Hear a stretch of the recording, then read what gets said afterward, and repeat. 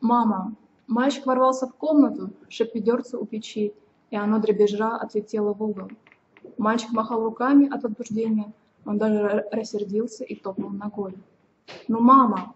«Ай, парень!» – спокойно сказала мать, протирая тарелки. «В школу скоро, а под носом блестит. Для чего тебе мама дала носовой платочек?»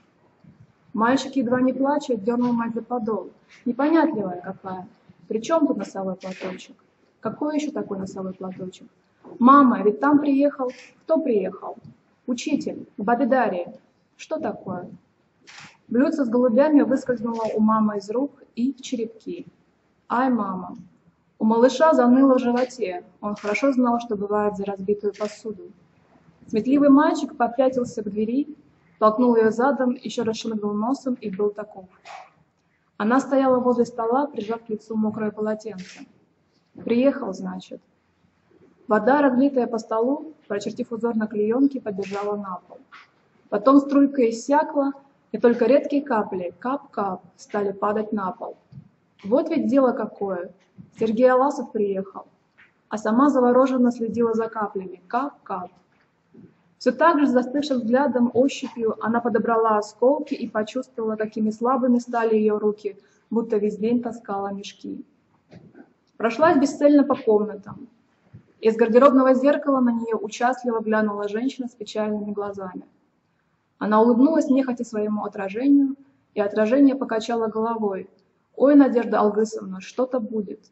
«Что же будет теперь, Надежда Алгысовна?» Оглядев себя, она разгладила морщинку, привычно заправила за ухо выбившуюся прядь. «Приехал, значит». Вдруг стремительно, словно подстегнутая внезапным решением, она рванулась к комоду, захлопала ящиками, переворошила там все, и скоро перед зеркалом стояла уже другая женщина, в нарядном платье, по-девичьи стройная, с высокой прической. Право же, она еще куда как не дурна, эта Надежда Алгысовна. Просто-таки красивая женщина. Подмигнув самой себе, Надежда, была не была, разрушила строго уложенную косу, живые пряди вольно упали по плечам. Вот так.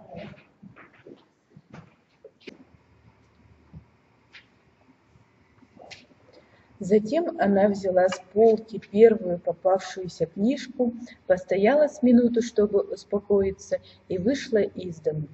Улица была безлюдной, скучной, ветер гнал опавшую листву. Вид этой жалкой листвы словно бы отрезвил ее на минуту. «Что я делаю? Глупость какая!» Но мысль тут же погасла, как в зимнюю ночь гаснет легкая искорка над трубой юрты. «Здорово, Надежда Алгысовна!» «Надежда Алгысовна, добрый день!» На школьном дворе, как всегда перед 1 сентября, было столько детворы, что звон стоял в ушах. «Здравствуйте! Добрый день!» Налево и направо отвечала она, не видя лиц перед собой и стремясь только вперед, через двор в конец длинного коридора к учительской. Перед дверью, обитой черным дерматином, она помедлила, собираясь духом, и решительно вошла. Учительская была пуста. В углу большой сумрачной комнаты, неожиданно тихой после гомона на дворе, сидел завуч. Он торопливо писал: «Тимир Иванович Пестряков, заслуженный учитель республики, ее муж». Слыша, как кто-то вошел, он поднял голову, очки сверкнули, и, честное слово, под этим взглядом законная жена Тимира Ивановича на секунду оробела, словно школьница. «А, это ты, Надя?» Он рассеянно улыбнулся ей и снова потянулся к листу. Но что-то в облике жены показалось ему необычным. Тимир Иванович еще раз, теперь уже внимательнее, поглядел на нее.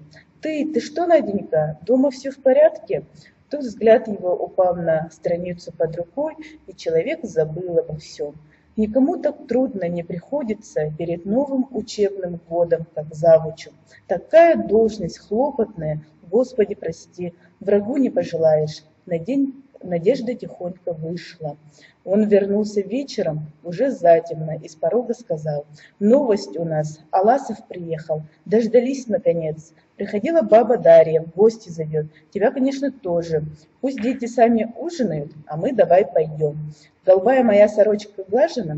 «Папочка, а я уже все знаю. Это к бабе Дарье учитель. Я видел, я к маме прибежал, Я прибежал, тут язык мальчика перестал его слушаться. Наверное, снова представилась ему ужасная картина с разбитым блюдцем.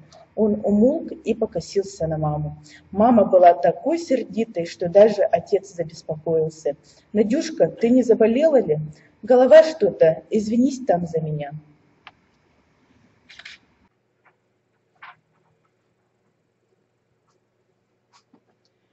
Черная ночь стояла в окнах. Все слышались какие-то шорохи, стуки. Однажды ей почудились даже голоса, будто сюда и впрямь могли долетать звуки застолья из избы бабы Дарьи. Сон не шел. Там в старой избе бабы Дарьи сейчас, наверное, самый разгар. Доброго здоровья Сергею Аласову! Выпьем за здоровье Сергея Аласова! Выпьем за человека, который после стольких лет вернулся в родные края под очи кров. И за добрую матушку его, бабу Дарью, тоже выпьем. Она еще с весны знала, что Аласов переводится в их школу. Знала, обо всем передумала, кажется, успокоилась и все объяснила сама себе. И вот на тебе, успокоилась. Посуду бьешь, места себе не находишь, Бог знает, чего вырядилась. Помчалась, сломя голову, совсем свихнулась. Волосы по спине распустила. Что Тима подумать мог? Стыд и стыд. А ну, как и в самом деле Аласов оказался бы там. Это счастье твое, что не застало. Есть еще время взять себя в руки. Ах, как это было, если бы действительно лицом к лицу. Страшно подумать.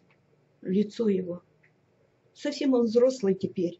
Еще бы, война прошла, да после войны уже столько. Глаза у мальчишки были черные-причерные. Иногда он закручивал свои смоляные брови рожками, пугал ее. Теперь он мужчина, педагог, член партии, говорят. Но во тьме перед глазами стояло все то же юношеское лицо, все тот же давний Сергейчик. Милый мой, Сережка, брови рожками. За баловство ему влекло чаще других, но зато в пионерских походах никто так ладно и быстро не мог развести костер между двух камней, устроить шалаш из лапника, отыскать в тайге смородинник. В комсомол их принимали в один день. Он так рассказывал свою биографию, что все умирали со смеху. Это было, да, в 7-м. Тогда в школе впервые появился Тимир Иванович, Тима. Так же, как вот сегодня Аласов, приехал в Варылах новый учитель, очень серьезный, в очках. И какой великолепный был на нем костюм. Вот уж истинный новый учитель, с иголочки. Молодой был, но представительный. Всем в деревне понравился, а уж аккуратист. Кажется, и пылинки нет на прекрасном темно-шоколадном костюме. И все нет-нет, да смахнет с рука что-то уж совсем невидимое.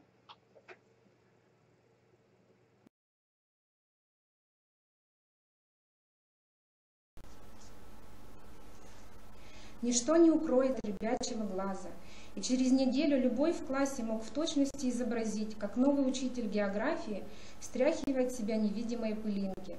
А Наде прямо-таки проходу не давали. Ну, представь разок, ну еще разочек. Каверзу с мелом то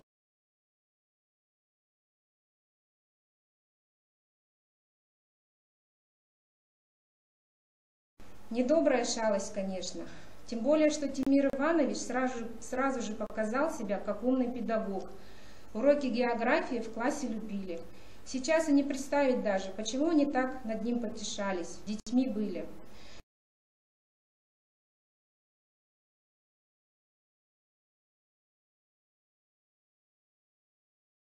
Между прочим, Сергейчик тоже немало удивил Надю. От него ли озорника и насмешника можно было ожидать?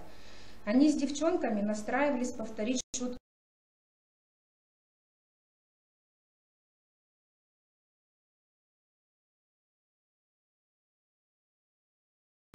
«Смотри у меня», — погрозила с непривычной для него строгостью, — «косу выдеру, указчик какой». Надежда неделю презирала его как могла, но каверзы свои оставила. Они окончили 7 класс, и их ватага распалась.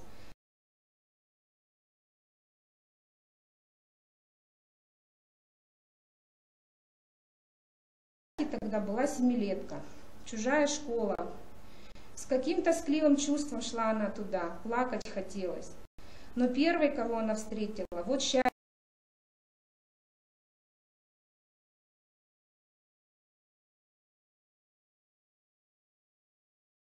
Здесь ли земляк, не пропал ли куда, не оставил ли ее одну в чужой школе. Но очень скоро она освоилась. Тут еще и ирлахская подружка Майя Смуглячка.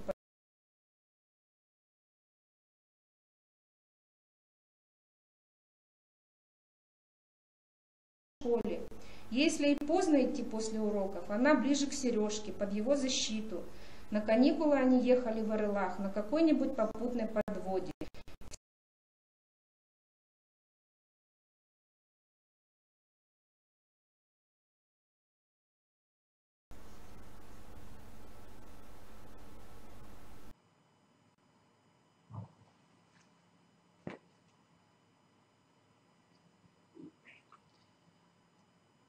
И так до той памятной осени, до 10 класса.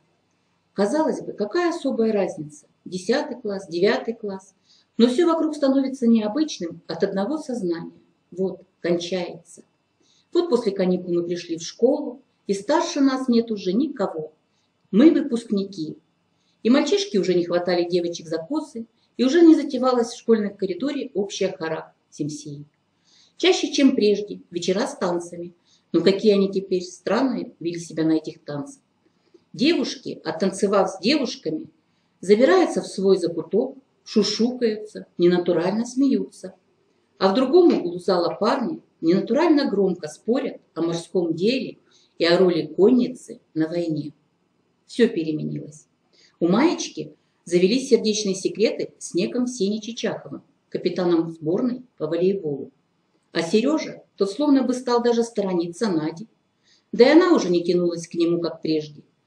Случись им теперь нечаянно встретиться взглядами, и оба поспешно отводили глаза в сторону, словно были в чем-то виноваты друг перед другом. Помнится, зимой они всем классом пошли смотреть новый фильм о деревенской девушке, полюбившей приезжего учителя. Серый камень, серый камень 5 пудов, серый камень столь не тянет, сколь проклятая любовь. Эта песенка из фильма запомнилась с тех пор на всю жизнь. Серый камень столь не тянет. И так было печально на душе. Слезы стояли в глазах, но даже самой себе не могла бы она объяснить, откуда они. Столь не тянет. Помнится, после фильма рядом оказался Сережа. «Догоним, ребят?» Он протянул ей руку, и они побежали по узкой стежке меж сугробами, то и дело поскальзываясь и толкая друг друга. «Ой, не могу больше. Погоди минутку».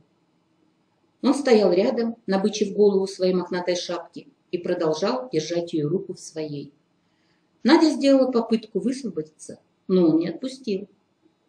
«Варежки у тебя тонкие», — сказал он глухо, не сводя с нее глаз. «Разве в таких можно? В мороз?»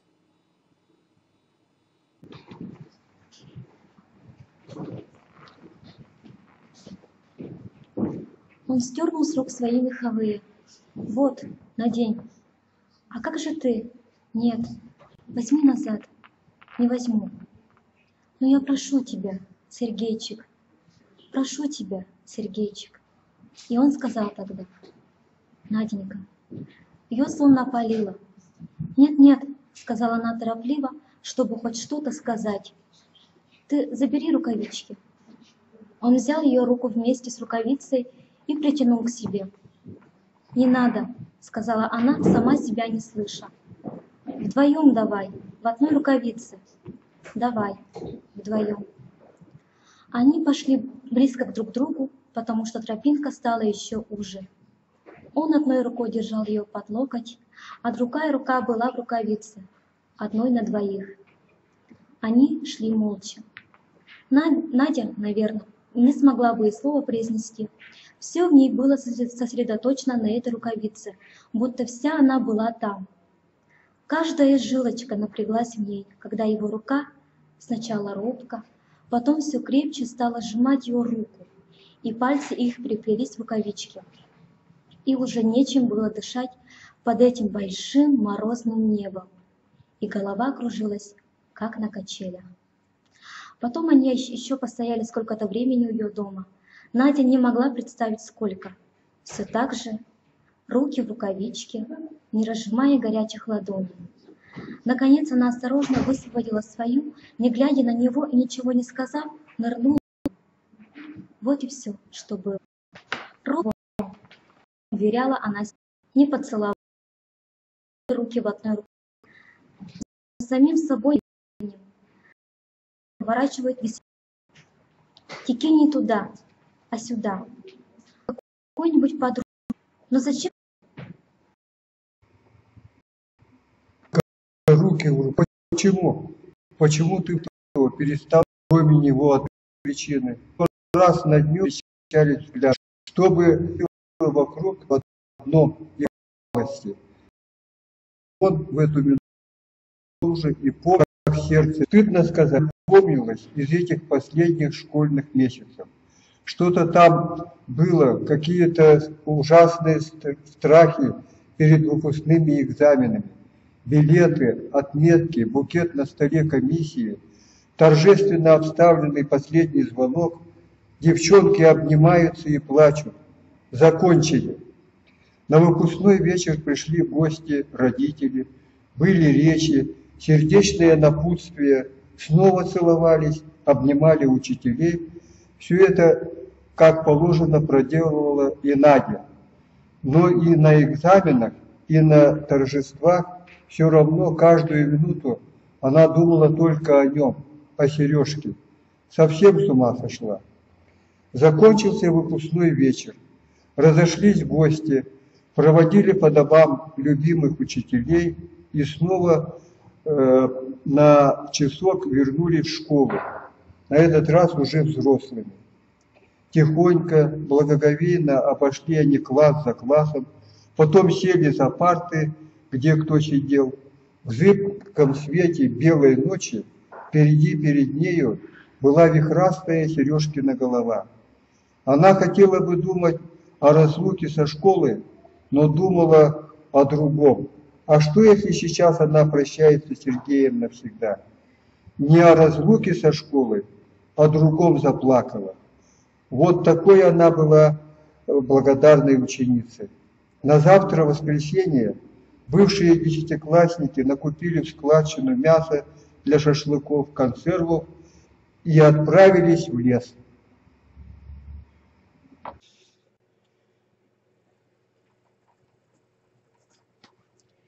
Июнь в Якутском краю – это еще весна. В тайге первозданно зелено, нежна каждая веточка, солнце веселое. Багровый костер на круче и запах жареного мяса, вино прямо из бутылки. Все было так, как бывает только весной, как первый раз в жизни. Под гармошку танцевали Осохой по-алекмински и по-вилюйски. Обнявшись и глядя на огонь, в самую душу костра пели песни о долгой зимней ночи и быстроногих оленях, о свежести первого цветка весной, о девушке Катюше и о городе, который в синей дымке тает. Они были рядом, Надя и Сергей. Даже не очень-то часто обращались друг к другу, только чувствовали, они рядом. И впереди еще предстоял, она в этом была уверена, тот важный разговор, для которого сберегла самые дорогие слова. Теперь она уже и не помнит, как вышло, что они остались у реки вдвоем. Тонкая ива тянулась к воде, по звонкому галечнику, рябя и посверкивая, бежала речка. Сережа сказал, как о давно решенном: «Подаем в институт, и чтобы в одной группе». Она молчала, глядя в воду. «Так, Надя?» «Так, Сергейчик. Вместе закончим, вместе учителями в одну школу». «В одну, Сергейчик». Она все смотрела на воду, он взял ее за плечи и осторожно повернул к себе. А потом навсегда. Да? Она словно стала его эхом. Да. Из бесчетного множества слов оказалось нужным только одно «да». Под вечер разбойной гурьбой они ввалились в деревню. Какой-то старик на околице с непонятной злобой крикнул им вслед: «Тише, горланьте, бесстыдники!» На него не обратили внимания. Это был их день, и они имели полное право горланить и разбойничать, что бы по этому поводу не думали встречные свирепые старики. А потом это слово «война». Его поначалу, пожалуй, никто и не понял. Это сейчас только, спустя много лет, пройдя через лихо войны, каждый вспоминает страшное мгновение. Война, ребята. Уходили они от школы. Было шумно, бестолково, все бурлило вокруг. Наконец он шепнул им: «Сбежим». И они оказались одни в пустом классе. Внизу под окнами уже выкликали фамилии. Слышен был женский плач. Они стояли рука в руке, как тогда, в рукавичке.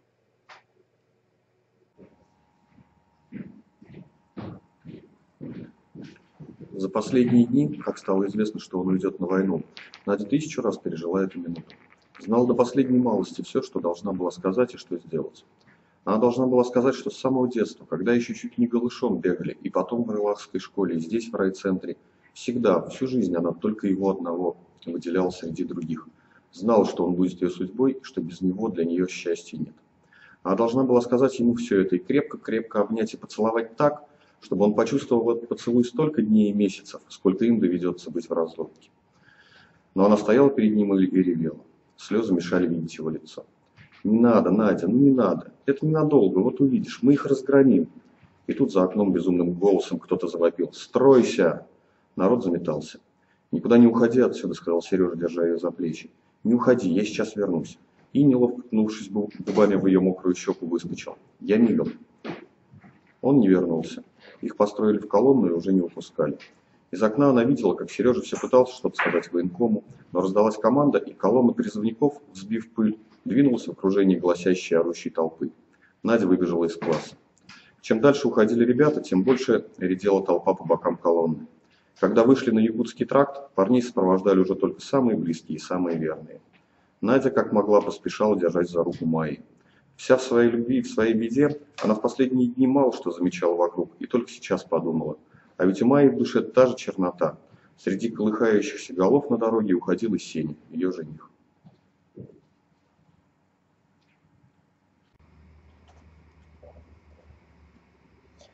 Чтобы не отстать от колонны, подругам приходилось двигаться перебежками.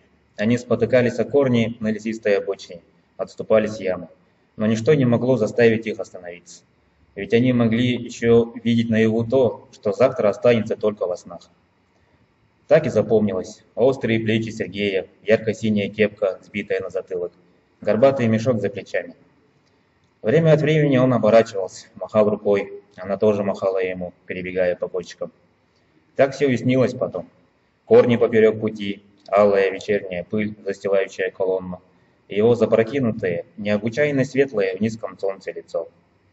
Надежда Алгысовна рывком отбросила одеяло, встала с постели, зажгла свет, прошла в детскую, потом зажгла свет и на кухне, и в коридоре. Она не могла больше лежать в темноте. Что же он не идет так долго? Муж должен был бы прийти и отвлечь ее от прошлого. Нужно быть бессердечным человеком, чтобы бражничать всю ночь, когда жену обуревают такие муки. Бражничает сейчас в доме, куда ей навсегда закрыт вход. Едва ли баба Дарья действительно приглашала ее. Это сам Тимир уж так преподнес. Никогда и ни за что она не появится в этой избе. Дочка заговорила во сне. По ее лицу прошла тень. Что-то и ее уже тревожило в этой жизни. Впрочем, что значит уже? Лирочки сегодня лишь немногим меньше, чем Мане в те годы. Стояла, обняв березу, а колонна все уходила и уходила. И у той, давнишней Нади, дочка теперь почти взрослая девушка. Говорят, похожа на нее, молодую. Дочь и сын у нее, у этой другой Нади, у Надежды Алгысовны Пестряковой. И с далекой Наденькой возле березы эта нынешняя женщина не имеет почти ничего общего. А раз так, то и нечего терзаться пустыми воспоминаниями. Не дождавшись мужа, Надежда Алгысовна уснула, сказав себе: «Все прошло. Живи спокойно, все прошло».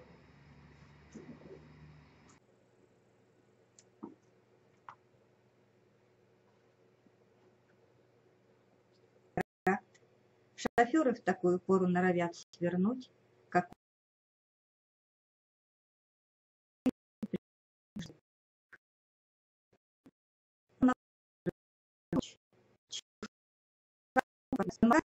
вот там.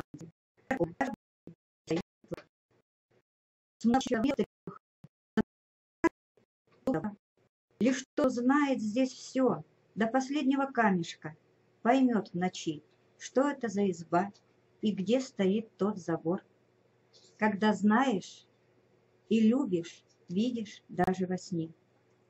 Журчит черная вода под мостиком, нависли козырьки над окнами, как брови. Груда бочек странным пятном белеет возле сельмага. Если перейти за мосток, тропа поведет вверх, доведет до скотного двора. Якутские махноморы больно бродят здесь, они не боятся ночи. Мерцает летучая мышь над головой дежурного скотника. Скотник, конечно, спит без задних ног, хотя утром будет клясться, что не сомкнул глаз. А на другом краю деревни, тоже на взгорке, стоит ее приятель кланял.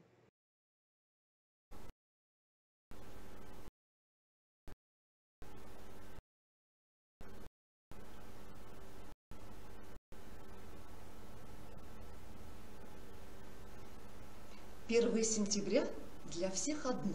Вставай, иди учись. Или вставай, иди учить. И все-таки у каждого оно одно. Русский бы сказал, хорошо спится тому, у кого совесть чиста. Якут скажет, имея в виду то же самое, у этого малого воротник из лисицы. У Федора Баглаевича Кубарова было то и другое. И чистая совесть, и шуба с лисьим воротником. Придет зима, сами увидите. Вот почему Кубаров продолжал спать, хотя уже прозвенел будильник, и солнце светило в окна. Звяк и бряк из кухни нарушил добрый сон Федора Баглаевича. «Надо бы встать», — подумалось Федору Баглаевичу. «Сплю, будто на пенсии, будто не 1 сентября сегодня. Но с другой стороны, какие такие у меня заботы? Слава Богу, все у меня джеберт». Тут солнечный луч коснулся скулы директора школы. Не раскрывая глаз, директор уткнулся лицом в подушку, отчего дышать ему стало трудней, и мысли, соответственно, приняли минорный тон. «Все-таки не совсем это правильно», — думалось директору, безмятежно спать, когда уже поднялось солнце. «Есть в этом какая-то недоработка. Стареешь, Федор Баглаевич. Ребята, которых ты обучал, мужами стали. У Сережи Аласова вчера гостил. Посмотреть только на этого Сережу. Мужчина. Почивал он нас славно. Я, кажется, даже перебрал маленько. На радостях, понятное дело. Молодец Сережа Аласов. Что и говорить. Слух был. Его даже в Министерство просвещения сманивали, в Якутск. А он нет, в родимые края и точка. Не я ли его таким вырастил? И умен, и прост, и уважителен, как подобает настоящему якутскому мужчине. О военных наградах разговор зашел. Другой тут такое северное сияние разрисовал бы. А он и не подумал хвост распушить. Да, Федор Баглаевич, твоей школе определенно повезло. Экий сокол в родное гнездо вернулся. Вернулся, чтобы нашу старость крепким молодым плечом подпереть. Даже в полусне Федор Баглаевич не мог удержаться, чтобы не потешить себя высоким слогом и сладостными для его сердца мыслями о старости, увы, неизбежной, но такой почетной.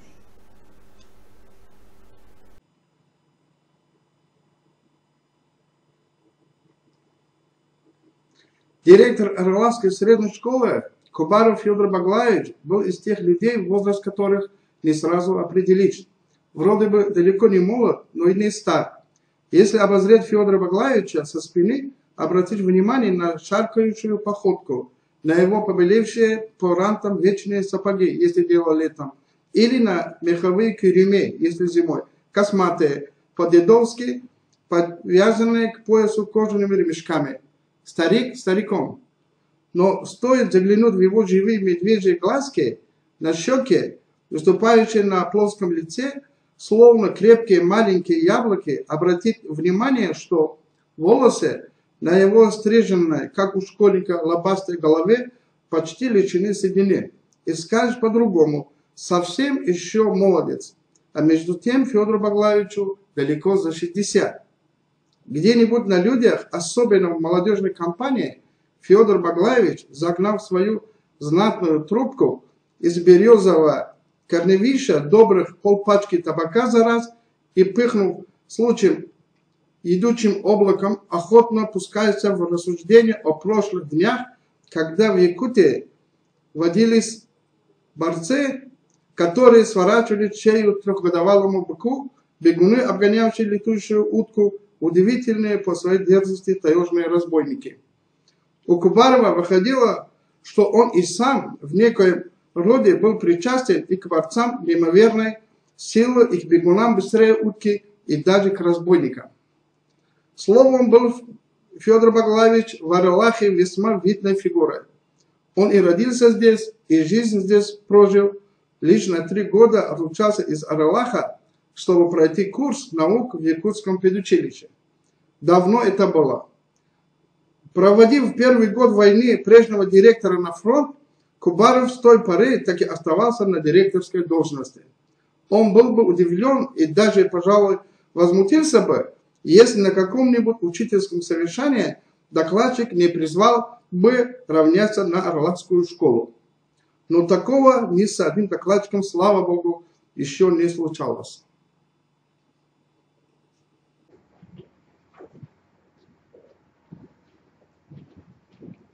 Федор Баглаевич, Феденька, дорогой, в постели сел, зажав одеяло в кулаке.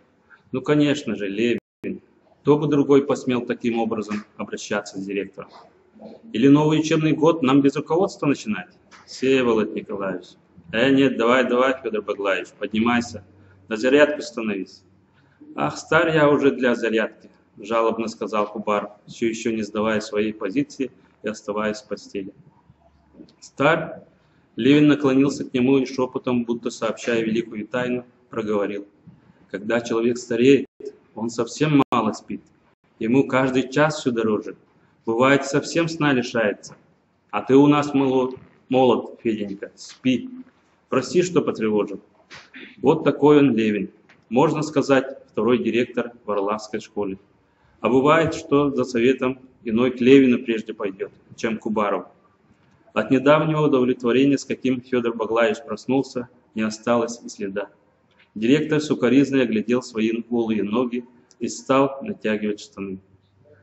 Задумав рассказ про то, как встречают 1 сентября орловские учителя, автор поначалу взялся за дело со всем возможным пылом, но постепенно рука его стала водить по бумаге все медленнее, пока наконец не остановилась вовсе. Автор призадумался. Если описывать утро каждого учителя, то на это уйдет вся отпущенная бумага. Да и как описывать? По какой системе? Ведь в каждом деле должна быть своя система. Без нее и корове сено не задашь.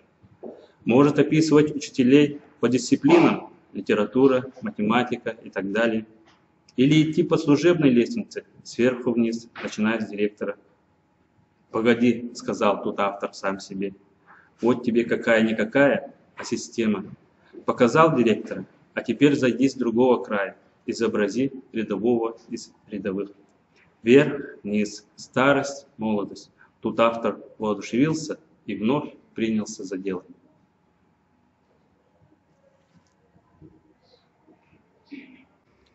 Самая маленькая единичка учительского коллектива в Орлахе – это Сарглана Кустурова. Она сегодня как первоклашка, первый раз первый класс. Легкая простыня соскальзывает с Саргланы. Слаб человек, автору бы развивать сюжет, а не подглядывать, как просыпается девушка. Но ничего с собой тут не поделает. Пусть сюжет еще постучит копытом и погрызет удила, а автор все-таки заглянет на минутку к Сарглане.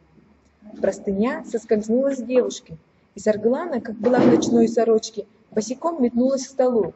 прижала к уху часы, не понимая, стоят они или идут. «Ланочка, что случилось?» «Майя Ивановна, дорогая, мне показалось, что проспала». «Глупая». Хозяйка успокоила Саргалану, отправила ее снова под одеяло. 1000 раз описаны волнения молодой учительницы перед первым уроком, в 1000 юмористических рассказов вышучены. Но подпади же ты и знаешь, что это смешно, а вскочила ни в свет, ни заря. Оказывается, даже отличное знание литературы ни от чего не спасает. Теперь, конечно, ни за что не уснуть. Надо просто полежать тихо, дать Майе Ивановне доспать вдвоем. Занялась заря ее новой жизни, совсем как в стихах. Школьница из Саргалана меняла свои привязанности чуть ли не каждую неделю. Спектакль со знаменитым актером, и она на всю жизнь актриса. Пустили в Якутск новенькие автобусы, и Саргалана сейчас же к отцу: «Пойду в водители». Отец не противился. Не возражал он против полярной радистки, не смутила его и балетная карьера дочери. Обеспокоился отец лишь тогда, когда Саргалана перестала стрекотать о своих увлечениях, стала тихой и строгой. Забросив романы, она читала записки народной учительницы, методику ведения уроков и труды Макаренко о воспитании. Это нисколько не походило на прежнее увлечение, это было серьезно, и потому отец забеспокоился, неужели ей действительно нравится профессия учительницы. Неприятно хлопая подтяжками на груди, отец ходил по комнате и говорил о том, что стать учительницей значит закопать в землю свое будущее. Начнешь учительницей и кончишь. Другое дело – должность в аппарате, или еще лучше – научный работник. Будь ты хоть олух олухом, все равно станешь продвигаться со ступеньки на ступеньку. Ты только посмотри, сколько их вокруг, этих кандидатов всяких наук.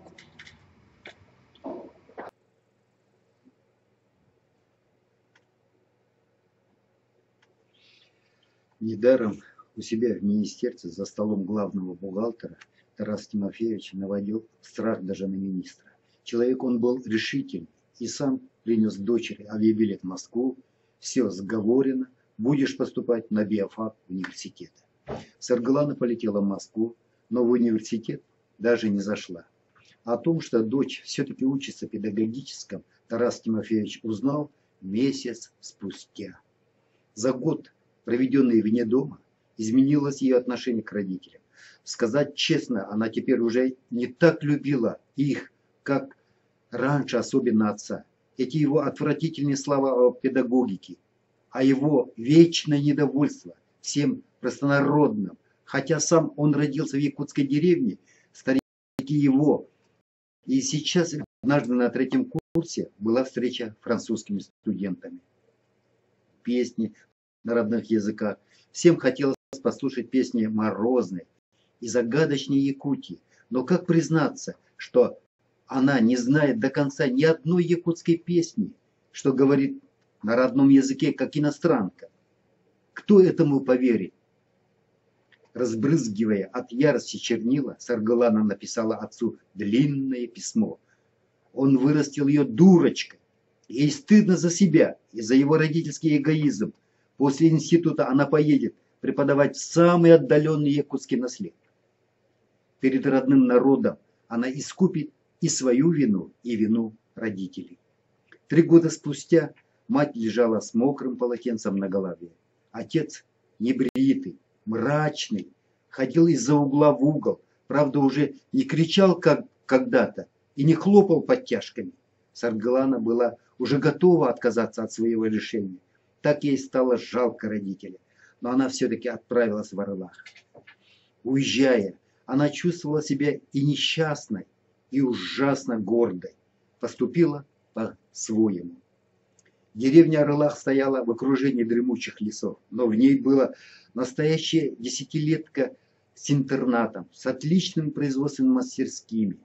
Саргалану Тарасовну встретили радушно, обласкали. Учительница Майя Ивановна, одинокая молодая женщина, предложила ей уголок в своем домишке, а директор-старичок даже выразил готовность похлопотать насчет коровки. Не хочет ли Саргалана Тарасовна завести дойную буренушку, чтобы пить парное молоко по утрам?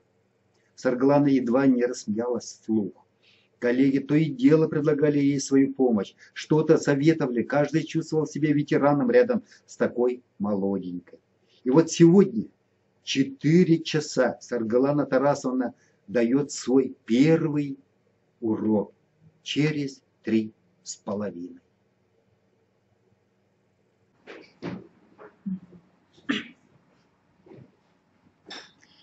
Ведь рано, попыталась остановить ее Майя Ивановна, когда Сарглана, едва клюнув раз-другой со сковороды, начала собираться. В школе еще ни души. Пойду я, Майя Ивановна. Ну иди, если не терпится. Сарглана, по-праздничному одетая, встала у двери. Так можно, Майя Ивановна? Майя молча рассматривала девушку. Можно ли ей так выйти? Да хоть в рубище, юности все к лицу. А Сарглана, наверное, и среди самых хорошеньких не затерялась бы. Фигурка – тростиночка, глаза чудесные, загорелые девичьи ноги, красивая, юная, какой ты уже никогда не будешь. Майя Ивановна, можно или нет? Можно. Ты красивая, Лана. Она проводила девушку на крыльцо. Ну иди, будь умницей. Счастливого пути тебе. Права оказалась Майя Ивановна. Школа пустая, одна сторожиха баба Фёкла шаркает волочными туфлями по длинному коридору. Чего это ты, голубушка, чуть свет? Эдде, иди спи еще. Бегом бежала, а тут на тебе, никого. Лана походила по гулкою, почитала на стене объявление, начертанное аккуратным чертежным почерком завуча, выглянула в окно. Крохотная девчушка с большим ранцем одиноко сидит на скамейке, болтает ножками. Хоть пойди да сядь рядом с ней. Однако нет, не только мы с тобой, малышка, оказались такими нетерпехами. «Эхе-хе!» — послышался за дверью знакомый хрипловатый голос с одышкой. Всеволод Николаевич Левин вошел в учительскую. Густой голос его загудел где-то под потолком. Пустынная комната сразу наполнилась жизнью. «А, Ланочка! Кепсе, коллега дорогая! Так вот какой бывает самая ранняя пташка! Прекрасный экземпляр пернатых! Хо-хо! С добрым утром, коллега! С добрым утром! С 1 сентября вас, Сарглана Тарасовна!» «Спасибо, Всеволод Николаевич, вас тоже. Совсем молодая, а так рано подымаетесь. Вы убиваете на корню мою стройную теорию. Всего 10 минут назад я излагал ее одному лежебоке». «Вообще-то я спать люблю», — призналась Сарглана, смущаясь неизвестно от чего. «Только вот сегодня...» «Это бывает. Сегодня уж поволнуйтесь, дорогая, деваться вам некуда. Честно сказать, Сарглана Тарасовна, я вот свой 40-й год в школе начинаю, а все равно волнуюсь. Да, представьте себе. Совсем как артист Качалов», — старик усмехнулся. «Тот тоже до самой смерти перед выходом на сцену дрожал ужасно. И артистам, и учителям так уж положено. К людям идем». Сарглана кивала в согласие, понимая лишь одно — остаются считанные минуты.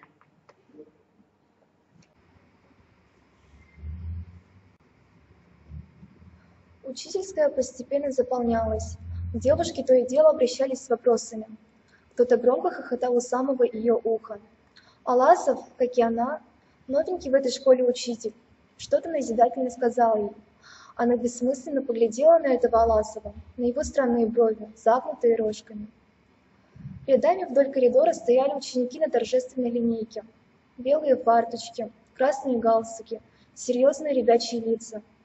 В торжественной тишине внесли тяжелое школьное знамя. Сарглану подмывало самой сказать что-нибудь жаркое, сердечное. «Дорогие мои, если бы знали, как я вас люблю!» Сейчас прозвенит звонок. Сейчас. Есть такие стихи. Трелью медного звонка отзвенела наша юность. Так оно и бывает у людей. Кончились школьные годы, и все дальше, все тише этот звонок. Для нее же он не отзвенит никогда. Переменки, каникулы летом. Все, о чем благодарно вспоминают люди и жалеют, как о невозвратном. Все остается с ней, трелью медного звонка. Вот уже пошли ребята по классу, уже захлопали крышки парт, трелью медного звонка. «Сарглана Тарасовна, прошу вас», — сказал кто-то, и мурашки побежали у нее по коже. Завуч Тимир Иванович осторожно берет ее под локоток, чуть-чуть подталкивает к двери. И она понимает, все, она впереди, завуч за ней. Они подходят к двери, на которой крупно выведено 7 Б. Невероятный шум. Надо идти, Саргалана Тарасовна. И она решительно открывает дверь на себя. В добрый путь, Саргалана Тарасовна.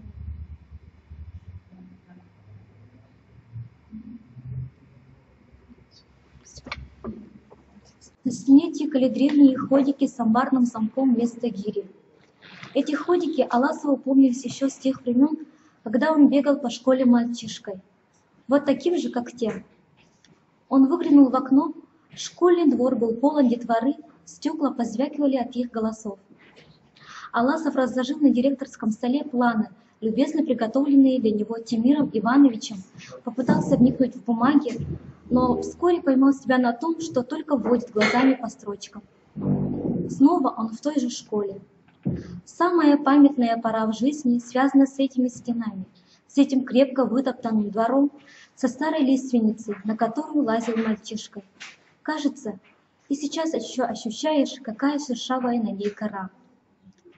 А вот теперь строгий завуч зовет его по имени-отчеству. Славный Тимир Иванович. Аласов всегда понимал, что за внешностью педанта в нем таится доброе сердце.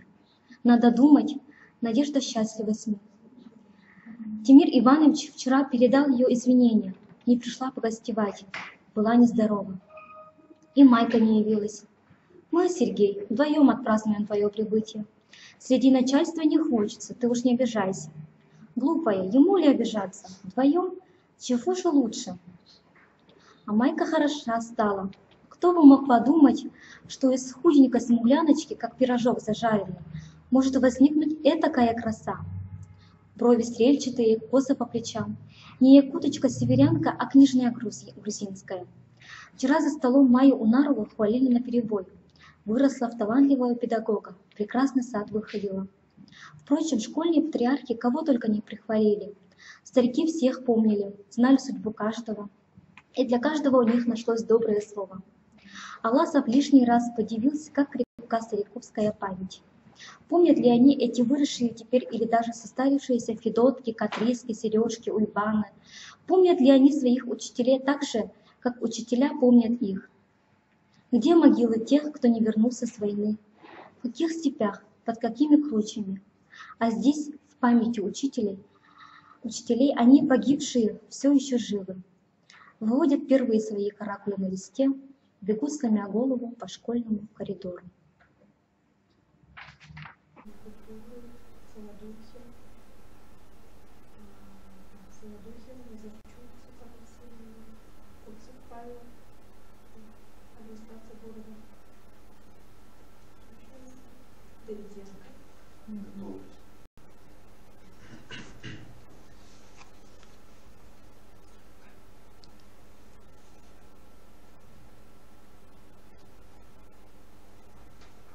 А ничего, что очки там не будут паниковать?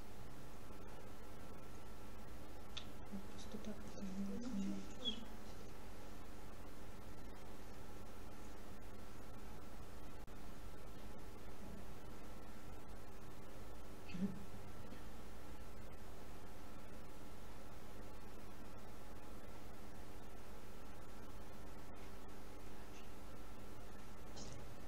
Вчера Всеволод Николаевич оглядел его с ног до головы, расцеловал. А потом как-то в одно мгновение вдруг потускнел весь, будто выдохнул жизнь из себя. Воевал, вернулся. Да. А Сашка мой там остался, в Праге. Вот так-то. И живых, и павших, всех вчера вспомнили. Одну только Надежду обходили разговором. Я Аласов не стала о ней расспрашивать. Правда, Тимир Иванович разговор беседы начал было, а вот моя Надюшка на этот счет. Но тут же осекся, даже смутился. Удивительно было видеть Тимира Ивановича смущенным. Знает все, не может не знать. Интересно, какой она стала? Наверное, о том давнем и думать позабыла. Надежда Пестрякова, проговорил Аласов, дивясь непривычному сочетанию слов. Пестрякова. Он покосился в сторону учительской, которую от директорской отделяла тонкая фанерная стена. Покосился, словно могли его услышать. А может и Надежда сейчас там? Было слышно, как дверь в учительскую то и дело хлопала. «Доброе утро!» – звонкий голосок. «Поздравляю всех с новым почином! А что, говорят, подкинули нам наконец 100% холостяка? Ой!» И Аласов воочию увидел, в голосистой особе кто-то предупреждающе показал на директорскую, и особо зардевшись прикусила язык. Глупейшее положение – скрываться в кабинете начальства, когда все знают, что ты тут сидишь. Какого черта? «Здравствуйте, товарищи!» Аласов решительно открыл дверь в учительскую. «Можно к вам?» На голос обернулись все. Надежды Пестряковой среди учителей не было. «Заходи, Сергей Аласов!» – пригласила Майка, она сидела в углу на плоском продавленном диване. «Хватит тебе от товарищей прятаться!» Аласов направился было к дивану на милый этот голосок, но вовремя сообразил, что надо начинать со старших. «Здравствуйте, Всеволод Николаевич!» Старик протянутой руки не принял, хмуро оглядел. «Тот самый», – покаянно опустил голову Аласов. «Тот самый, Всеволод Николаевич. Но одно примите во внимание, я ведь больше не буду». Он больше не будет. Ему уже под 40, у него голова заблестела, и он, слава богу, больше не будет макать девчонкам косы в чернильнице. Все рассмеялись, а Левин, помяв Аласову ладонь, передал его дальше. «Любите Сережу, он все-таки хороший человек». Колбанов, Хостаева, Нахов, Белолюбская. Новые имена. И скоро они станут ему близкими.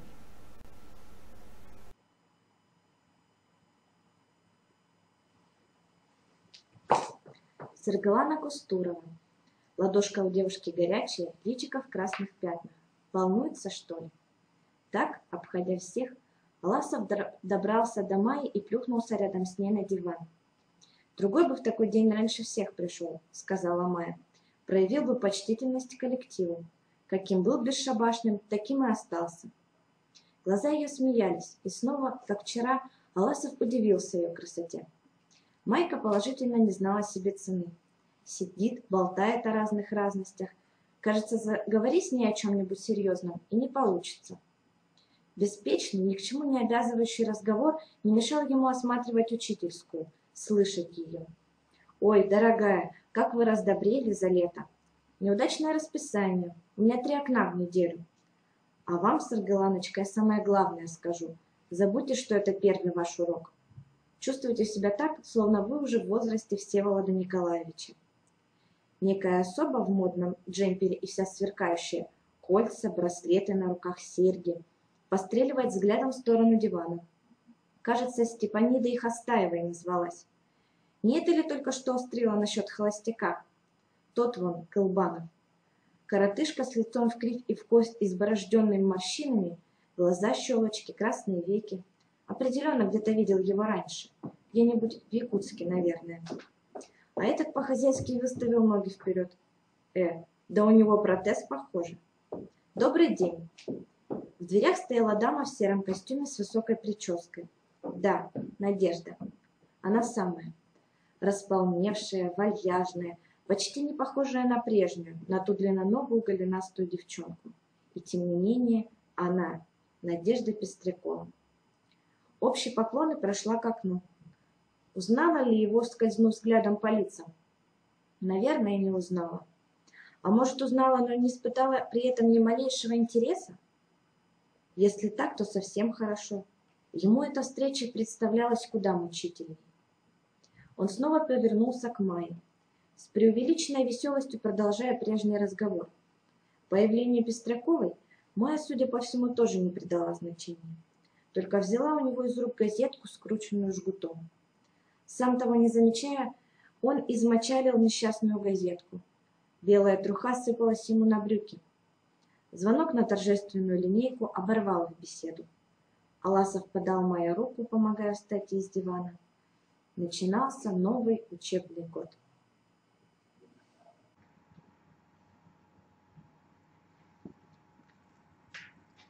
Открывая дверь в учительскую, она в 1000-й раз предупредила себя.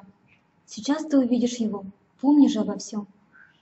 Вошла и безошибочно, еще не глядев все учительское, сразу нашла его.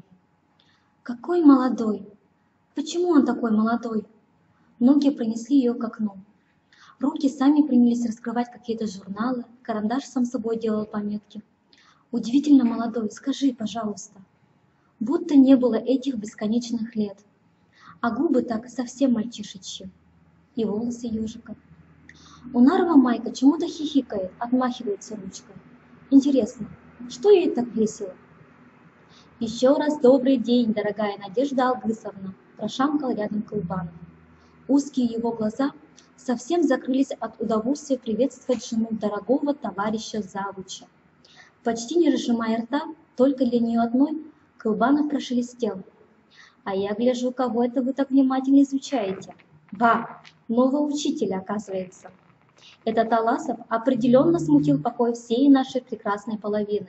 Закрутил головки, как мутовка. Посмотрите на Хостаеву, такие есть глазами, так бы, кажется, сожрала живьем, как куница воробья. А наша-то неприступная крепость Майя Ивановна, куда ей подевала женская гордость? Вот как играет улыбочками, красуется перед ним. Да и ваш взгляд, дорогая Надежда Алгысовна, ах, ах. Кылбанов засмеялся, будто закашлялся. «Вам что-нибудь нужно от меня, любезнейший?» Ровно спросила она Кылбанова и даже слегка улыбнулась, глядя в его глаза щелочки.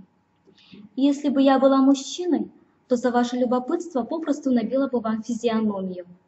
Улыбка ее стала еще шире. Всю свою боль и ярость она выплеснула на этого случайно подвернувшегося дурака. «А теперь отойдите!» «Г!» — только и сказал Кылбанов от неожиданности. По инерции он тоже продолжал улыбаться, со стороны могло показаться, что у окна любезно беседуют двое добрых знакомых. «Г!» — повторил Кылбанов и попятился. «Что это вы? Прямо уж не ожидал от вас, признаться». Но она уже отвернулась к окну, краем глаза успев заметить, как Аласов, поддерживая Унарву под руку, пошел к двери. Не оглянулся.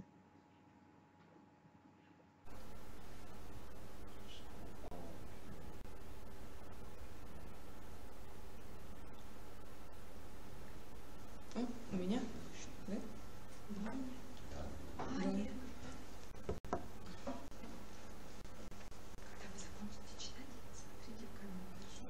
Угу.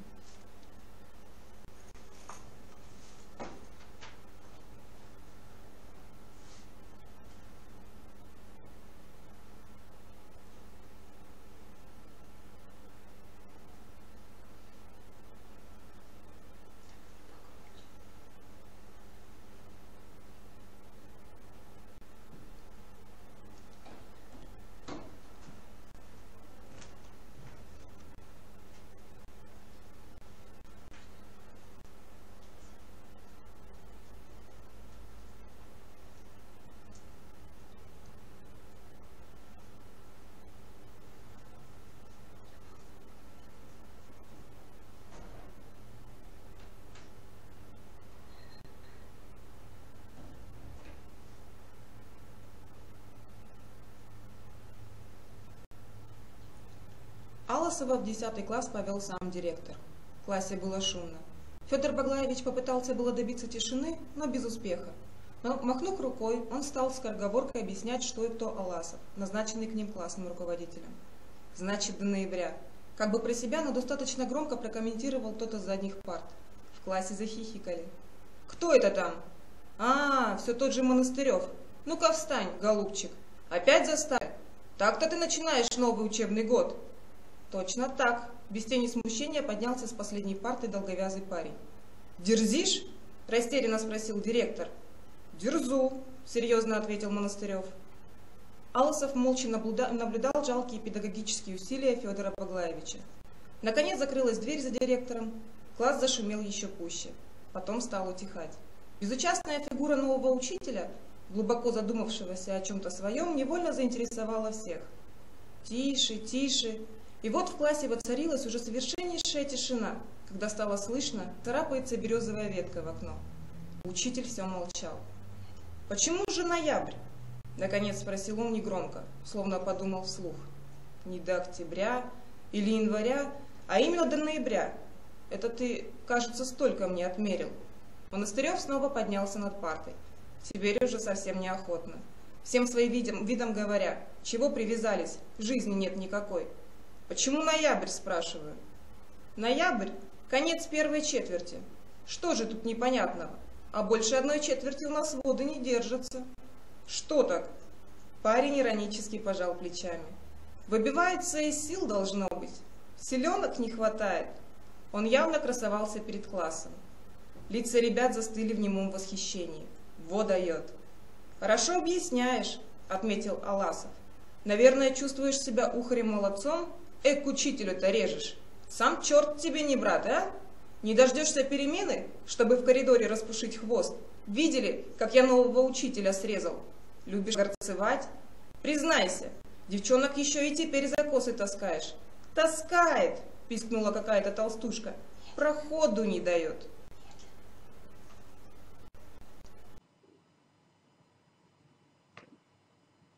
Лицо Монастырева, утратив бравое выражение, стало заливаться краской.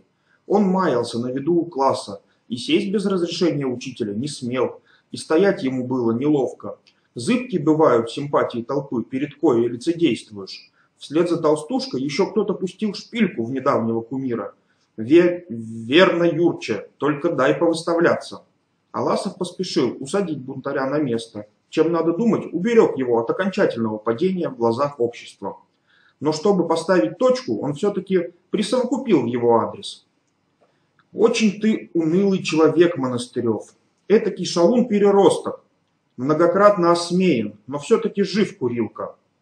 Специально сидишь на задней парте, до 10 класса сохранил непосредственность третьеклассника. Неужели самому не скучно в этой роли, а, Монастырев? Ну да ладно. Давайте все-таки и делом займемся». Класс ответил учителю сочувствием. Каждый сегодня шел в свой последний, в 10 класс. Впереди предстоял труднейший год. Аласов хорошо понимал, если умело поддержать этот порыв, можно многого достичь. «А что касается классного руководства, — сказал он, — то буду я у вас руководителем не до конца ноября или февраля, а до конца учебного года. Летом провожу вас кого куда, кого в институты, кого в коровнике навоз чистить», — продолжил за него кто-то. Класс только что такой деловой грохнул смехом. Аласов не успел заметить, откуда пущена в него шпилька. Это был уже не Монастырев. Нет, далеко не просто здесь, как могло показаться с первого взгляда. Ни в одном Монастыреве дело. Однако не было смысла отвечать на реплику, вновь заводить педагогическую обработку, выявлять остряка, толковать о чистке коровника как о деле почетном. Не за этим он шел к десятиклассникам, взрослым людям. Здесь нотации нередко срабатывают совсем не в том направлении, какого желаешь. Значит так, как уже известно, преподавать я буду историю СССР.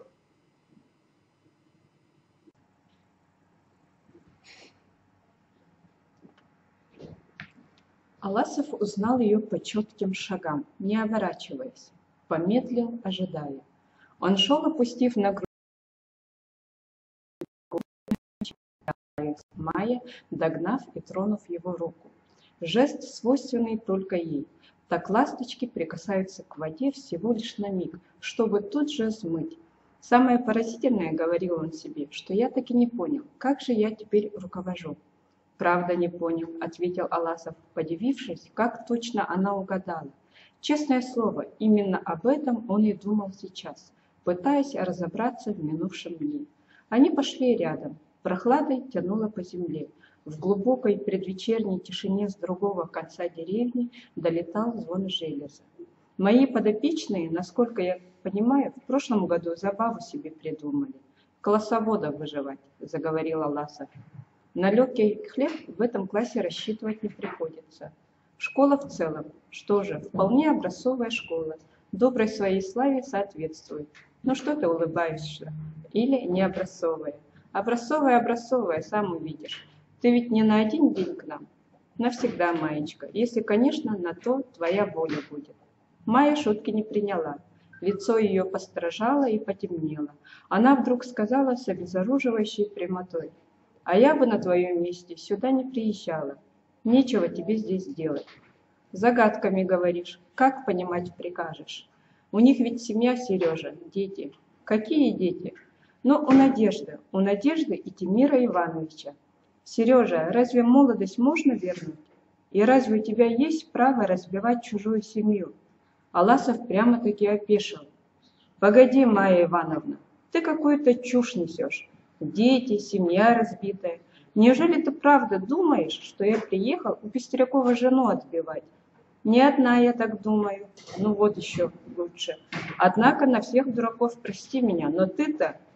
«Я видела», — сказала она тихо, — «я ведь видела, как вы сегодня встретились. Какой ты был, когда она вошла. Ладно, Майя Ивановна, хватит мне на сегодня небылиц. Встретились, вошла. А Лиру, их дочку ты видел?» «Дочку?» Да, он видел сегодня их дочь. Делая перекличку, дошел до фамилии Пестрякова. Перед ним встала из-за парты высокая девочка с полными губами и с кудряшками на висках, будто сама Надя, непостижимое чудо природы. Столько лет прошло, и вот она снова стоит перед ним, такая же, как тогда у речки, под вербами, как час прощания.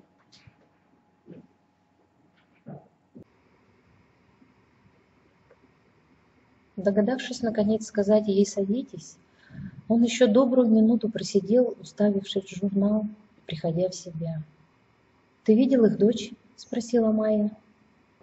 Ему бы ответить на это какой-нибудь незначащей шуткой, перевести разговор, но он пробормотал: «Да, видел. Пойми меня, Майя, я, конечно, думал об этом, когда собирался сюда, но я и тогда был уверен, и сейчас все в конечном счете пройдет.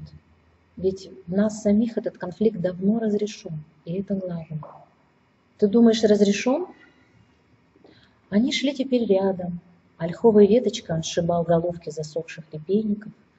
Говорить Майе было нелегко, но отступаться она не хотела. «Ты думаешь, все прошло?» «Конечно, я не судья ей, но до сих пор не могу понять, что случилось с нею тогда. Надя и Тимир Иванович Пестряков. Даже в шутку нельзя было предположить. Помнишь, как мы над ним потешались? Этот шевиотовый костюм, золотые очки. И вдруг в Якутск, я училась тогда в пединституте, доходит слух: Надя с Пестряковым. Я не поверила. Мы ведь с ней подруги были. Сколько она мне о тебе, о вашей любви рассказывала. Но я человек прямой. Взяла и все-таки написала ей, как полагается подруге. Мол, представляешь, какая дурацкая сплетня. И не получила ничего в ответ. Приезжаю на каникулы, первым делом бегу к ней. От нее самой правду услыхала. Все равно не верю. Она мечется по комнате, все мне о бедах войны, все какие-то несусветные глупости, жизнь, дескать, проходит, от Сергея писем нет. Потом вдруг будто взорвалась, глаза злые. «Не лезь!» — кричит в мою душу. «Ни в чьих советах я не нуждаюсь!» Упала на кровать, заревела в голос. Поздно, поздно. Хотела я ее успокоить. Ерунда, мол, никогда не поздно. Такая я тогда рассудительная дева была. И вдруг вижу на шишечке кровати галстук мужской. Висит мужской галстук на ее девичьей кровати. Этого самого Тимира Ивановича принадлежность. Действительно, поздно было лезть со своими советами. Ушла я, на том дружба и кончилась. Сколько лет работаем вместе, а друг друга не замечаем. Правда, однажды праздник какой-то был, собрались учителя на вечеринку, вино, песни. Надежда Пестрякова в ударе была. Уж так она плясала, так распевала. Я вышла во двор, на лавочке присела, гляжу, и она тоже. От вина или еще от чего, она вдруг ко мне на грудь с откровениями. А мне не нужны ее откровения. Для меня она что есть, что нет.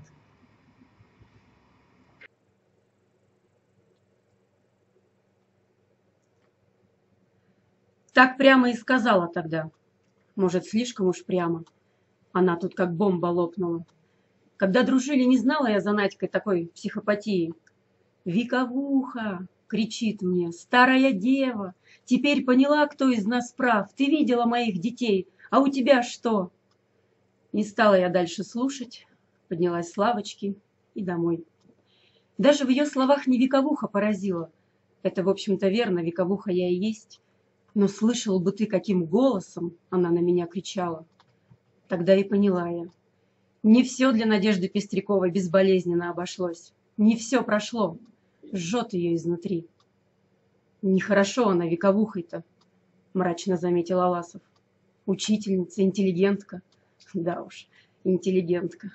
Вслед закричала: «У меня дети, а у тебя Сенькина фотокарточка». Да где ей понять, что для меня эта фотокарточка? Помолчали. «А ты и вправду, — спросил Аласов осторожно, — ждешь его до сих пор?» «Глупости, — ответила Майя устало. 20 лет прошло, чего ждать? Иногда меня спрашивают, за столько лет и ничего другого себе не нашла? А я не ищу. Другой мне не нужен, ни лучше, ни хуже, никакой». «Ну, так ли?» «Так. Никакой и никогда». Голос ее странно осекся, в больших глазах стояли слезы. «Ты что, Майка?»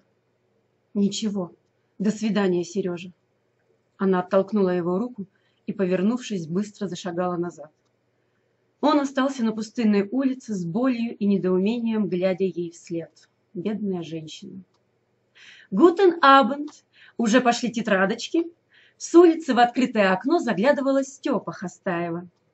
Впряглась в воз. «А вы что так, Степа, задержались?» «Да Левин!» Замучил старик рассказами. Стал вспоминать о первом своем уроке 150 лет назад. «Заходите, Степа». «Нет, Надежда Алгысовна, что вы, тороплюсь я». Хостаева покрутила головой, но тут же пристроила на подоконнике свои книги и тетради, удобно привалилась грудью. «Ну, каково впечатление о наших новеньких? Об этой девчонке Саргаланочке и мистере Аласове?» Надежда Алгысовна безразлично пожала плечами. Что можно определить с первого дня?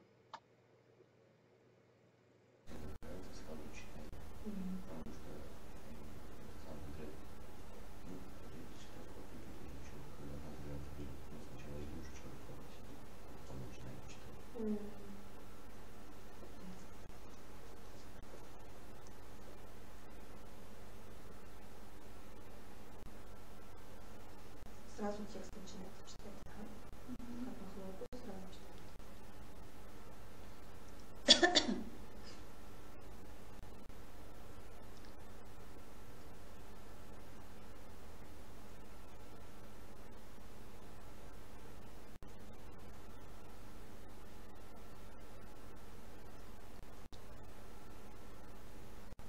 И когда закончила, я не встаю, ничего, Да, сижу. я понимаю, уже сигнал.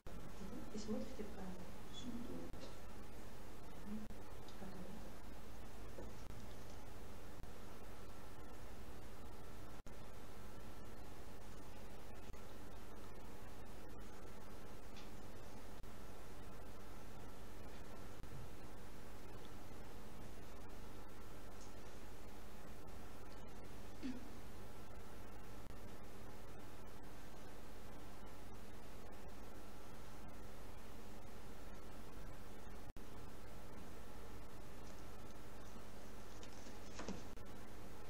Можешь положить мне ее?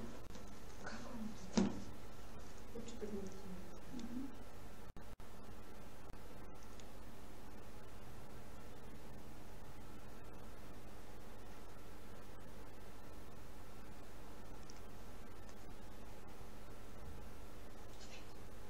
Это столичная девица, ребенок ребенка. На днях завожу с ней разговор о том, о сём. Отвечает, как первоклассница. Бекает, мекает. Я ей: а что, дорогая Саргалана, замуж не собираетесь? Ну, как услыхала она замуж, краснее брусники стал, смех. А потом я подумала, может, москвичка-то побольше кого другого повидала, только напускает на себя. Не понимает, дурочка, что на хоть сегодня спрос невелик.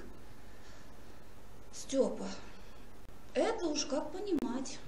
Про вас вот не скажешь, что не байка. Байка, а в девках, да? Зазвенела всей своей золотой галантереей Степа. Будьте спокойны, Надежда Илгысовна. Стоит мне только захотеть, только свистнуть. Подходящего человека нет. Вот моя беда. По всем моим исключительно повышенным требованиям. Хостаева поколебалась. То ли ей обидеться на Пескову, то ли продолжать разговор, как ни в чем не бывало. Но пока она колебалась, мысль ее сама перескочила на другую тропинку. А что? Оказывается, этот Аласов местный уроженец? Поговаривают, у вас с ним отношения были. В детстве дружили, неопределенно промолвила Надежда Илгысовна. Она уже пожалела, что задержала болтунью. И вот чудо. Внешне такой интересный мужчина, а холостяк. И это когда вокруг столько современных, хорошеньких женщин. Наверное, как и у вас, Степа. Исключительно повышенные требования. Слабо улыбнулась Надежда Илгысовна. Печальная эта улыбка не укрылась от Степы. Она истолковывала ее по-своему. «А что?» – спросила она жарким шепотом, чуть ли не вылезая в окно. «Скажите честно, Наденька, хорош был? Настоящий мужчина? Стоящий?» «Исключительный», – сказала Надежда Илгысовна, постаравшись вложить в слово как можно больше иронии. «Исключительный мужчина. Самый подходящий для вас, Степа». «Подходящий для меня? Это как же понять? Похвала? Или, может быть, издевка?» «Похвала, похвала», – поспешила заверить ее Надежда. «Ну ладно, Степа, не буду вас больше задерживать. Вы ведь торопитесь?» «А? Ну, да». Степа поджала яркие накрашенные губы. «Заболталась я тут. Всего хорошего, Надежда Илгысовна».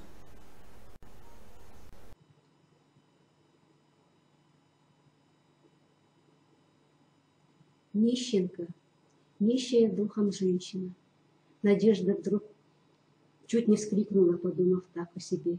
Истеричка, муки, вздохи, ломание рук. Ты достойнейшая женщина, педагог, мать двоих детей.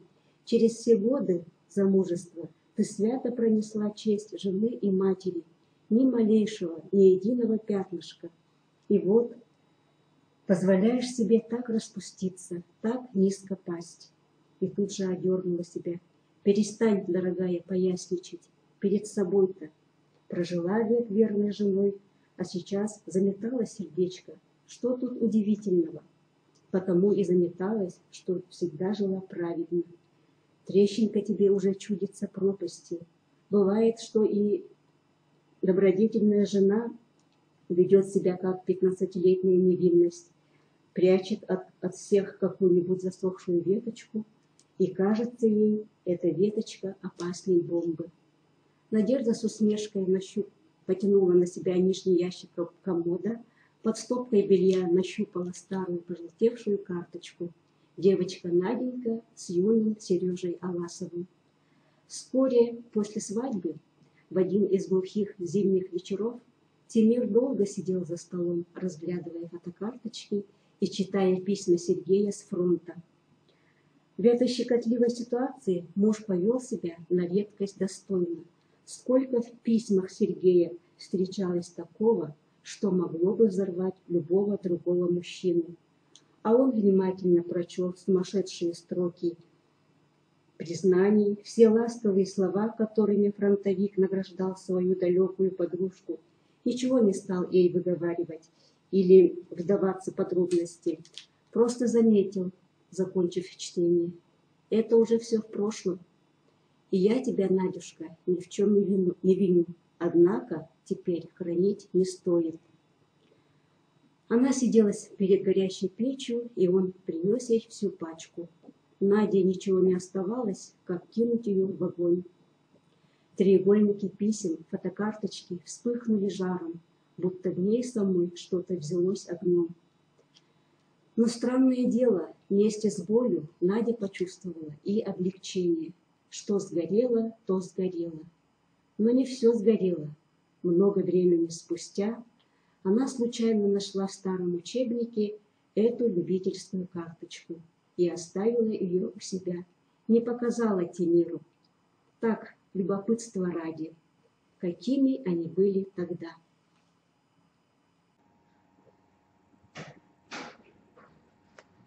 Он обнял ее одной рукой за плечо, а другой нагнул ветку к самому лицу.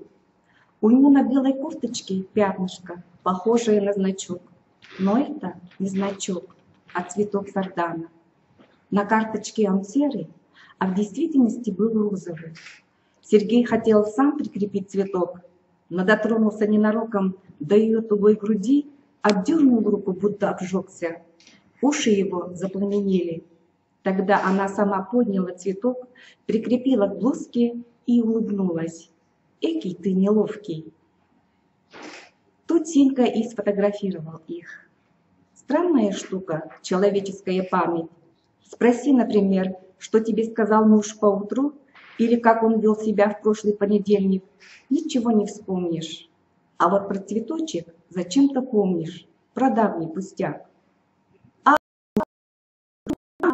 Кто дома? Надежда не пошевелилась. Лера прошла в свою комнату, затем вернулась, выставила мордочку между портьерами. «Мама, ты дома, оказывается, и сидишь молчишь?» Прыгнула к матери на диван. «А у нас новый классовод, Сергей Эргисович.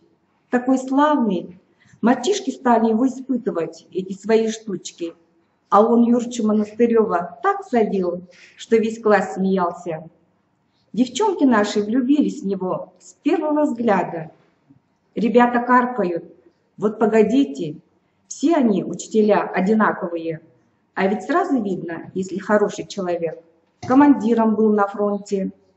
Монастырев Юрча ершился, а потом сам же и говорит. Нужно заставить его что-нибудь про войну рассказать. «Мама, я так рада!» Девушка прижалась к матери, потерлась носом о щеку, как делала это всегда, когда была счастлива. «Ты меня слушаешь? Мама, ты здорова? Почему у тебя такое лицо?»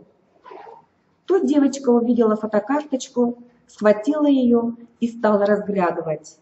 «Погоди, погоди, мамочка, да ведь это ты? И какая тощая! Ругаешь меня, что кожа до кости, а сама-то была. Эта девчонка моя мама? Не родилась же я готовой мамой. А рядом кто такой? Погоди».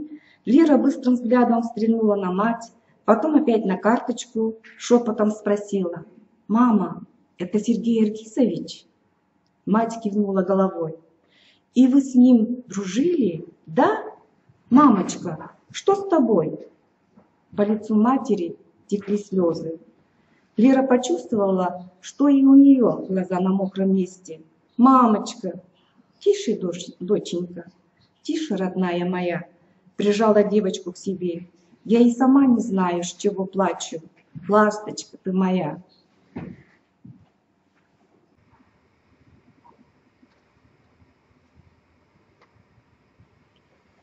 Тракт петляет по Аласу.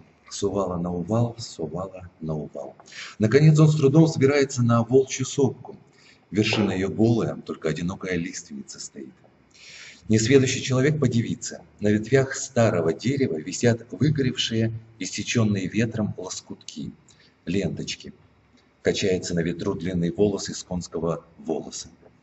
Это обычай такой. Доброе человеческое спасибо одинокому дереву. За приют, за свежесть, за тень в жаркий полдень и за смелость. Она в нашем метельном краю дорого ценится. Дереву на вершине сопки смелость нужна каждый день. Самые свирепые декабрьские ветры все его. Мерзлые ветки ломаются, будто горлом стон, и в грозу все молнии летят в него. Если один приезжий цветной ленточкой отблагодарит, то другой разожжет меж корней костер. Стоит дерево старое, старше всех нас. Может, 300 ему, может, 500. Что ему выпало на долгом веку? И все еще зеленеет. Только ороговела широкая спина, да грубее и морщинистее кора, да все больше рубцов по стволу и на корнях, реже ветки в вышине, шишек меньше, а желтой хвои все больше. Если ударить обухом топора по стволу, глухой надсадный гул пойдет, густо хвоя посыплется. Старо дерево, но стоит. Дети в семье кузнеца Левина были неживучие, рождались что ни год, но в малолетстве и помирали. Всеволод, несмотря ни на что, выжил. Он и еще двое, Винятька и Катя, брат с сестричкой. Втроем росли, дружно, на воле. Изба их притулилась на краю села. Совсем еще карапузами они, в рубашке без штанов, потихоньку от взрослых ходили шишковать в тайгу, что из сил колотили палками по шершавым стволам. Село их недаром звалось Сосновкой. Вкрапилось оно в самую таежную глухомань. До железной дороги по прямой не меньше 200. Левин, отец, бородатый, цыганисто-черный, то ли от природы, то ли от ремесла своего. Он был единственный на всю таежную округу кузнец. Целый день гремел его молот. Он даже обедал в кузне, чтобы надолго не отлучаться. Стлал себе на чурбаке тряпицу. Он стучал, а из бедности все не мог выбраться. Ничего не выходило. С хлеба на воду перебивались.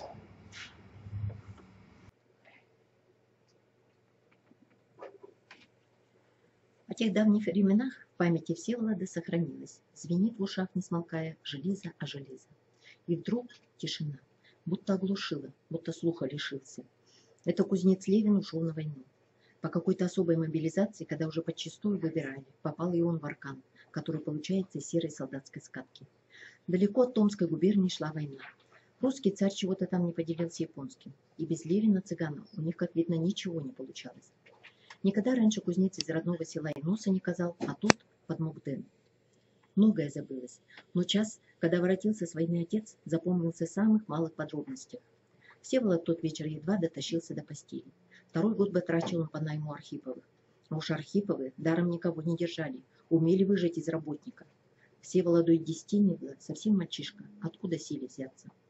Он умостился в своем углу, затих. Сквозь сонно сомкнувшиеся ресницы виделся дрожащий огонек жирника. Убиралась мать, тенью громоздилась по стене. Вдруг дверь избы распахнулась, и кто-то огромный, согнувшись и почему-то спиной вперед, ввалился через порог. Показалось, разогнись эта спина, так и поднимет на себе их избенку. Мать, изумленно постояв минуту, кинулась к спине, с воем ухватилась за полу шинели. «Николенька, о Господи Боже мой, живой! А Ванятка-то, Катенька наша, о Боже мой!» Ванятка и Катя, братик с сестричкой, почти в одночасье померли минувшей весной от испанки. Эпидемия косила в тот год целые села. «Ты, что баишь, стерва!» — закричал отец. Всеволод уже понял, что этот огромный солдат серой папахи и есть долгожданный отец. «Где дети?» — спрашиваю. «Николенька, не виновата. Господь видит. Светлые души Всевышний сам». Отец оттолкнул мать и с перекосившимся от горя лицом шагнул к куче тряпья, которой зарылся Всеволод. Мальчик с ужасом услышал, как стучит под солдатом деревяшка вместо ноги. «Где дети?» — спрашиваю. Так, раз так. Он выхватил Всеволода из постели, больно прижал лицом к чему-то железному. Отец так стиснул, что помутилось в глазах. Всеволод повис у него на руках. Чуть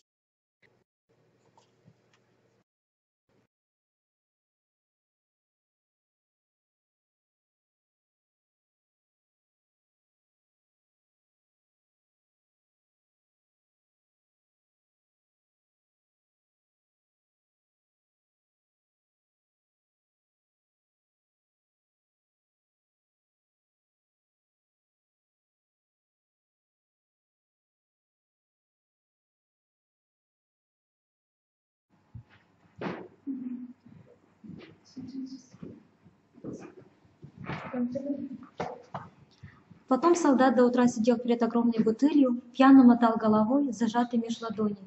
Думал, а что мне нога? Думал, ведь дети растут, подпора мне, детоньки мои. И снова, в который раз, он шел в угол, склонялся над сыном. Скрипела его деревянная нога сивухой, острым духом солдатчины разил от отца. Всеволод притворялся спящим. Спи, родной, хоть и калека я без ноги, а взращу, жизни не пожалею, с голода сам вздыхать буду, взращу человеком, выучу, Господь Бог слышит, взращу. И действительно, отец учил Всеволода, себя не жалея. Сначала церковно-приходская школа, потом городское училище. Все отец вытянул. На каникулах из года в год повторялось одно и то же. Видя, как ради него надрывается отец своей прокопченной кузнице, Всеволод заводил разговор. «Не поеду больше в город, останусь помогать тебе». Но отец был неумолим. «Поедешь».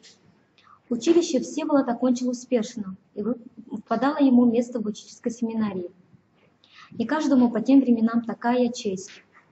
Но на этот раз парень сказал себе твердо: «Хватит учености, пора помогать старикам». Он вернулся в Сосновку, чтобы больше уже никуда отсюда не уезжать. Не каким-нибудь Архиповым-батрачкой вернулся. Теперь его с образования можно было и писарем стать, и конторщиком. Такого страшного скандала старая избушка Левиных не знавала за весь свой век. Услыхав о решении сына, суровый кузнец едва не пришиб свое уже взрослое чадо. «Собачий сын, выродок, в писаре он захотел, а все мои труды, все муки псу под хвост. Так и останешься недоучкой. Нет, накося, утром же назад в Томск, в ногах там валяйся, не примут в семинарию, в песок сотру». Он подносил к самому носу сына тяжелый кулак. От кулака пахло железной окалиной. Делать нечего. Утром пришлось собираться в обратный путь, в Томск, проситься в семинарию. В семинарии с ними случилось то, что определило всю жизнь. Он стал участником подпольного революционного кружка. 917-й Всеволод Левин встретил большевиком, членом партии. На этот раз он вернулся в родную Сосновку с пятизарядной винтовкой за плечом, обвешанной гранатами. Полномочный мандат предписывал ему немедля и категорически установить советскую власть на селе. Так и написано было: немедля и категорически.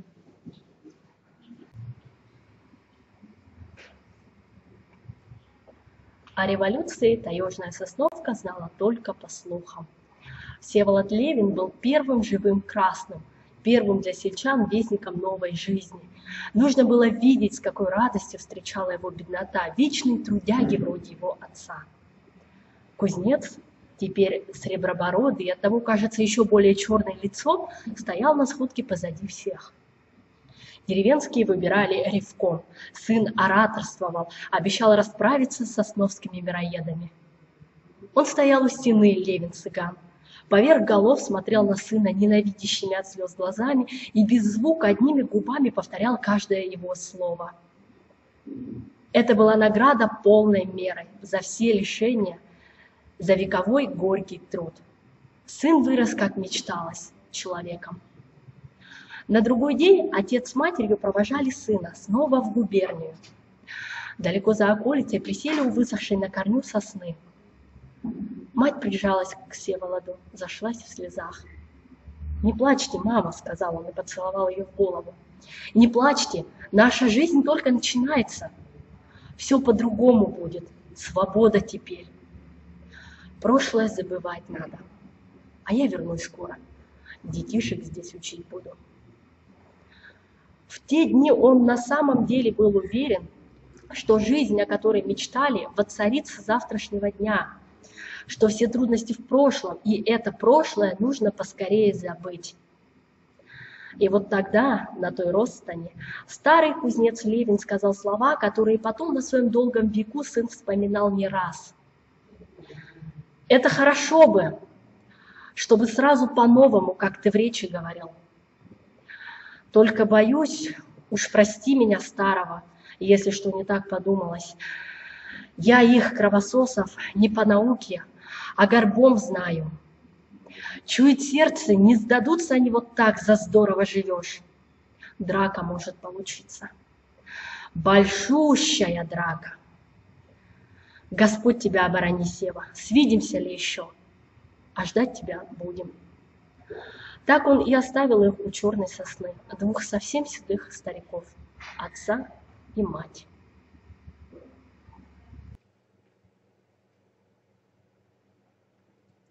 К несчастью, прав оказался старый Левин, не ошиблось его сердце. Вскоре по стране такое заполыхало, навалилось столько бед сразу, что Всеволоду, всему трудовому народу, чтобы отвести эти беды, потребовалось немало немного 3 года. 3 долгих года, прикипев к пулемету, на лихих сибирских дорогах, теряя лучших товарищей и кровью кровавя то белые снега, то зеленые травы. Вот как прав оказался старик Левин Николай Савелович. Сказал сын: ворочусь днями, а возвращался на 4-й год. Под Ганготой, где партизаны Каландрашвили, прозванного дедом, насмерть сошлись с последними японскими интервентами, пулеметчика Всеволода Левина прошило в 2 местах. Очнулся он уже в Иркутском госпитале. Так и встретил окончание гражданской войны в Сибири, не погибший, но и не скажешь, чтобы живой. Однако молодая кровь взяла свое. Постепенно дело повернуло на поправку. Из госпиталя ему выписали документы в Томск. Осенним хмурым деньком он стоял перед столом секретаря Томского губкома партии. И здесь ему пришлось несколько пошуметь, добиваясь скорой отправки в Сосновку. Губнарообраз оформил документы, и вот пулеметчик Левин превратился в сосновского новоявленного учителя. Едет теперь на попутных подворках и к родной избе. Ах, как рвалась туда душа! Шутка ли, за все это время ни весточки, ни строчки от своих, хоть и написал из госпиталя дюжину писем, все как в пустой свет. Цепочка блеклых огней за рекой — это была уже Сосновка. Он перешел знакомый мосток и в ранних сумерках нашарил ногой тропинку среди пожухлой листвы.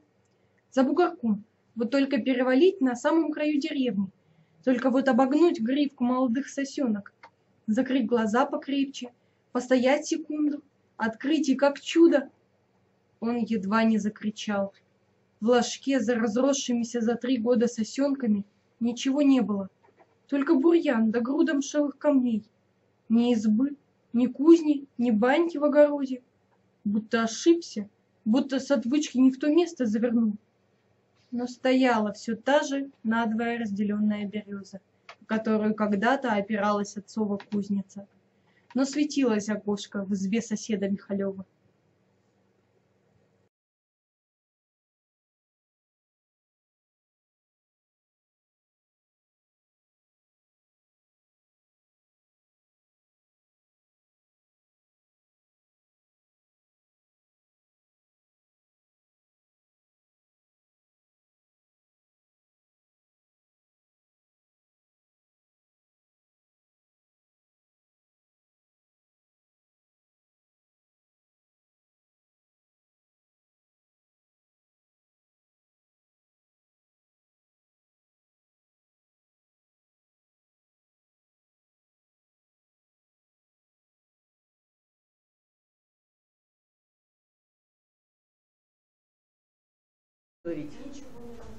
Просто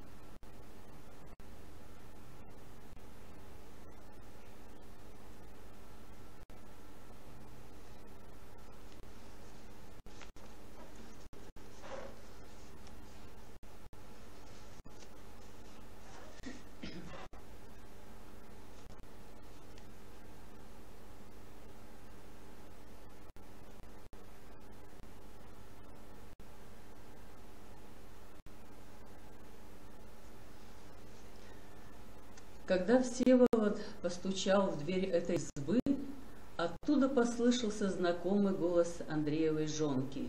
«Кого там еще?» Потом, увидев Всеволода на крыльце, «Ой, свят!» Она словно палилась там, за дверью. Дверь рыл сам Михалев. «Проходи, соседушка, с возвращением благополучным тебя. Жив, оказывается. А тут слухи распустили, черт знает, что люди болтают. И убит, и всяко. Рынайся, гость дорогой, Фёкла, самовар мигом». Странная и растерянная болтовня Андрея, известного в селе Нелюдима, была Всеволода страшней Фёклиных слез. Перепуганная баба, прикрыв рот фартуком, глядела на него из угла. «Говори!» Всеволод словно кляп из головы толкнул. «Что с избой?» «С избой-то?» Михалев в замешательстве повел рукой. «Пожар это! Что кузня, что изба полыхнула, думали, и сами займемся по соседству». «Отец где?»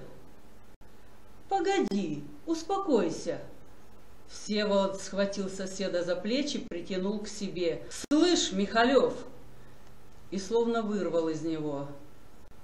«Отца твоего, Николая Савелыча, белые, а мама обоих». Он упал головой на стол, не сняв котомки с плеч, как когда его отец. Сосед с соседкой молча стояли в отдалении. Как отступили ваши, тут же они и явились. Карательный отряд Красильникова, слыхал, поди, рассказывал Михалев позже. Архиповских сынков помнишь? Федю и Костю. Они это.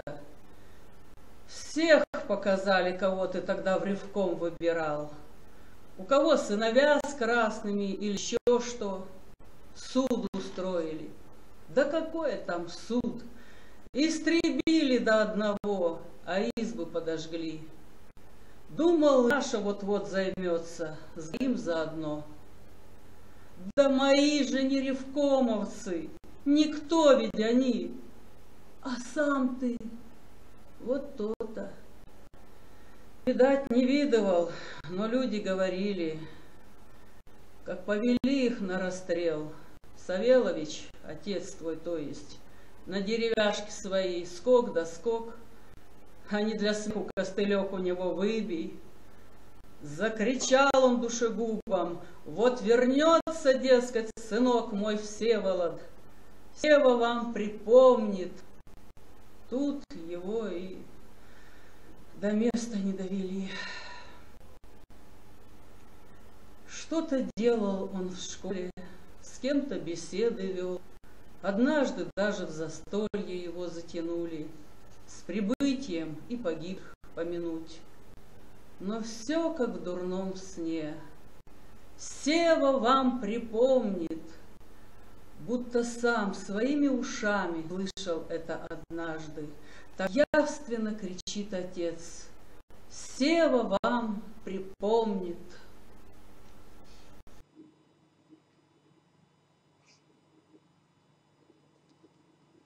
Не стало жизни в родном селе. В один из дней, не выдержав, он сунул Браунинг в карман шинели. И чтобы не дать себе передумать, почти бегом к Архиповской усадьбе. Знакомые ворота, со следами коровьих рогов, распахнул ударом ноги. Было известно, что Филя с Костюном дали тягу на восток. Бежали с последними колчаковцами. Но в глубине души все равно таилась надежда. А вдруг? Вдруг они не захотели далеко, околачиваются по здешним чащобам. Представилось, он нагрянул, а они дома как раз пожаловали обогреться.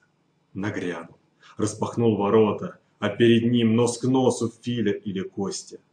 Он постоянно думал о них, и поэтому ненавистные морды архиповских сынков представлялись Всеволоду явственно, до волоска в бороде.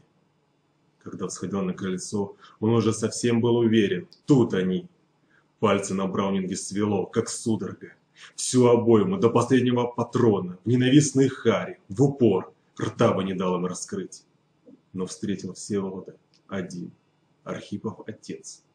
Никого больше не было в этом доме, когда-то таком шумном. Много воды утекло с тех пор, как маленький Севка Левин потрачил у старика. За эти годы Архипов обрюзг, оплешивел. На его мятом лице блуждала непонятная, незнакомая улыбочка. Уж не тронулся ли старый живодер, подумалось Всеволоду. Когда Архипов при виде его разулыбался, будто друга любезного встретил. Левин не удостоил старика и слова. Не вынимая руки из кармана шинели, он пошел в дальнюю комнату, полез на чердак, обыскал амбар, спустился в летник. Благо изучил он подворье в свое время вдоль и поперек, но напрасно все. Когда весь в паутине и соломенной трюхе вылез он из летника и встретился взглядом с Архиповым, на лице старика не осталось и следа блажной улыбочки. Жестоко и осмысленно были нацелены на него два черных зрачка. «Чего ищешь, товарищ? Подсобить может? Я ведь хозяин тут. Где выродки твои, Филя с Костей, где?» «Выродки? Сыны мои, стало быть. Соскучился по сынам моим. Повидаться с сынами захотел, стало быть. Ты, старый сыч, говори, чего спрашиваю?» «А чего? Сыновья где? Куда прячешь?» «Тю, далеко, рюлики. Чует мое сердце далеко и надежно под Господом-то Богом. Зря шаришь, товарищ, мышей распугиваешь, как кот». «Зря. Это мы еще поглядим. От меня не уйдут». Болезненная краснота, как от огня, ударила в лицо старика. Руки короткие, вонючка, бродяга драный. Потом и расстались. Такая у них встреча была. Еще бы слово сказал Архипов не сдержаться Всеволоду, так и разрядил бы обойму. Но старик больше ничего не сказал.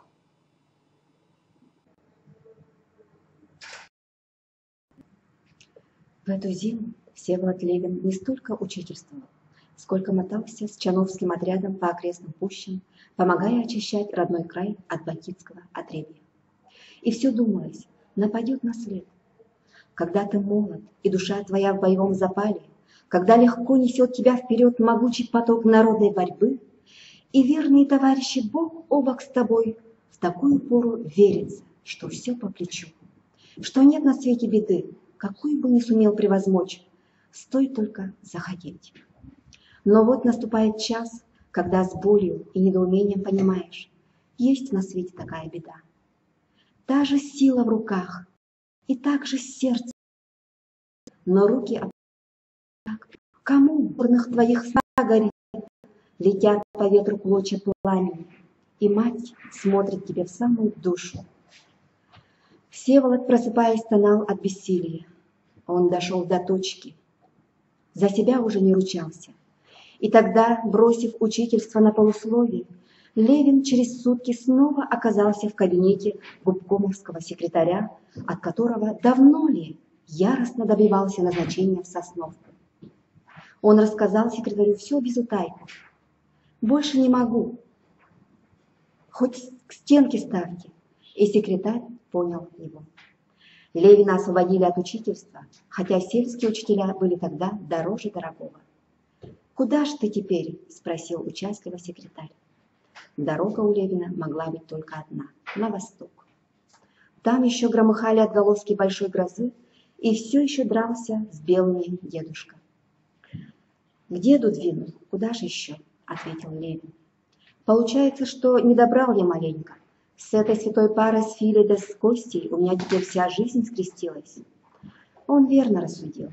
Если братцы-убийцы еще живы, то где им и быть, как не среди самых отпетых? Дед за эти годы стал сибирской легендой. О нем не только в газетах писали, о нем и песни слагали. Он был громкий, бровастый, белозубая улыбка сверкала в его косматой сидеющей бороде. В Иркутске это было. Они обнялись, как родные, комдив и пулеметчик. Два дюжих медведя.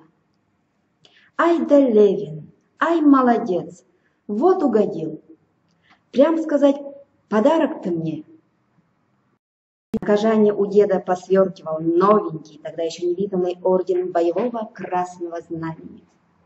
Вокруг Левина теснились знакомые и дорогие лица. Левина тискали, что-то кричали в самое ухо, и сам он что-то кричал.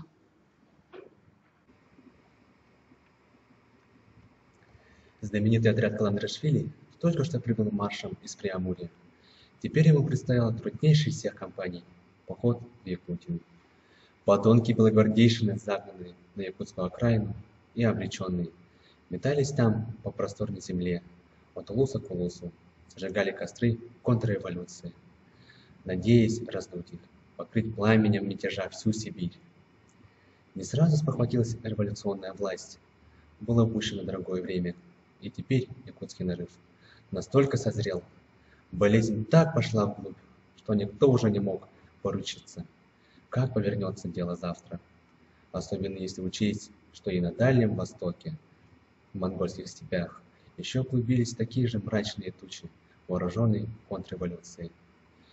И еще раз, еще на одном примере, революция убедилась в мудрости своего вождя. Никто в те дни не почувствовал так острой опасности, нависшей над многострадальной Якутией, как Ленин в далекой Москве. Чрезвычайно серьезная опасность, настаивал он. Сибирев ЦК РКПБ доверила тогда Ленину, что указания его будут выполнены со всей неуклонностью. Каландрашвили и его бойцам, лучшим из всех, кто в те времена носил оружие, был отдан приказ готовиться в якутский поход. Сам Ленин послал их на подвиг, и выполнить приказ им предстояло именно под командой деда, который видел Владимира Ильича, пожимал ему руку, беседовал с ним. Вечерами у огня они дымили табаком, и дед снова и снова повторял во всех подробностях, как он ездил в Москву, как был принят Владимиром Ильичем в Кремле, что тот спросил, что дед ответил, и какое при этом было лицо у Ленина. Слушая деда, Всеволод видел себя на его месте, тоже казалось и другим бойцам. Вот встал Владимир Ильич, идет навстречу, вот пожимает руку каждому партизану, рассаживает в глубокие кожаные кресла. Голос у него глуховатый, пальцы крепкие. Когда дед сказал Владимиру Ильичу: 18 национальностей в моем отряде, Ленин даже встал со стула, возбужденно заходил по комнате. 18 национальностей? Скажите, пожалуйста, 18? Вот наша сила. Таких нас, сжатых в кулак, кому одолеть? Никому. И снова расспросы. Как относится к красным средний крестьянин? В чем нуждаются молодые ревкомы? Что требуется от Москвы? Когда прощались, Ленин, держа за руку Каландрашвили, сказал слова, которые вскоре узнали вся Сибирь. Я верю в вас, уважаемый сибирский дедушка.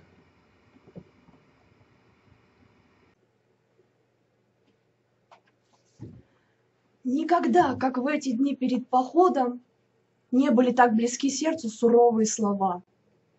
Это есть наш последний и решительный бой. Потому что каждый знал, идем и в решительный, и в последний. В канун нового 1922 года 600 красных бойцов двинулись санным путем, держа курс на Якут-губернию.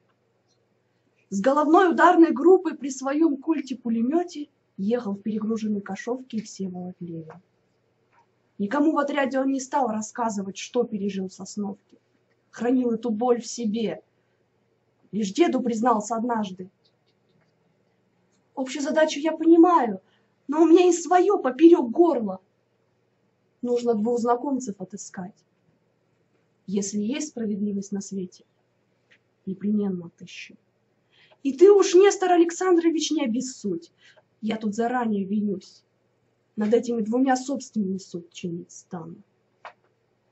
Холода в тот год случились страшные. Мороз стоял спиртовый. Воздух шелестел, как поповская парча. Не будь бандитских засад на пути, всяческих передряг и трудностей, совсем бы замерзли бойцы. Благодаря бандитам только и греемся, шутили в головном отряде. А Левину в бою и вовсе лафа. Кольт у него разогревается наподобие самовара. 60 суток длился этот путь. На 61-й прибыли, наконец, в Якутск. Вслед за головным отрядом двигался другой, тот, где был штаб и сам дедушка. В день, когда штабу прибыть в Якутск, на улице вывалил весь город. Но напрасно они прождали полдня. И потом 1000 раз Левин и его товарищи горько упрекали себя за это бездейственное ожидание. Почему не бросились навстречу? Почему не проявили революционной бдительности? Дорога через протоку Лены между Тектюром и Табагой, узкая скалистая щель, обросшая густым тальником, стала смертельной ловушкой для отряда. Из засады пулеметным и ружейным огнем в упор бандиты расстреляли каландаришвилийцев.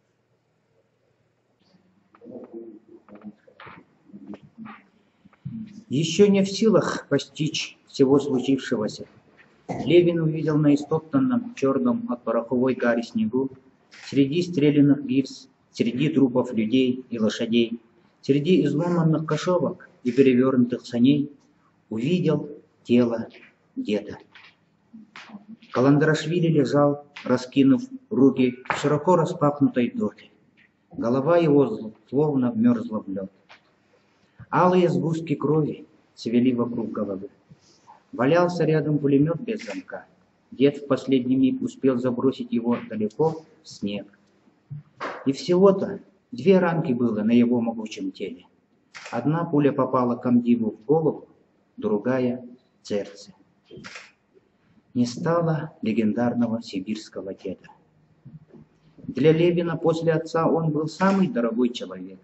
И кто знает, не то ли самое ружейное дуло, что целило в отца, достало теперь и Нестора Александровича.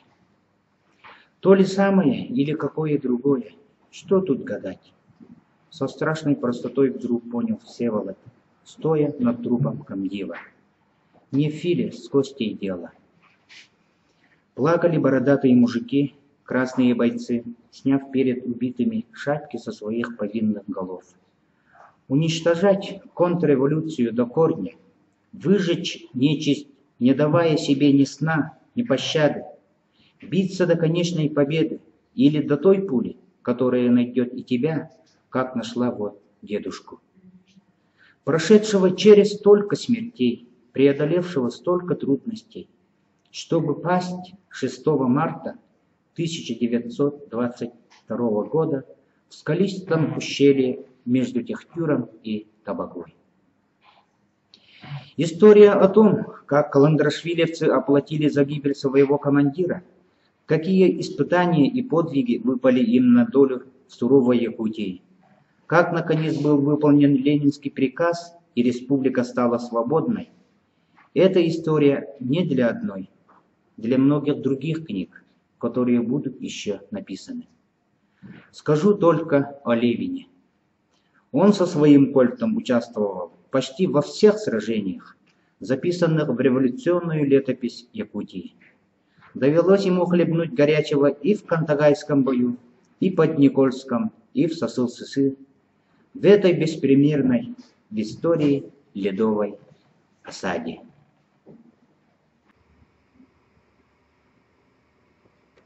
Под Амгой, собирая оружие на поле боя, где были наголо разбиты братья-попеляевцы, шедшие на Якутск, Левин с трудом вытащил новенький шашевский автомат из-под штабс-капитана, навзничь рухнувшего на гребне окопа и скованного морозом в страшной людской позе, как у кузнечика вывинуты ноги назад, заломлены над головой руки. Уже перепрыгнув через окоп с автоматом, он на ходу еще раз оглянулся. Чем-то царапнула память эта нелепая фигура пепеляевца. Левин присмотрелся, и, как из недавнего прошлого, на него глянул остекленевшими глазами младший Архипов Филя. Штабс-капитан, разинутый в предсмертной агонии рот его был полон снега. Не испытывая каких-либо острых чувств, Левин глянул еще раз на труп врага и ушел. Ни одному Филе, он всем им тебя отомстил полной мерой. И за отца с матерью, и за деда. Анга подвела под большим его счетом черту. Жизнь пошла бы по второму кругу, опять он отвоевался, опять праздновали победу. Опять разъезжались по родным краям боевые товарищи. Пришла пора сдать оружейному старшине свою верный кольт. Теперь уже навсегда. Все повторялось. Но сам Левин к этому времени стал другим. В жизни его произошла перемена, столь серьезная, что от нее грешно отделаться простым сообщением.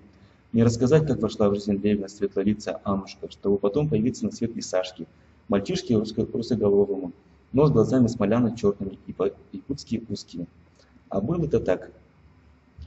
Начиналась история плохо, хуже и не придумаешь. Левин попался в разведке, как белка в капкан, только зубья блеснули. Верхами он еще 5 отправились в один из заречных улусов, где особенно неспокойно было. Мест толком не знали, все им там было в чуже. В засаду влетели самым непростительным образом. Придорожные лиственницы снизу от корней засверкали острыми вспышками. Взвизгнуло над головой, кони вцепились. Не понимая боя, разведчики повернули. И дай богу ноги, бандиты не мешкали. Дюжина всадников мгновенно выросла сзади на дороге погоня. «Уходите, я прикрою!» — крикнул товарищем Всеволод. Он ударил из винта, бандиты залегли и стали отвечать. Выиграв какое-то время, он выпустил еще 2 обоймы и поднял коня. Добром эта погоня кончиться не могла. Лошади у разведчиков были тощие и замарены в долгих переходах. Бандитские же кони, застоявшиеся в схватке, только и ждали показать себя.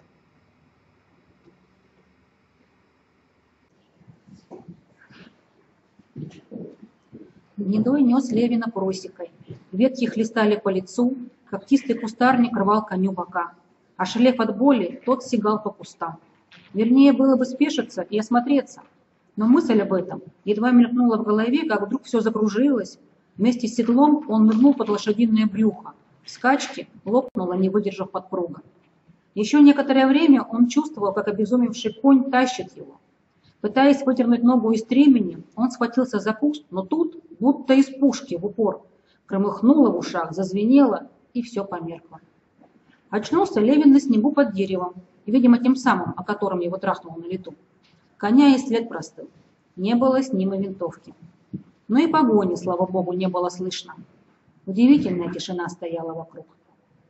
Левин прислушался к тайге, к самому себе, и сделал попытку встать. Но при одном только движении боль в ноге так резанула, что он едва не закричал. Передвигаться Левин мог только ползком, волоча валенки. Так, на четвереньках, он и стал двигаться, неизвестно куда, лишь бы не лежать. Давно уже пала тьма, над макушками сосен маячил легенький серпик месяца молодика, подсвечивая снег. Левин полз, ни на минуту не давая себе передышки, положив для верности Браунинг за пазуху, только бы сознание не потерять. Наконец лес поредел, вовсе отступил, и Левин уперся головой в изгородь. Перед ним оказалось какое-то длинное строение, крытое пластами снега. Похоже, коровник, хатон по-местному. Если судить о хозяине по величине этого хатона, то попал Левин совсем не туда, куда можно было постучаться раненому красному разведчику. Сюда стучаться, что добровольно сдаться, братья. Левин знал, за хатоном с противоположного края, в саженях 30, полагалось быть загородем для сена. Доползти бы до этого сена, зарыться поглубже, посмотреть, что там с ногой. Только не было бы собак на подворье, иначе беда.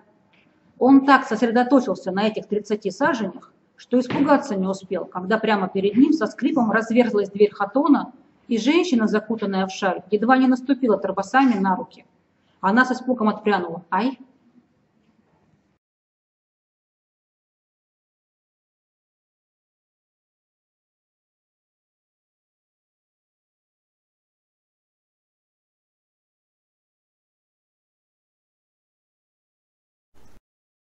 «Дорогая хозяюшка», — униженно забормотал Левин, протягивая к ней руку.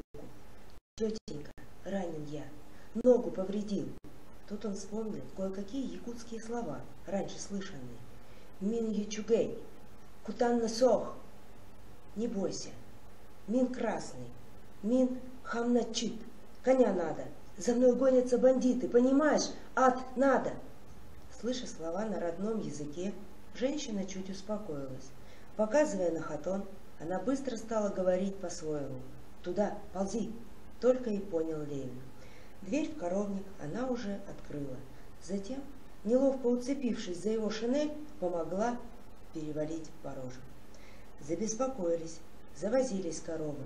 Налетевший ветер хлопнул дверью, которую она забыла притворить. Оба замерли.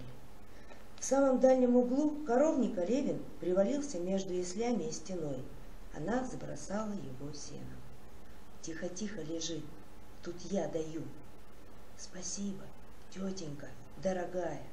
За яслями негде было повернуться.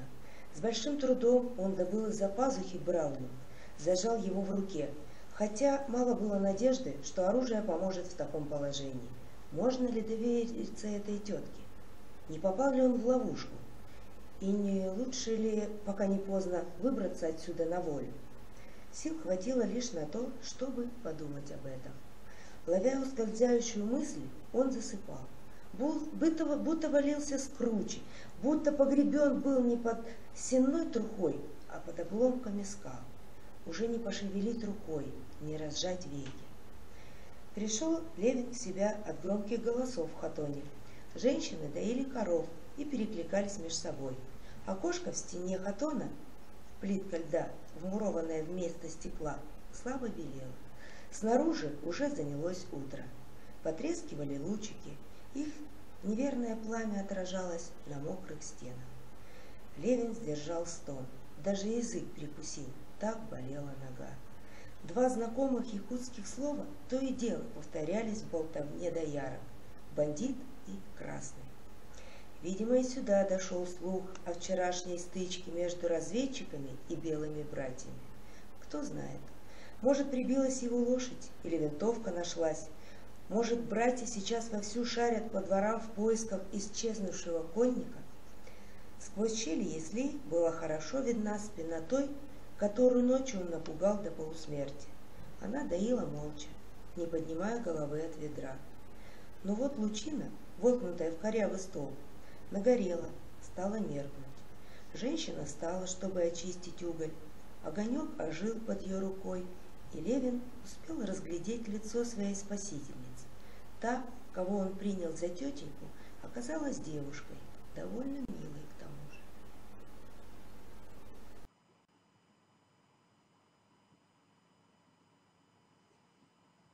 Чудно устроен человек. Даже в своем бедственном положении парень остался парнем, словно куль затиснут. В нос и в рот лезут коровьи объедья. Братья его ищут, чтобы поставить к стенке. А он обрадовался. Ишь ты, попалась мне какая, краля. У его спасательницы лицо было удивительно белое, чистое. Это и в полутьме видно. Тонкие брови, рот чуть припухший, совсем еще юная. Эх, и дрожит же она сейчас. В такое дело влипла. На этом он снова впал в забытье. «Эй, Дагор, Табаарыс!» Она тормошила его. Левин приподнялся на локте. Чашка мучной каши с сосновой забылью дымилась перед ним. Поверх лежал кусок лепешки. «Поешь и тихо-тихо лежи, если найдут тебя. О, Алджархай!» Говорит, а у самой губы дрожат, как в ознобе. Схватила чашку. Левин опустошил ее вмиг и побежала. Но тут же вернулась. «Ты, Басабык Табаарыс, мой брат в Якутске, тоже косыл, красный. Зовут Семенчик, Аторов Семенчик. Не встречал?» В их отряде было немало якутов, но Семена Аторова он не знал. Аторов, пытался вспомнить. Много их, дорогая, горевать не надо, жив твой Семенчик, непременно. Вот доберусь до Якутска, сразу же разыщу. Аторов Семенчик, я запомню. Я запомню, ты только помоги мне, коня надо, понимаешь? Это коня хоть какого, тебя как зовут? Анныс. А меня Всеволод, вроде бы познакомились. Выбраться мне отсюда нужно, Анечка, понимаешь? Коня нужно. Со двора послышались голоса, и девушку будто ветром сдуло. Левин нырнул в свое сено. Так и не понял, удалось ли растолковать девице, поняла ли она, как ему нужен конь. Не будет коня, каю красному пулеметчику Всеволоду Левину. Она все поняла. Славная девушка. Пришла глухой ночью, разгребла сено, склонившись, зашептала. Дыхание он чувствовал на лице. «Слушай, Табаарыс, в лесу городьба. Покажу, как идти. Прямо, Юре? В лесу городьба, понял? Коней хозяин там прячет». На его счастье ноге стало легче. С трудом, но все же мог ступать. После удушливого хатона свежий воздух ударил в голову, как спирт. С усадьбы он выбрался, держась за плечо Анныс. Она перехватила его руку, перекинутую за спину. «Теперь пусти, сам пойду. Беги, не спохватились бы. Спасибо тебе за все, милая ты». Он притянул ее к себе и поцеловал. «Кэбис!» — она вырвалась. «Будь счастлив. Иди».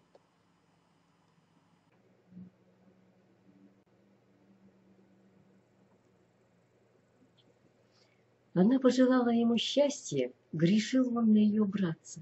Не красный ли семенчик которых появился в родных местах? Не знаю, не знаю, не знаю. Так ничего и не добился Дадай. Ладно, пригрозил он, завтра братья тебя порасспросят, им-то уж скажешь. Ее бросили в подвал и даже привалили дверь снаружи. 2 дня и 2 ночи просидела Анныс в ледяной тьме. Совсем уже простилась с жизнью. Бандиты не появлялись. Ни завтра их не было, как рассчитывал Дадай, ни послезавтра. А на 3-й день усадьба огласилась звоном оружия и конским топотом. Приехали. Красные приехали. Почуяв хозяйский двор, ржал под Всеволодом Левиным белоногий рысак. Однако прежнему его хозяину было не до лошадей. Так вот, красный пулеметчик Левин и нашел себе жену в снежном якутском краю. Годик был Сашке. Черными мамиными глазами он с радостным удивлением смотрел на Божий свет и таскал отца за усы. На пристани кипел народ, малыш и вовсе развеселился, столько вокруг интересного. Уезжали товарищи Левина по отряду. Следующим рейсом предстояло отправиться и ему.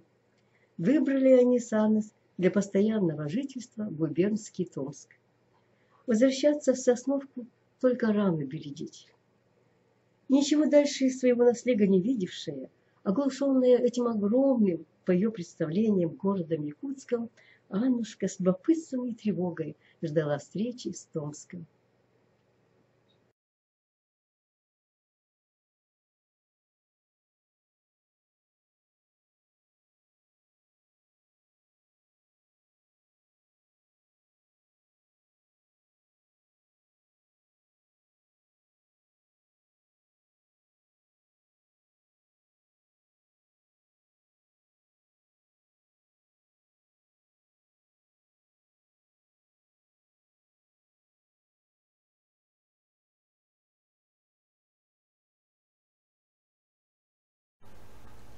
Отвалив, пароход зашлепал плицами и стал уходить вверх по линии. «Добрый путь, друзья!» Вот и проводили. Не то с облегчением, не то с сожалением проговорил, никому не обращаясь, человек рядом.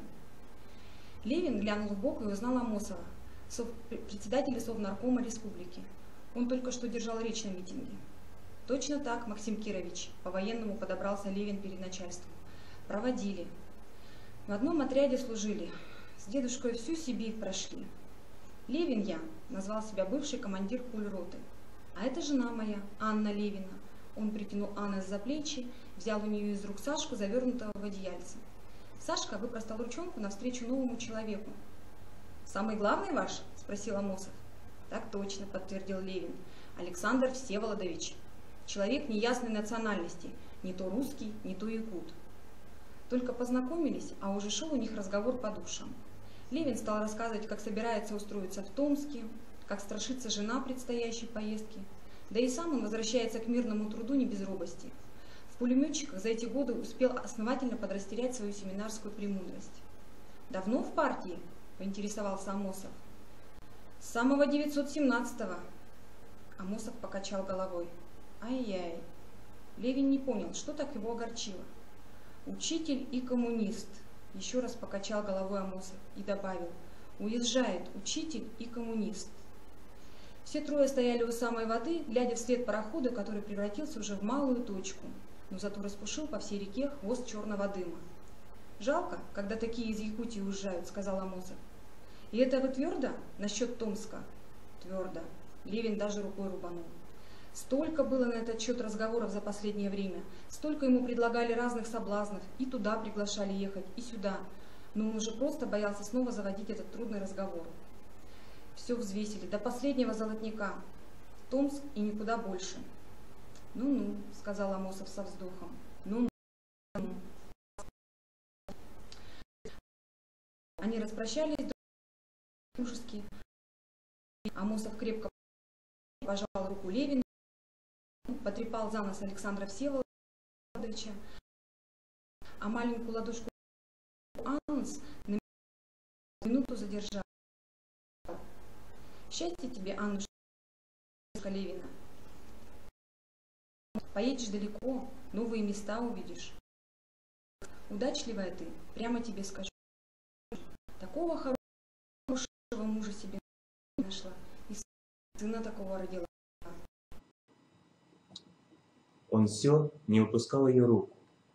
Однако послушай меня, Аныс, еще 2 слова тебе скажу. Не ему, а тебе скажу одной. Его же никаким словом не прошибешь. С напускным безразличием Амосов повел глазами в сторону Левина. Ни решением, ни постановлением не остановишь. Поедет, куда задумал. Но говорят люди, вот слушай меня, Аныс, говорят, что бывает на свете такая любовь, сильнее которой ничего нет. Она и приказов сильней, и всяких постановлений. А что, если твоя такая? Взять бы тебе, да и приказать ему любовью своей. Останемся в Якутии. Если удержишь, от имени Совнаркома Якутской автономной республики поклонюсь тебе в ноги. Ну и ну, не ждал Левин такого оборота. А если бы ты захотел меня выслушать, дорогой товарищ Левин, то скажу как коммунист коммунисту. Нигде ты не будешь нужнее людям, чем здесь. Якутия — это жены твоя родина и сына твоего. Кровь твоя здесь пролита. Товарищи твои в этой земле лежат. Вот что для тебя теперь Якутия. Левин вздохнул и опустил голову. И эта Якутия просит тебя, останься. Много думал, подумай еще раз. Нет-нет, ничего мне сейчас не говори. Амосов предостерегающе покачал головой, видя, что Левин порывается что-то возразить. Не говори ничего, просто подумайте хорошенько вдвоем, а лучше втроем, с Сашкой своим посоветуйтесь. Я же тебе скажу, все эти дни буду ждать тебя в Совнаркоме. И ушел, оставив их на пристани. Озадачил, скажи, пожалуйста, бормотал Левин. Аннушка посмотрела на него внимательно, но ничего не сказала, ни о чем не попросила. Все, о чем она думала, написано было в ее глазах. Через неделю они вправду пришли к Амосову. 36 лет назад Всеволод Николаевич Левин приехал учительствовать в дальнее якутское село Орлах. 30 лет – целая жизнь, а для учителя сотни жизней. Его ученики выросли и стали колхозниками, гидрологами, солдатами или тоже учителями. И у них появились дети, и своих детей они перевели в ту же школу, к тому же Всеволоду Николаевичу. Он выучил, вырастил и их детей. И дети этих детей тоже стали звероводами, летчиками полярной авиации, буровиками. Вот так оно выходит, если мерить жизнь делами.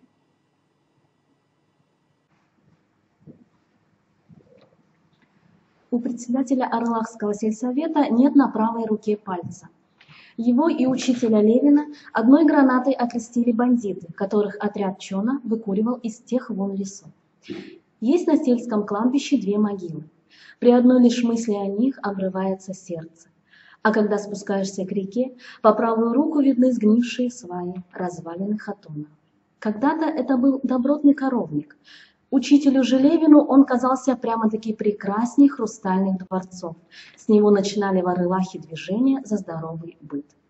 Причем тут коровник, спросит сегодня какой-нибудь паренек или девочка. А при том, дорогой друг, что родители твои по обыкновению ставили юрту и коровник под одной крышей. Иными словами, жили вместе со скотом. Отделение юрт от хатонов было звеном, за которое тогда тащили весь новый быт. И не надо сегодня усмехаться. Подумаешь, какая высокая жизненная задача – отделение юрт от хатонов. Для Левина, для первых сельских комсомольцев не было цели возвышенней. Не пожалеем себя, но отделим юрты от хатунов. Вы слышали такое слово «земпередел»? А знаете ли, как организовывался в Орлахе колхоз? А можете представить себе, что у этого тысячелетнего старика, у Всеволода Николаевича Левина, когда-то была жена, самая красивая девушка во всем наследии.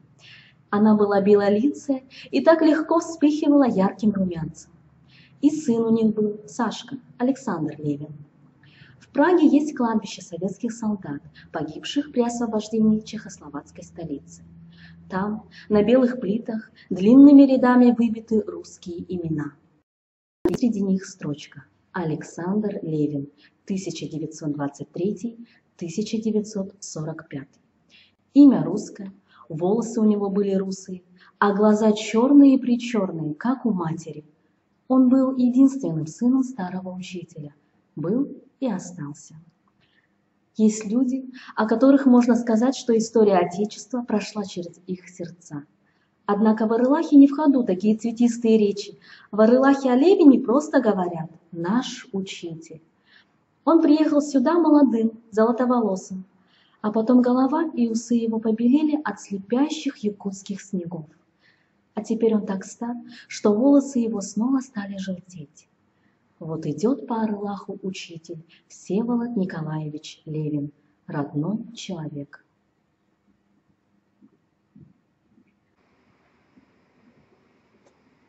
Известно, что понедельник – день тяжелый, для веселья не предназначенный. Но что человеку все приметы и присловия, если у него сегодня разгульное настроение? Встал на заре, накинулся с топором на чурбаки за сараем. То-то силушка играет. Мать за завтраком спросила, сон хороший привиделся? То ходил какой-то сам не свой, а тут веселый поднялся с постели. Мама, дорогая, сон не сон, а нечто подобное было. Спускаясь я с горы к быстрой воде, навстречу мне красивая, какие только во сне бывают, машет мне белая ручка. Понятно, ничего этого рассказывать он не стал, не посмел уводить старую в сомнение, только обнял ее за плечи, веселый мама, потому что жизнь хороша. Ах, мама, мама, чуткое сердце, ничего не укроется, слышит каждый вздох сыновний. Верно ведь, совсем худо мне было. Тот печальный разговор с Майей начисто выбил из колеи. То и дело вспоминалось. Никто мне не нужен. Никогда. Похоже, до сих пор она любит своего Сеню, как 20 лет назад. Возможно ли такое? Возможно или невозможно? Но никто не дал тебе права лезть в душу. Уж ты-то знаешь, как у них все было. Никому другому, а именно тебе, Сережке Аласову, доверял товарищ самое сокровенное. А ты? Эх, Чурбан Чурбанович. Попытался оправдаться, заговорить с Майей на переменке. Но школьные переменки совсем не подходящее время для серьезного разговора. Вчера, в воскресенье, не выдержал. Отправился на другой конец деревни. Прошелся под надкручей, спустился к воде и снова поднялся. Терпение его было вознаграждено. Глядь, она с ведрами к реке спускается. Пестрое ситцевое платьице вьется вокруг колен.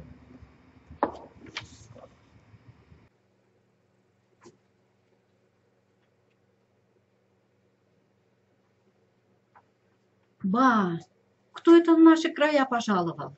Здравствуй, Сергей Эргисович. Чего бродишь у реки, как итче печальный? Да вот пришел речку-то Остах проведать. Столько лет не виделись. Но не получается у него хитрости с этой женщиной. Вдруг против собственной воли брякнул. Извиниться хочу. Обидел я тебя. Да ну тебя! Майя махнула рукой, милые ее глаза засмеялись. Каким-то, оказывается, сердобольным стал. Лучше бы за другой попросил прощения. Пообещал отметить прибытие. И в кусты. Маечка, да я хоть сейчас. 2 бутылки вина припасены. Хочешь, сбегаю? Вот теперь узнаю Сережку Аласова. Сегодня у меня генеральная стирка. Показала руки, красные от воды. А вот послезавтра, скажем, у меня день без уроков, успею с пирогами. Послезавтра, проговорил Аласов, как на молитве, дай Бог дожить до послезавтра. выхватил у нее ведра, сигая побежал к реке. «Ну как речка далекого детства?» – спросила она, став рядом. Ветер ребил воду, полоскались в быстрой воде сорняки, словно было уже все это в его жизни. «Ничего, речка, только маленькая какая-то», – вспоминалась широкая, а в ней вон песок светится. «Вырос ты, Сережа Аласов, через всю Европу прошагал, столько рек видел, теперь тебе-то Астах, ручеек». Она взяла у него из рук ведра, слегка подобрав подол, зашла по камешкам в воду, туда, где можно было поглубже зачерпнуть. У нее сильные руки, по-деревенски загорелые. «Ладно, пойду я, а ты постой еще, полюбуйся, поспоминай. Думал, наверное, как придешь сюда с войны, и она рядом. Кто бы мог знать тогда? И не я с Сеней, и не ты с Надей. А встретимся у речки, случайно мы с тобой. Две разные половинки». Она усмехнулась невесело. «Не все сны сбываются, Сережа, а надежда твоя, Пестрякова, отступница. Нет ей прощения».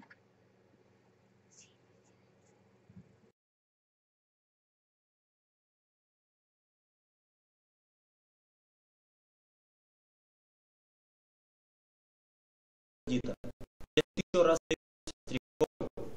то мне вас сама ведь сказала, ничего у меня не осталось. Все, что по этому говорят судьи, в том числе наша раскрашенная хоста, вчера вязалась, намекает старой любви. Чуть не послал ее солдатский. А вы должны знать, мне Пестрякова не холодно.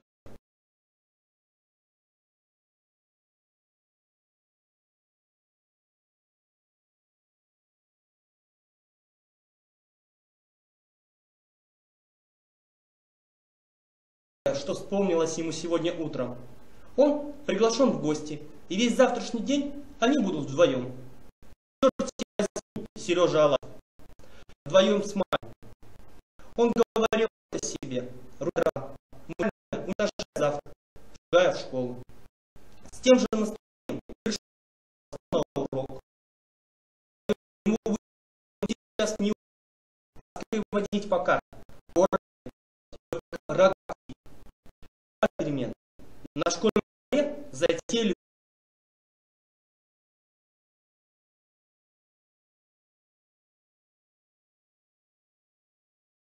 блок. Еще раз.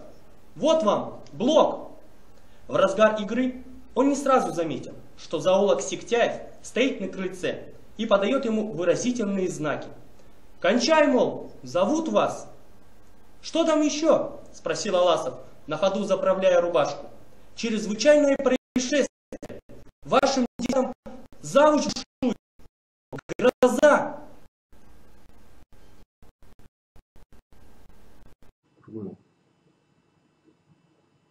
Ой, ты что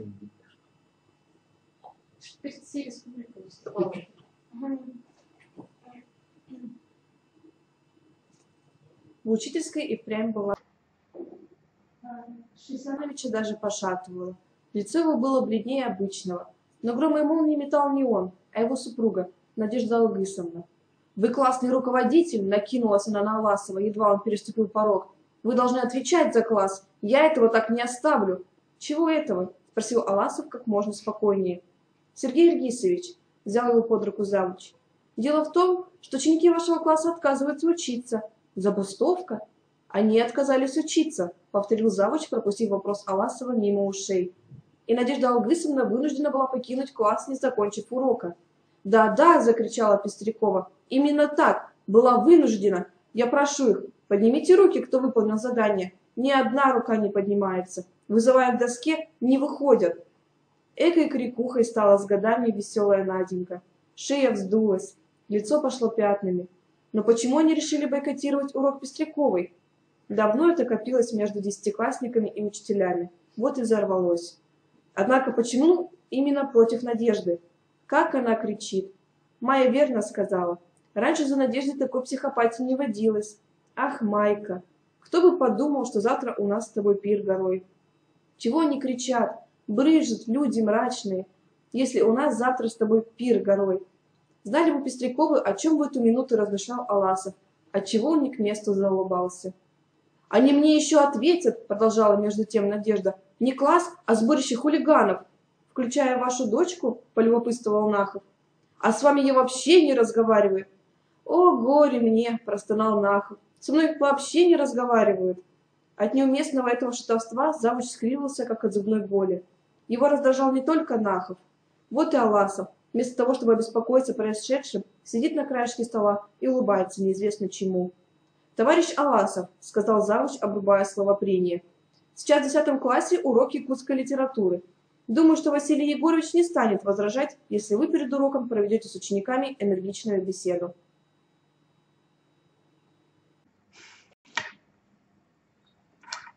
«Беседы, беседы», — заворчал Нахов вместо уроков. «Прошу сделать так, как я сказал. Хулиганская выходка допущена в 10 выпускном классе. Полагаю, здесь не нужно объяснять, что это значит.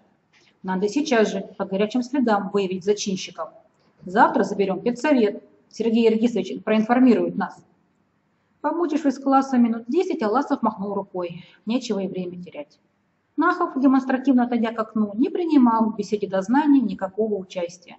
Весь вид его выражал возмущение. У него срывался урок. «Извините, Василий Егорович, зря я у вас отнял время», — сказал Аласов вполголоса, подходя к нему. «Будет комсомольское собрание, а там мы разберемся». «Боюсь, что и на комсомольском не разберетесь». Сочувственная его улыбка не понравилась Аласову. «Не бойтесь, Василий Егорович», — успокоил он Нахова. «Главное, ничего не надо бояться». Он хотел еще что-то добавить, но вовремя остановился, заметив, как тянут шеи ребята. «А как же отрапортуете на педсовете?» «Отложим педсовет». Нахов не без любопытства поглядел вслед новому учителю. Ишь ты, как он по-хозяйски. «Отложим». «Вот погоди, Пестряков тебе отложит».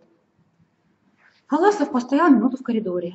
Из-за каждой двери неслось свое. В одном классе писали диктант, в другом считали хором, в третьем бубнил что-то физик Колбанов, а из угловой комнаты слышалось нестройное пение малышей. Шум ребячего, рабочего улья, святой для учителя шум. «Ничего, еще и рыбка наша взыграет, и солнышко наше взойдет», — подумал Аласов словами старой якутской пословицы. «Сегодня такой день, что любая печаль не печаль». Приходит час, и сбываются сны. Настал вторник и вечер вторника. В парадном костюме Аласов появился на пороге Майиного дома. «Ладно, ладно, Сережа», — Майя с трудом отняла свою руку. Аласов без слов глядел на нее, разрумянившуюся у печи, лохматую. На кухне шкварчала и шипела. Умопомрачительные запахи доносились оттуда. «Осваивайся, кончай уже». Все еще чувствуя на ладони тепло ее руки, Сергей зашагал из угла в угол. Девичья комнатка была тесна ему. Вот уж правда девичья. На всем словно печать. Это Майина. Креслице, высокая кровать, зеркало. В это зеркало она смотрится утром, вставая с постели.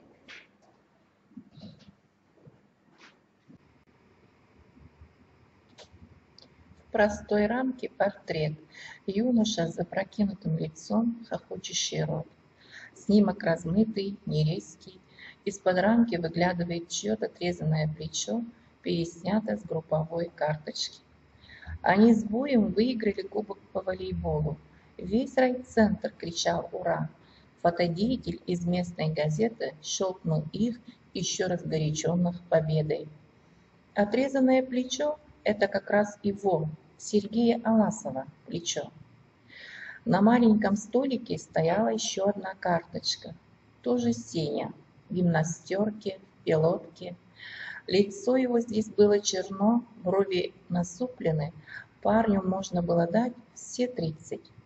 А между снимками всего несколько месяцев.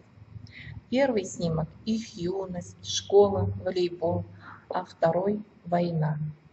Фотографировались в Новосибирске, на рынке у Пушкаря. Никаких других карточек в комнате Майи не было. даже их общий после 10 класса. Сенька был единственным здесь хозяином. Сергей поднес карточку к глазам. Вопрошающий Семенов взгляд устремился ему навстречу.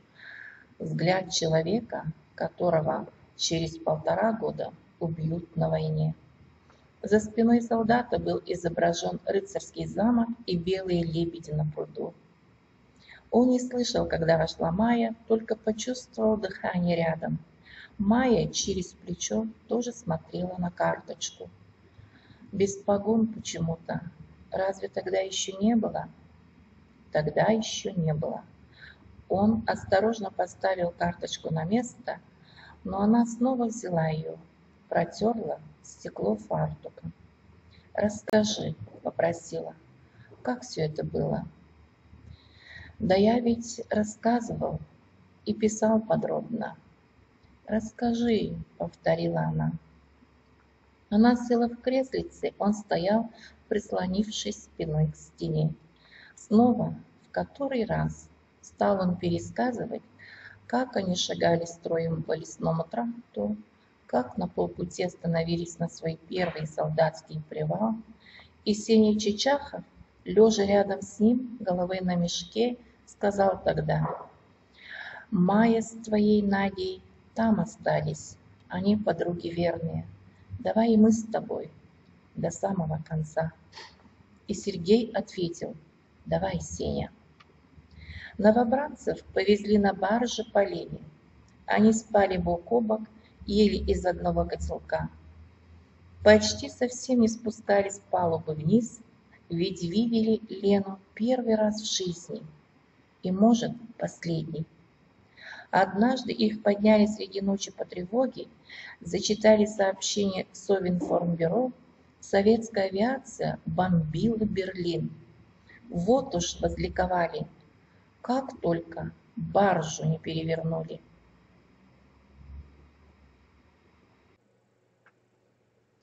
Всю зиму они проучились в полковой школе под Новосибирском. Выпускникам строю объявили: Аласов направляется в пехотное училище, Чичахов в маршевую роту, на фронт. Едва дождавшись команды разойтись, кинулись к начальству. Они непременно должны быть вместе. Все напрасно. Расставаясь, они чуть не плакали, 2 парня. Сеня утешал: «Я тебя на фронте буду ждать». Сергей рассказывал, искоса поглядывая на Майю. Она сидела неподвижно, и глаза ее были сухи. Но блеск их был горячечный, и Аласов подумал, уж лучше бы заплакал. «Не жив и не погиб. Пропал без вести», — проговорила она. «Сколько не посылала запросов, всегда одно и то же. Пропал без вести. Как это можно, человек пропал?»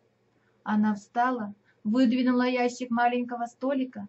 «Письма Сенины, можешь посмотреть». Из кухни остро несло пригорелым. Майя пошла туда, оставив его наедине с письмами. Военные треугольнички без марок, все в чернильных кляксах штемпелей и стертые на сгибах. Можно себе представить, сколько раз она разворачивала их и сворачивала. Сергей открыл одно, в глаза бросилось: «Ташечка моя». Постепенно свернул письмо. По штемпелям можно было определить, это из полковой школы, а эти уже с фронта.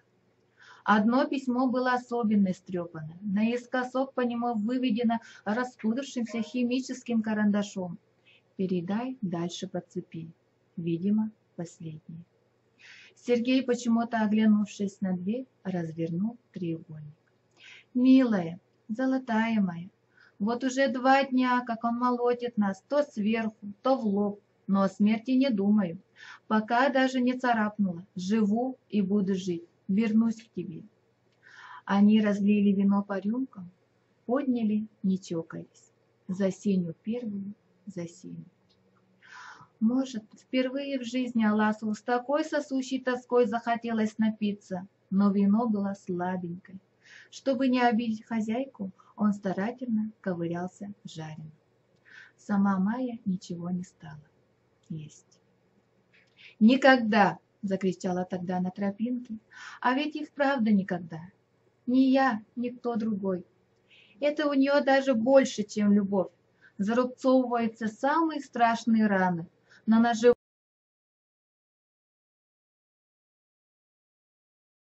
жизнь.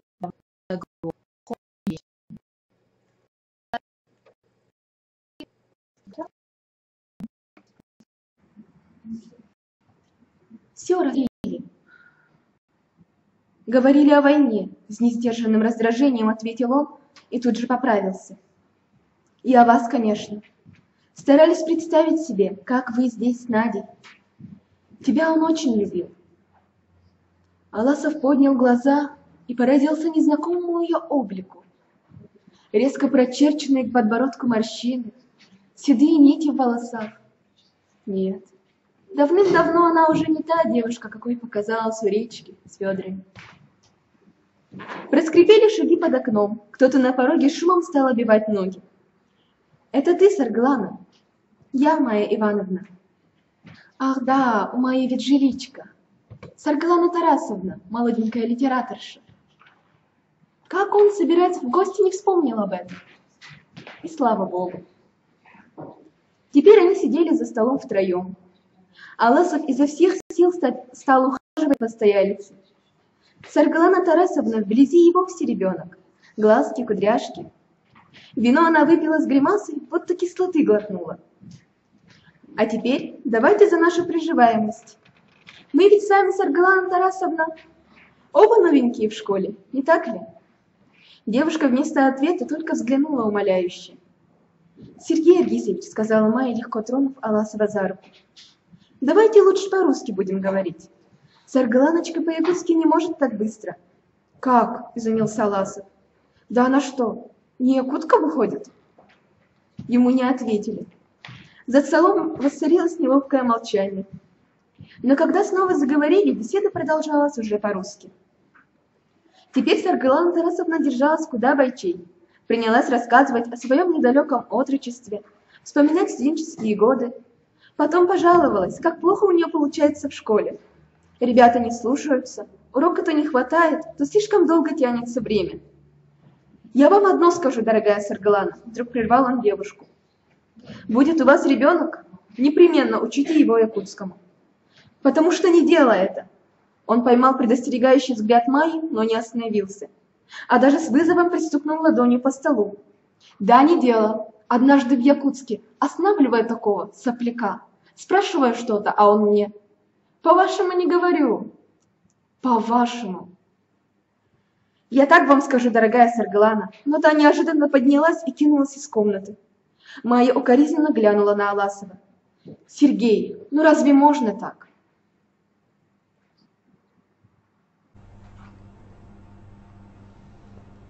Черт знает, какой характер у меня невезучий, смущенно жаловался Аласов Майе уже на улице. Накинув шаль, она пошла проводить его. Как умыльник мини-гиена. Хочется лучше, а получается хуже. Шел мириться, а вдобавок еще одного человека обидел. Майя стала рассказывать, какая славная девушка Сарглана, как она мучается, что так воспитана с детства. А он видел ее лицо, поблескивающие зубы, и думал, что все кончено. Майка рядом что-то говорит ему, держит под локоть, а на самом деле она все дальше и дальше. И тут уж ничего не поделать. Висит над ее кроватью портрет, где торчит и твое отрезанное плечо. Тут и весь ответ тебе. «А иначе как же без методики, верно?» – спросила Майя и заглянула ему в лицо. «Верно», – сказал он со всей возможной убедительностью. «Маечка, это ты совершенно правильно». Он пожал ей руку, будто перед разлукой, стараясь запомнить ее лицо. «За пироги спасибо, никогда вкуснее не едал». Это случайно подвернувшееся «никогда» отдалось в нем эхом. Никогда. Майя что-то еще говорила ему, а он думал теперь о том, что пора приниматься за дело, работой вышибать из себя дурь. Когда человек возвращается в родные края, сначала его носят на руках, угощают, мир кружится вокруг колесом. Но проходят первые дни, люди опять обращаются к своим делам, и жалоб гость, который вовремя не заметил перемены и все еще куролесит. «Уймись, ты не гость уже, а здешний житель, работник. Пора». «Пора», — сказал он Майе. «Пойду». «Иди», — сказала она. «До завтра».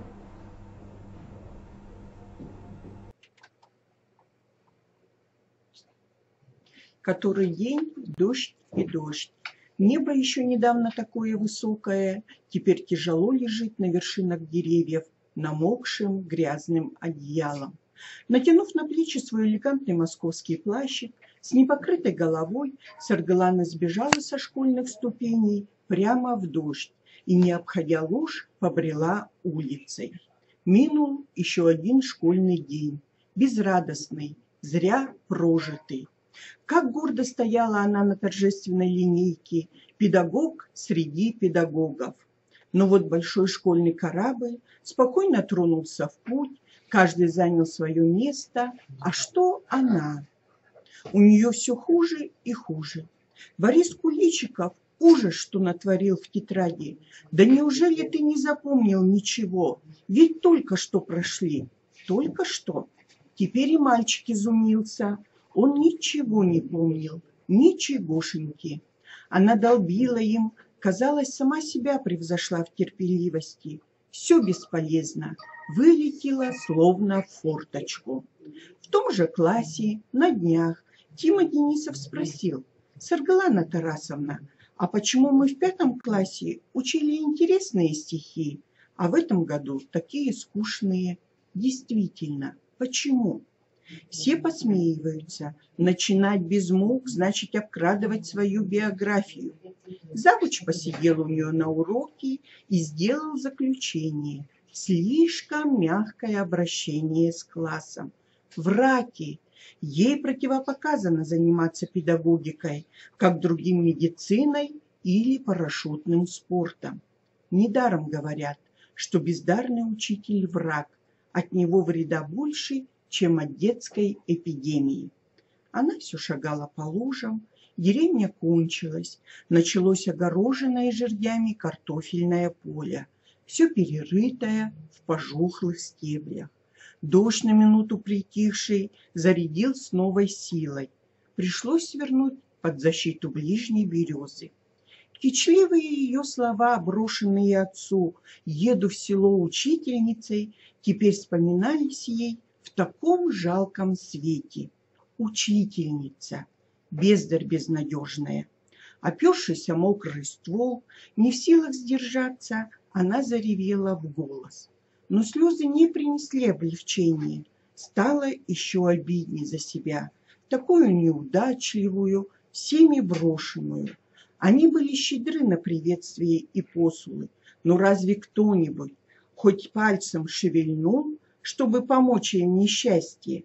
Почему ни у кого не хватило честности сказать ей «остановись»? Нет, они улыбались ей в лицо.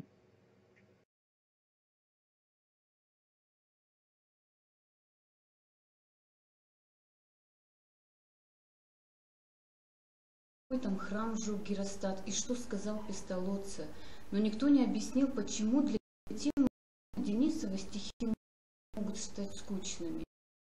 А этот Тимир Иванович с его постной физиономией: наладьте дисциплину, придерживайтесь методик. Она ли не просиживает ночи над проклятыми методиками? Но больше всех, конечно, виноват отец.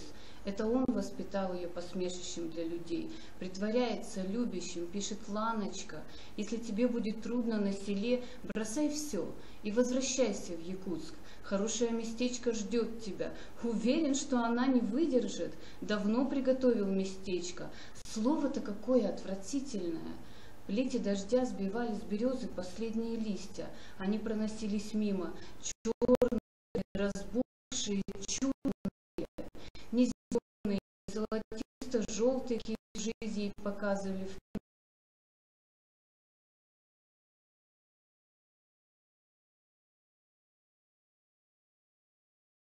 Все еще доносился шум. Слышен был резкий тенорок Нахова. Кажется, он даже палкой постукивал по столу. Набравшись терпения, Алласов листал старые брошюрки. В какой-то миг, он вскинул голову и увидел в окне Майю. Она стояла в глубине сада, казалось, закинутым лицом.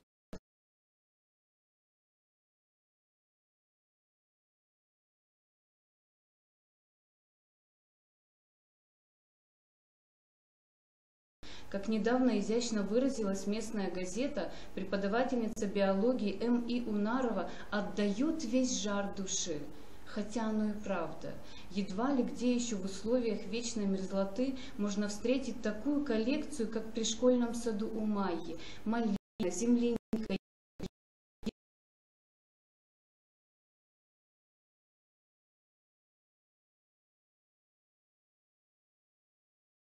фигура женщины в черном плаще.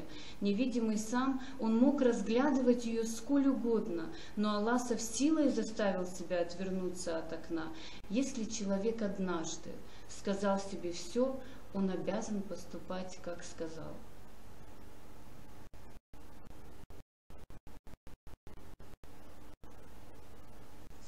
В коридоре загрохотало.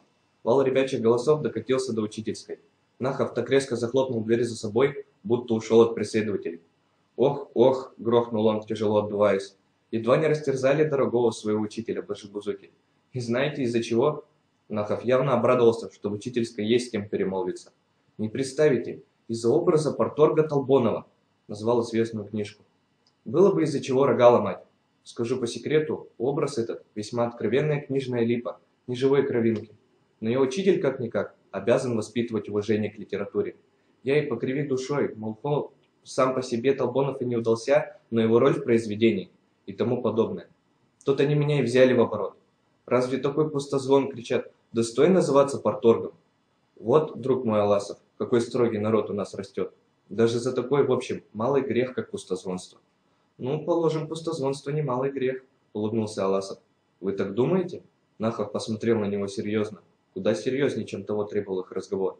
«Думаете, Толбонова надо было критиковать?» Но Аллахов не стал углубляться в литературную проблему. «Василий Егорович, можно, не рассчитывайте. Василий Егорович, хотя к завучу или к директору, как товарищу. Вы понимаете, залезть, Василий. Вот известно, что истина. Брак, а вы уж сами». За окном в саду промелькнули головы, донеслись голоса. Аласов отвернулся, чтобы не смотреть туда. Нахов полулежал на диване, выставив вперед ногу с протезом. Нескладный, большеголовый человек, очень усталый. Виски густо посеребрены, едва ли не намного старше Аласова, а уже живот. Из-за протеза надо думать, мало двигается. Протянул Аласову портсигар. «Не курите?» «Ну и правильно, не курите. Я уже взрослым мужиком на фронте выучился. С тех пор каждую неделю бросаю. Да. Так вот вам история. Класс был как класс. Успеваемость срочная, на производственной практике завоевывает вымпел. И вдруг этот случай. Прямо сказать, гнусный. Нахов провел рукой по ежику на голове, прикурил от одной папиросы другую. Была у нас некая особа, Клеопатра Ксенофонтовной звали. Тоже вроде вас приехала. Новенькая. Такая у него дурацкая привычка. Кусаться без всякой нужды, подумал Аласов. Завуч ее любит, жена завуча, мадам Пестрякова. За душевные подруги принимает. Как уж там она преподавала свою физику, эта Клеопатра, не знаю. Но скажу, человек дрянь. Раскрашена, разговоры ведет, уши вянут. В один прекрасный день шум, крик, руки заломлены, слезы потоком. У меня в классе украли 10 рублей. Свои тетради она оставила на столе, а в одной тетради червонец был. Этого червонца не стало. Учащиеся грабят своих учителей. Отправляются трое. Завуч, классовод Пестрякова и пострадавшая. Левин, старик наш, попытался их усовестить. Но где там? У меня свой урок. Задал я ребятам разбирать рассказ по книжке, а сам выхожу в коридор. Не сидится на месте. Душа ноет. За дверью 9-го вроде бы тихо. Слышно, как Тимир Иванович что-то бубнит. Но вдруг открывается дверь и вылетает в коридор парнишка. Макар Жарготов. Схватил пальтецо с вешалки и вон из школы. Вскоре еще несколько ребят, и все почему-то держат раскрытые сумки. Тут-то меня как обухом обыскивают. Тимир Иванович выскакивает следом. Куда пошли? Урок начинается. А мальчишки ему. Ворам учиться ни к чему. Все ушли, ни один не остался. А вы-то стоять в стороне и не крикнуть? Возмутился Аласов, забыв про обидчивость собеседника. Но тот не обиделся. Только из-под лобья очень внимательно поглядел на Аласова.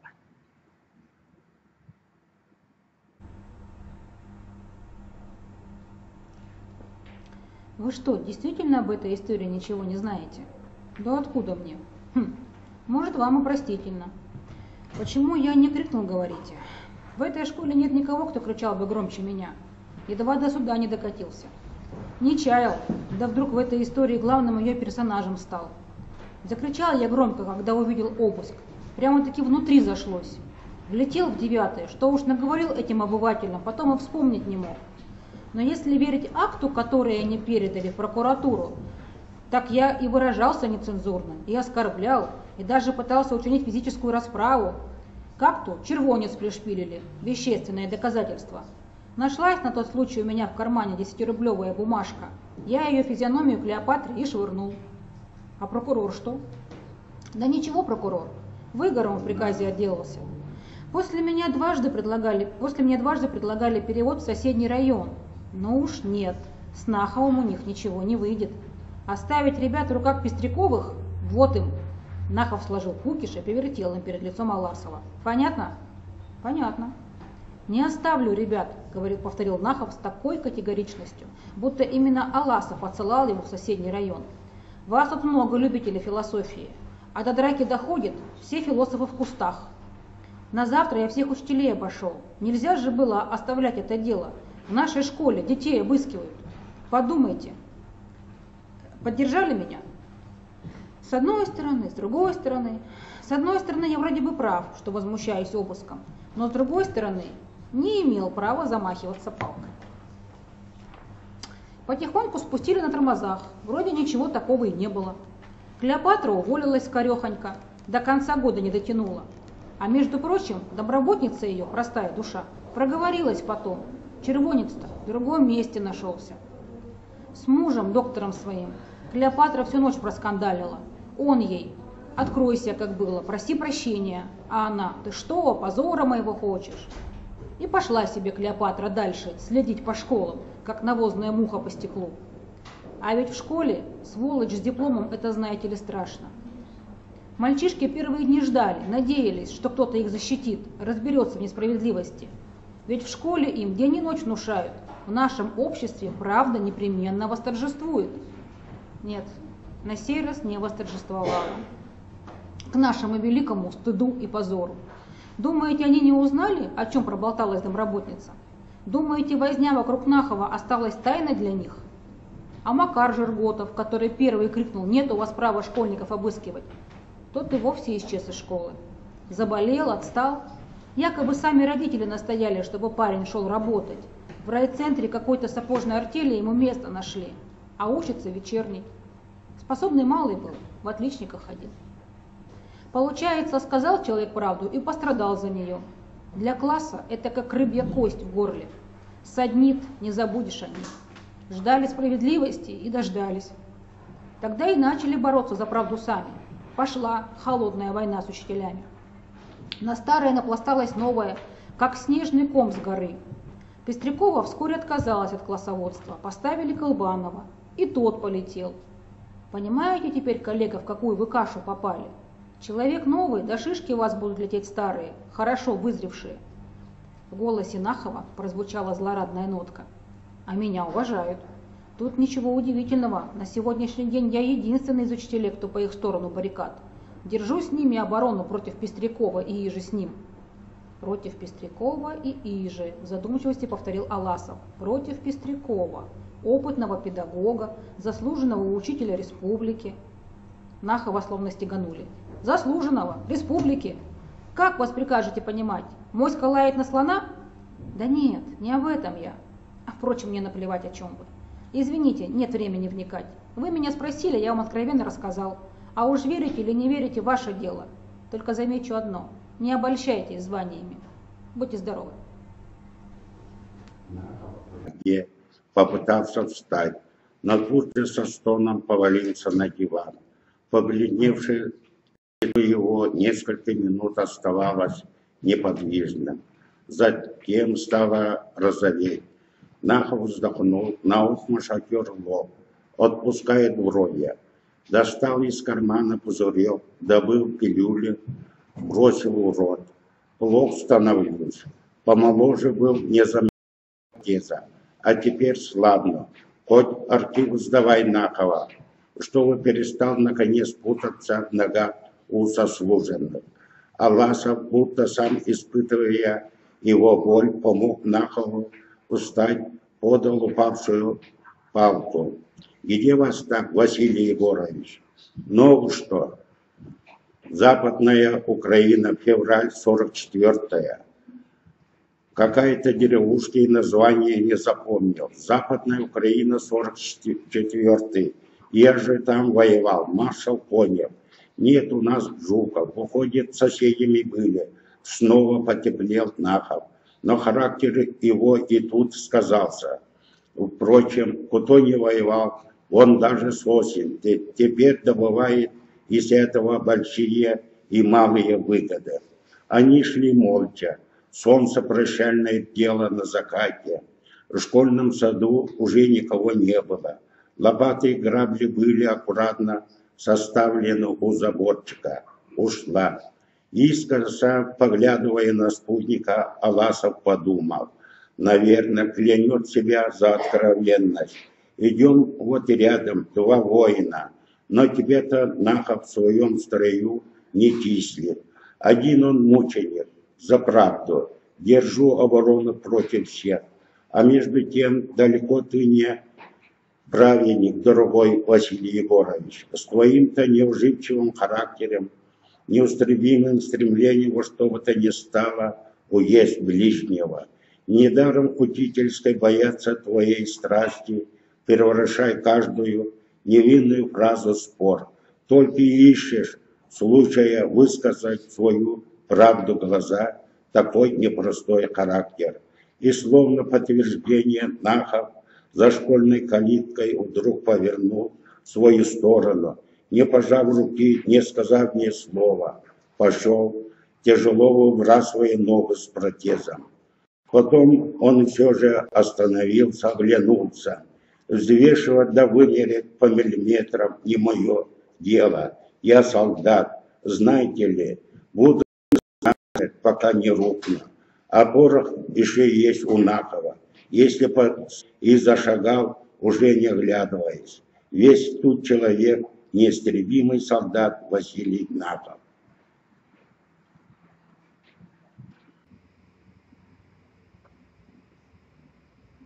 Похоже, что Нахов и в самом деле знал этот класс лучше других. Это он ведь сказал, ничего у вас и на комсомольском собрании не получится.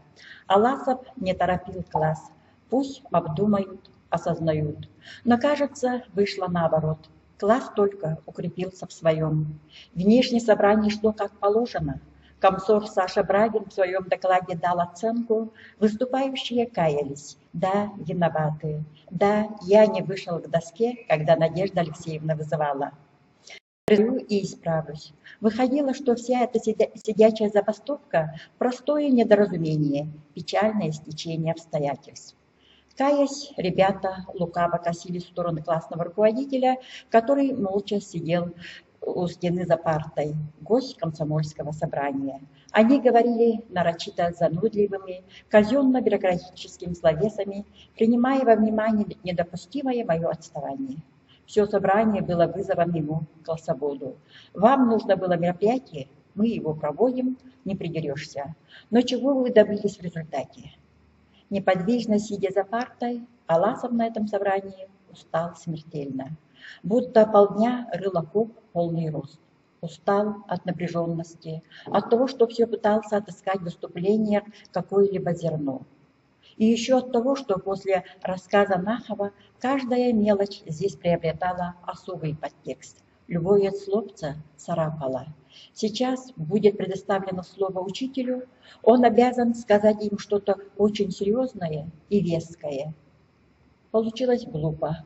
Начал речь и сам попал в струю казенной риторики. Язык автоматически стал прокручивать известные истины насчет ответственности 10 класса и необходимости крепить дисциплину. Собрание слушало его невнимательно. За партами перешептывались, порхали по рядам записочки. Нужно было закругляться, но Аласов знал, что его выступлением собрание и завершится. Облегченно вздохнув, ребята побегут по домам. И как плохой ученик, который тянет время, он продолжал говорить обо всем, что только приходило на ум. О важности математики, которую преподает Надежда Алгысовна, о самой Надежде Алгысовне какой-то серьезный педагог, и как она в юности на таком же комсомольском собрании выступила с инициативой помогать красноармейским семьям. А что она сейчас так? Забывшись, вскочил с председательского места Брагин. Перебив преподавателя, он смутился. «Извините, Сергей Аргисович».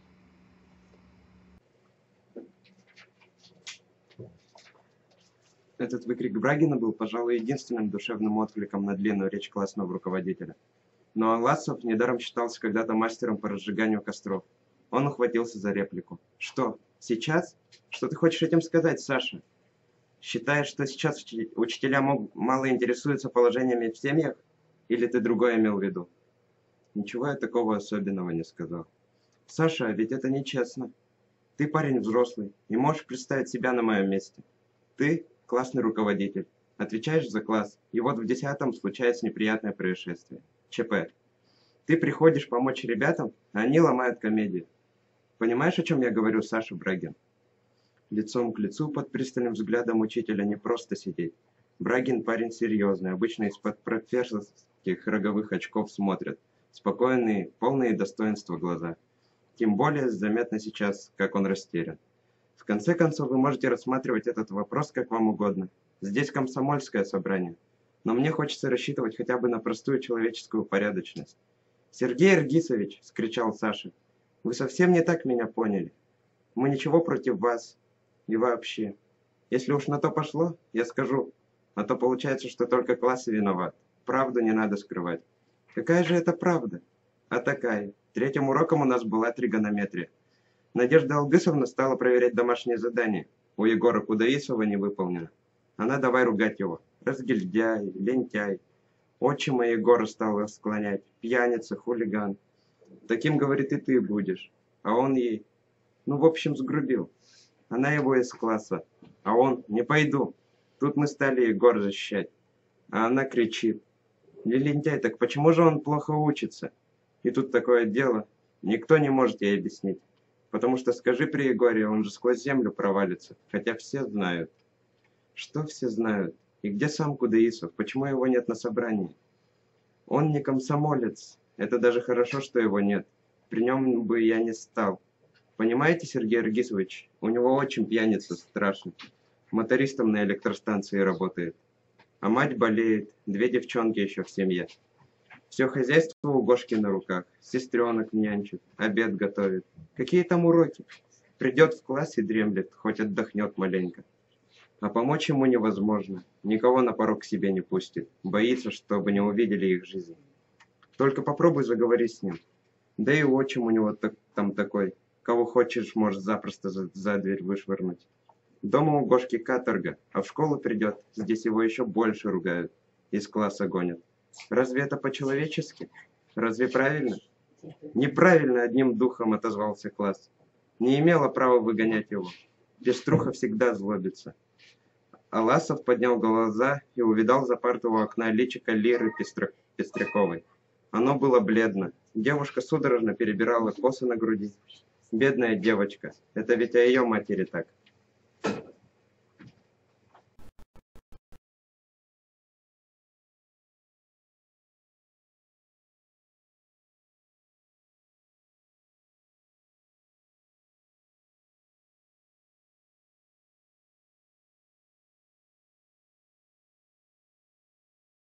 Узел распутать, пойти за ниточкой, то приведет она куда-либо. Не куда-либо, а к тебе, классный руководитель. Он так и сказал вслух, не боясь уронить в глазах ребят своего учительского престижа. Классовод обязан был прежде всех обратить внимание на драму в семье Гоши Кудаисова. Однако вы, комсомольцы, тоже хороши. Раз уж говорить, только в правду. Боялись садить Гошу, боялись сказать, пьяница может нами бока. Боялись понемножку и сели сложа руки. Благо,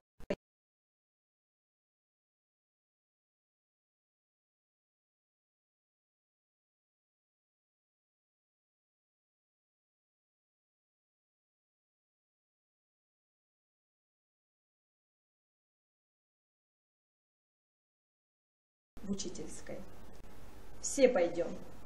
Нет уж, Саша Брагин снова ощутил под собой председательское кресло. Сергей Эргисович, мы это сейчас обсудим. Выделим для посещения. Выделяйте, сказал Аллас. Я жду вас. А уж извините, что не сижу до конца. Дела. Лучше всего было оставить ребят одних, дать им поговорить без учителя со всей возможной откровенностью. «А что же о Пестряковой ничего им не сказал?» – спросил Аллас, выходя из класса. «Если только правду, думаешь о поступке». Как бы не так, задвинула совесть забурлила. Выходит, не бессмысленно означает что-то было с ними.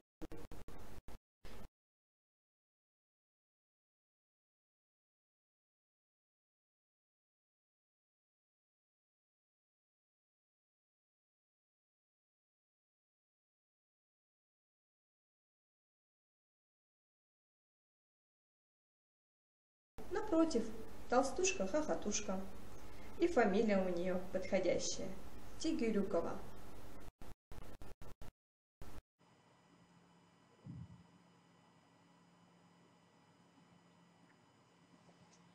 Они прошли деревню из конца в конец.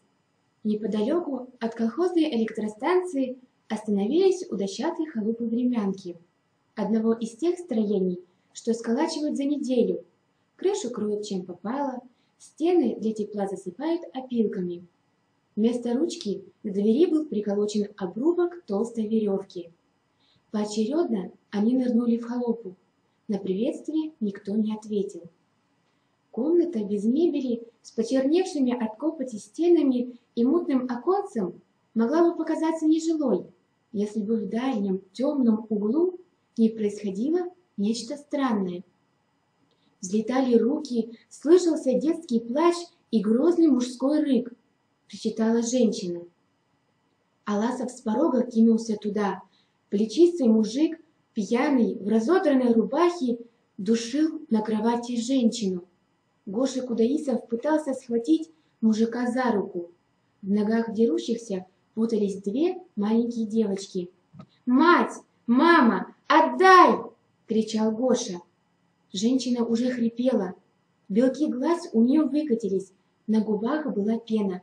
«Нет, нет, лучше доконай, не убей, убей! Мама, отдай!» Гоша вцепился в мужика зубами.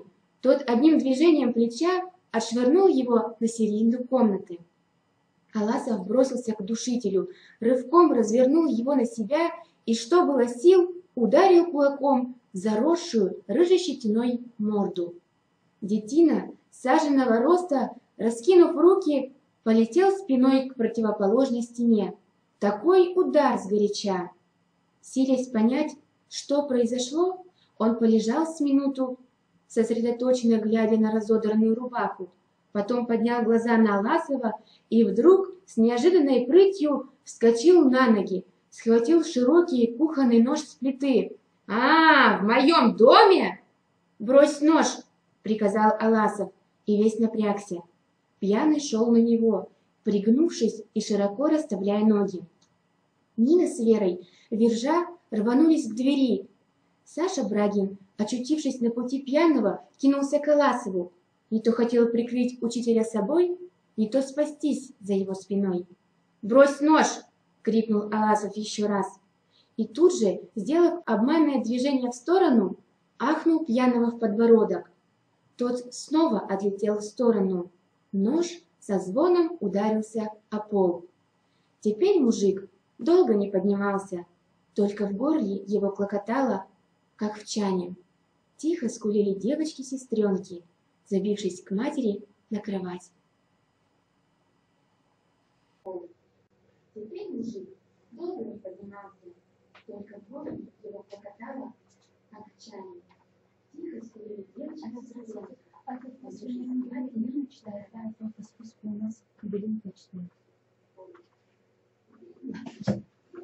Аласов тяжело перевел дух. Вот чертовщина какая! Удовлетворившись полученной взбучкой, пьяница медленно стал застегивать пуговицы, тыльной стороной ладони стер кровь с губы, а потом осторожно, словно желая убедиться, на месте ли, поворочил рукой свою челюсть. «Скажи, пожалуйста», — сказал разочарованно, — «а еще учителем называется». И, шатаясь, вышел. Молча стоял посреди комнаты Аласов. Ах, как нехорошо вышло. «Жива?» — склонился он к женщине. Та потянула на себя одеяло. «И без того умираю, почками мучаюсь. Задушил бы так одним разом». Она замолчала и, вопрошающе уставившись на Аласова, даже голову приподняла от подушки. «Погоди, ты ведь Аласов?» «Сережа?» Костлявое лицо, жилы на висках, туго обтянутые кожей скулы. Нет, Аласов решительно не знал этой женщины. «А я ведь Аксю, Аксинья, дочь Сидоры Пен». Женщина сомкнула черные свои веки, превозмогая боль. «Не узнать теперь меня. А маленькими ведь вместе на Сайлыки бегали». Вырвалось у Аласова. «Как же тебя не знать?» Он положил свою ладонь на горячую руку женщины, слегка пожав ее. «Здравствуй, Ксюша. Мы тебя в ребяток еще сырбжны». «Точно, точно!» – оживилась женщина. «Такие волосы были. Сколько лет прошло? Ты еще молодой, а я уже старуха». Глаза женщины замерцали слезами. Она прикрыла рот рукой, чтобы не дать вырваться стону. «Колет, как шилом. А я видела тебя, когда приехал, да? Постеснялась подойти. Вон какой важный стал. Учитель. Не женат, говорят?» «Нет, Аксю, не женат. А я вот уже за 3-м. Забрал меня тогда отец из 7-го класса. Отдал бы доучиться, может быть, была бы сейчас, как все вы, как Надежда или Майя. Может, тоже учительницей. Я ведь училась не хуже их. Только одни как люди живут, а к другим жизнь все задом. Года не прошло, как взяли меня из 7-го, а я уже замужем. Не знаю, помнишь или нет старика. Уйбан Кузнец прозвище было, на участке жил. Так я за его сына Егоршу и вышла. Помню Егоршу хорошо. В 5-м классе мы с ним за одной партой сидели. И он тебя тоже вспоминал. Мой первый муж». Аксю помолчала, слабо улыбаясь и глядя в потолок. 1,5 года жили с ним, как в сказке. Ласковый он был, убаюкивал меня на руках. На 2-й год войны его призвали. А осенью уже извещение пришло, что погиб. Сынок-то мой Гоша, это ведь его. И только сейчас Аласов понял, кого ему все время мучительно напоминал Егор Кудаисов.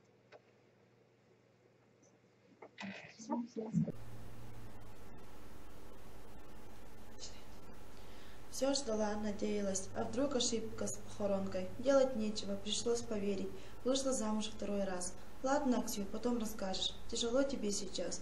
Ребята, помогите-ка малышкам носы им утрите, оденьте,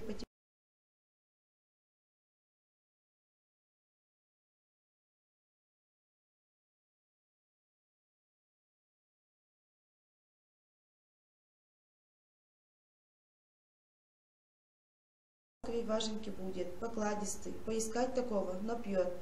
Ударил я его крепко, сказал Аласов, хмурясь, и не хотел ведь, прости меня, Аксю. Ударил, не беда, его не так бьют, случается. Еще немного, задушил бы он меня, паразит. Последние деньги на хлеб детишкам. Она вытащила из-за пазухи комок бумажек, из-за которых едва не поплатилась жизнью. Гошенька, сынок, возьми в магазин сходишь, масло девочкам, сахару. Откуда же он такой? Спросил Аласов про мужа. Пришлый издалека.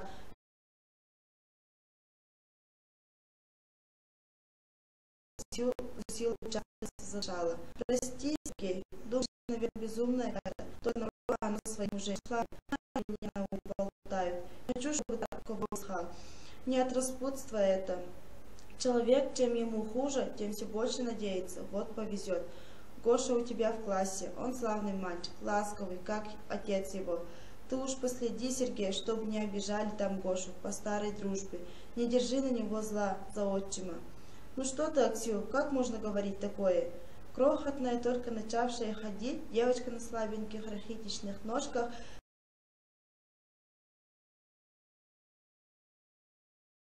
приковыла ручной одеяло.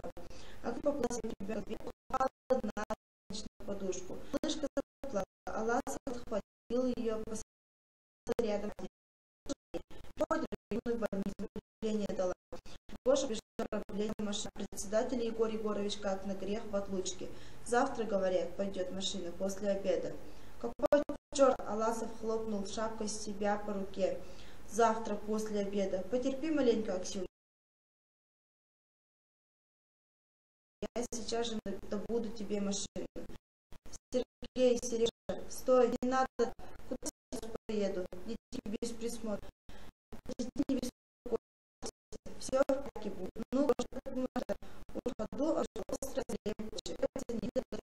наблюдение уролога.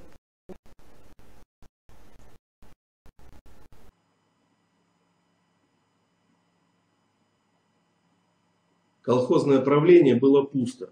Только молодица-счетовод уныло щелкала в углу на счетах.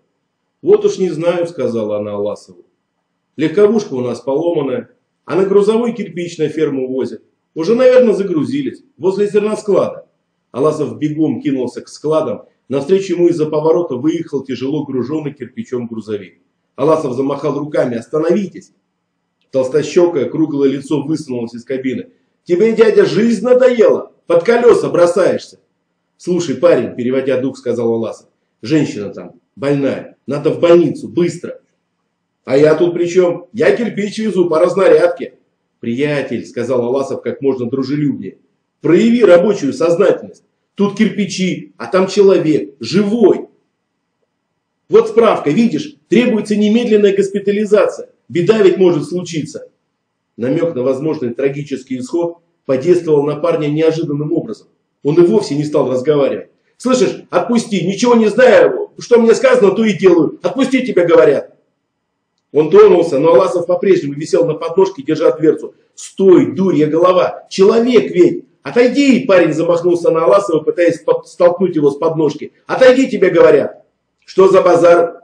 Перед машиной возник молодой мужчина в сером костюме. «Почему еще здесь?» Напустился он на шофера. «Разве не было сказано, чтобы до обеда управиться?» «Да вот, товарищ председатель», заныл шофер. «Вот, дорогу не дает. Бросай, говорит, кирпич, езжай в райцентр, распоряжается. Чуть дверь не отломал». «Хорошо, хорошо, разберемся тут без тебя. Поезжай немедленно. Если будешь с каждым встречным...» «Я не каждый встречный. Я учитель здешней школы. И я требую, чтобы машина сначала отвезла в больницу тяжело больную женщину, вашу колхозницу. Фамилия моя Аласов». «Ага, вот как», сказал председатель уже совсем другим тоном. «Слыхал про вас. А я Кардашевский, Егор Егорович. Кто заболел, позвольте узнать». Когда Аласов вернулся в хибару, там уже парни накололи дров и разожгли печь. Нина с Верой переодели в чистый сестренок. Брагин старательно мел пол, придерживая очки. Узнав, что машина все-таки будет, Гоша кинулся собирать вещи матери в дорогу. Достал шубу, платок, сложил все у постели. «Помогите хозяйке одеться», — наказал Аласов девушкам, выходя навстречу грузовику. Сообразив, что мать уезжает, маленькие подняли рев. Нетерпеливый шофер принялся сигналить. «Быстрее!» Девушки наскоро очистили кузов от кирпичной пыли, устроили больное ложе помягче, медсестра пришла. Когда машина, покачиваясь и кренясь на ухабах, начала выворачивать на тракт, ей вслед сорвался с места Гоша и уцепился за борт. «Выздоравливай, мама, мы будем ждать тебя, мама». Человек не сентиментальный, Аласов проглотил тяжелый ком. Таким пронзительно любящим был этот порыв паренька. «Будь я проклят», — сказал Аласов себе, — «если дам Гошку кому-либо в обиду. Пусть только тронет кто парня». Две девушки возвращались под вечер домой. Они устали и были полны впечатлений. Нине хотелось помолчать, обдумать все про себя, но разве это возможно рядом с Верой Тарахтушкой? Пусть даже Нина не откликается, все равно подруга будет болтать. Сама спрашивает, сама отвечает. Случается, даже похвалит себя. «Это ты, Вера, точно сказала». «Сестрички у Гоши правда славные? Тебе хотелось бы таких малышек?» «Не знаю. А я бы заимела. Прихожу из школы, они бегут навстречу, пухленькие, косматенькие». «Не знаю», — пропела Нина, не отрываясь от своего. Без всякой причины она остановилась и сощурилась на закат. «Верочка, а я Сергея Иргизовича знаю давно-давно. Это странно, конечно, но я его всю жизнь знаю». «Нинка», — строго сказала на это подружка, — «опять у тебя новый приступ? Опять голоса слышатся?» «Верочка, дорогая», — девушка присела на лавочку, попавшуюся им на пути, словно под тяжестью осенившей ее мысли. Так оно и должно было случиться. Он рыцарь настоящий. «Кто? Сергей Иргизович? Я всю свою жизнь... Вот вам, пожалуйста». Опять у Нинки бред. Вера, лишенная романтических наклонностей, эти Нинкины фантазии приравнивала к тяжелому заболеванию. Стоя около подружки, подбоченясь и покачивая головой, она в эту минуту напоминала хозяйку на кухне, которая не знает, с какого боку приступиться к непотрошенному праздничному гусю. «Вот опять не с тобой возиться, Нинка. Беда моя, когда я только выколочу дурь из тебя». «Ты не смейся, Вера», — сказала Нина тихо, — «он ведь такой, самый хороший». «Привет», — сказала Вера и покрутила пальцем возле виска. «Пламенный привет». Честно сказать, Майю всегда немножко смешила Степа Хастаева. Одни ее гремящие драгоценности чего стоят, как на новогодней елке. Забавно, что называют заодно со Степой наши милые девушки, наши молодые педагоги. Майя наших молодых ходит уже второе десятилетие. Наверное, и на похоронах скажут: «Прощай, наш молодой способный педагог». Степа любит повторять: «Мы с Майей Ивановной как настоящие закаленные девушки», хотя Степа еще совсем молода, а девушке Майе под 40. С тех пор, как появился Аласов, Степанида красится и душится с таким ожесточением, что от ее парфюмерии в учительской дух переменился. Поскольку Аласов чаще, чем с другими балагурит Сунаровой, Степа вынуждена была пересмотреть свое отношение к стареющей Майе. Что за стрелу мечут иногда выразительные Степины очи, подведенные карандашом. А сегодня ее определенно осенила какая-то идея. Что-то ей хочется сказать Майе. На переменке она так и кружит вокруг. То справа зайдет, то слева. «Дорогая Маечка, что случилось с жиличкой вашей?» «А что случилось с жиличкой нашей?» «Как, вы не знаете? В правлении машину себе заказывает». На счастье, она еще застала в учительской Тимира Ивановича. «Как это отпустить с урока? Да вы соображаете, что говорите, Майя Ивановна? Звонок уже! Разве я могу вот так на ходу заменить вас? Нельзя мне!» Майя так разволновалась, что не сразу находила нужные слова. «Нельзя мне! В общем, я ухожу». Тимир Иванович даже дверь загородил. «Это безобразие! Учтите, я не разрешаю. На педсовете вопрос поставлю. Что у вас там, если не секрет? Пожар? Ребенок заболел?» Она бежала по улице, на ходу повязывая косынку. Чисто пестряковский юмор. У нее, у старой девы, не ребенок ли заболел. Сам того не подозревая, он сказал истину. Саргалана стала дочерью ей. Что она задумала, девочка моя? Почему машину? Зачем? Как далеко, оказывается, бежать до этого правления? Всю жизнь прожила она одна, привыкла к налаженному быту одиночки. А сейчас и подумать страшно, как она могла без Саргаланы? Чувство сложное, необъяснимое. Может, стародевичество, душа своего запросила, затребовала. Или еще сложнее. Выросла Майя без родителей, у тетки женщины строгой, неласковой. Подружилась с детства с Надей, погибла дружба. Полюбила Сеню, остались на всю жизнь одни воспоминания. Одна, всегда одна, вечные учительские хлопоты, как плотина от одиночества. Но такая плотина, которую нужно каждый час наращивать, укреплять, иначе прорвет. И вдруг в доме появилась Саргалана, и понятно стало великое и таинственное чувство матери. Жить радостями и бедами своей девочки, просыпаться по ночам, прислушиваясь к ее дыханию. Однажды Саргалана пришла домой вся в слезах, чуть живая, промокла до нитки, зубы стучат, что-то бормочет бессвязное. Черный лист, черные листья. Майя не стала церемониться, силой раздела ее догола, укутала шерстяное, дала горячего молока, малины, грелку к ногам. Почти всю ночь она просидела рядом, подтыкая ей одеяло с боков. «Майя Ивановна, только честно, почему из меня не получается учительницы?» «Глупая, глупая, что говоришь-то? Ты знаешь, чем отличается хороший педагог от плохого? Плохому и в голову не приходит, что у него что-то не получается. Он под дождем с горя бродить не станет». Майя была уверена, что этот кризис неизбежен для молодой учительницы, но Лана преодолела его. Так зачем же машина? Что взбрело девочке в голову? В колхозное правление она не вошла, влетела. Саргалана там не оказалась. И, как бывает, бежишь в запале, а потом вдруг все становится безразличным. Едва доплелась до своей избы.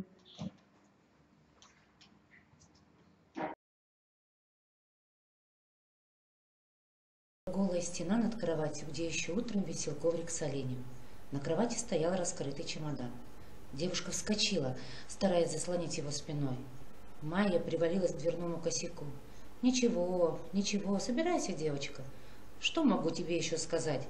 Я тебя не просто в свободную комнату пустила жиличкой, я тебя в душу свою пустила. А ты вон как, даже не предупредила, не посоветовалась». «Майя Ивановна», — Саргалана мяла в руках,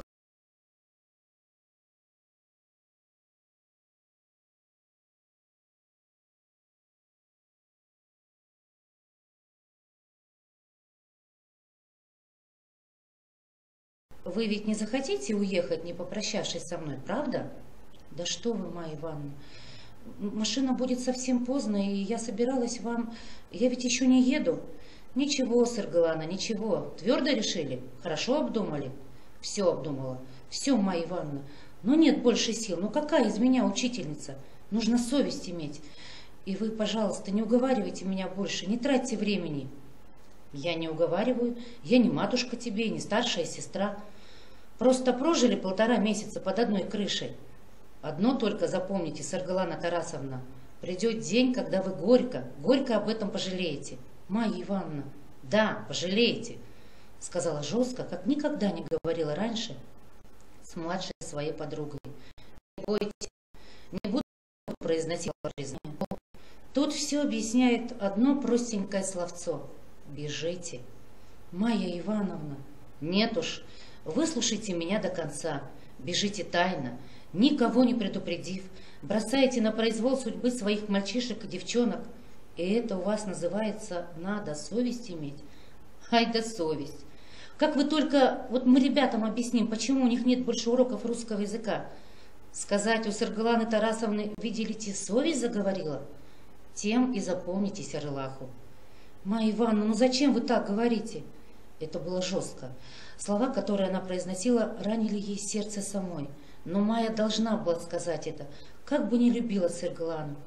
Именно потому, что любила. «Майя Ивановна», девушка припала к ней лицом на грудь, и кофточка у Майи стала мокрой. «Ланочка», проговорила она, обнимая ее худенькие плечи. «Саргалана, дорогая». «Эгей, хозяева!» Что-то в сенях с грохотом обвалилось. Наверное, это старый таз с гвоздями. «Есть живые люди в этом доме?» «Всеволод Николаевич, это вы? А кто же еще? Чего удивились? Или вы кого другого помоложе ждете? Заходите, пожалуйста, Всеволод Николаевич».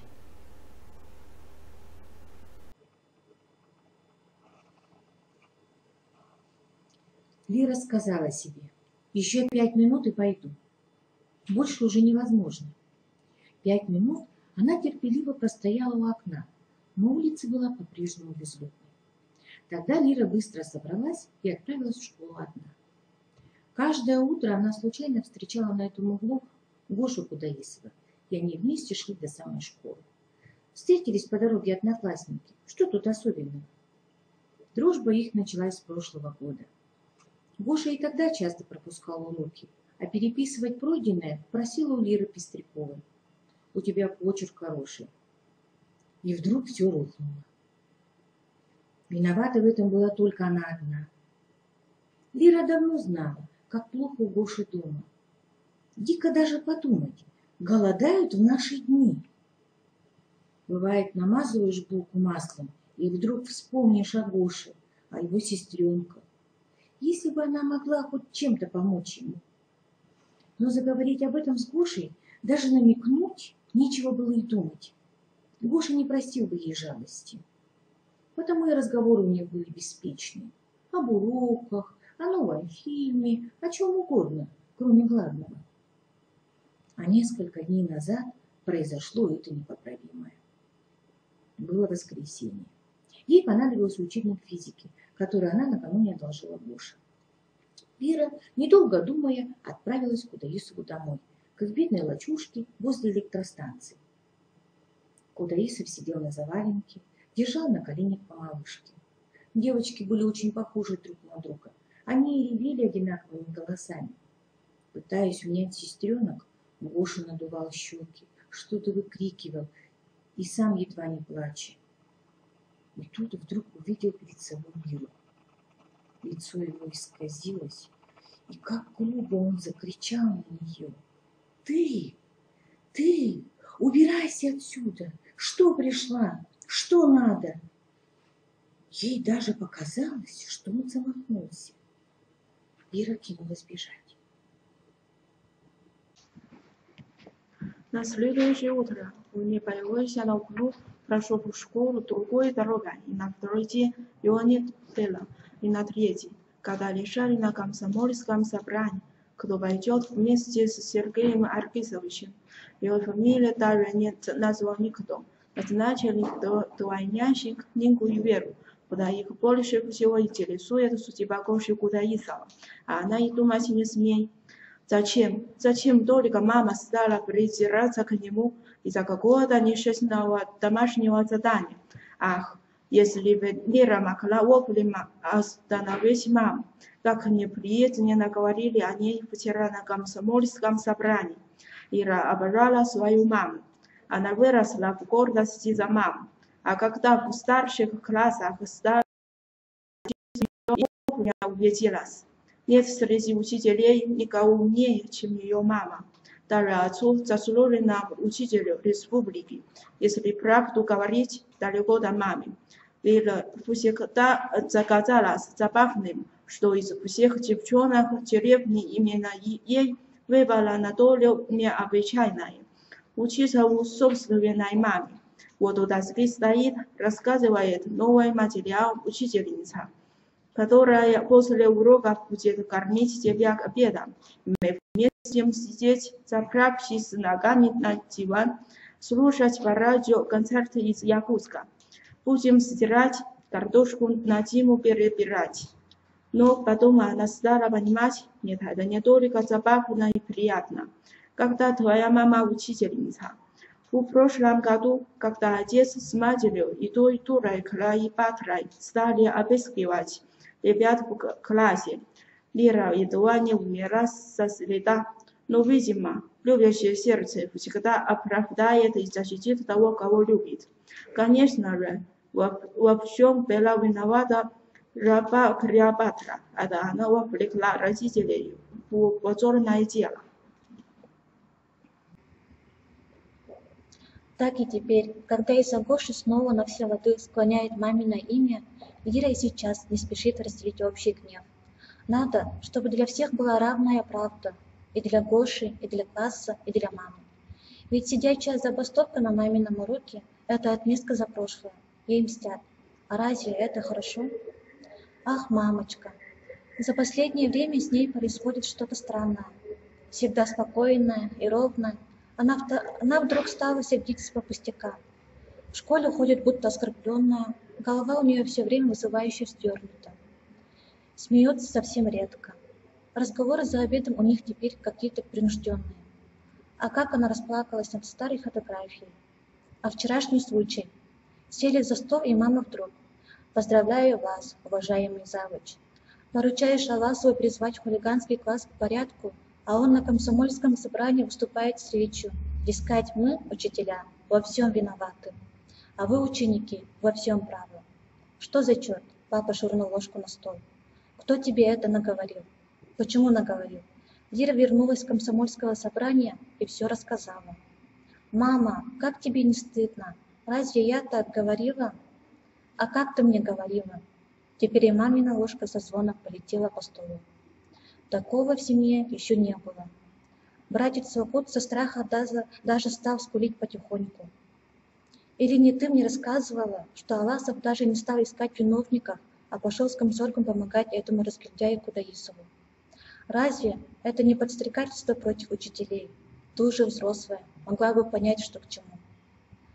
Лира едва удержалась, чтобы в свою очередь не бросить ложку на стол. В своей комнате она упала на кровать. Какой оговор от родной матери? «Мамочка, мама, почему ты так переменилась? Что случилось с тобой? Почему ты не можешь стать прежней?» Потом они помирились. Лира в который раз все простила маме, но осадок в душе остался. Разве это забудешь в одну минуту? Когда Лира вошла, в классе было уже полно ребят. Лира ушам своим не поверила. А он ему раз в челюсть, пьяница бляк на пол, и нож выронил. Вот так. «Эй, ты!» — взвыл Ваня Чаркин. «Отпусти-ка!» «Слышь, Сашка!» — размахался. А еще комсорг. «Да я же показываю! Дай-ка я тебе покажу, моду какую взяли. Чуть чего, сразу на кулаки. Ты вот погоди, вам еще за такие подвиги влетит. Учитель, отдраться. Так пьяница с ножом на него. Все равно, учитель с родителями не имеет права драться. Иди ты, законник. Вот, братцы, теперь вы можете невооруженным глазом видеть, что есть среди вас мудрый человек. Кто же этот мудрец? Я лично, Юрча Монастырев. Вспомните, как я предсказал, Аласов у нас только до октябрьских протянет. За драку с родителями снимут без разговоров.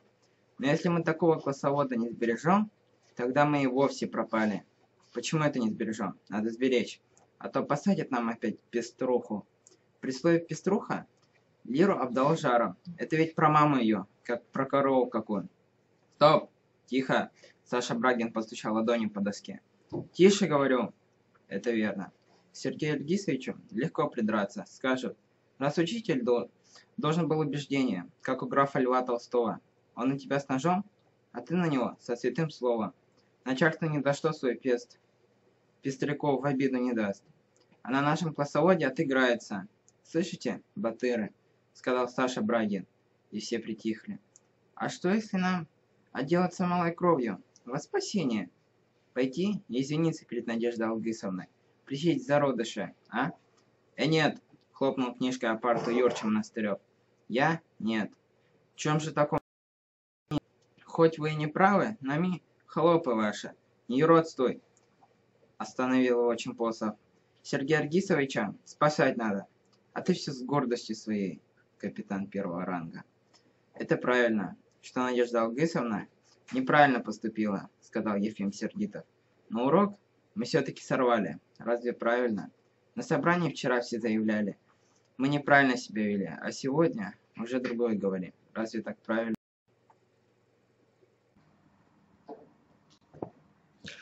Великий философ наших дней Ефим Сердитов. Словарный запас у него из двух слов. Правильно и неправильно. Ты уж лучше давай сразу выводы. Что предлагаешь? Извиниться перед Надеждой Алгысовной. Хорошо, сказал Монастырев. Вот ты и пойдешь извиняться. И пойду. Саша, пойдем вместе. Стыдного тут ничего нет. Идите, идите. Показалось, что отсутствовали они вечность. Все в той же позе, не поднимая головы, сидела на своем месте Лира. Наконец звонок, и в то же мгновение едва не вынесли дверь. Все в порядке, батыры, в лучшем виде. Если просто гуляешь, тогда проводи старика немного. С удовольствием, Всеволод Николаевич. Представляю себе удовольствие с стариком гулять.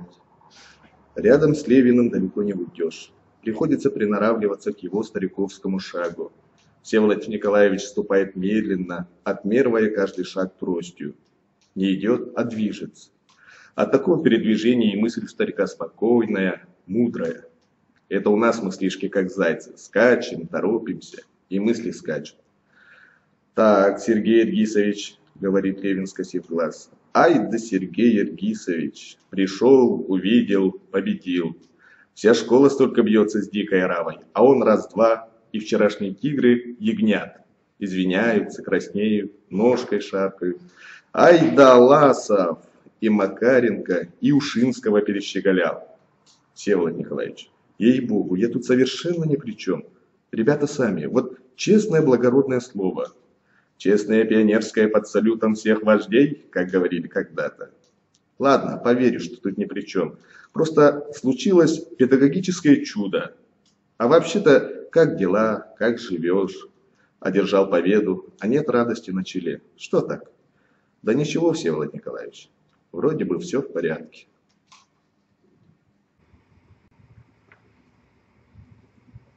Действительно, все в порядке у Сергея Аласова. С объективной точки зрения. От чего голова пухнет, не поймешь. А Ксю тогда сказала, все людьми стали, а ко мне жизнь задом. Но разве боль одного не общая боль?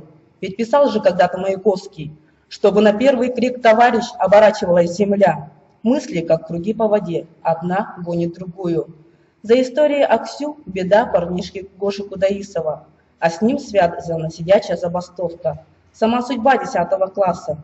По силам ли тебе этот груз? Да ведь и это еще не все. Неужели та самая Надя, которую ты любил вчера, сегодня способна обыскивать школьников? Пусть ты обманулся в своей любви, но можно ли было обмануться так в самом человеке? Разве бывает, чтобы люди начисто перерождались? А если здесь не столько ее вина, сколько беда? Может, помощь ей нужна не меньше, чем несчастная Аксинья? А я такого подхода к делу не понимаю и понимать не хочу, донесся до Аласова голос Всеволода Николаевича. Оказывается, старый учитель рассказывает ему о своей недавней стычке с начальством. Прислушавшись, Аласов постепенно начинает понимать, о чем идет речь. Старика рассердила брошюра о передовом опыте Орловской средней школы. Сочинили такую директор и завуч. Сочинили и пригласили Левина тоже подписать. Ваше имя украсит материал, но Левин на дыбы. В жизни не подписывался ни под чем готовым, разве что на детских тетрадках. Из чего это вы взяли, что у нас есть право выставляться, получать другие школы? Пестряков в обиду. А наши мастерские, а сад, а успеваемость? Что ни говори, а задача школы и сегодня, как в старину, хорошенько учить детей наукам. В общем, пренеприятный и жалкий разговор.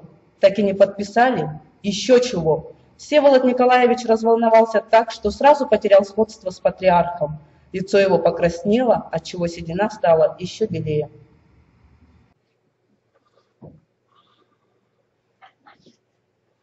Падала под ноги жухлая листва. Неподалеку слышен был плотницкий топор. Тюк-тюк. Они долго стояли, вслушиваясь в этот деловой стук. «Изба-то почти готова», — сказал Левин. «Зайдем?» Новая улица выстраивалась параллельно той, что до сих пор составляла главную и единственную магистраль Орлаха. Тут дома блистали свежим тесом, еще не потемневшими крышами. Кончалась улица небольшой березовой рощицы, в полукружии которой вписывался только что сошедший с топора домик. К нему-то старый учитель и повел Аласова. «Ребята, хозяин пришел», — выглянул в оконный проем какой-то мужичишка с топором. Те, что стелили полы в большой комнате, побросали работу, окружили их. Всеволод Николаевич совсем не поздоровался за руку. «Как дела, мастера? Завтра полы принимай. Поднажмем и кончим. Дело к концу движется. Можешь угощение готовить, хозяин. Дом хорош. Ну и новоселье надо подстать». «Эх, брат, и старик-то ваш», — зачистил по духам Аласова мужичишка, — «требовательный. И плотник прищелкнул языком. В каждую щель палец сунет. 1000 лет жить собирается в этом доме». А ты как думал? Откликнулся старик. Еще, глядишь, молоденькую хозяйку сюда приведу. Знай Левина. Дьяволы! Слушай, дорогой мастер, разве так стены конопатят? Или это первый случай в твоей практике? Левин, рассердясь, стал выдергивать мох из пазов. Конопатить дом так надо, чтоб иголка не проходила. Ну что, гульнем, Сережка? На новоселье? Осмотр своего будущего дома развеселил старика. Немного пошумев на мастеров, он опять пошел сыпать шуточками. Но они не очень-то смешили Аласова. Слабо вязалась эта домостроительная деятельность старика с той высотой, о коей они только что говорили. До свидания, Всеволод Николаевич. До свидания, Сергей Аргисович, сказал и Левин. Но его руки не выпустил. Послушай, Сережа, а не заглянуть ли нам с тобой к двум молоденьким созданиям, к Майе с Саргаланой? Видел сегодня Майю? Что-то не понравилось она мне. Зайдем вместе, а? Ты ведь, насколько я помню, с Майей в добрых отношениях. Прищурил он глаз. Сергей на минуту заколебался. Велик был соблазн. Нет, Всеволод Николаевич, никак не могу. Мой привет передайте. Ну-ну, сказал Левин и еще раз пристально взглянул ему в лицо. Ну-ну, приподняли шляпы.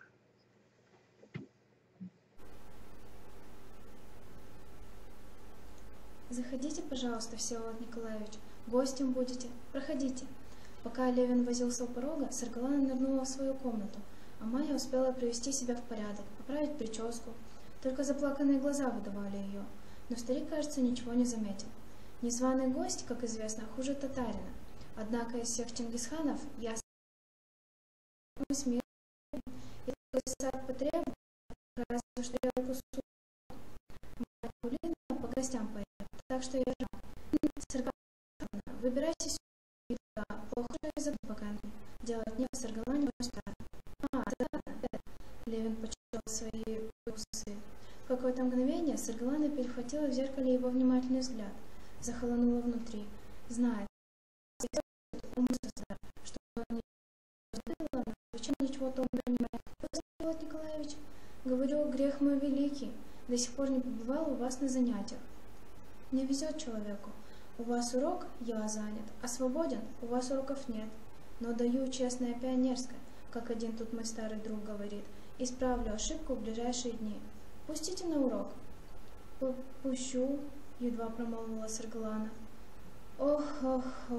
Всеволод Николаевич поудобнее уселся в креслице, жестом пригласил девушку устраиваться рядом.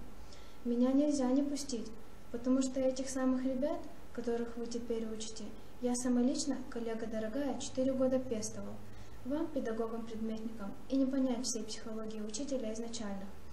У нас ученики, вот уж подлинно дети. Пока ведешь эту малышню от 1 до 4, сроднишься с ними как с собственными. Что там в 6-м Алеша Баскаров поделывает? Не шалит? Уж этот Алеша Баскаров. Вот кто доставил Саргалане хлопот. Щекастый такой, с петушиным хохолком. Алешин хохолок на уроке, вроде флюгера в ветреную погоду. Туда-сюда, туда-сюда. Ой, шалит Всеволод Николаевич, но очень способный мальчик. Верно, способности у мужика имеются. Знаешь, сорок раз, а это шалун. Да и дачку и дождаться. Нагружать его постоянно, другого выхода нет. А как там Таня Павлова? Саргалана поморщила лоб, пытаясь вспомнить. Да Таня же, косички крючочками, бровей вовсе нет, на зайчонка похожа. В памяти стала пририсовываться девочка с бледным остреньким личиком. Действительно, 2 косички вверх, неизменно теплый пот. Каждое слово клещами из нее тащишь. Да, есть такая, робкая девочка. Обратите на нее, Саргалана Тарасовна, особое внимание, попросил старик. Семья у нее исключительно трудная, без матери растет.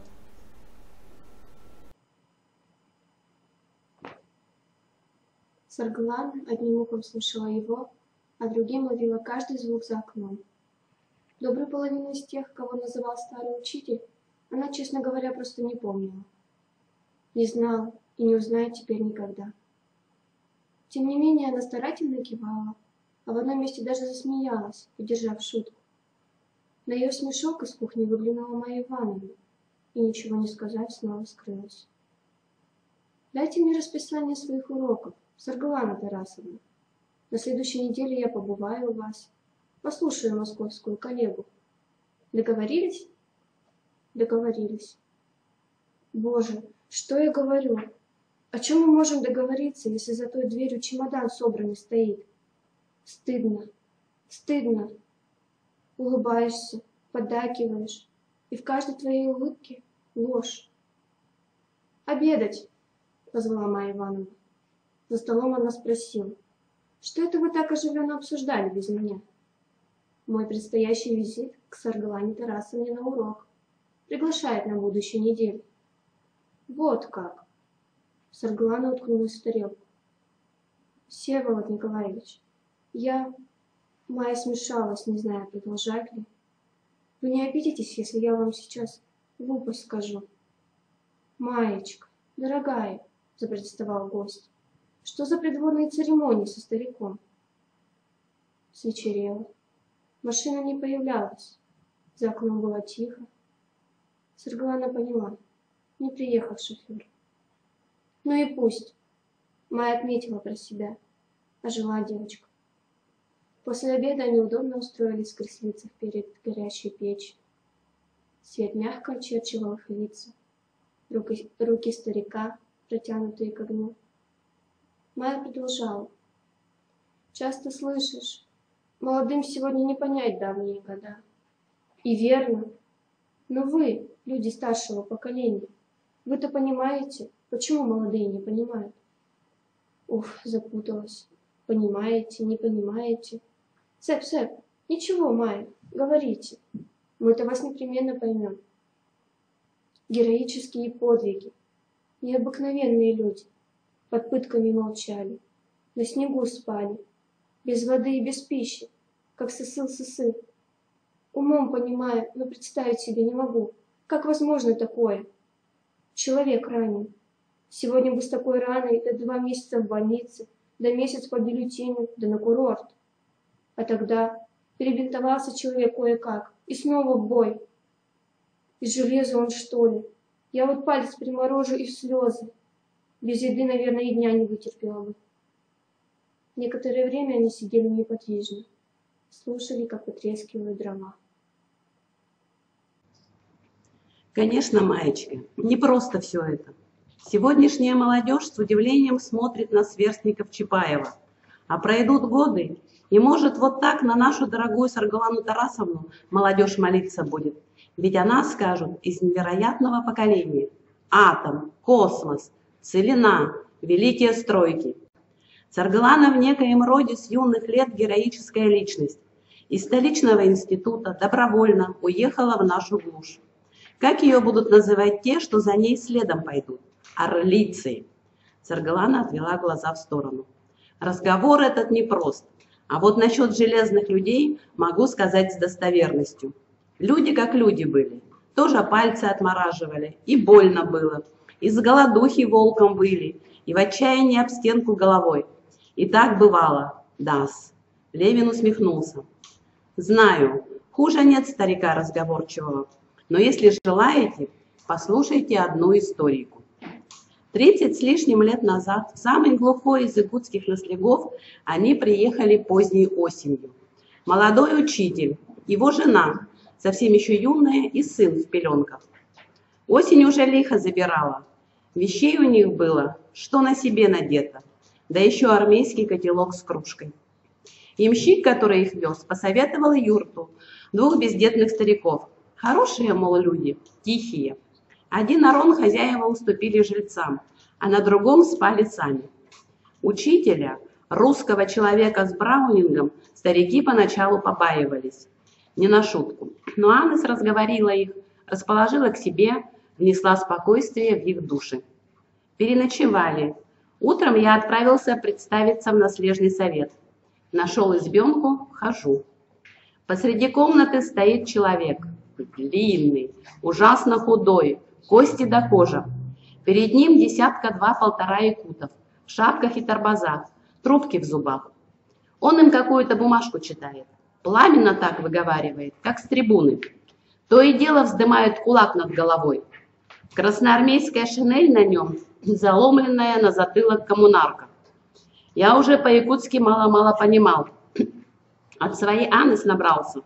Да и вообще, стою тихонько позади всех, слушаю.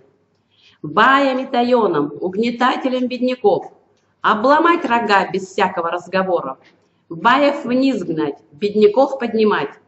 Кончил он читать, поговорил с людьми еще о том о сём. Наконец разошлись все, остались мы вдвоем.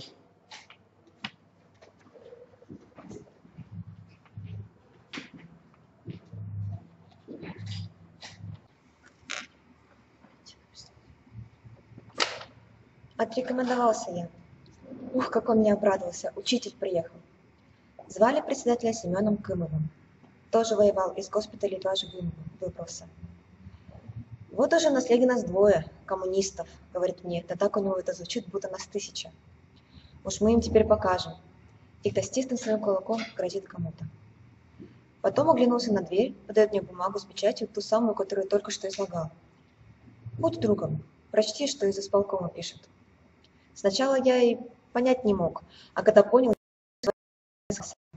председатель-то неграмотный. Рассказывает, когда вернулся из госпиталя с председательским мандатом, пошел слух, Семен Кымов большим грамотеем стал. А он слухов не отводит, ведь грамотного богачи еще пуще станут бояться. Бумага та оказалась предписанием устного исполкома насчет дров для больницы, заготовить и подвести силами зажиточных хозяйств. Вот видишь, говорит он, все правильно я читал. Угнетателей запрячь в сани, а беднякам крылья дать. Так наша красная власть в любом документе нас учит. На завтра он отрезал половину своей канцелярии под школу, соорудил дощатую перегородку. Обошли мы вместе юрты, составили список учеников. Заносили в список только детей бедняков. Председатель на сей счет был неумолим. Заикнулся я было о семьях среднего достатка. Он и договорить мне не дал. Чтобы советская власть байских прихвостней обучала? Никогда. Знаешь ведь, кровь отцову не подведет кровь сыновняя. От бая всегда бай получится. И видели бы вы, председатель, в тот день, с которого наша с вами школа началась. Вычистил свою шинель, на гимнастерке сам заплаты поставил. Семьи у него не было, один жил. Рассадил я по скамьям ребят, человек 20 пришло. Мешая русский и якутский, тоже волновался немало. Стал объяснять детям, что есть школа, как мы будем заниматься и все такое прочее. Кымов тоже сидит обочь, слушает внимательно, лишь изредка головой потряхивает. Что-то ему в моих объяснениях не совсем нравится. Кончил я, и тут мой Кымов вскакивает с места, молча бросается за перегородку, а через минуту возвращается с красным знаменем в руках. Флаг наследного совета. Поставил учеников строем, воздел знамя высоко и такую речь грохнул. «Поздравляю», — говорит, — «приветствую вас, красные школьники, с великим счастьем. Первая в наследии большевистская школа призвала к себе под это знамя революции».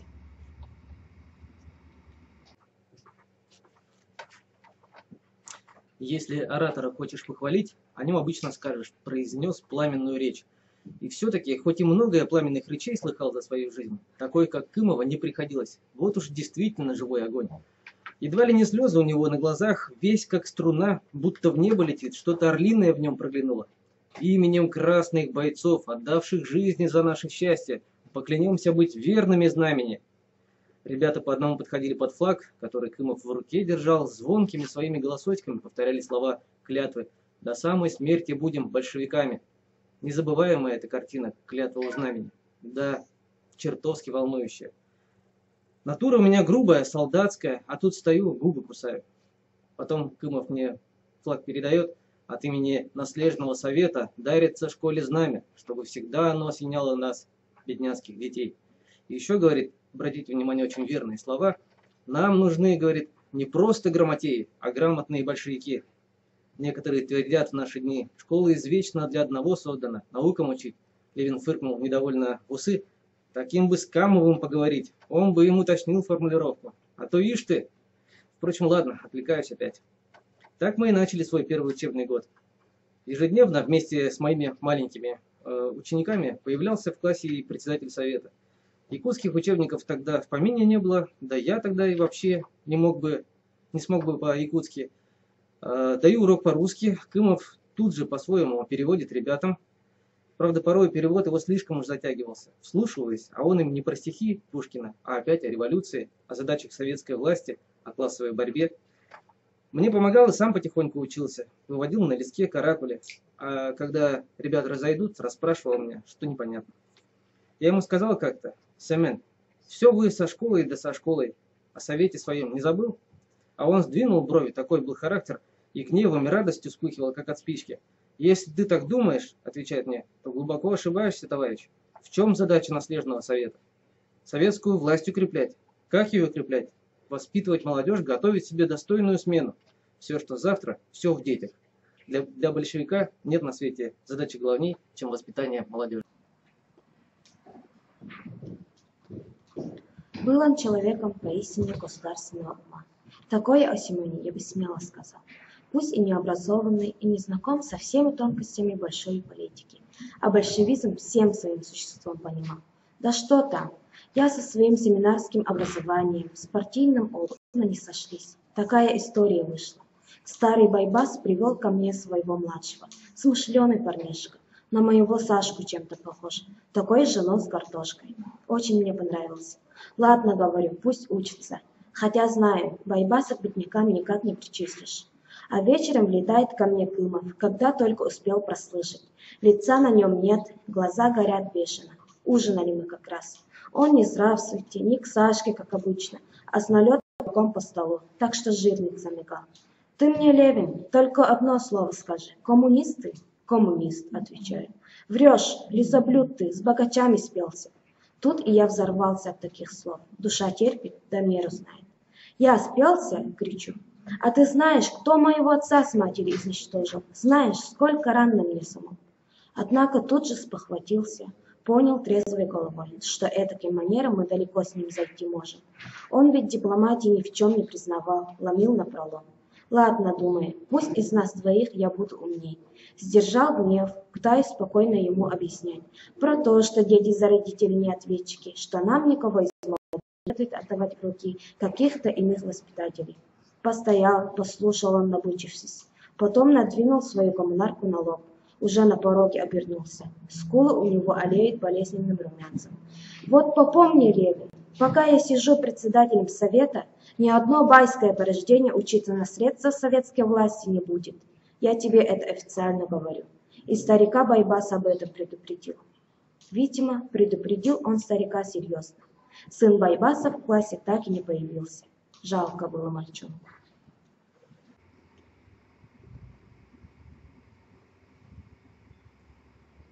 Белым пеплом подернулись угли в печи, синие языки изредка пробегали по ним. «Этого Байбасова сына Федорковой звали?» — спросила Майя. «Да, именно», — очнулся Левин.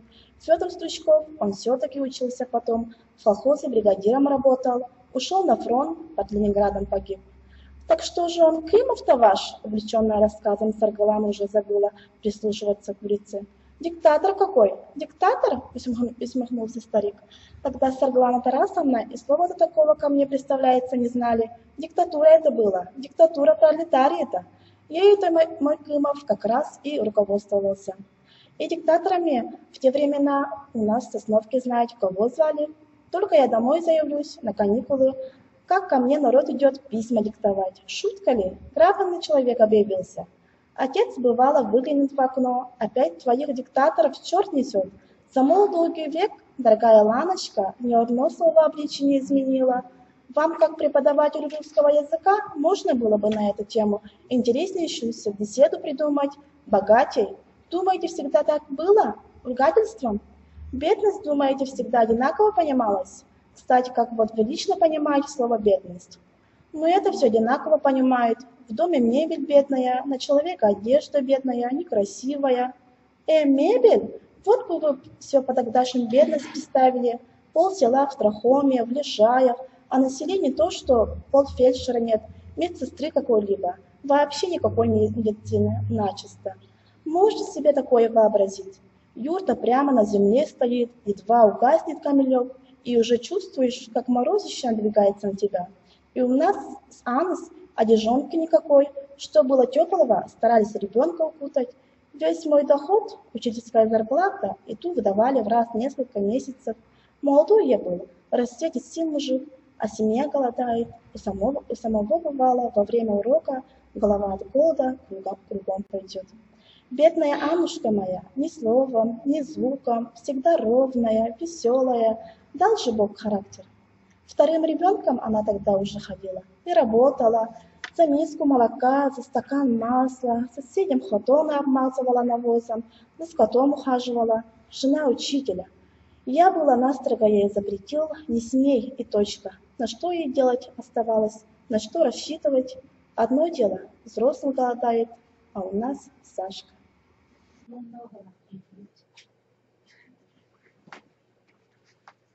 Когда Кымов на меня напустился, байский ты прислужник.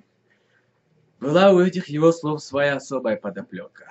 Считалось всегда, испокон веков, если человек образованный, значит он держится за богатых людей, за денежных. Как же иначе? Зачем в таком случае образование, если никто не платит его? Вот и про меня на селе, наверное, думали. Ничего, прибьется к знакомому берегу и этот грамотей. Укатает сивку крутые горки.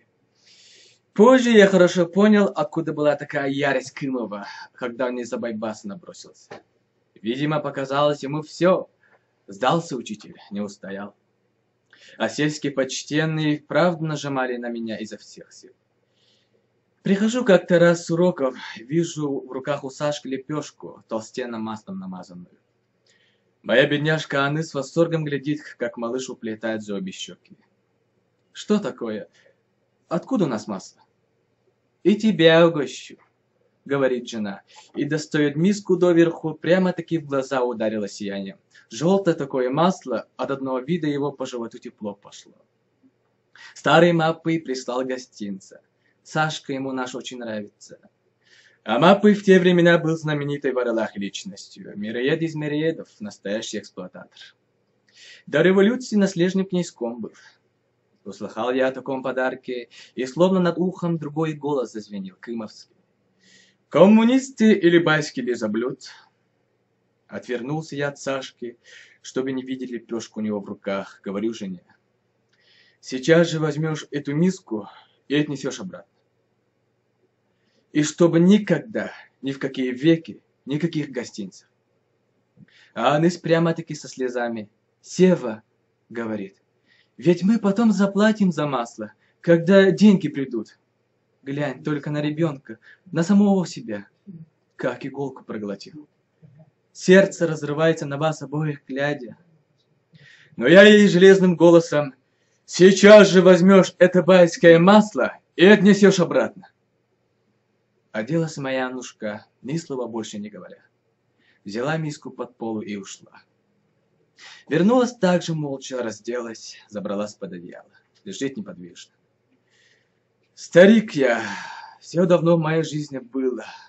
Так ужасно давно, что теперь об этом и вслух можно. Лежит она, и я лежу. На душе скверно мысли куролесят, как мартовский ветер. Вот какую я для своей любимой жизнь устроил. Жене своей, сыну своему единственному. Мужчина, глава семейства. Да так ли оно? Думаю, верно ли я живу?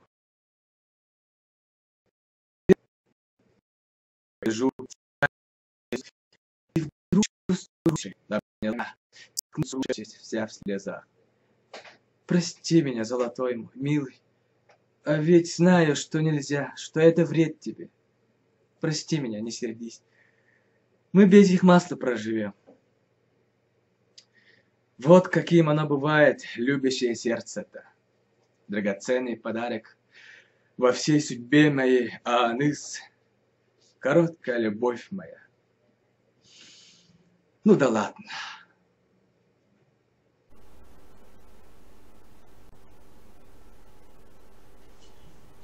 Левин потер лоб, закашлявшись, виновато посмотрел на женщин. Такой вот я рассказчик. Начал об одном. Хотел рассказать, как я надежды этих самых баев обманул.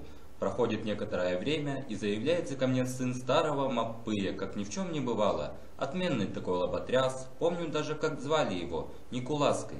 То, сё, разговоры всякие, а сам посматривает на нашу низшую юрту. Стены ее с углов морозным куржаком взялись. Как же так, говорит, в таких условиях вы живете? Маленького мальчика пожалеть бы надо. А у нас, говорит, в большом доме комната пустует, сухая и теплая. Налоги, говорит, совсем заели, деньги нужны. Сдадим комнату постояльцу с удовольствием, за умеренную плату. Да вот, говорит, я как раз на лошади приехал, вещей у вас немного.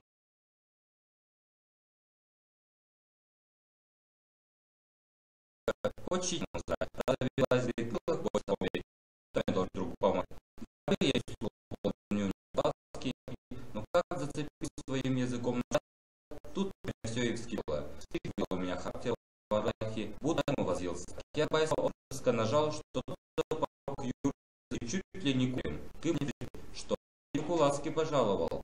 Рассказал я, как я ему такую одну новость преподнес.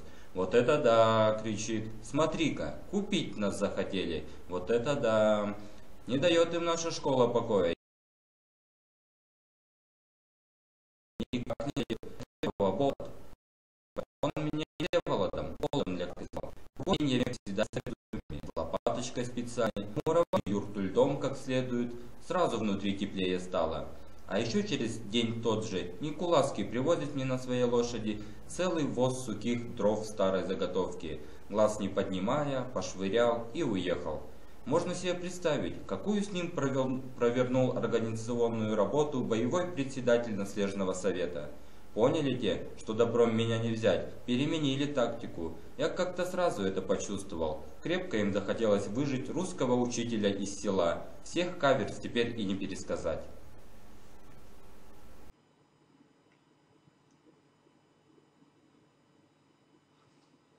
Якутские дети сначала робели, но потом пошло у меня с ними все лучше. Окончилось тем, что уже ходят за мной, как цыплята за наседкой. Удивляюсь я себе, как-то поначалу не мог различить их друг от дружки. На самом же деле они такие разные. Но вот случилась в нашей школе беда. Заболел самый маленький из моих учеников. Ежик такой был, Чуаран. Страшный рези в животе, криком кричит. Родители к шаману пригласили камлать. Тот и напел им под свой бубен. Это от школы все. Дух родного нашего Арылаха рассердился очень. Со всеми учениками то же самое будет. В ужасном гневе, мать богиня. Умер Чуаран. Прихожу в класс. Ни души, ни следа на пороге. Вот и Кымов влетает. Обвел взглядом пустую комнату. Шмякнул свою шапку.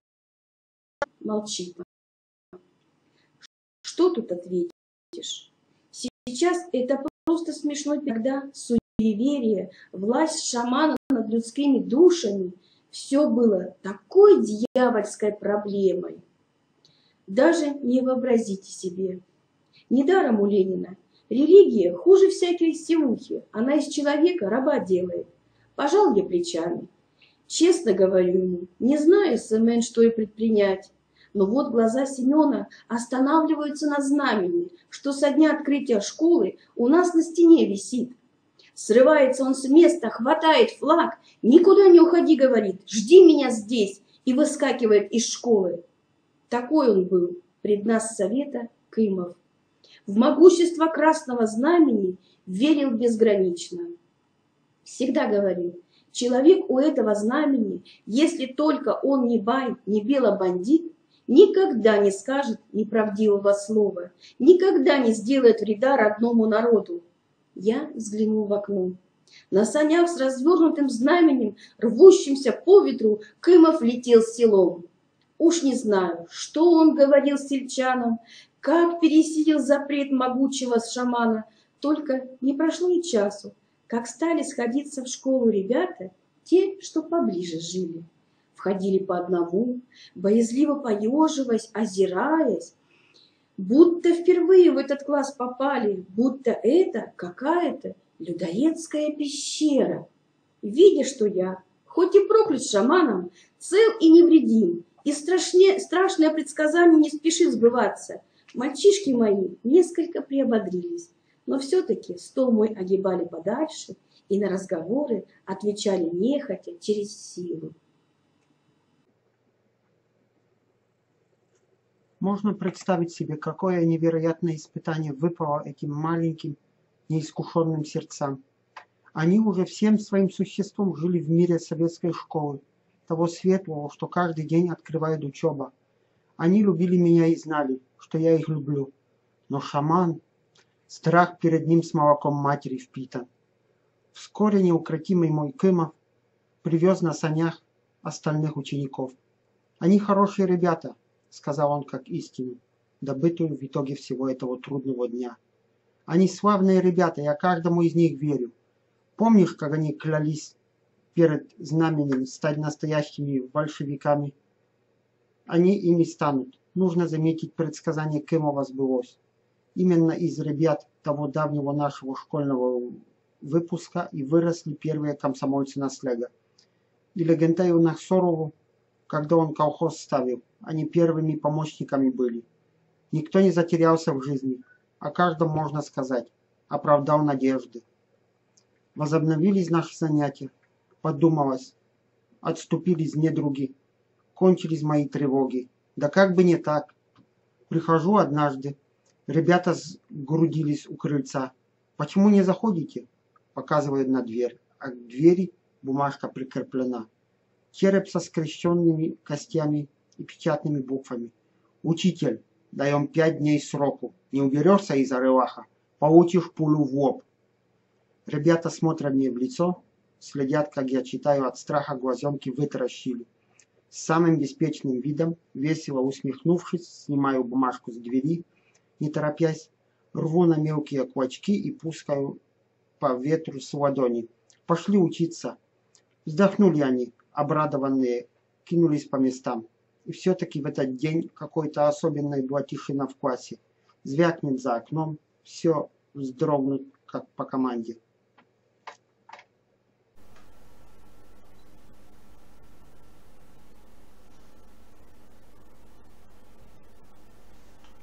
Вечером было собрание в совете, задержался я.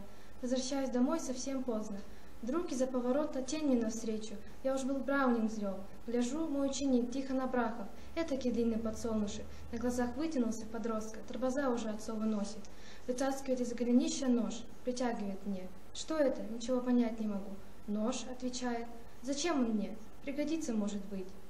На другой день Аннес вышла первая из юрты. Глядь, такая же бумажка у нас на двери. Принесла, показывает мне, а у самой руки дрожат. Опять череп, те же каракули. Берегись, начертано, погибнет и жена с ребенком. Из твоего срока осталось 4 дня. Еле успокоил ее. А сами-то хоть немножко испугались? Спросила Майя. Да как их объяснишь, свои чувства? Конечно, не каждый день такие письма получаешь, с черепами-то. Только что делать было? Хоть дрожи, хоть песни пой, а жить надо.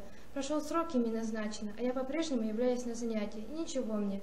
Попугали, значит, что-то вроде психической атаки. Только как-то за юртой в снегу нахожу я разбитую керосиновую бутылку. Приглядываюсь, а одна стена у нас вроде бы закопчена.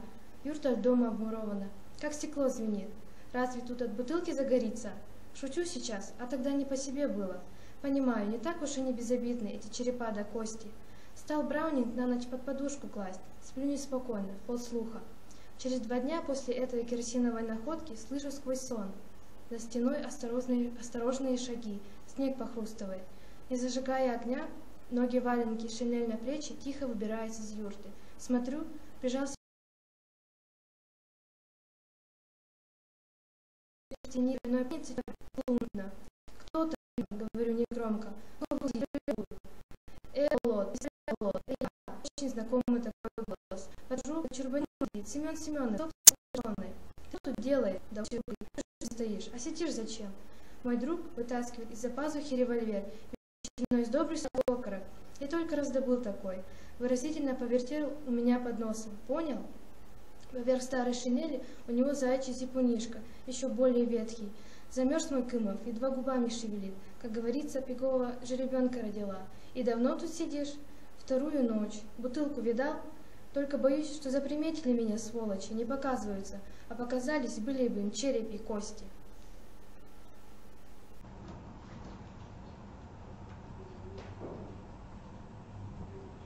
Покурили в полночный час на чурбачках, поговорили о том о сём. Кымов утром в улусный центр ездил, вести нехорошие там. В Веселяхе в самом глухом углу шайка собралась. Белобандиты беглые, местные кулацкие выродки, жилье всякое. Немалая компания получилась. Промышляющих охотников в тайге силой к себе залучают. По ночам в избы врываются, морды платками завязаны, еду отбирают. Охотничью справу, берданки. Ограбили лавку, а продавца убили. Наверное, Болот придется нам днями еще немножко повоевать. И действительно, не проходит и недели после этого нашего разговора, как вызывают коммунистов улуса в центр. По тревоге. Организовали нас в боевой отряд, человек около 40, оружие, пулемет. ГПУ накануне одного бандита живьем схватило, тот на допросе всю их систему раскрыл. Отправились, мы с Семеном на одних санях. Говорю ему, как в песне получается, бросай свое дело, в поход собирайся. Сколько еще раз в жизни эту песню вспомнить нам придется? А он, может, Болот, это самый последний раз, смотри уже, почти совсем чистое наше небо. Так и сказал, может, это самый последний. Бандит-проводник показывает здесь, чащоба действительно самая волчья, стягиваем кольцо. Все тихо. Сначала даже сомнение взяло, не привел ли нас бандит в пустой лес.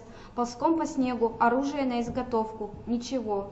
Кое-кто осмелел, рост подниматься стал, и вдруг, как полыхнет ружейный огонь, да такой плотный. Оказывается, у бандитов ямы, землянки забрались вглубь, как кроты.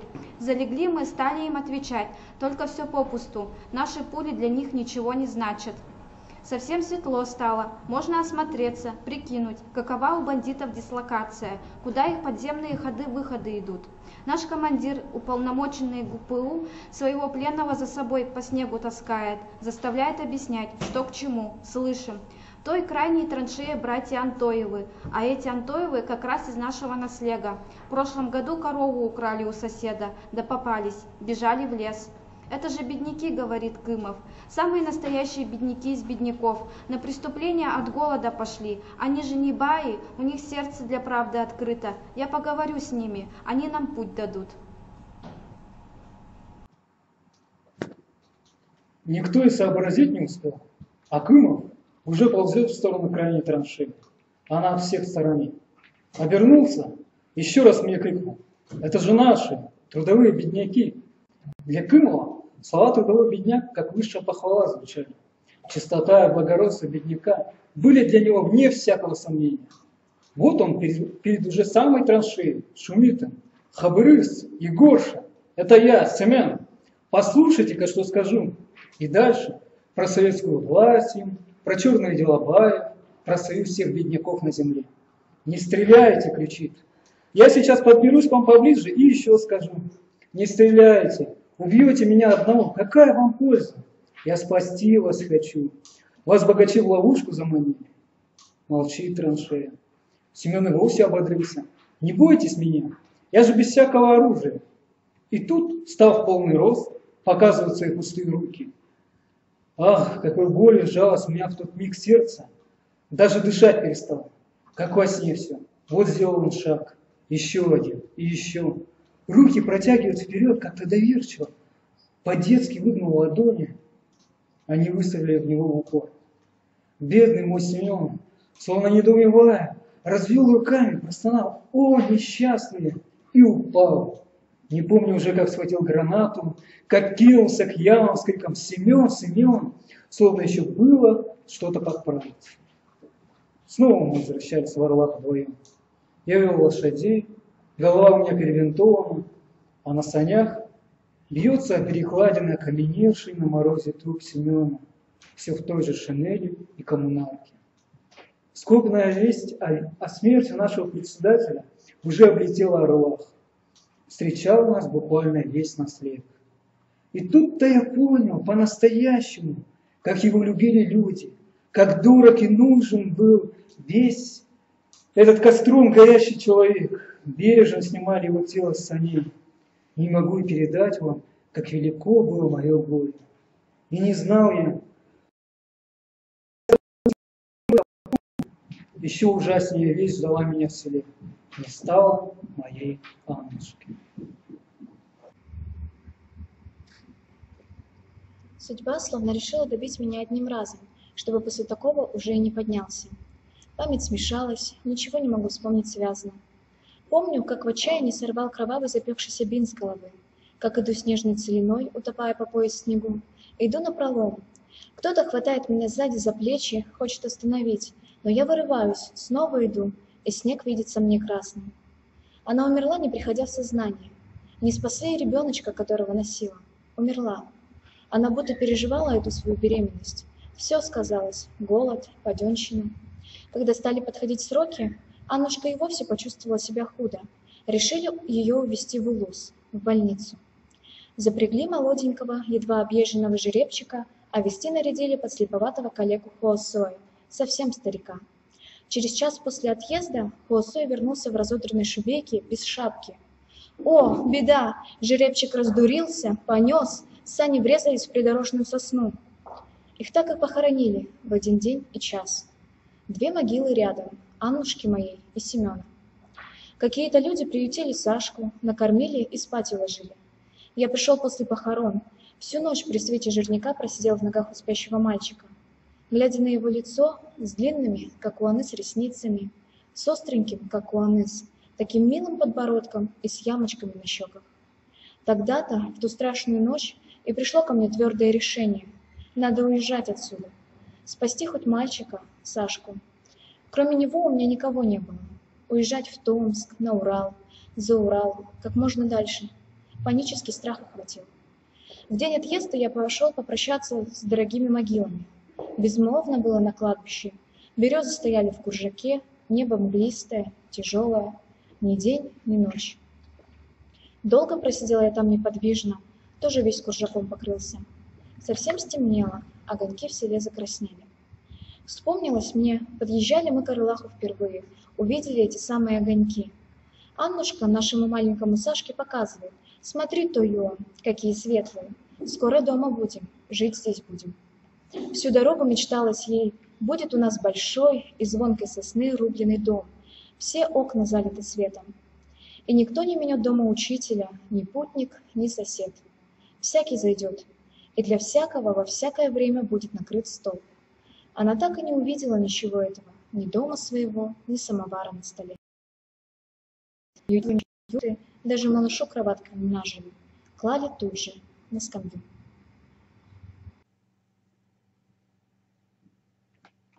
Семен Кымов бывало подтрунивал над ней. Ага, не захотела переехать в хоромы к Микуласке, он тебе и пуховое свое одеяло отдал бы. Они часто так подтрунивали друг на друга. Удивительное дело, что-то новое, вроде бы даже не свойственное им, приоткрывалось в характерах, когда они были вместе. А Анна тихоня у меня, улыбка у нее смиренная. А Семен суров был, брови сдвинуты, коммунарку свою случалось, так стиснет в кулаке, что пальцы побелеют. Но вот когда вместе сходились, становились они такими задирами, такими веселыми колючками, что Семен, что Анас. Он ей про байское одеяло вспомнит, а она ему: хорошо тебе говорит, какая шинель, лучше всякого одеяла. А шинель у него от заплат и в самом деле на лоскутное одеяло стало похоже. Может, я один не знал до конца, какие веселые души таились в них, как бы они могли раскрыться, эти дети сурового века. Поживи еще, дождись, когда жизнь станет легче. Мало, очень мало получили за все свои муки. Им бы жить да жить. Ведь что ему, что ей, всего по 20 небольшим было, а они уже лежат в земле, в 2 шагах друг от друга. Я едва не закричал при мысли о такой дикой, такой невероятной несправедливости. В земле оба. Почему? За что? Не за то ли, что их судьбы оказались связаны с моей? А мне словно на роду написано: шагать и шагать по дорогим могилам. Каким бы ни был суровым век, но не всякому даже в те годы выпадало, чтобы так безжалостно обрубало живые ветки, ветку за веткой. Вспомнил, как хоронил братца с сестричкой. От испанки они. Белый отца с матерью порешили. Каландаришвили я не уберег, второго отца своего. И вот Семен, и Анс, самое мое дорогое. Ну а для жизни что сделал, спрашиваю сам себя. Да почти ничего. Один школьный класс, и тот не довел. Вот уеду завтра, а для ребят надолго. Пока-то новый учитель сыщется. Прощай, школа, прощай, мечты, которыми ты сам же смутил ребячьи души.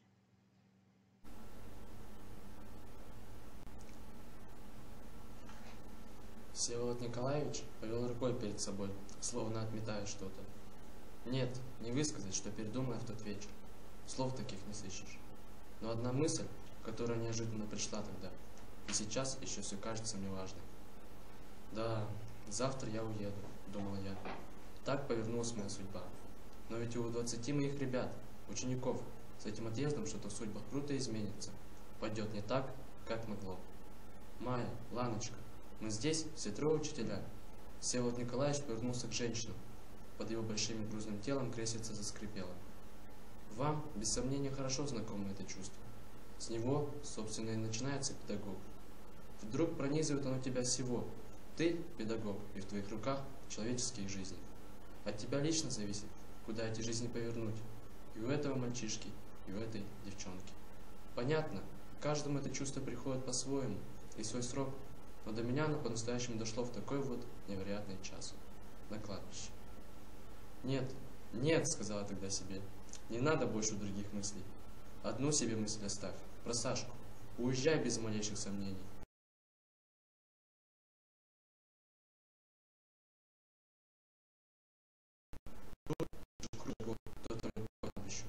Несколько в сутках. Они лишь на плече что-то похожее на деревянный лап. Те не меняются решительно. Эй, кто там? Мы, учитель, отчаянный голос их. Саша. Все мои школьники. Зачем здесь? Ему слаты. Это лопата. Это флаг и школ. С нами ему замок. Вот один спрашивает. Ты правда хочешь уехать? Правда. Опять стих. Чувствуется. А зачем? Ты всем сестре. Ты слышно это. Стояли, пошли. Так. Глашин заграбленный видит. Володя Николаевич, это Тихон кричит. Школы теперь не будет. Можно я знамя Кымова возьму? Возьми, отвечаю. И даже руками за лицо схватился, за свой перебинтованный лоб. Хлестнул, показалось этим словом, самого себя наотмашь. Возьмите, сказал, забирайте все, что осталось от Семена. Мне теперь не нужно. Все, что осталось от наших с Аннушкой мечтаний. От дней, когда под этим самым знаменем поклялся.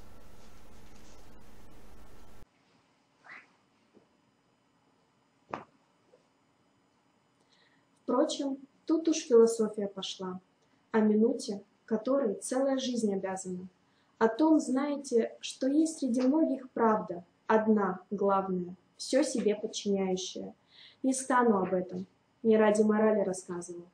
Да, собственно, мой рассказ уже исчерпан. Вы, маечка, спросили, было ли нам в Тегове холодно на морозе и больно, когда беда. Вот я и рассказал. Как видите, больно было. И малодушными мы бывали, и сомнения знали. Все, что человеку положено. А тогда, на кладбище, ну что тогда? Уже пропали в темноте мои мальчишки. И вдруг, как меня бросило им вслед, ничего толком и обдумать не успел. «Постойте!» — закричал. «Погодите, ребята!» Догнал их, кого-то за рукав схватил. «Завтра, ровно в 9, говорю, как всегда, чтобы все на уроке были, без опозданий». Ребята чуткие души, все с полуслова поняли, ни о чем расспрашивать не стали. Только закричали, как голчата: «Эй-хей, придем, учугей!» Вижу в сумерках, разворачивает Тихон знамя. Руки у парня сильные, высоко поднимает его над головой и так идет впереди всех. Словно сам Семен Кымов на минутку возник перед глазами. Вот тогда я и заревел. Прямо-таки навзрыд. Нервы не выдержали. Мужик, реву. Ну да ладно, это я так. Что-то к ночи расчувствовался старче. И впрямь уже вечер был за окнами. От печи на руки Левина падал слабый отсвет. Майя представила, этими самыми руками он свою Аннушку обнимал, держался за ручки пулемета, поднимал окровавленного Кымова.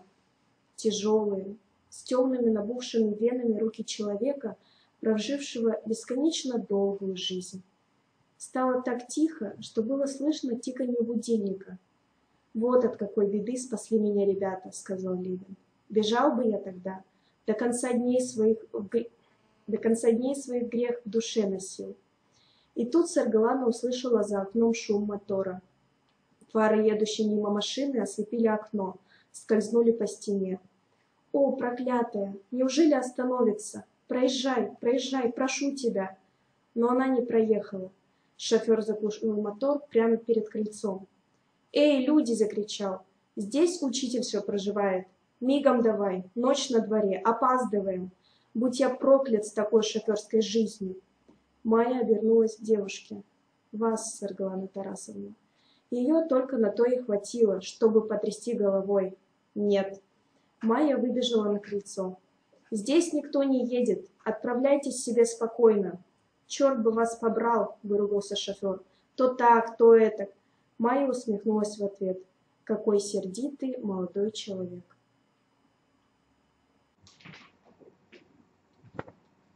Еще не начиная этой книги, еще только смутно предчувствуя ее, я уже тогда с тайной радостью знал, что рано или поздно мои герои отправятся на охоту. Теплеет на душе от мысли, что рядом с героями еще раз сможешь схватить воздух охотничьей эстрады, того азарта, который для тебя теперь, увы, заказан. Безосая кромка озерного берега, чуть подсвеченная зарей, черный горб шалаша, похрустывает прошлогодняя трава, и время от времени доносится из небесной выси свист острых крыльев. Тогда ты нажимаешь гашетку ружья, и оно гремит. Ах, счастье человечее, наше счастье земное, охота. Они разошлись подвое, залегли в засадках вокруг богатого дичью озера Айпанкёль. Аласову и Кубарову досталась южная оконечность. Местечко приличное, я тут не раз брал, похвалил Федор Баглаевич. К старой городьбе, когда-то сооруженной косарями, примостили колья, надергали из копьев сена, забросали сооружение. Получился скрадок. Да ладно, хватит вдруг надрываться, остановил Кубаров Сергея. Северная сторона скрыта и достаточно. Сегодня ночь будет пасмурная, самый гусиный лед. Аласов уложил последнюю охапку и с удовольствием растянулся рядом со своим напарником, на всякий случай примостив двуствольную ежевку под локоть. Пока они возились со скрадком, небо потемнело. С озера тянуло мозглым духом осенней воды, горько погибающей листвы. Кубаров попыхивал трубкой. Дымок синей струей уходил в заросли. Почти под ладонью холодную сталь ежевки, Аласов вдруг вспомнил, какое испуганное лицо было у пьяницы Антипина. Когда тот увидел ружье, жидок оказался на расправу. В последние дни этот Антипин не выходил из головы. Перед глазами стояла испитая рожа. Еще виделись летающие кулаки, глаза несчастной Аксиньи. Ударил человека, да еще на глазах учеников. Растерялся, увидев, что женщину душат, и ударил. После того, как ребята извинились перед Пестряком, Аласова поздравляли со всех сторон. 10 класса просто не узнать. Это надо же так уметь воздействовать на ребят. Еще муторнее от этих похвал. Нет, нужно не мешкая рассказать все директору. Умел кулаками махать, умея ответ держать. Застав учительской обоих Кубарова и Пестрякова, он решительно начал было. Тимир Иванович, Федор Баглаевич, позвольте мне кое-что объяснить вам насчет 10 класса. И, Сергей Ильгизович, дорогой, Тимир Иванович не дал ему и договорить. Зачем объяснение? Все кончилось благополучно. И не будем размазывать пальцем по столу. Жму вашу славную руку, Сергей Ильгизович, и бегу домой. Вы ведь с нами завтра на охоту? Постреляем гусей на перелете? Ну-ну, без разговоров. До встречи на охоте. До встречи.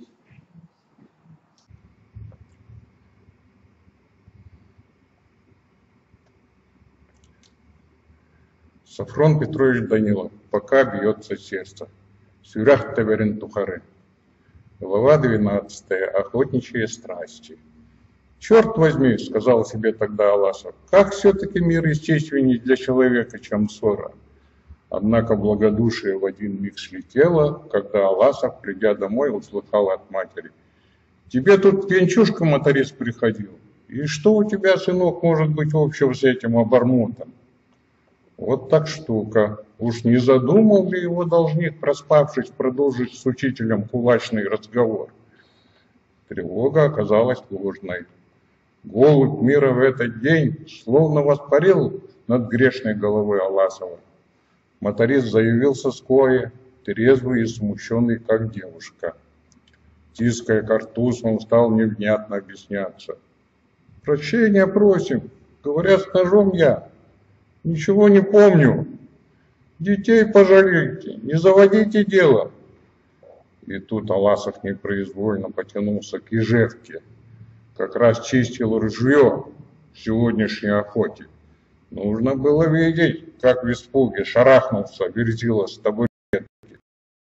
Глазом у Антипина чернильная кляга. Съежился смущенно. Моя работа. Синяк этот, извинения, поясные поклоны за жену. Все было в такой степени тягостно и постыдно, что Сергей вздохнул с облегчением, когда гость, наконец, распрощавшись, натянул на свою кудлатую голову картуз и исчез за дверью. Вздохнул и тут же кинулся вслед. «Эй, Антипин, послушайте, Антипин, а деньги у вас есть?» «Деньги-то?» «Деньги, да, были, да. Дайте вам маленько, купите ребятам поесть. Берите, берите, заработаете, вернете. Не на водку ведь, на хлеб детям». «Какая там водка? Да провалиться мне, вот клянусь!» Вспоминая эту картину, сейчас в охотничьей засаде, Аласов даже головой покрутил. Федор Баглаевич придвинулся поближе, снизу вверх глянул медвежьими глазками. «Слышь, Сережа, вот мы вдвоем только. Откройся старому учителю. Как это ты сумел на 10 класс повлиять?» «Ну хорошо, хорошо, не буду», — замахал он руками, видя, как скривился Сергей, словно ему на ногу наступили. «Не хочешь? Не говори. Секрет мастера». «Однако гуси нас презрели», — перевел Аласов разговор. И только он это сказал, метнулись в зенит 2 огненных хвоста. Через секунду единый гром ахнули 2 выстрела, которые хлестко отдались по воде. Аласов и Кубаров мгновенно схватили оружие, но голоса сполошившихся птиц стихли где-то в стороне.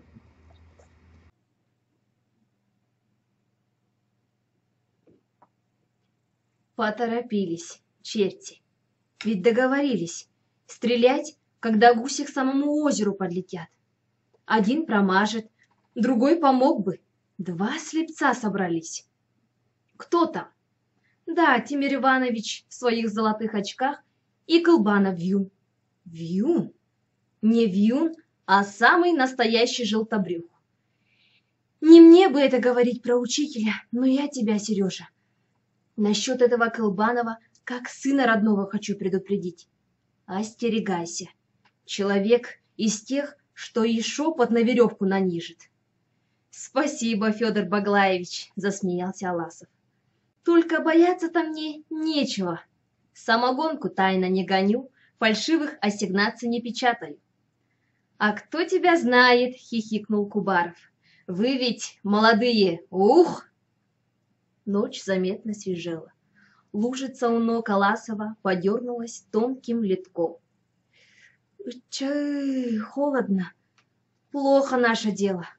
Голова мерзнет. Федор Баглаевич опустил наушники меховой шапки. «Эй, охотнички!» — завопил он в темноту. «Эй!» — раздалось из дальних зарослей. «Федор Баглаевич! Аласов! Костру давайте!»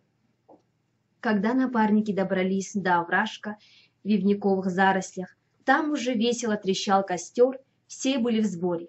Колбанов, Тимир Иванович, который чистил ружье, Роман Иванович Сосин, математик. Дымил папироской Нахов. Молодой Евсей Сектяев, не дожидаясь чая, уже что-то жевал. Калыев, русист, немногословный человек, ладил над костром большой железный котел. «Будет чаек?» — весело спросил его Аласов. Русист взглянул на него и утвердительно кивнул. Поговорили.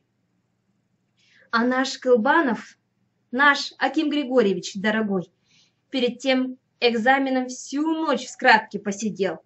Уже начал первую охотничью байку у костра повеселевший Федор Баглаевич.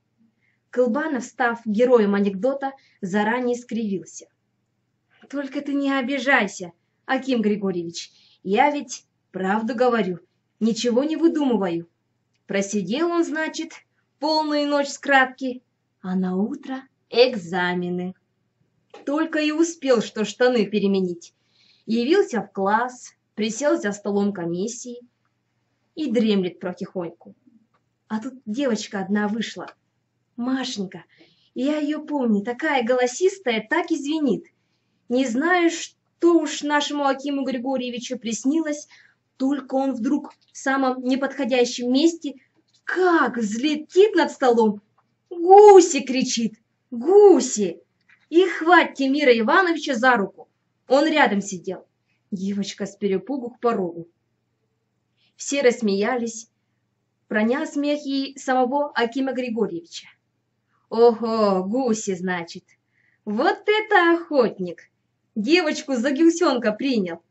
Счастье, что ружья при нем не было. Тимир Иванович, неужто все-таки происходило? Не скажу, чтобы в совершенном подобии начал дипломатично Пестряков, но ему не дали говорить.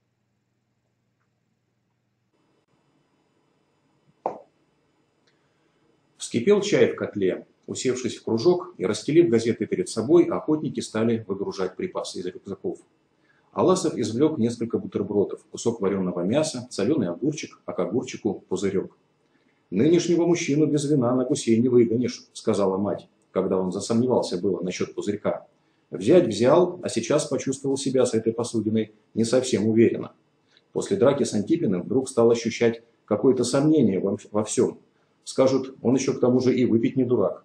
Поистине горек удел человека с подмоченной репутацией. Вот и Нахов достает свою снеть.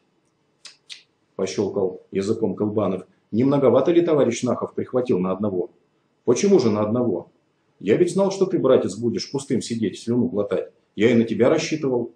Ох, люди, люди. С неожиданной ловкостью он сгреб всю снеть. Общий котел, по-солдатски.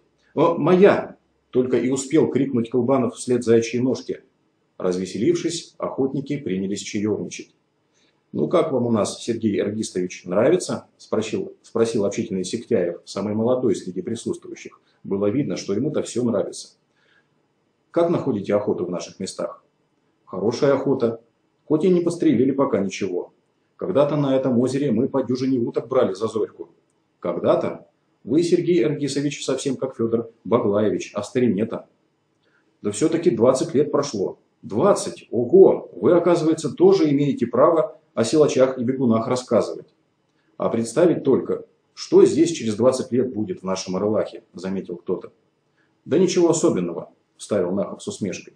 Если верить газетам, коммунизм будет, только и всего. Что значит, если верить газетам? Встрепенулся Кылбанов. Я вас хочу при всех спросить, Василий Егорович, что значит верить газетам? Только то, что слышали. Нахов смахнул с лба чаевой пот. Уж не донос ли куда собираетесь соорудить? Так я вам могу еще материала подкинуть. Товарищи, закричал Кылбанов, будьте свидетелями оскорбления. Ай, хватит вам, остановил их Федор Баглаевич. Что за мужики пошли? Но, осудив обоих, он при этом на всякий случай собственноручно налил опасному человеку Кылбанову стопку. Угощайтесь, Аким Григорьевич. О будущем хорошо на днях Всеволод Николаевич сказал, вспомнил Аласов. Старик Левин, ух, умница, вскинулся Сектяев. Вот-вот, а вам все кажется, что старики так себе. Кубаров даже грудь выпятил. Старики, они...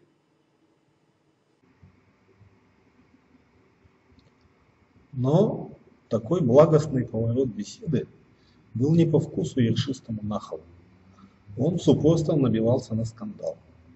Старик Левин о главном думает. Наше дело человека растить, а не проценты да рапорты. Хвастаемся. Практика в колхозе.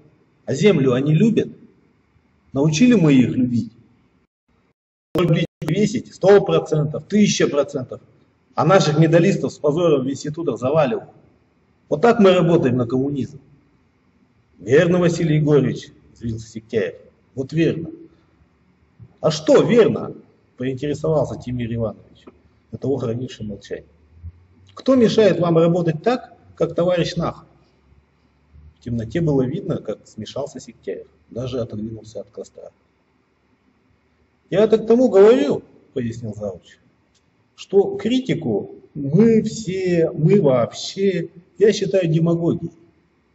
Прошла пора, когда нас всех чохом накрывали одним мешком. Сейчас времена деловые.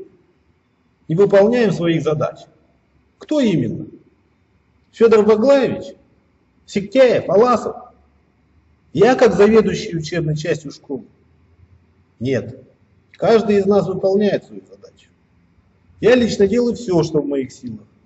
Может быть, это вы, товарищ Нахов, говорите в порядке самокритики? Тогда будьте добры, разверните свой тезис поконкретнее в ближайшем педсовете. Ух, как красиво, восхитился Нахов, ничуть не смущенный скрытой угрозой. Но я только и твержу на всех углах. Дайте мне возможность высказываться перед коллективом. Я вам фактами докажу, что наша школа плохо выполняет свои задачи. Погодите-ка, друзья. Федор Баглаевич встал и подошел к смотрящим. Во всяком деле должны знать меру. Или вы пришли не охотиться, Василий Егорович? На озере хотите продолжать свои склоки? Дайте, наконец, отдохнуть людям спокойно. Ночь уже проходит. Верно, товарищи, к оружию. А то не перышки не принесет.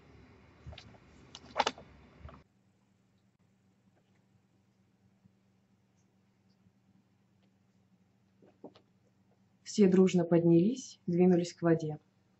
Аласов помог подняться с земли Нахову. Василий Егорович, опершийся плечо Сергея, несколько раз подпрыгнул, разминая затекшую ногу с протезом. «Вот какой я охотник теперь», — грустно проговорил он. «То ли дело, когда ноги целы». «Василий Егорович», — сказал Аласов укоризненно, — «ну на черта вы завели этот разговор. Действительно, нашли подходящее место». «Возможно, и не к месту», — виновато вздохнул Нахов. «Но меня интересует. А вы лично как? У вас что, для таких разговоров специальные часы выделены?» Сергей убрал с своего плеча тяжелую руку Нахова, закинул ружье за плечо, ответил как можно спокойнее. «Прежде всего, не надо меня ни в чем подозревать. Вы своей подозрительностью, Василий Егорович, точь-в-точь повторяете Колбанова. Он тоже любит ловить на слове». Тут Нахов взорвался. «Любители круглых фраз, философы, теоретики, уж я-то знаю, что за вашими круглыми фразами стоит. Одно желание — кругло жизнь прожить, да-с? А от вас, Аласов, густым духом прет, хоть нос затыкай. Решили поладить со всеми в нашем бедламе? Позор заставлять ребят ползать на брюхе перед этой Пестряковой. Знаете ли, такого у нас еще не было. Слушайте вы. Еще одно слово». Аласов схватил Нахова за руку, тот закачался, едва удержавшись на протезе. Через ледниковую чащу, круша сапогами все на своем пути, Аласов зашагал прочь.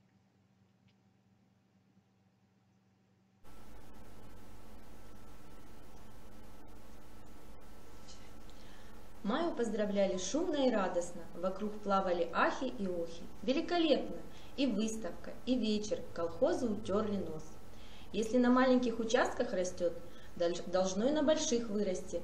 Вы бы наших бригадиров, Майя Ивановна, на перевоспитание к себе. За пироги спасибо, и за салаты. Не бригадиров надо, а наших хозяек к вам на обучение. Хотела бы я посмотреть, каким ты станешь от картофельных блинчиков до капустных котлеток. Тебе мясо подавай. Ха-ха, верно. Новых вам побед, дорогая Маечка. Словно гибкая, веселая рыбка-ленок кружила Майя в толпе, запруднивший длинный школьный коридор. Волосы у нее растрепались, глаза сверкали счастливо. С находчивостью и проворством она умудрялась отвечать всем и сразу, и каждому свое. «Ребят, благодарите, не меня. Что ж, присылайте свою женушку на стажировку. Солнце? На полях разве другое солнце? Хорошо, хорошо, семена дадим. Сергей издали следил за ней. Только что колхозные ораторы превозносили ее ученость, а она никогда, как сегодня, не была так похожа на девчонку. Счастье и мука смотреть на нее. На вечер урожая в школу сошлось все село. В 2 классах, где устроили выставку, пахло земным и пряным, как пахнет на всех сельскохозяйственных выставках. Картофелины не всякую в карман засунешь, капуста, что ни качан, то куст. Со скромной удивленностью хозяев прогуливались меж стендов школьники, изредка поглядывая на свои богатства. Аласов решил, что ему все же следует подойти к Майе. Все поздравляют, глупо стоять эдак букой в стороне, оно еще заметнее. Сергей Эргисович вас просят, не дав ему подойти до Майи, шариком бросился под ноги мальчонка из 5 класса. В учительскую просит. Мальчонка знал, когда появиться.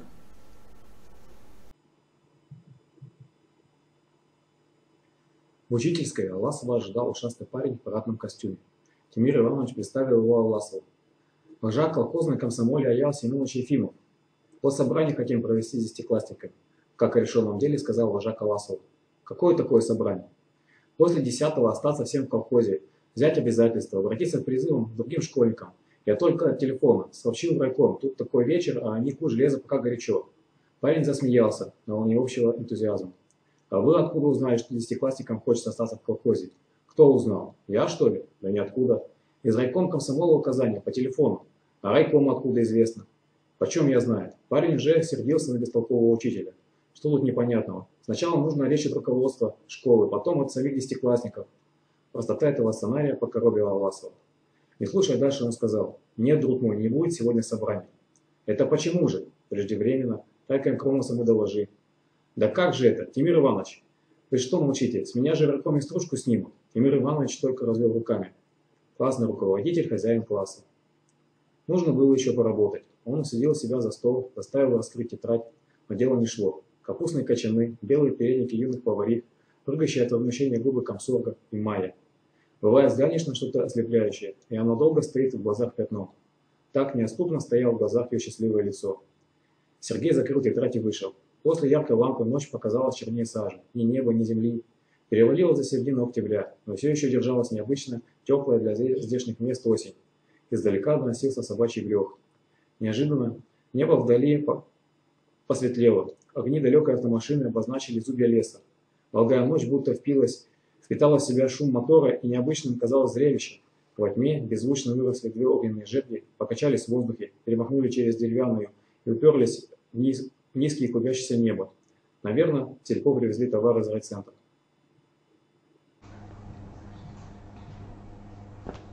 Неповторимый рисунок лесной гряды, облачье, цепляющееся во тьме за сосны. Ни с чем не сравнимый дух влажной земли, собравшийся на зимний покой. И 2 светлые жерди в ночи. Все это и есть Родина, родная сторона. Сам себе удивлялся, когда в последние годы стало так ныть сердце, так затасковалось по Арылаху. Пробовал посмеяться над самим собой, чисто стариковские настроения. Но кончилось тем, что однажды махнул рукой на все прочие обстоятельства, решился, и вот он здесь. Все как-то не свыкнется с мыслью. Он здесь, насовсем, учительствует в местной школе и уже успел нажить себе некие неприятности, непредвиденные хлопоты и обмануться в чем-то. Приехал совершенно твердым планом, буду учительствовать, не особо нагружаясь, а все свободное время, которого, надо думать, в сельской тиши будет немало, да под крылом доброй матушки, каждый свободный час на подготовку к заочной аспирантуре. Увы, на сегодняшний день эта аспирантура даже дальше, чем в день приезда. И еще. Впрочем, об этом не надо. Но что с ней поделаешь? Опять наплыло, будто на фотобумаге, когда проявляешь, проступило радужно сквозь черную ночь ее улыбающееся лицо, сощуренные глаза. Да, Майя, да, об этом. Самое тревожное из всего, о чем подумалось. Плохо с Майей. Уж лучше бы ничего вовсе не было. Во тьме заолел светлячок папироски. Он двигался, постепенно приближаясь. Сергей Эргисович «Он самый», — ответил Аласов, не узнавая голоса. Прохожий подошел вплотную, в слабом свете папиросы обозначилось его лицо. «А, Егор Егорович, добрый вечер, уважаемый председатель. Откуда так поздно?» После истории с добыванием машины для Аксю Аласов с Кардашевским встречался несколько раз. Отношения между ними сложились добрые. По участкам гонял. Дело такое наше, председательское. А чем все в школе кончилось? Как и положено, играми да танцами. Выставка отличная. За передовой агротехникой мы вон куда ездим, в краснознаменный Эсемях. А тут, оказывается, под боком. Я бы вашу Майю Ивановну на руках носил, честное слово. Оба засмеялись. И я бы носил, не без горечи подумал Аласов. То, что Кардашевский так тепло сказал о Майе, сердечно расположило Сергея к этому человеку, затурканному своими председательскими заботами. А что, Егор Егорович, может, заглянем ко мне в дом? Обсудим, как нам носить Майю Унарову на руках. Отправиться ко мне. Там сегодня рыбный пирог запланирован. «Да здравствует пирог!» — воскликнул Аласов и единым духом перемахнул через изгородь. Конечно, мальчишество это — идти в незнакомый дом до ночью. Но такое водилось за Аласовым, был он легок на подъем. «Оксана, дорогая, гостя к тебе привел». «Сейчас, я сейчас!» — метнулась женщина в соседнюю комнату. Голос у жены Кардашевского был певучий, низкий, очень подходящий женщине, носящей такое звучное имя.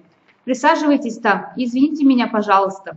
Увидев молодую женщину, успевшую за минуту красиво причесаться, Сергей не узнал хозяйки. Да она ли? Ладошка у Оксаны была нежная. «Каждый вечер вот так допоздна, Тайон мой». «Тайон», — кивнул Кардашевский в сторону кухни, куда ушла жена. «Слыхали, Сергей Аргисович, моя Оксана вроде того Карла V, который с Богом по-испански, с друзьями по-французски, с врагами по-немецки, а с женщинами по-итальянски. Оксана в делах по-русски, когда я ей нравлюсь, на украинскую мову переходит, кахани мий. А хочет приструнить, так пробует по-якутски вразумлять. Благо, 10-2 слов знает. Тайон вот». Заглянув в комнату, где только что переодевалась Оксана, Кардашевский поманил за собой гостя. В кроватке, разметавшись среди одеяльц, спал толстенный малыш. Соска-пустышка лихо торчала у него в уголке рта. «У нас тут своя выставка», — сказал Кардашевский с плохо скрываемой гордостью. «Тоже гибрид. Волосы по-якутски ежиком, а глаза синие. Ничего себе, богатырь!» На цыпочках они вышли. «Богатырь, и в такое хорошее время родился. Будешь счастливым». «Должен быть», — подтвердил Кардашевский со всей серьезностью. И вдруг без всякого перехода. «Там у вас сегодня собрание 10-классников должно было состояться. Насчет нашего колхоза сорвалось?» Сергей понял, председателю все известно. Не за этим ли Кардашевский зазвал его к себе? «Не состоялось. Сочли, что не своевременно. Тоже это так счел. Ваш покорный слуга. Вот те раз. Быть этого не может». Кардашевский старательно изобразил на лице удивление. «Эку комедию затеял».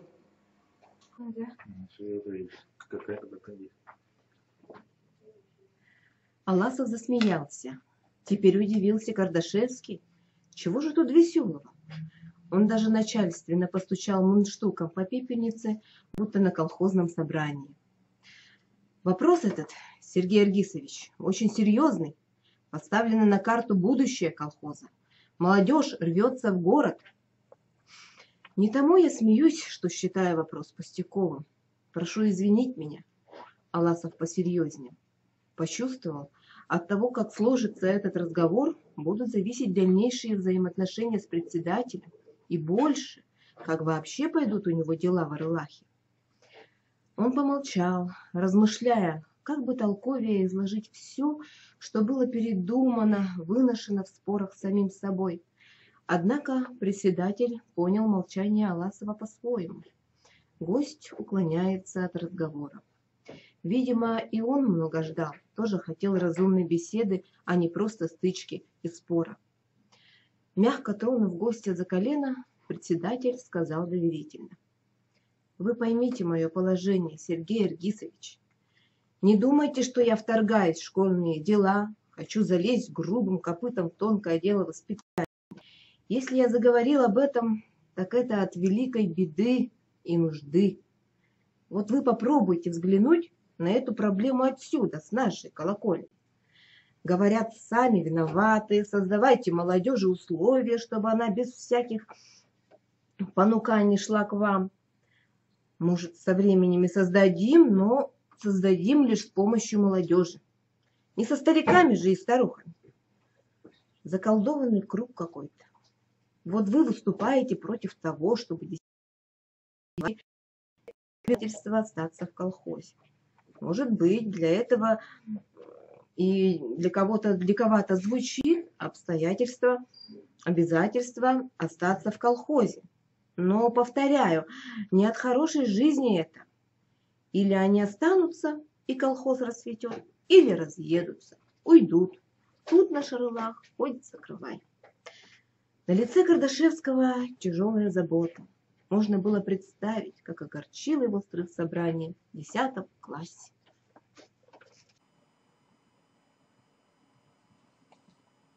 Вы, Егор Егорович, напрасно так со мной, ей-богу. Будто я с луны свалился, а я и сам сельский человек. В Орлах вернулся с мыслью сделать всевозможное, что ребенкам в моей родной деревне лучше жилось. Учитель детей воспитывает прежде всего к любви к отчизне, к труду отцов. Вы вот моей Унаровой сегодня восхищались. Разве то, что она делает, не есть самое активное воспитание этой любви? Но нынешний 10 класс – это особая статья. Класс озлобленный, переживший кризис. К любым мероприятиям у них ограническая сопротивляемость. Не будем чистить коровники, как девиз. Как довели ребята такого? Не стану утомлять вас анализом причин, много их. Есть и среди учителей свои дураки. Иные лентяи стращают. Не желаешь учиться? Пойдешь в колхоз за коровами убирать.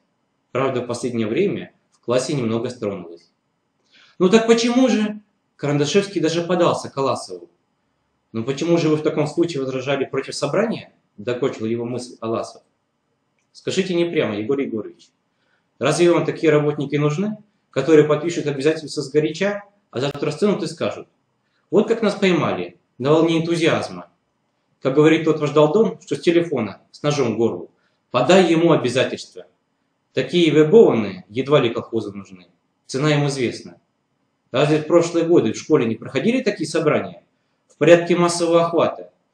Много не дали нашему колхозу. Мужчины, хватит разговоров, несу пирог.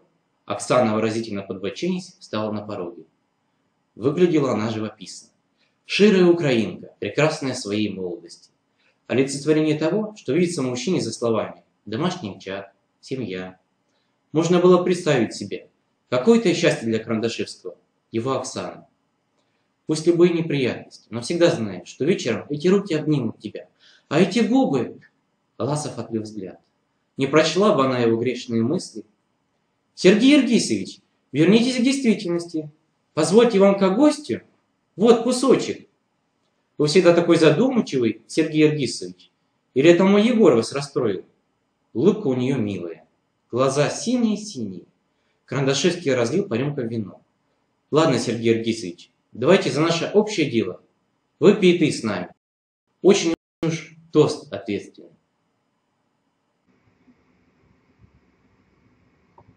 Гоша, да ты молодец. Парень поднял голову, не веря, его похвалили. Надежда еще раз посмотрела решение и тут же на партии подчеркнула страницу красным карандашом. Вывела жирную 5. Молодец. Не подавая виду, что замечает ликование вокруг 5 Кудаисова, учительница отвернулась к темному окну. Как немного человеку нужно в молодости. Все, ребята, на этом кончим. Следующие дополнительные занятия в понедельник. Потом она долго сидела в пустой учительской. Где-то в дальнем классе шло заседание праздничной комиссии во главе с Аласовым. Близятся ноябрьские торжества. Да, перед этим Гошей она виновата. Пусть 5 зачтется во искуплении вины. Она обошлась тогда с ним грубо. А у парня несчастная, говорят, семья. Не избежать Тимиру объяснений Врону. Пришлось бы ему изворачиваться, выгораживать жену. Но, слава Богу, обошлось. Ребята, извинившись, приняли вину на себя. Тима говорит, что заслуга тут Аласова. Подобное чудо с дерзким классом мог совершить только настоящий педагог. А ей так хотелось сказать мужу: еще бы, разве он может быть другим? Мой Сергейчик. Она-то знает, что ради нее Сергей заставил Смутьянов прийти в учительскую, ее спасая. Гулко хлопнула дверь, Надежда вздрогнула, подобралась. По коридору кто-то прошел. Не он, подождем еще. Что и говорить, первая встреча с Сергеем была как ушат ледяной воды на голову, такое убийственное для женской гордости невнимание. Удивительно ли, что с постели она поднималась больной, измученной ночными мыслями, развинтивалась, растерялась. Успокоишь себя с трудом, но стоит утром встретить Аласова или эту заносчивую Маю, или Степу Хастаеву, вслух мечтавшую окрутить холостяка, достаточно малейшего толчка, чтобы опять все поднялось. Да неужели же не осталось в нем и ни капельки прошлого чувства, как те якутские ее сородичи на севере, что в полярной ночи с тоской ловят на черном горизонте малейший отблеск света, так и она исподволь следила за Аласовым. Неужели ничего?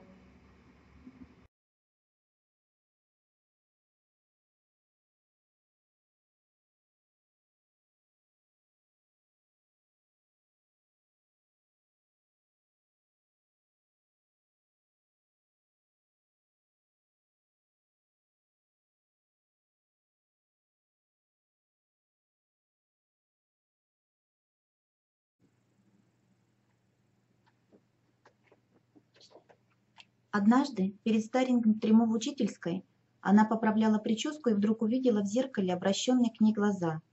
Прочла в них без слов. Какая Надежда все еще красивая! Какие у нее губы, брови, грудь! Эти губы он когда-то целовал. Да-да, именно это было в его взгляде. У нее даже голова закружилась на мгновение. Она смежила веки, а когда открыла, в зеркале уже никого не было. Но с нее было достаточно и такой малости. Теперь она твердо знала. Нет, он ничего не забыл. Он помнит мои губы. Он помнит все. Чем больше она наблюдала за ним, тем больше узнавала прежнего Сергейчика. Вот этот жест, этот смех. Одно ей это принадлежало, никому больше. Пусть жизнь на время развела их, и тем не менее они оба помнят.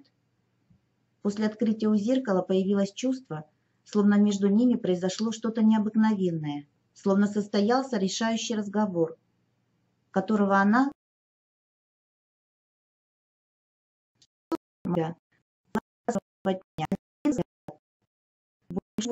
и снова захотелось быть лучше в его глазах, умнее, добрее. Он заставил десятиклассников извиниться перед ней. И это был сигнал от него. Он думает о своей Надежде, дорожит ее добрым именем.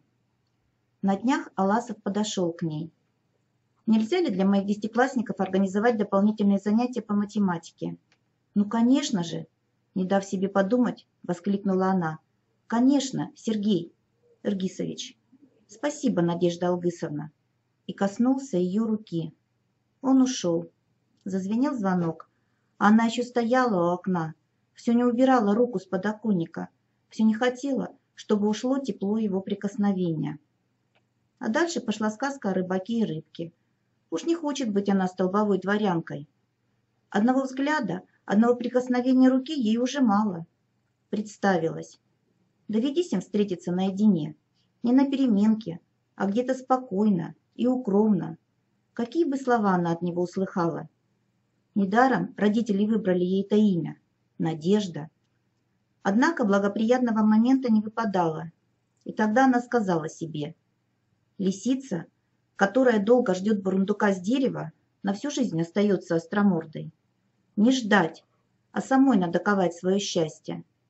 В праздничную комиссию из преподавателей входит только Аласов. После заседания он зайдет в учительскую.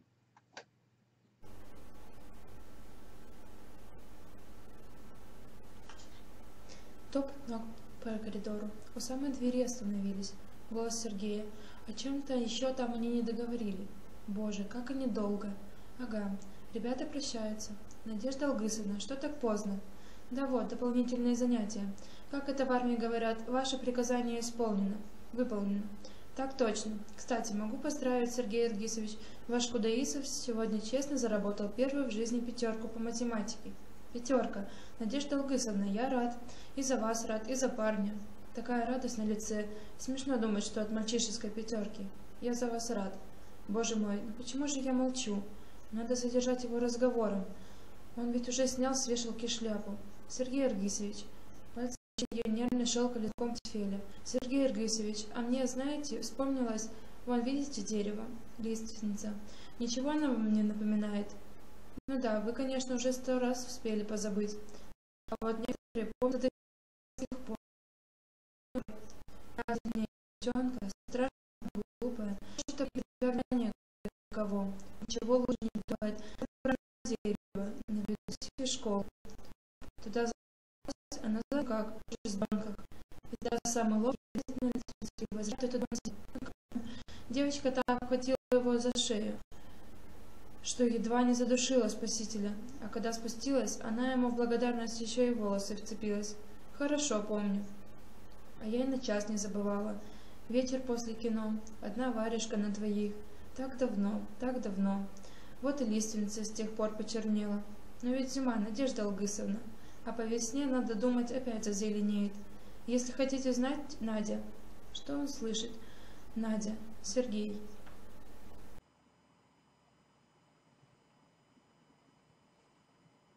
Но тут дверь в учительскую распахнулась. На пороге стоял Федор Баглаевич, как ключник, увешанный ключами. А, тут еще живые души, оказывается. Что, Сережа, отседались? А вы, Надежда Алгысовна, все со своими неучими взвозитесь. Дополнительные занятия едва выдавила из себя Надежда Алгысовна, глядя в одутловатое лицо директора. Так, молодцы, молодцы, сейчас только оденусь и вместе пойдем. Что-то я в темноте видеть стал худо. Надюшка, дорогая, в последнее время ты совсем как наша якутская весна, изволил пошутить за ужином Тимур Иванович. С утра метет, в обед травка зеленеет. Ни с того ни с сего вернулась радостной, будто по лотерее выиграла. А я и вправду выиграла? Волгу? Чуточку счастья выиграла. Я предпочел бы Волгу. Она проверила тетради и продолжала сидеть просто так. Рисовала на листке цветочки и лица. А муж все не спит, дожидается. Делать нечего. Она собрала портфель, проведала детей, стала медленно раздеваться. Может, все-таки он уснул? Осторожно отвернула одеяло, прилегла с краю, стараясь не дышать. Как бы не так! Через минуту рука его медленно, словно сама с собой, поползла по шелку. Надежда подумала с тоской. Вот, началось. Сейчас он поцелует меня в шею, потом повернет к себе, как по нотам разыгрывается все 20 лет. Спи, Тима, да ведь не поздно, устала я.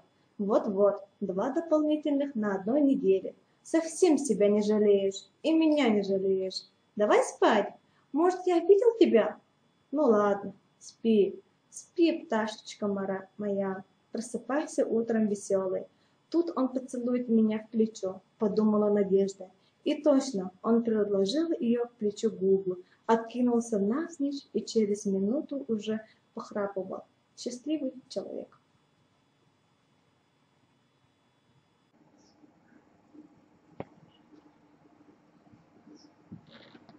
Она осталась одна со своими счастливыми и грешными мыслями, со своей памятью, хранившей каждое его словцо, каждый жест. «Расцветет», — сказал, — «придет весна, и снова расцветет то, что кажется навек». Если хотите знать, Надя, богопротивный этот Кубаров, сам черт его подгадал именно в такой момент. Если хотите знать, Надя, что знать, Сережа? Да, я хочу знать, я очень хочу. Что тебе не дали досказать? Другим не понять, почему мужчина красавец в холостяках, почему он вернулся в Орыла. Сергей из особой породы, верных, вечных. Если даже Майка столько лет бережет в душе своего Сеню, давно погибшего, то почему бы и Сергею все годы не беречь их любовь? Ведь она-то не погибшая, она живая, горячая. И вот они снова рядом, стоит только протянуть руку. Да, она вышла замуж, не дождалась его, но все годы она жила только им одним. Придет весна и зазеленеет. «Постой, погоди», словно сказал ей другой трезвый голос. «Погоди, мечтательница, ты о детях своих подумала? А учительская твоя репутация? А эти честные твои незапятнанные годы, целая жизнь, прожитая с мужем, можно ли лежать рядом с ними и нежить в мыслях другого? Она опасливо отодвинулась. Только что он униженно просил ее о ласке, а она оттолкнула его. Надежда крепко обняла мужа. Замычал тот сквозь сон и повернулась спиной к жене. На большой перемене учащиеся столпились у доски объявлений. Внимание, внимание! Сегодня после 6-го урока в физическом кабинете встреча. Старейший колхозник Л.М. Баксытов будет беседовать с теми, кто его захочет послушать. Приходите, не пожалеете. Что за Л.М. Баксытов? Сказано, старейший колхозник. Ребята, да это ж Лука, пастух с фермы. Ха-ха-ха, вот номер. Оказывается, Лука теперь проводит встречи. Да мы с ним раз 20 за день встречаемся. Расскажет нам старик, как коровам хвосты крутить. Ой, смеху. На другой день, припадая на левую ногу, Лука Максимович браво шагал по школьному коридору. Был он маленьким, сивеньким старичком, в меховом жилете, со спины совершенный подросток. И только жидкая, прядями свисавшая бородка на дубленом лице выдавала его возраст. Он вздрогнул, когда, загрохотав крышками парт, поднялся в приветствии класса. Но растерянности не выказал. Степенно, в пояс поклонился в одну, в другую сторону и взял быка за рога. «Ты чего это мне так хлопаешь?» Выставив бороденку, спросил у парня на первой парте. «Приветствую вас, Лука Максимович!» Это был Юрча Монастырев. «Рад встрече! Вас, Лука Максимович, приветствую! Старейший вы колхозник, Лука Максимович!» «А, за старость, значит! За чертову эту бороду!» Он ухватил свою бороденку в кулак, дернул вниз, словно силясь вырвать. Аудитория отозвалась смехом. Встреча с самого начала приобретала опасно-развлекательный характер. «За старость хлопать! Стареть и дурак может!» Гость достал из кармана кисет и трубку, но, спохватившись, сунул назад в карман. «Курите, курите, Лука Максимович!» — разрешил ему Алласов. «Это еще почему?» — обернулся старик. «Порядок никому нарушать не позволено». И еще раз с особым тщанием примял кисет в карман. «Так что же вы молчите, друзья любезные? Если встретились, разговаривать полагается. Корова корову встретит, и та что-нибудь промычит». Класс засмеялся. Неискушенный в подобных делах, пастух явно начинал не с того. Заложив руки за спину и повернувшись спиной к слушателям, он с интересом рассматривал портреты на стене. «Это кто?» — спросил он, ткнув пальцем. «Архимед». «Кто такой?» «Математик, великий, древнегреческий». «Так-так», — пощелкал старик языком. «А тот в белом ошейнике?» «Галилео Галилей, великий итальянский». Пастух согласился и с великим итальянским. «Молодцы, молодцы, такие грамотные. Не то, что я. Раньше кто 4 года в класс ходил, тот в деревне все равно, что этот кулилей с ошейником». «Галилей!» — поправили его. «Как же, великий итальянский». Я запомнил. И греческого кулилея. «А Легентея Навсторова кто-нибудь знает?» Вдруг крикнул он тоненьким голоском.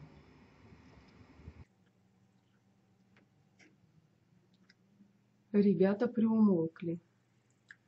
Легентей Убанабыс Нахсоров был первым председателем колхоза в Ирлахе, и вы должны его знать. Раньше, чем Кулилея, рассердился старик, обращаясь почему-то к Сыргалане. Видимо, принял ее за ученицу. Та вспыхнула до ушей, пробормотала что-то вроде «Не проходили мы этого». «Должны проходить. Кулилея они знают, а Легентея Нахсорова не знают». Прищурившись, с лисьей подозрительностью он втянул воздух в себя. «А от матери и отца вы еще не отказались?» Класс возмущенно загудел, но на гостя это не произвело впечатления. Присев на краешек стула, сгорбившись, Он стал бормотать, будто сам себе самому. И такое бывает. Приехала старая Юкелина на Новый год к сыну в город. Являются гости, а ему стыдно сказать. И говорит: тут одна знакомая старушка из сельской местности приехала. Бедняжка. На утро собралась да обратно домой. Да что с вами? Пойду я лучше, учитель. Лука Максимович! Кинулся за ним Аласов. Дедушка Лука, не уходите! Лука Максимович! Зашумели ребята. Улыбочки и смешки пропали. Лука Максимович, вы о Легентейнах Сорове начали рассказывать, напомнил Аласов. Расскажите, дедушка Лука, мы будем тихо сидеть. Да что ж о нем расскажешь?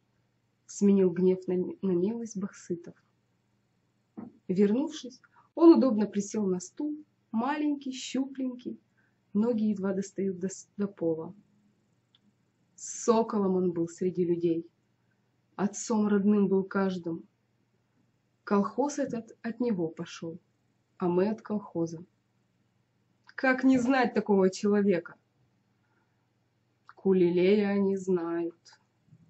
Хоть и умер Легентей в молодых летах, но прожил жизнь на 10 бы хватило. Он меня 2 раза от смерти спас. Расскажите, вот это интересно. Тише вы там. Эх, еще как спас. Личико старика залучилось морщинами. Первый раз еще совсем малышами были. Росли мы с Легентеем в одном Саилыке. Старше меня он был на 2 года. У нашего Саилыка, как полагается, свой бык. Очень славная скотина. Рыжий, силища, ух! Кличка ему была Кытарбай. И сейчас помню.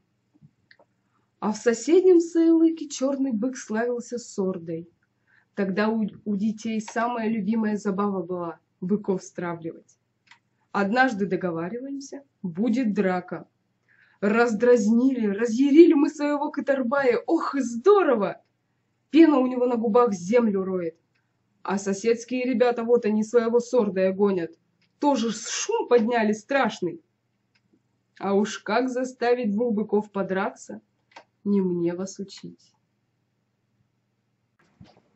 Боевым задором загорелись глазки старика Луки. Он вскочил со стула, разводя руками, стал показывать, откуда один бык, откуда другой. Но было это, однако, так далеко от той беседы, которую Аласов обещал школьному начальству, что Сергей Регисович даже за щеку схватился, словно от зубной боли. Остановить старика нечего было и думать. Директор Кубаров посмотрел на Аласова с укором. «Зря ты не подписал обращение, когда тебе советовали. Видишь, до чего довело твое упрямство?» «Бросается черный бык на нашего рыжего», — продолжал Лука Максимович. «Ревут быки. Какой пепел от дымокуров был в Аласеве, с копытами взбили. Глотки хрипят, рога стучат, а мы, понятное дело, как умеем, визжим, свистим, подзадориваем. Такой бой пошел, котел варева мог вскипеть, они все бьют, ни другой не уступает. Уже наша берет, рыжий Кытарбай наступает, мы орем, ну, еще немножко, ну, нажми, а в это время тот черный дьявол делает в сторону вот так, выгибает голову нашего Кытарбая на бок, заставляет пятиться назад. А сзади Ямина, Кытарбаи в нее ногами. Ох, несчастье! Тут Сордай его, конечно, и пропорол. Завалил на бок, несколько раз подел рогами, пошел с гордым видом, ревет, хвостом себя хлещет. Победитель! А бедняжка наш хватает воздух, из боков и шеи кровь течет. Ах, как жалко мне его стало! Мальчишка, я был лет 7, захотелось утешить Кытарбаи, погладить его лоб. Подошел я к быку, протягиваю ручонку, а бычище как посмотрел на меня кровавым глазом, да вскочит на ноги, рога выставил на меня. Я в своем прочь, а бык за мной хрипит сзади. Ребята, как воробьи, кто куда, на городьбе спасаются. В траве на животах ползают. Штаны на мне были такие, из телячьей кожи. Тяжелые, бегу, чувствую, спадают. Ну все, еще чуток, и быть мне у быка на рогах. Подбросит, пойдет играть, как мячиком. О, какое несчастье, вот и погибаю. Все-таки было бы. Да Легентея нашелся, пусть земля ему будет пухом. Выдрал кол из городьбы, сбоку к быку. Да что из сил, как огреет по башке. Бык от неожиданности остановился, а мне того и нужно было, душу спасти. Я ужом под изгородь, не верю в свое счастье. Тут взрослые набежали, отбили Легентея у быка. Такой вот он был, Легентей. Лука Максимович с восхищением покрутил головой.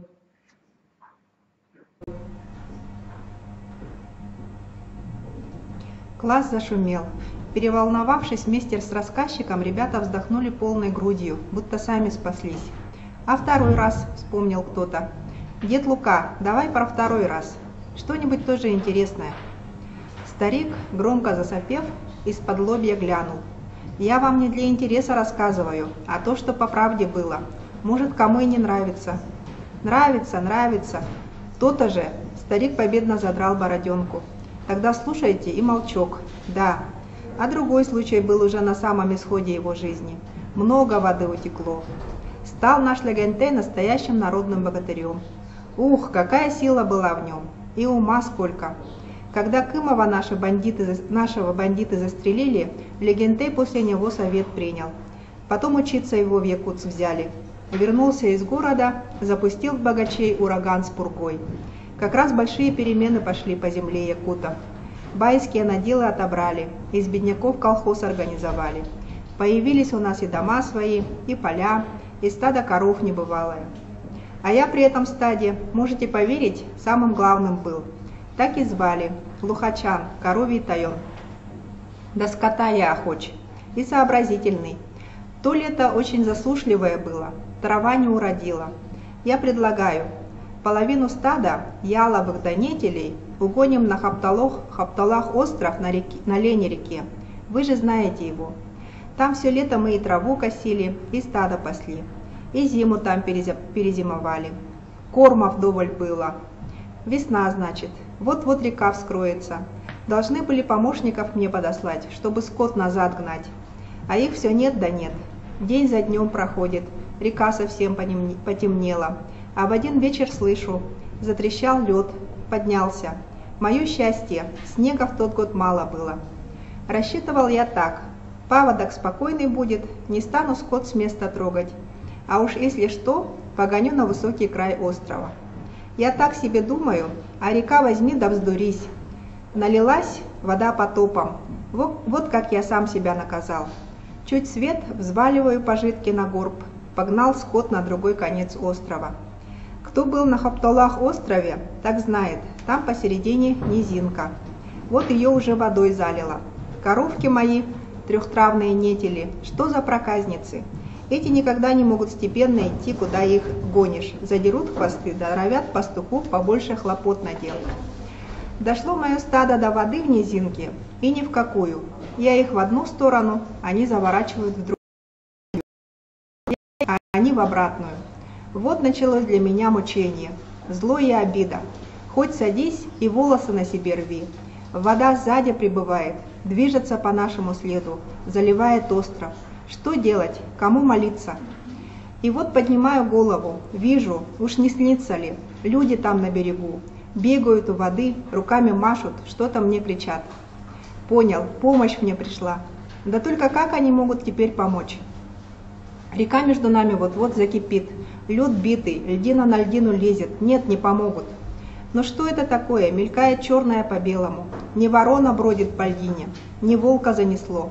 Ближе, ближе, а это человек. Кричит мне, по плавучим льдинам сигает, за торосами исчезает. Кажется, ну пропал смельчак. Понял я. Один во всем колхозе мог быть этим сумасшедшим. Председатель наш. Мой друг любимый и брат Легентей Нахсоров. Уже до острова ему совсем немного осталось. Но тут, о несчастье, чистая вода, промоина бурлит. Он недолго думал, бух в воду, как был в шубе, поплыл. Я ему шест тяну, ухватился. Еще на берег не вылез, еще за кусты хватается, а там уже зычным своим голосом ревет, рассердившись на меня. Что стоишь и смотришь, где скот твой, сейчас вода понесет его. Я костер хочу, чтобы его обсужить, а он... Какой еще костер, бежим коров спасать, если хоть одна погибнет, будем судить тебя как классового врага.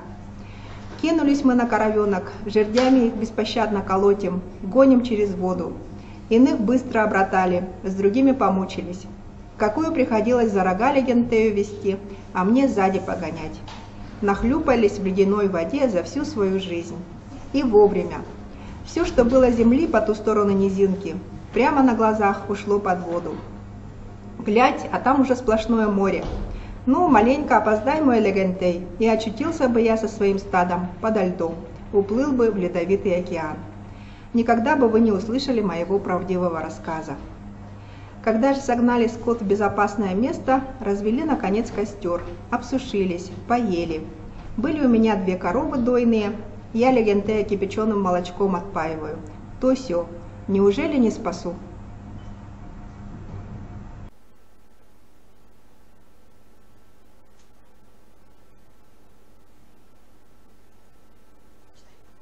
Напрасно все, не одолел он. Воспаление легких, думаю, было у него. Среди ночи сознание потерял, потом бредить начал.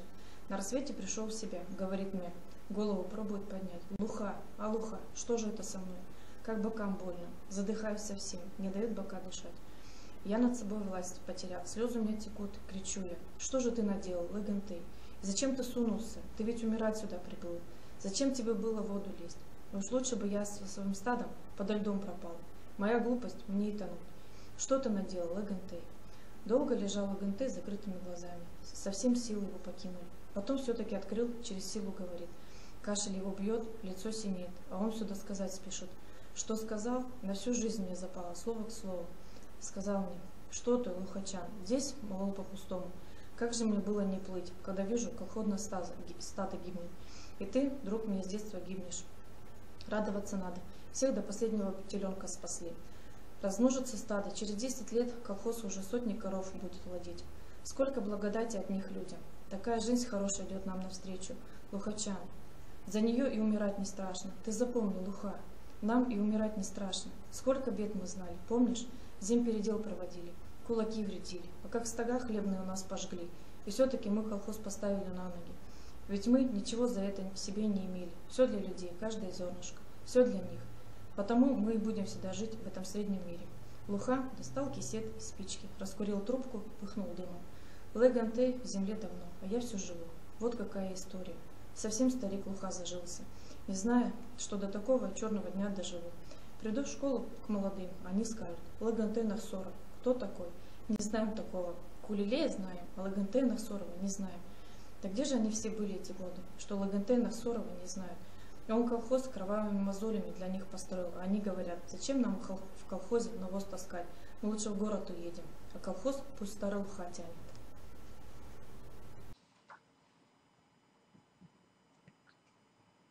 Он придавил огонь в трубке большим пальцем. С изломанным ногтем он был черный, уже и на палец не похожий. Какой-то стручок корявый. Погашенную трубку старик сунул в карман. «А кто из вас могилу Легентея знает?» «Никто не знает. Раньше вот эти», — кивнул он на Аласова. «Когда были с пионерами, смотришь, подновят могилку, красной краской звезду покрасят. А сейчас уже никому нет дела до тебя, Легентей. Совсем никому». Старик вдруг вскочил со стула, огляделся вокруг, видимо, ища свою шубейку и шапку, оставленные в учительской, и повернулся к Аласову. «Уважаемый учитель Сергей, не обессудь, не будет тебе никакой беседы. Сердце у меня уже плохое. Я за Легентея вот так обижен. Прощай, учитель». Не поднимая головы и что-то бормоча себе под нос, старик пошел к двери, хромая больше обычного. Тщедушный, с острыми торчащими лопатками, он был похож на подростка. В классе стояла мертвая тишина.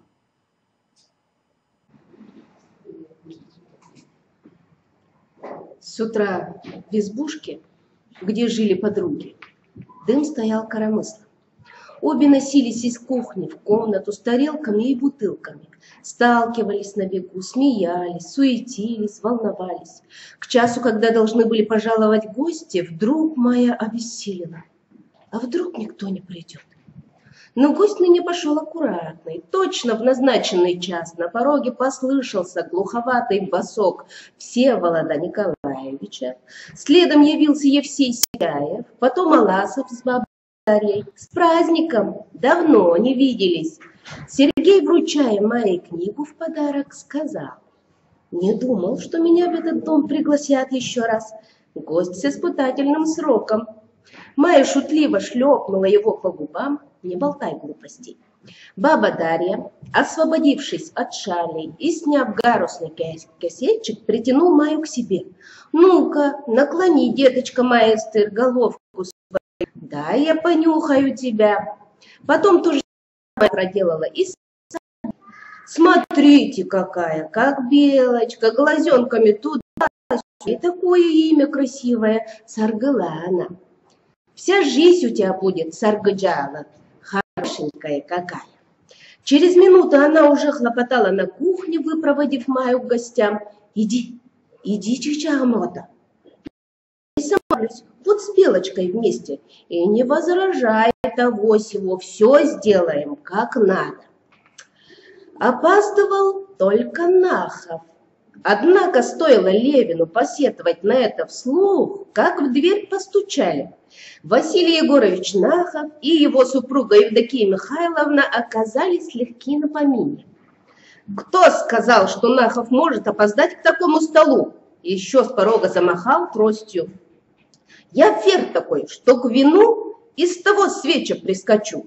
Да не шуми ты. Певуче увещевала его жена, полнотеющая, сидеющая женщина. Извинился бы за опоздание, и не маши топал, и забьешь чего-нибудь.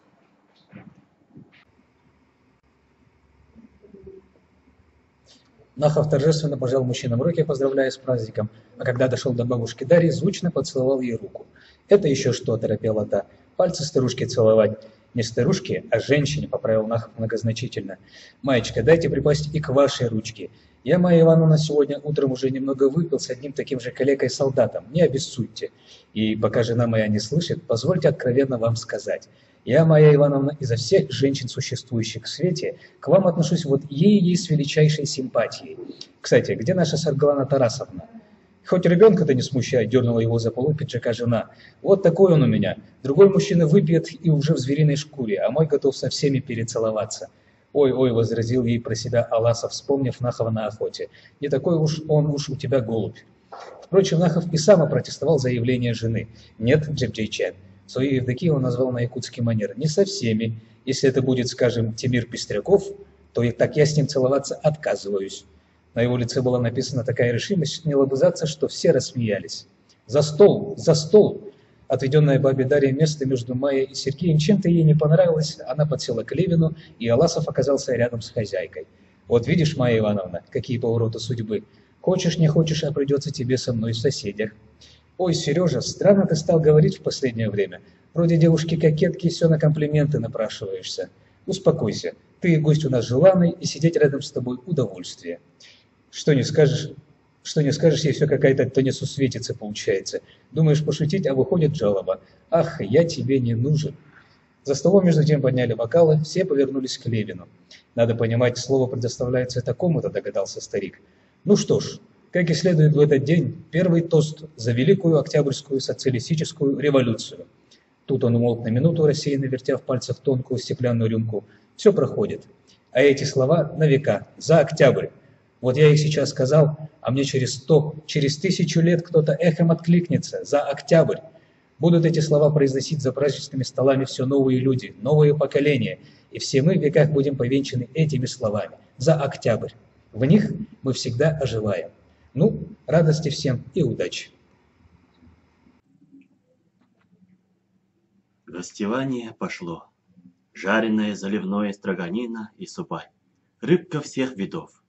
Нежные якутские блинчики и полные чаши духовитого юрме. Когда гостям хватает еды, питья, да когда собрались за столом добрые приятели, тут хозяйками стараться нечего. Застолье само, как ручей, в апреле течет. О вчерашнем праздничном вечере толкуют, сознанием дела ругают бюро, прогнозов вспоминают беседу со школьниками деда Луки. Евсей Сиктяев, встрепанный, как ошалевший от солнца воробей, принялся нахвалить Саргалану. Учитель русского языка в школе, хозяин волшебного слова. Ведь что в нашей жизни русский язык? Вот взять, к примеру, африканца, или нашего чукчу, или меня, якута. Как нам понять друг друга? Русский язык, мировая культура вся перед тобой. Вот русский перевод с английского, а вот с бразильского стихи есть. Я ко всем наукам ключ имею. Я со всей вселенной знаком, это потому, что я владею русским всеохватным языком. Вот так, дорогая лапочка. Когда вы якутских ребят учите русскому, вы уже их судьбу решаете. На всю жизнь они вам благодарны будут. Вот такая вы у нас, замечательная. Аласов, до которого долетало кое-что из пылкого монолога, и сам бы охотно поддержал юного Сиктяева. Тем более, что ему давно хотелось загладить свою бестактность, допущенную за этим же столом, когда он соргла не стал выговаривать за незнание якутского. Однако Нахов, сосед Сергея справа, ни минуты не давал ему передышки, развивал свою тему. «Я тебя, Аласов, как холостяка уважать не могу. Холостяк все равно полчеловека. Никогда вам, холостякам, не постигнуть, что значит жена. Думаешь, мне эти схватки в школе дешево обходятся? Поругайся, и всю ночь глаз не смокнешь, жрешь валидо. А одна бедняжечка со мной рядом бодрствует. Выложишь ей на чистоту, она разберется во всем и самую истину для тебя извлечет.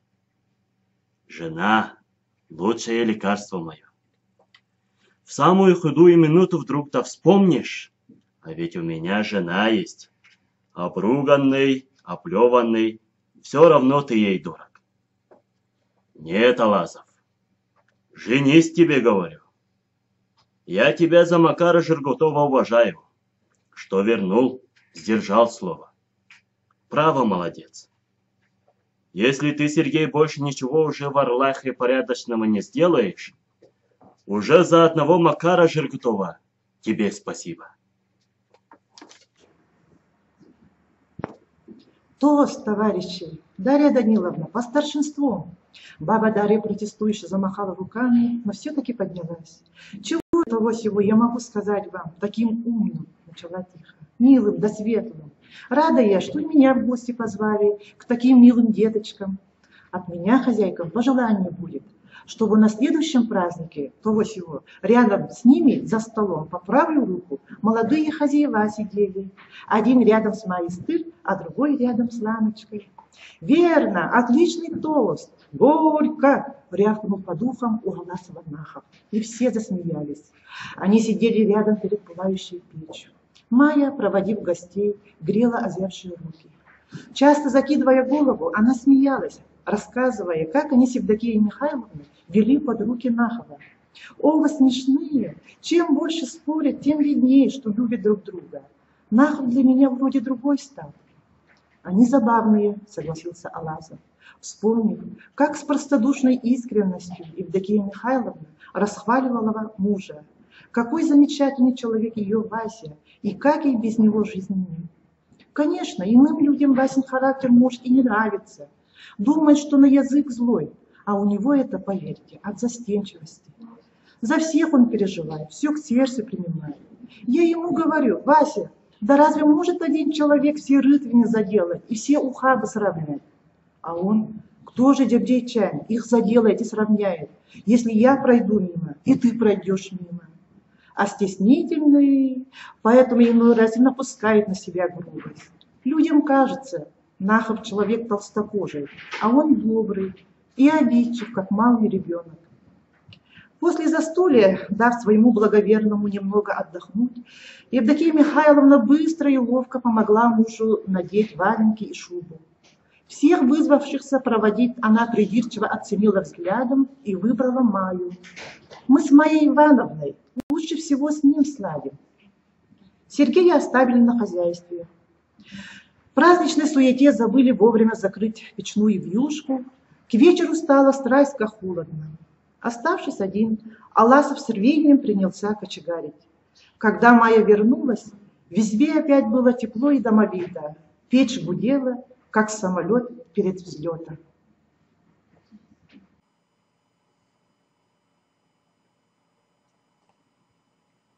Они сидели рядом у огня, они в избе, не зажигая света. Майя смеялась, рассказывая о Нахове, но вдруг вопрошающе поглядела на собеседника. Послушай, друг мой Аласов, а ты чего такой постный? Или не понравилось у нас?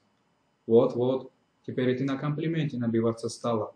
Сказал так, отшутился, а подумал совсем о другом. Подумал, спасибо тебе, Майя. Мы целый день были рядом, а почему мне сейчас грустно? Это и самому себе не объяснить. Как глупо загорланил нахал свое горько. Противно все это. А впрочем, к дьяволу рассуждение. Нашла меланхолия, да и только. Слушай, Майка, гляжу на огонь и думаю, никому он так не дорог, как нам, якутам. Морозы 8 месяцев в году, вся жизнь около огня. Вот я, к примеру, в пионерах мне всегда костер поручили.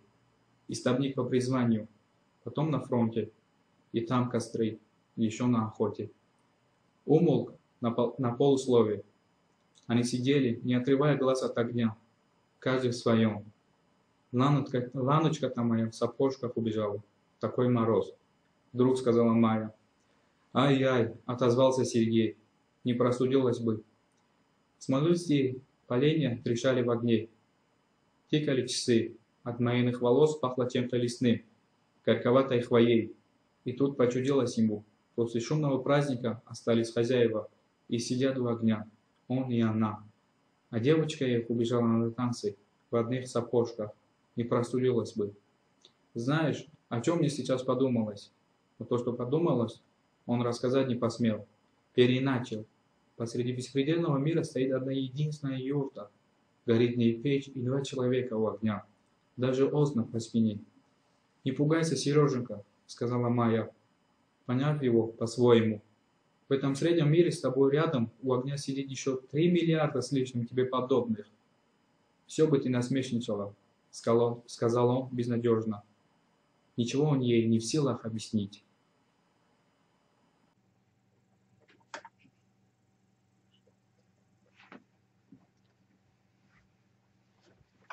Все бы ты посмеялась надо мной, милая моя Майя Ивановна.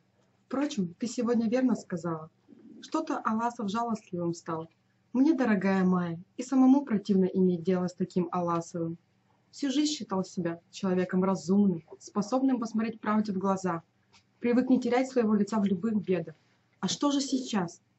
Не нужен ты ей, так и пусть, не будь жалким.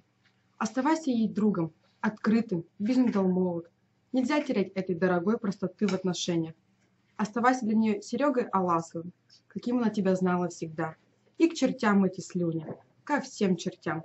Он двинул ногой по поленице дров. Майя вздрогнула. С ума сошел!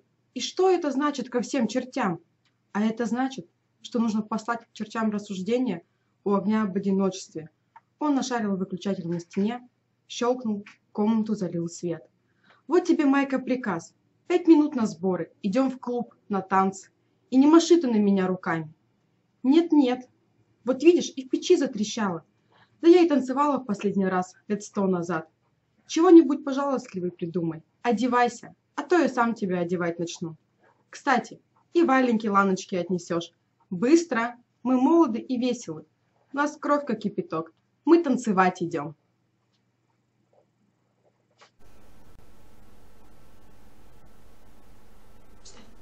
Хромоновый щитовод наяривал на гармонии. 2 девчонки в углу держали наготове радиолу. Танцы, теснота. Саргалан увидела Майю и Сергея, замахала рукой, но общий поток понес ее в противоположный угол. Еще минута, и Сергей уже кружил Майю, да с такой силой, будто надеялся наверстать упущенное. «Ой, не могу!» — едва не задохнулась она. «Позволь, я отдохну. Пойди вон ту толстушку пригласи». Но до толстушечки Аласов не дошел. Чья-то довольно крепкая рука ухватила его. «Ага, попался. Прошу на вальс».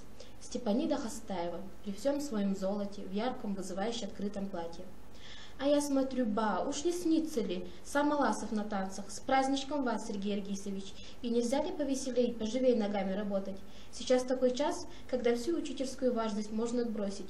Был тут Федор Баглаевич, всех наших ученичков спать выпроводил». Она сама прибавила ходу. Все замелькало вокруг. Лица, руки, лозунги на стенах. Где-то там осталась Майя. Он попытался на ходу отыскать ее глазами. «Что вы шеей крутите? Галстук вас душит, что ли? Вы всегда такой на танцах?» «Какой такой? Чурбан, вот какой! Ваша рука лежит у меня на спине или не лежит? Держите меня покрепче, Сергей Аргисович. Сергей Аргисович, давайте в честь праздничка зададим друг другу по одному вопросу. Отвечать по честности. Идет? Ваш первый вопрос задавать. О чем же вас спросить? Скажем, о чем вы думаете, когда танцуете? Очень смелый вопрос, похвалила Степанида. Немцы в этих случаях говорят «вагихальс», что в переводе значит «сорви голова, рисковый человек». Я чем-нибудь рискую? Тем, что в ответ на такой вопрос можете услышать. Впрочем, вопрос задан, надо отвечать. Так вот, думаю во время танцев о вас, Аласов. Думаю, что по сравнению со многими известными мне мужчинами вы ужасно неуклюжий и угрюмый. И тем не менее, почему-то нравитесь. Сама удивляюсь. Действительно, загадка, согласился Аласов. Тем более, что речь идет о простом чурбане. Погрозила пальчиком Степа. Если чурбан от сухой лиственницы произошел, он даст столько жара.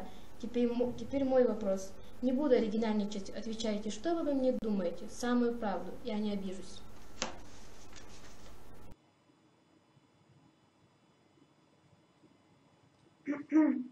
Эк вы в лоб. Аласов принялся искать слова, успевая при этом выполнять и свои танцевальные функции.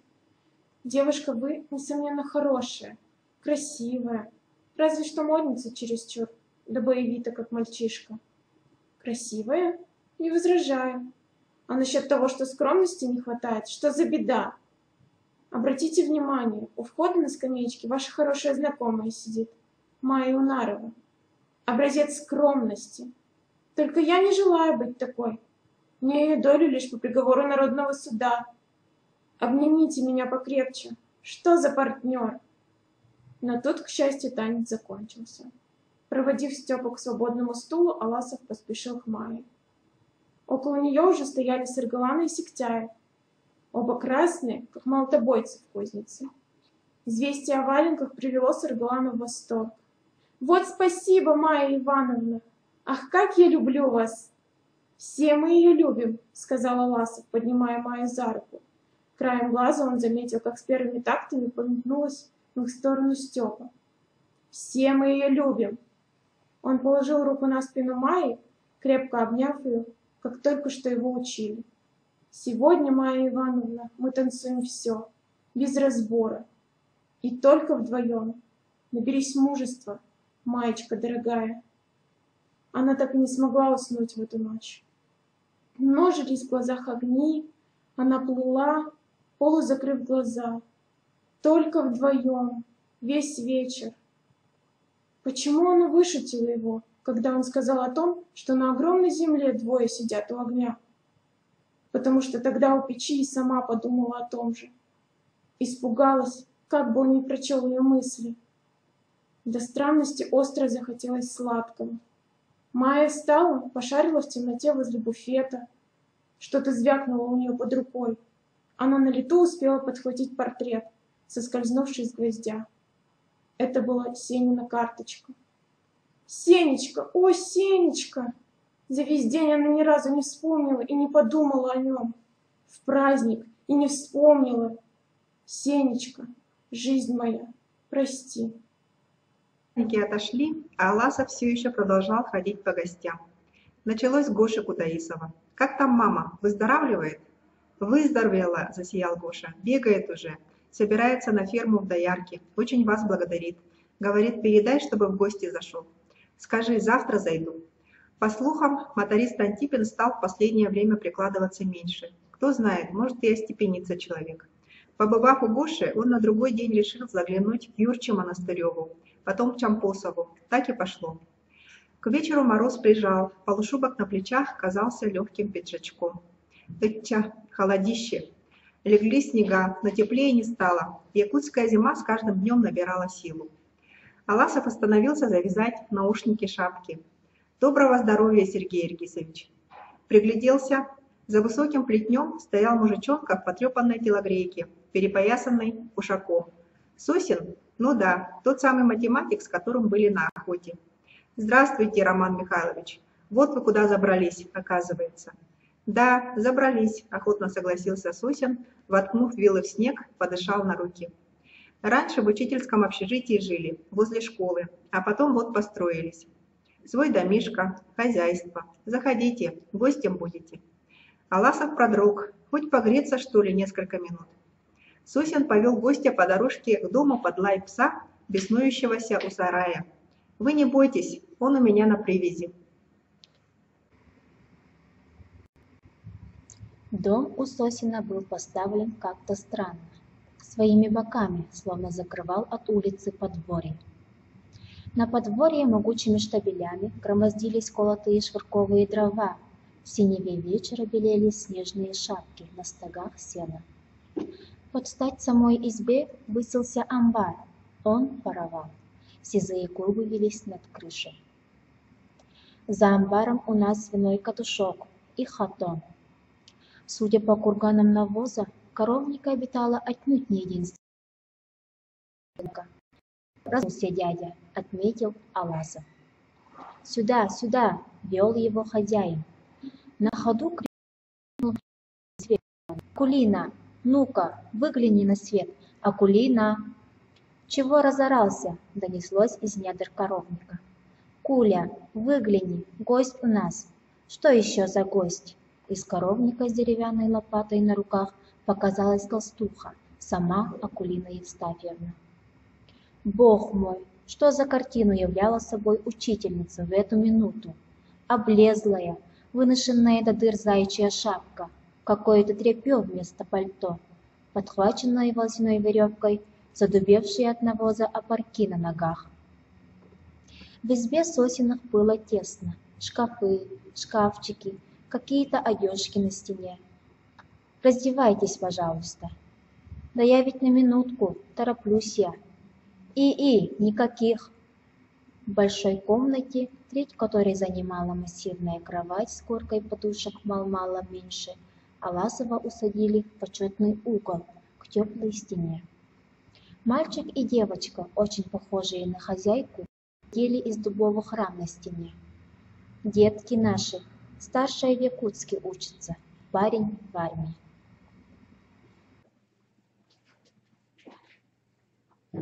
Выгоревшие за лето бумажные цветы на комоде, зеркало, ковер над кроватью. Аласов, греясь у теплой стены, поглядывал вокруг. Чего-то, казалось, недостает в этой комнате. Сразу и не сообразишь. Книг не видно. Вот чего. За дни хождения по избам Аласов уже привык к этой доброй примете наших дней. В любом доме, пусть самом бедном, есть книги. Где учебники и пестрые детские книжки-раскладушки? Где полочка с художественной литературой? А то и целый шкаф. Удивительное дело, у Сосиных ничего бумажного, кроме цветов. Что же они, и газет не выписывают, что ли? За дверью зашептались. Что-то там звякнуло. Черт побери, не как у Кощей собрались. Взбрело же ему делать здесь обогрев. Ходу отсюда. Однако легко было подумать ходу. Пока Аласов отбивался, на столе уже выстроились тарелки, чашки, рюмки. Акулина Евстафьевна оказалась расторопной хозяйкой. Успев снять свое тряпье и причесаться, она загромоздила с собой выход. Круглолицый и крутобедрый. «Будьте любезны, Сергей Аргисович, сделайте одолжение. По-людски бы можно было бы приготовить и как следует. Но разве с этим идолом, с моим добрым Романом? С ним ведь ни о чем нельзя по-человечески. Еще по теплу я ему шею проела. Пригласи Сергея Аргисовича, а он на меня кивает. Ты приглашай». «Ну, за знакомство», — перебил ее хозяин, нетерпеливо постукивая рюмкой по столу. «Будем знакомы». «Уже вроде бы знакомы, Роман Михайлович», — улыбнулся Аласов. «Как-никак целую четверть проработали в одном коллективе». «Что четверть?» — снова овладела инициативой за столом Акулина Евстафьевна. «Что четверть? Мы вот уже 5 лет в этой школе, а все как приезжие. И представьте, все из-за этого, из-за Романа Михайловича. Будь мой муж человеком компанейским, мы бы, глядишь, уже в заслуженных отделе, где люди и узнаются, и сходятся, как не в доброй компании. Кто за хорошим столом сдружится, тому враждовать не захочется. Ну, не поверю. А в день...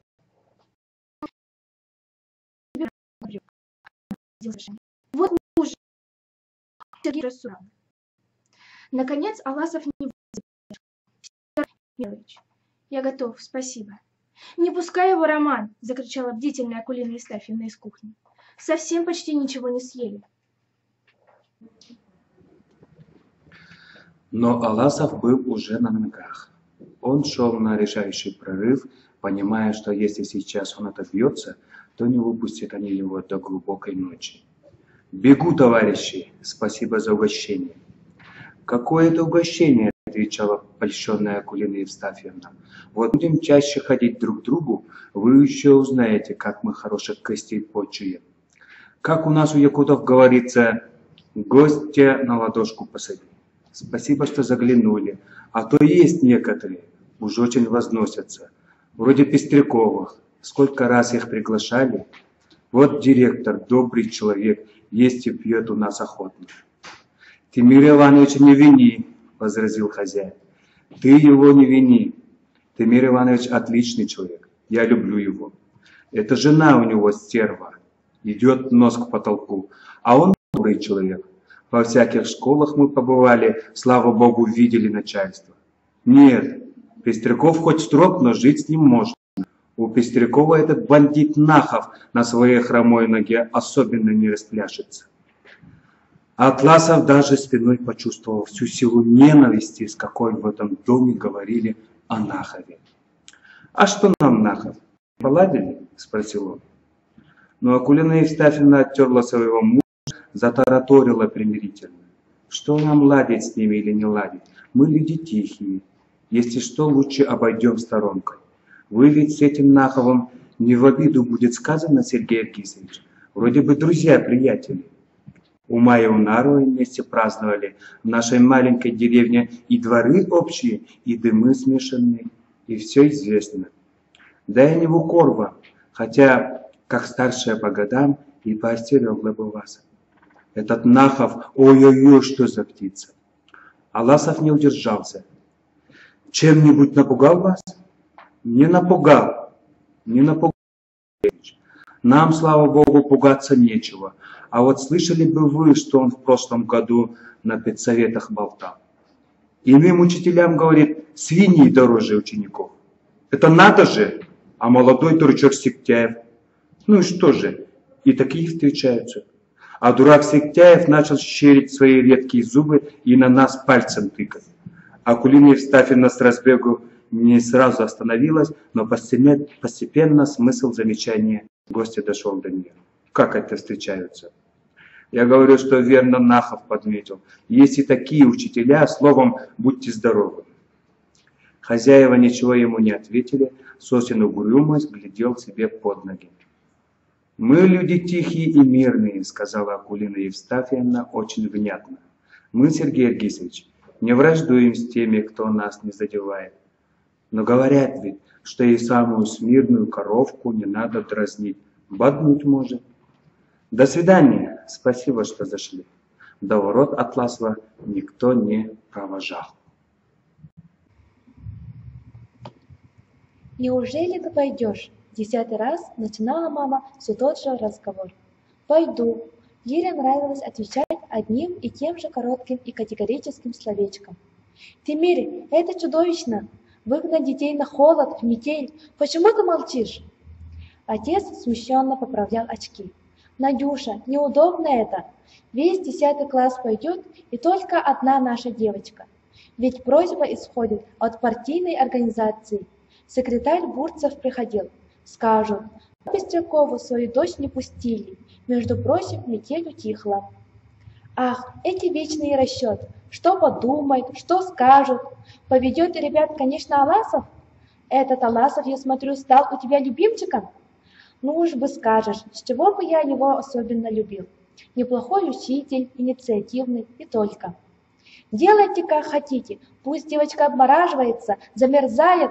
Меня в этом доме уже давно не слушают. Утром Лира вместе со всеми отправилась в рейд по спасению колхозной фермы. Орлы, на нас с надеждой смотрят все буренки и зорьки. Юрча Монастырев насмешил всех, изображая монолог дойной коровы, обращенной к комсоргу Саше Брагину. «У меня, как известно, молоко на языке, у тебя молоко на губах. О, приди ко мне вчера!» Такой ранней пурги старики не помнили лет 50. Старики тем и замечательно, что вечно чего-то не помнят. Такого разлива речки Таастав, такого лютого мороза, такого засушливого лета. 3 дня мело, будто что-то в небе прорвалось. Орлак превратился в сплошной сугроб. Все замерло, под снегом замолк тракт за сопками. Больше всех досталось колхозным фермам. Конечно, за столь ранней пурги никто не ждал. Конечно, корма вовремя не подвезли. На дальней ферме Чаран скот который день стоял без клочка сена. Как же иначе?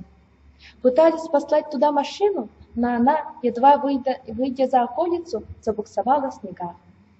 Шли с шумом, гамом на спасательный рейд, а свадебная процессия.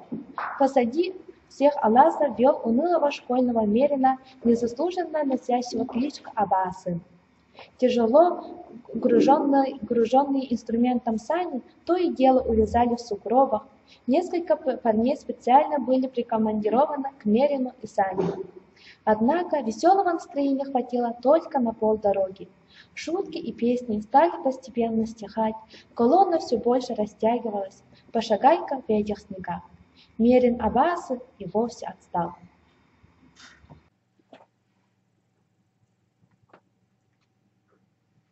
Добрались до Чарана уже ясным днем. Навстречу из юрты, сверкавшей обледененными стенами, проворно выскочил старичок, бессменный чаранский скотник Хачан. Сухонький и подвижный, с бурыми пятнами отмороженных щек и седыми бровками, белеющими, как клочья заячьего меха, он напоминал юркого чертенка из сказки. Две женщины, одинаково тощие, с хмурыми лицами, появились вслед за старичком, будто его молчаливые телохранители. «Ура!» – закричал Юрча Монастырев. Для встречи высоких гостей был выстроен почетный караул. Однако Хачан только внешне напоминал веселого чертика. На самом деле он оказался стариком сердитым и скандальным. Тех, которые раньше других добрались, старик встретил чуть ли не с кулаками. «Помогать пришли? А что же с пустыми руками? Где ваше сено? Где отруби?» «Нет у нас ни сена, ни отрубей», — отвечали ему. «Трактор только начал пробивать дорогу. Там столько снегу, едва ли и завтра пробьется». Ребята стояли, не в силах отдышаться после марша по сугробам. А маленький Хачан бегал вокруг них на своих кривых ногах, хлопал себя рукавицами по бокам. «Ай, горе мне! Ай, несчастье! Ай, председатель-обманщик! Люди-обманщики! Наш Чаран всегда обделен, всегда в конце стола. Вчера не коровки яловые, а председателю молоко нужно. Не даешь коровка молока, подыхай без сена». Хачан схватил за локоть Лиру, стоявшую ближе других, и поволок ее за собой. Схватил так грубо, что у девушки даже слезы навернулись на глаза. Какой ужасный старик! Вот бы увидела мама. Но вид голодного скота не мог бы не тронуть и самого черствого сердца. Кыбы, загородка для сена, была словно начисто подметена. Травинки не найти. Коровы жалобно мычат, бока ввалившиеся, морды тоскливые. Одни осаждают кыбы, другие тычутся мордами в мерзлый навоз, пытаются просунуть голову под прясло городьбы. Только несколько дряхлых, стародойных коров, равнодушные ко всему, стоят в стороне и мерно жуют жвачку. В своей многоопытности, а них и бесполезной суеты. Увидев пришедших, годовалые телочки и бычки кинулись к ним, стали тыкаться ребятам в ладони мокрыми носами. «Вот, вот!» — голос Хачана задрожал. «Можете любоваться. Сегодня второй день, как не кормленные».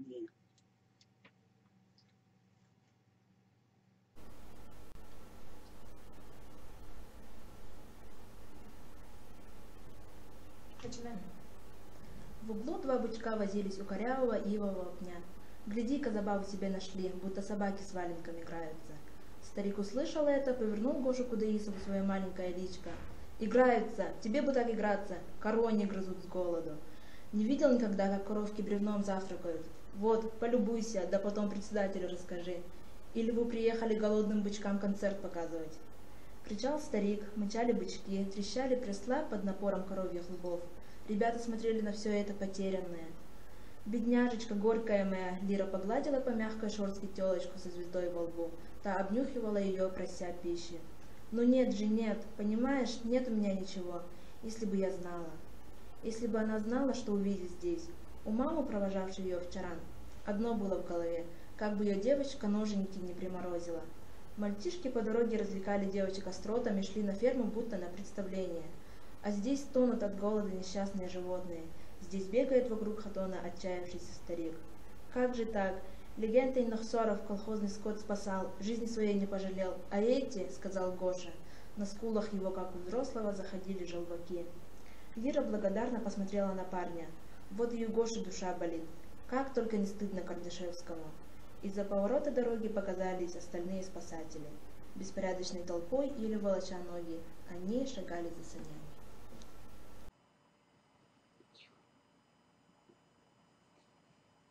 Лира бросилась им навстречу. «Сергей Регисович, ребята, они помирают от голода». «Черт знает что», — поддержал ее Юрча Монастырев.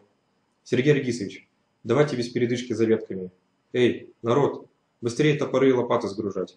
Позабыв про усталость, все бросились к возу. Старичок Хаачан, ни минуты не отступая от Таласова, все говорил, но теперь в голосе его появилась надежда. «А я, понимаешь, учитель, их за бездельников принял. Вот дуря голова, совсем из ума выжил». Около фермы весь стальник был изведен начисто. «Ближе, чем в долине Даркы, и нет ничего», — объяснял Хаачан, почесывая затылок. «Может быть, на кочки отправитесь?» Решили и туда, и сюда. Разбились на две бригады.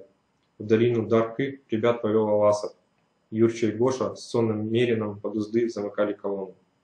Даркы оказалась укромной долинкой. Летом здесь, наверное, все было в цветах и травах.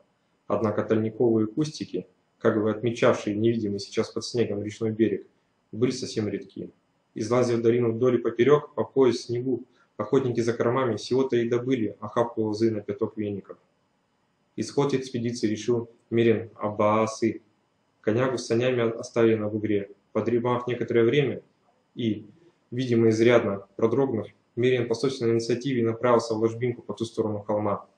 Гоша кинулся в погоню, крича во все горло Мерину всяческие слова. На бегу заметил, как-то странно попрыгивают пустые сани, влекомые конягой. «Кочки! Эй, люди! Кочки!» – возрадовался Гоша, как тот моряк на мачте Колумбового корабля, который первым увидел Америку. Минут через 10 на качкарнике уже шла работа.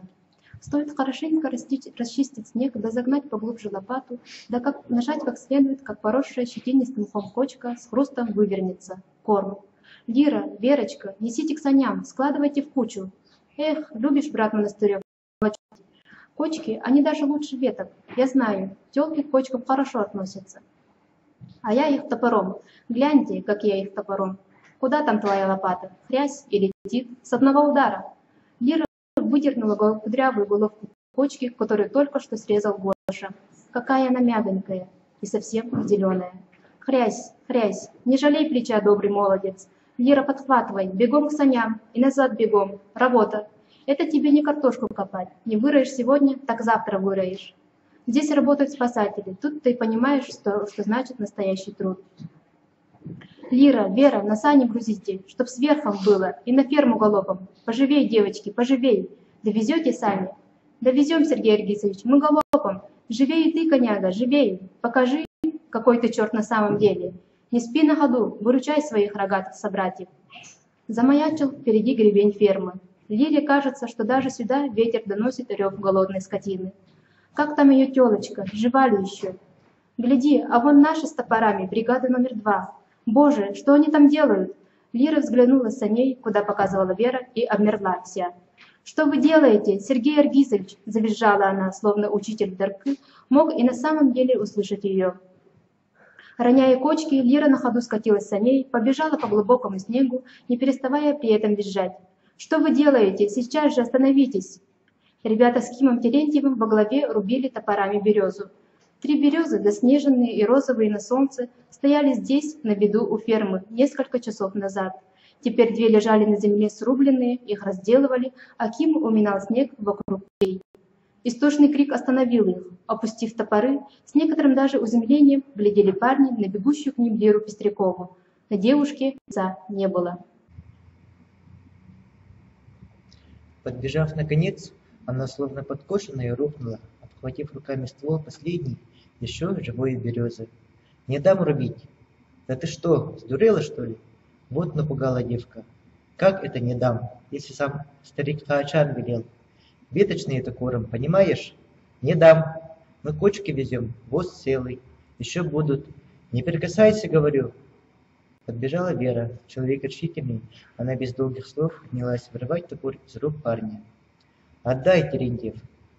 Вот девчата бестолковые. Вам же говорят, на корм это.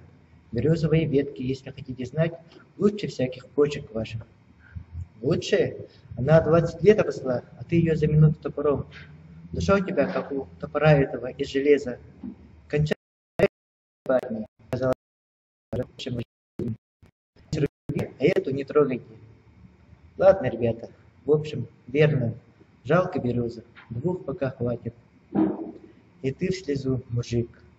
Березу эту, если хочешь знать, фермерские все равно свалят. Еще один хороший буран и все. На войне танками целые леса валили, когда надо было. Сравнил, тоже на войне, а тут не хуже войны, поглядите, сколько пней торчит. А местечко, между прочим, Чаран называется. Само название топорами вырубили, да коровам скормили. Ладно, пусть валят, да не нашими руками. Верно, очень жалко березу. Лира с Сикачом размечала почки. Другие замешивали, запаривали и солили. Приготовленный корм тут же несли скоту. Озверевшие от голода коровенки набрасывались на пищу. В глазах щипало, глядя на них. А я, девочки, вот что предложила бы. Оставимся здесь и на ночь, сказала Нина Габышева. Ее Сергей Аргисович определил комиссаром при старике Хаачане. И она принялась сознанием своей роли. Сделаем настоящую квашонку, а утречком отправимся пораньше, и еще на урок успеем. Верно, Нина, что они тут одни? Остаемся, как всех решила Вера, стукнув по доске своим секачом. Только вот мама сойдет ведь с ума, когда узнает. Ее Лирочка осталась на дальней ферме, не пришла домой ночевать. Ничего, родителей тоже воспитывать нужно маленько. Хороший секач, больше жизни. Ох, мамочка, мочи нет. Лира, ты куда? Воздуха глотнуть. Остынь сначала.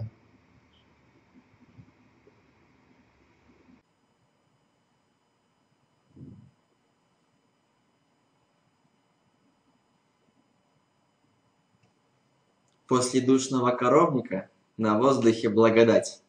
Закатно еще раз проглянуло солнце. Забагровело, зарозовело все вокруг. Опираясь на лопаты, кружком стояли ребята, мужчины, работники. Досталось им всем сегодня, потрудились на совесть. И как положено мужчинам, сделавшим нелегкое дело, теперь они стоят, неспешно ведут разговор. Разве это хозяева? Хатон вот-вот завалится. А что с коровами? Что же черти они летом-то думали? Гляньте, какая луговина вокруг. Сегодня мы какую им площадь окультурили. Порубили кочки.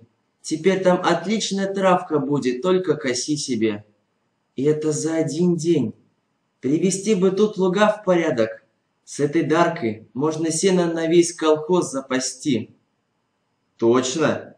Ферма на лугу стоит. А скот кормить, деревья рубят. Дикость.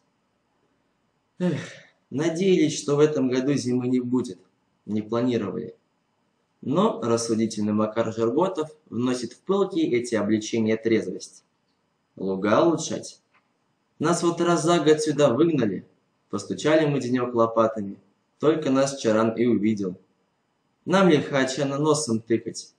Почему плохо, дедушка, луга улучшаешь? Колхоз нас выучил. А мы кончим школу, улучшать луга придем? Лира оглянулась. Стоит за ней Сергей Иргисович. Тоже слушает спорщиков. Кочки рубить, такая старинка, качает головой Саша Брагин. Скрепы, бульдозеры, вот дело. Не с рабочих рук начинать надо, с машин. С головы начинать надо, вставил свое Гоша Кудаисов. Тогда и руки будут, и машины. Тут вчера не можно чудеса творить, если по-умному. Луга спланировать, на ферме подвесную дорогу, скот племенной завести. И электростанцию на том вот бугре. Силосные траншеи, цементированные, да кормокухню. Слыхали? Теперь корм для скота даже из нефти добывают. Гениальный план. Осталась самая малость. Нефть вчера не отыскать. Поставить бы дом для животноводов. Белый такой, каменный, с душами. А речку запрудить и озеро сделать. А в озеро кобельских карасей напустить. И деревья насадить, чтобы снова чаран березовая роща была. Тиму Терентьеву присудить каждый год сажать по 25 берез вместо срубленных. Эх ты умник, я их для себя рубил, велел старик.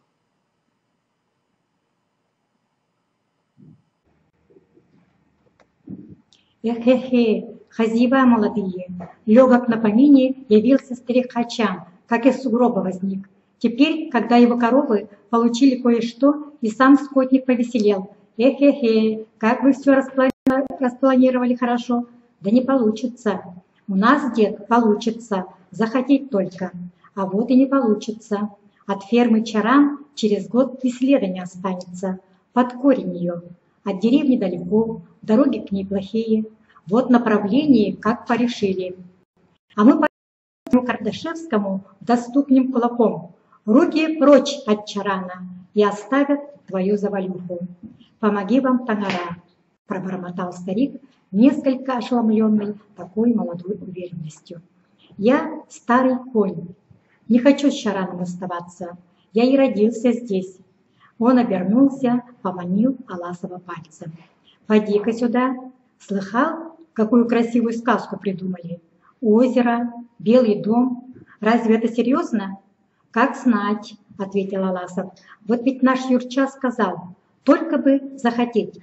Парни вы мои дорогие, ну захотите, что вам стоит? Лира улыбнулась про себя. Вот хочется увидеть белый дом в Чаране. А что, если и в самом деле здесь построим электростанцию? Ай, коровы мычат, кочки, и не отруби, они всего лишь кочки. Какие там сказки? Надо тальник резать, болотный мох запаривать. Погодите, буренушки, не ревите. Я всего на минуту себе передышку позволила. Прости меня, тёлочка, звездочка, умаялась твоя Лира. Я сейчас, я бегу. Лира, всегда чуточку в стороне от других, сегодня обо всем забыла. Секач у нее в руках, как танцор на кумусном празднике. А знаете, девчонки, что с Пестряковой происходит? Раскрыть тайну? Лира похолодела. Сейчас Верка Тигрюк брякнет что-нибудь про Гошу. Это физический труд из нее человека сделал. Лира кинулась за булочка. Обе с виском стали носиться вокруг чанов. Тише вы, коров напугаете. После такого голода их ничем не напугаешь. Верно, звездочка? Му, вот видишь, согласна.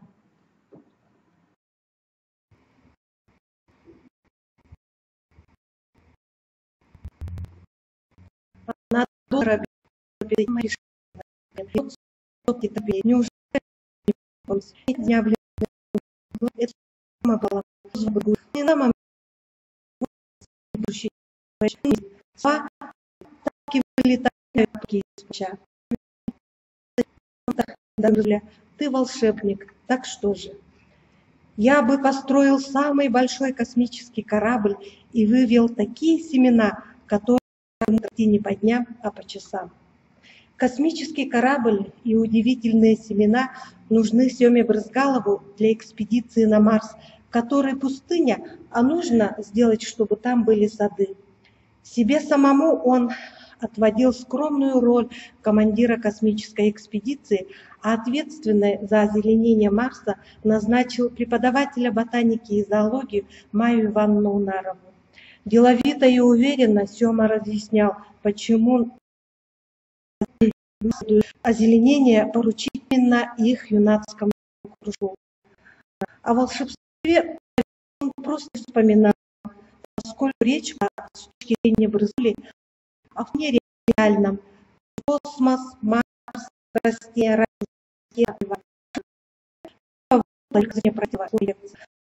самое дорогое дитя космической эры.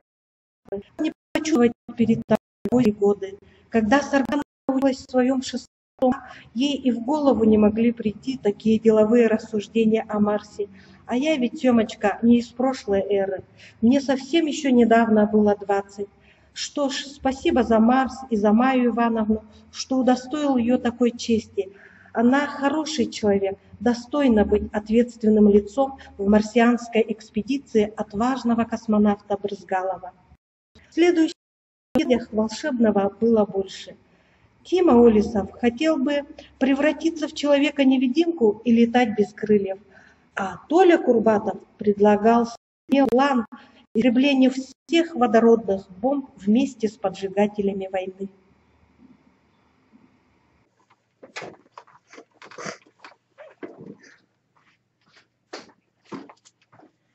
А вот тетрадочка чистенькая, будто только из магазина.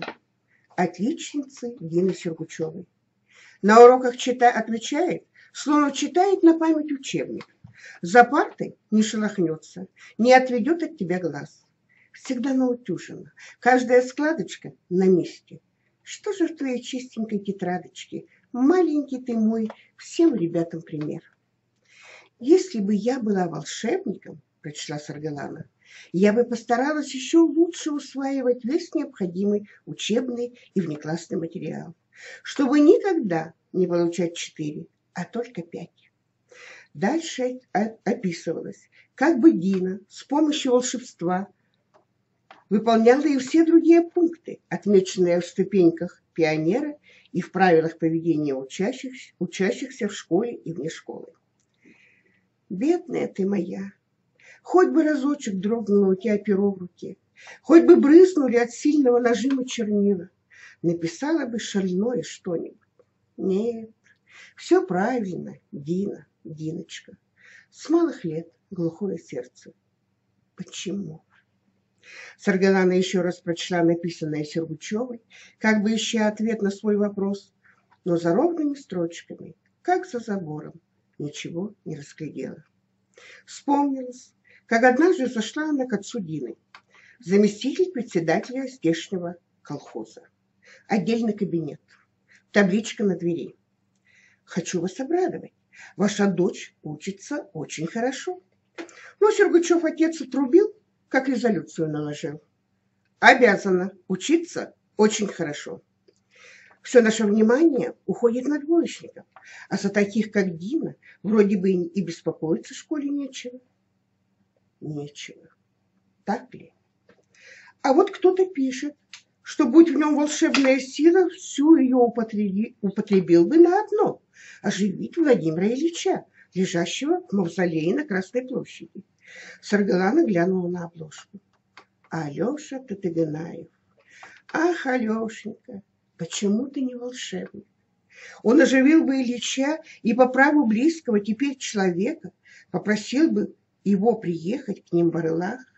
Они прилетят из Москвы на Ту-104, и Ленин придет в избу Татыганаевых, и бабушка угостит дорогого гостя самым вкусным тёвчихом и ковёром с земляникой и поджаренным карасем на вертеле.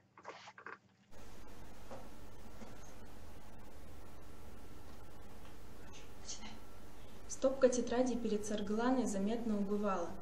Кто-то из шестиклассников мечтал с помощью электричества растопить льды Ледовитого океана и превратить якутскую вечную мерзлоту в оазис. Был также проект постройки небоскреба, в котором бы уместилось все население республики. А вот Оле Осиповой было не до льдов и не до высотных зданий. Она написала: «Я всегда думаю, почему люди часто ругаются и скверно обзывают друг друга. Если бы я была волшебником,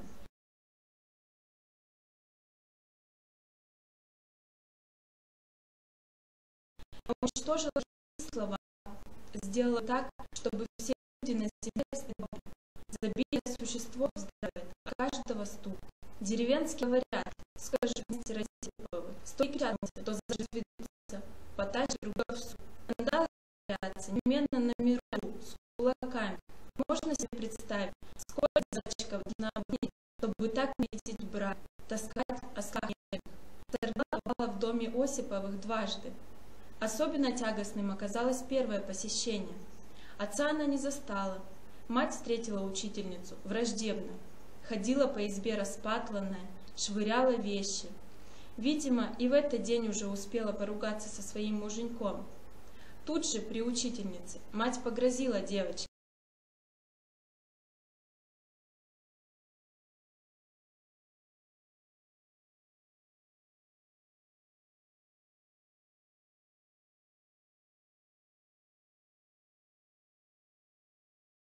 Я ведь не жаловаться на Улю пришла. Она очень славная девочка, но в школу доходят слухи, что у вас тут некоторые ссоры бывают. Ссоры? Глаза у женщины побелели. Это, милочка, не ссоры. Это смерть моя, проклятие всей жизни. Только это...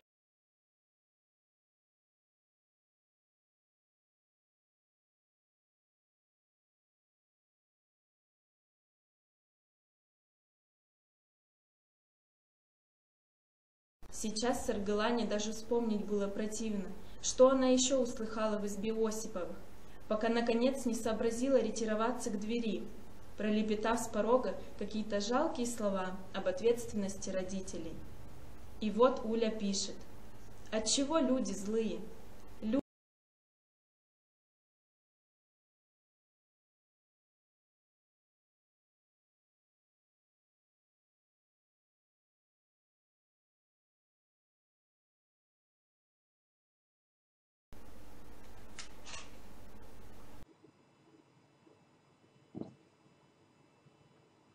Были и другие тетради без космоса и без растопленных льдов. Волшебство маленьким авторам требовалось, чтобы вылечить больного, построить новое школьное здание со спортивным залом. Коля Мигалкин, например, написал совсем неожиданное: «Если бы я был волшебником, я бы крепко проучил Яшку якорного кулака. Я бы ему показал, как колотить тех, которые слабее тебя. А он еще нарочно что-нибудь тяжелое в варежке кладет. Я бы ему ноги превратил в вату, чтобы не пинался. Я давно мечтаю, даже по ночам». Яшка, якорный кулак, по классному журналу Яков Дьячков, долговязый, угрюмый парень из 8 класса. Однажды завуч Пестряков в учительской отчитывал драчуна. Доведенный до нотации до слез, Яшка, как дитя малое, упрашивал Тимира Ивановича не вызывать родителей. Клялся, что больше и пальцем никого не тронет. Вот они, его обещания. История с якорным кулаком особенно взволновала Саргылану, хоть и не была волшебной. Напиши это кто-либо другой, можно подумать, что ябеда. Тетя учительница, чего он дерется? Но это написал Коля Мигалкин, лобастый крепыш, физиономия которого вечно в бойцовских синяках и царапинах. Коля – защитник слабых и малых. Среди мальчишеской братьи он независимая личность.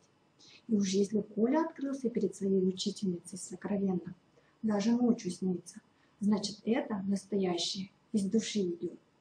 Доверие, о котором мечталось. Спасибо, ребята. Не понять постороннему, через какие страсти мордасти, никому другому неведомые и, наверное, неинтересные, проходит на своем нелегком пути учитель. Давно ли Саргылана Кустурова вступила на этот путь? А сколько уже поворотов за спиной? Была принужденная, будто резиновая улыбка, с которой она входила в класс. Потом, после замечания завуча Пестрякова, было железное цоканье каблуков. Идет учительница, суровая из суровых. А еще был холодный дождь и неправдоподобно черные березовые листья, как хлопья горелой бумаги. Потом разинутый зев чемодана на кровати, плюшевый коврик, снятый со стены. Прибежала Майя Ивановна, когда уже не было слез, нечем было плакать. С глазами, словно обожженными, Саргылана припала к спасительной груди, говоря себе: «Или ты сейчас поверишь Майе Ивановне, или уже не сможешь верить никому никогда. Вот какие повороты позади. А если бы она уехала?» Словно испугавшись того, что могло случиться, и спеша удостовериться в реальности происходящего, Саргылана зажгла верхний свет, зажгла настольную лампу, достала красные чернила и села за тетради уже с пером в руке. Волшебники волшебниками, а грамматические ошибки нельзя оставлять без внимания. Обязательно надо повторить тему и в 6-м бы. Одно только тревожит. Завуч. Как ему покажется, эти мои волшебники? Как он меня за Дантеса-то? В 7-й на урок литературы вдруг является Пестряков и Аласов. Сидят на задних партах, слушают. Тимир Иванович, как обычно, что-то царапает в своей ужасной общей тетради с клеенчатой обложкой. Учителя ее так и зовут «Черная книга». Где-то в середине урока потянулась вверх рука. Андрюша Гермогенов что-то хотел спросить. Известно, что раненый Пушкин тоже в свою очередь выстрелил и тоже попал, но только ранил Дантеса в ладонь, который француз прикрывал себе грудь. Отец Андрюши, правословный охотник, посмеялся над этой историей. Если пуля прострелила руку, то почему же на груди и царапины не шли? Пуля не то, что уложить этого негодяя должна была. Как это объяснить, Саргалана Тарасовна? Вот именно, как? Хотя, погодите, не так давно она читала в одном журнале. Погодите, ребята, сейчас я вам все растолкую. История эта вызвала недоумение ни одного Андрюшиного отца. В наше время ею заинтересовались и некоторые ученые, медики, юристы. Писатель Версай, как было написано в журнале, предпринял целое расследование, сопоставляя факт за фактом. Дантес сначала был напуган вызовом на дуэль, но по прошествии 2 недель его словно подменили. Он стал вести себя вызывающе нагло, угрожать Пушкину, торопить с дуэлью. Почему шакал за 2 недели превратился во льва? Почему пуля Пушкина, отличного стрелка, лишь ранила Дантеса в руку? Такой тишины на своем уроке Саргалана и представить не могла. 30 ртов застыли открытыми, как в кино, когда Чапаев бросается в реку. Так, слушайте, ребята. Дантесу верный ему человек успел привезти с Архангельска специальный панцирь, надеваемый под мундир. Идя на дуэль, Дантес ничем не рисковал. Он приехал на Черную речку для того, чтобы убить Пушкина, а самому остаться в живых. Вот собака-то, а куда остальные смотрели? В милицию надо было. Ха, в милицию, при царе Николае-то. Что поднялось в классе? Ребята поскакивали со своих мест, затопали ногами. Саргалана стояла, прижавшись спиной к доске. Пусть покричат, пусть переживут горе случившегося, несправедливость, непоправимость этой трагедии. Возмутитесь, ребята. Ничего, можно даже ногами постучать. А потом, когда голос несколько поутих, она стала читать. Подив поэт невольник чести, пал оклеветанный молвой, свинцом груди и жаждой гордой головой.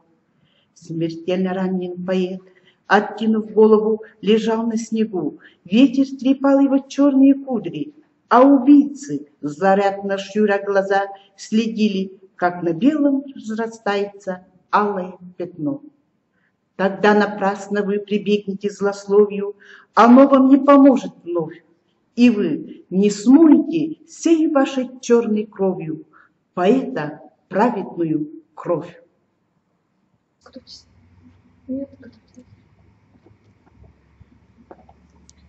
А через четверть часа в учительской молчит Аласов, молчит Саргалана, и только монотонный голос Тимира Ивановича.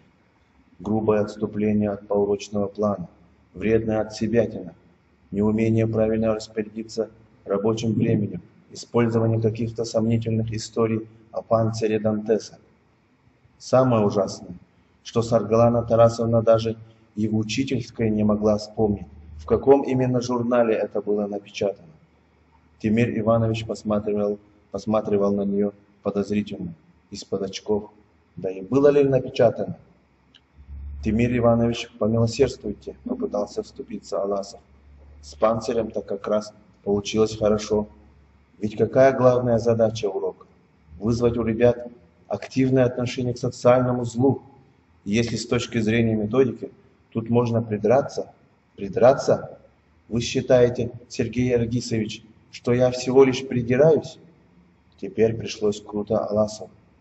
У вас, Сергей Эргисович, получается так, будто все наши поурочные планы, учебные программы и учебники – только лишний груз на ногах учителя. Вот, пожалуйста, учебник, помеченный нынешним годом, утвержденный Министерством, Ученым Советом Академии педагогических наук. И Академия, и Министерство считают, что о панцире Дантеса на уроках рассказывать не следует. Вы же, Саргалана Тарасовна, считаете, что о панцире рассказывать необходимо. Какую тут позицию прикажете занять мне, заучу школы? А теперь представьте, во что превратятся наши уроки, если и остальные учителя, с вашего, Сергей Эргисович, благословения, станут учить детей не по учебникам, а по развлекательным заметкам. Как можно, Сергей Эргисович, вы педагог опытный, а при разборе урока молодого товарища поощряете самовольство? Как я должен вас понимать в этом случае? В тот день, испив свою чашу до дна, они возвращались из школы вместе, Саргалана и Аласов. Не скажешь, кому больше залетело, самой виновнице или ее защитнику. Можно было представить, как трагикомически выглядели их унылые фигуры со стороны. Идут два новобранца, те самые, что в нынешнем учебном году пополнили коллектив передовой Орловской школы. Влетело вам из-за меня. Будете знать в другой раз, как выступать в роли рыцаря Дон Аласа Орловского. Но Аласов вдруг сказал: а знаете, Саргалана Тарасовна, вы ведь учитель Божьей милостью. Состоялось, понимаете? С чем и разрешите вас поздравить. И даже голову склонил перед ней, вконец растерянный. Всегда остается сам собой, не притворяется, ничего из себя не изображает. Всегда Аласов. Однако погоди, Саргалана Тарасовна, за что же, не боясь греха, кукушка хвалит петуха? Сейчас, сидя над тетрадями, Саргалана подумала. И все-таки не в том только дело, что он ее похвалил. Аласов действительно хороший человек. Недаром его полюбила Майя Ивановна. Уж она-то способна полюбить, лишь самого-самого. «Ау, Ланочка!» В сеня загремели лыжи, застучали ботинки. В клубах пары и морозной свежести в комнату ввалились Майя Ивановна и Аласов. Легки на помине. «Эх, Ланочка, жаль, что не поехала с нами.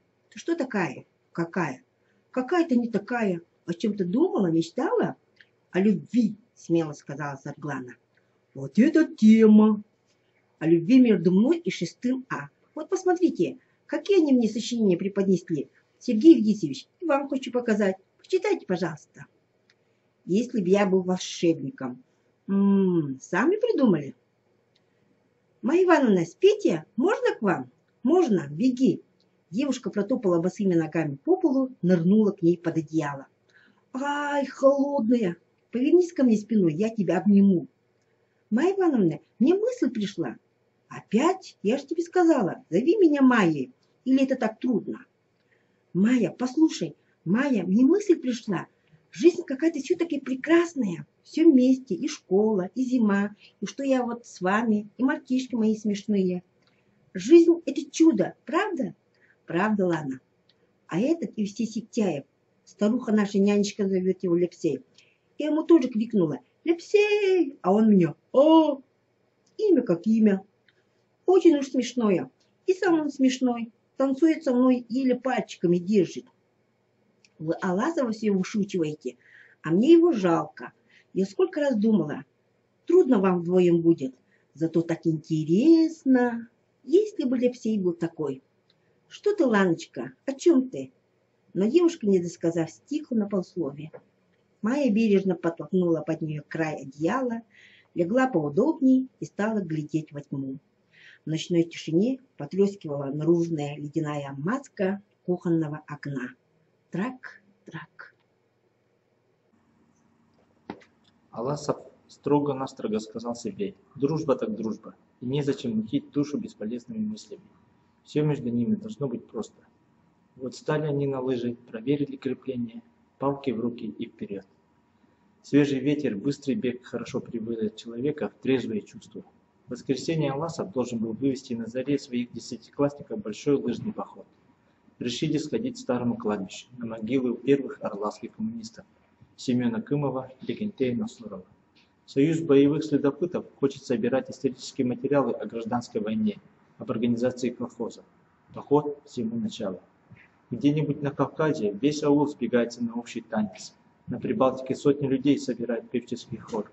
На Рязанщине любят массовые грибные набеги, а в Якутии – лыжи.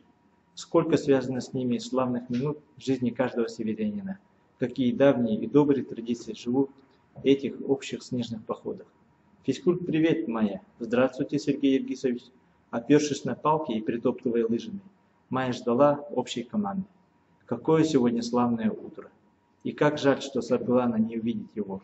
Майя поглядела на дорогу, может, все-таки передумает, оторвется от своих тетрадок. Совсем замучила себя бедняжка. Пословица есть: способный на одном месте не засидится. А с моей девочкой как раз наоборот. Способная, потому и с места не сдвинешь. Здравствуй, Майя. Надежда Пестрякова собственной персоной. Здравствуй. В своей богатой дахе из лисых лапок проплыла Пестрякова мимо. Уж не собралась ли и она в поход? Нет, пришла дочку проводить. И с каких это пор Надежда Пестрякова стала такой заботливой мамой? Несмотря на ранний час, хочет на своей девочке шарфик поправить.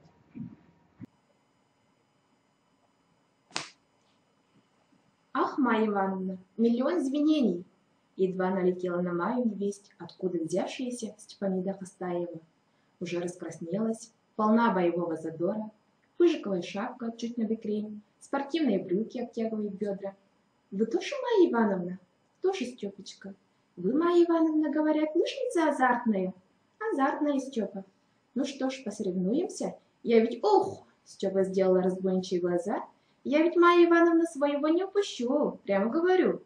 И если соревноваться, я имею в виду лыжи, так я в лепешку расшибусь. Степа, не надо расшибаться, и обратите внимание на свои крепления, как бы и вправду не расшибиться. Но Степа уже не слушает ее. Вытянув шею, она смотрит в сторону Аласова, который в эту минуту разговаривает с Надеждой Пестряковой. Та о чем-то расспрашивает его. Он отвечает, показывая рукой на сопки. Засмеялись чему-то. А вот уже настоящий удар для Степы. Надежда привлекает Аласова к себе и застегивает потуже молнию на его куртке. Майя едва удержалась, чтобы рассмеяться. Бедная Степа, она прям-таки с лица спала. Ах, Степа, Степа, пока ты мне своими соревнованиями грозишь, там другая ему молнию поправляет. Нет, глупая Степа, не твоя соперница. Жаль, что некие светские условности не позволяют показать тебя открыто. Да не косись ты на меня, не жги порох понапрасну. Поскреб Степа окрутила нашего блестящего холостяка, а то наши женщины словно с ума посходили. То и знай, шушукается в учительской. Надежда Пестрякова вон вдруг стала проявлять к лыжным походам небывалый интерес.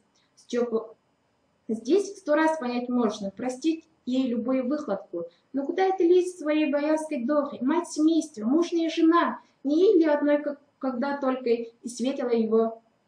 А она... Нет, у мужчин гордости. Я бы на месте Аласова показала ей Пестряковой возврат нежных чувств.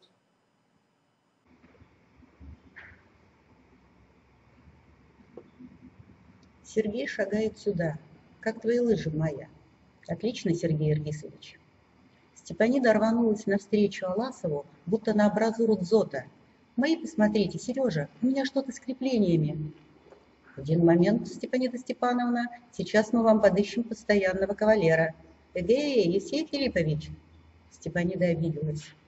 Кавалера в себе я привыкла подыскивать без посторонней помощи. Подбором кадров занимаюсь лично. Но Евсей Сектеев был уже рядом. Слушаю вас, товарищ Аласов.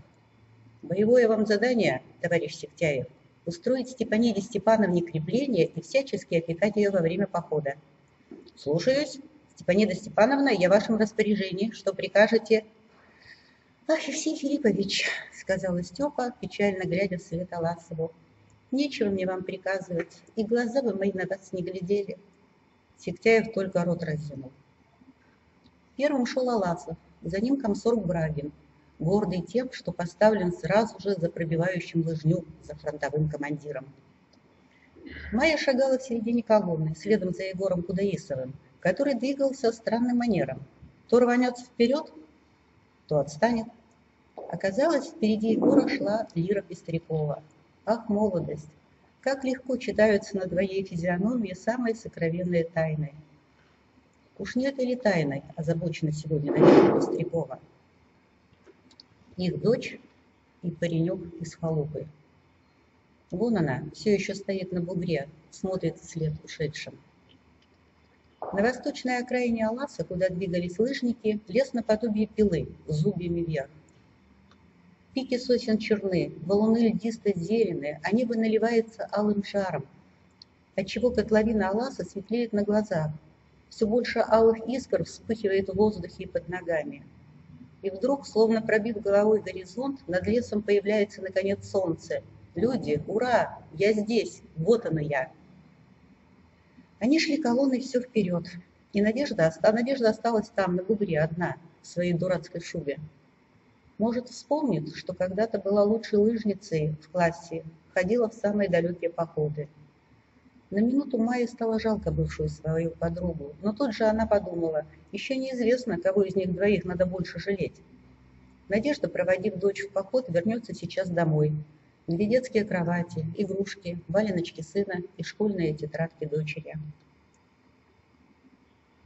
То, чего нет у нее и никогда не будет.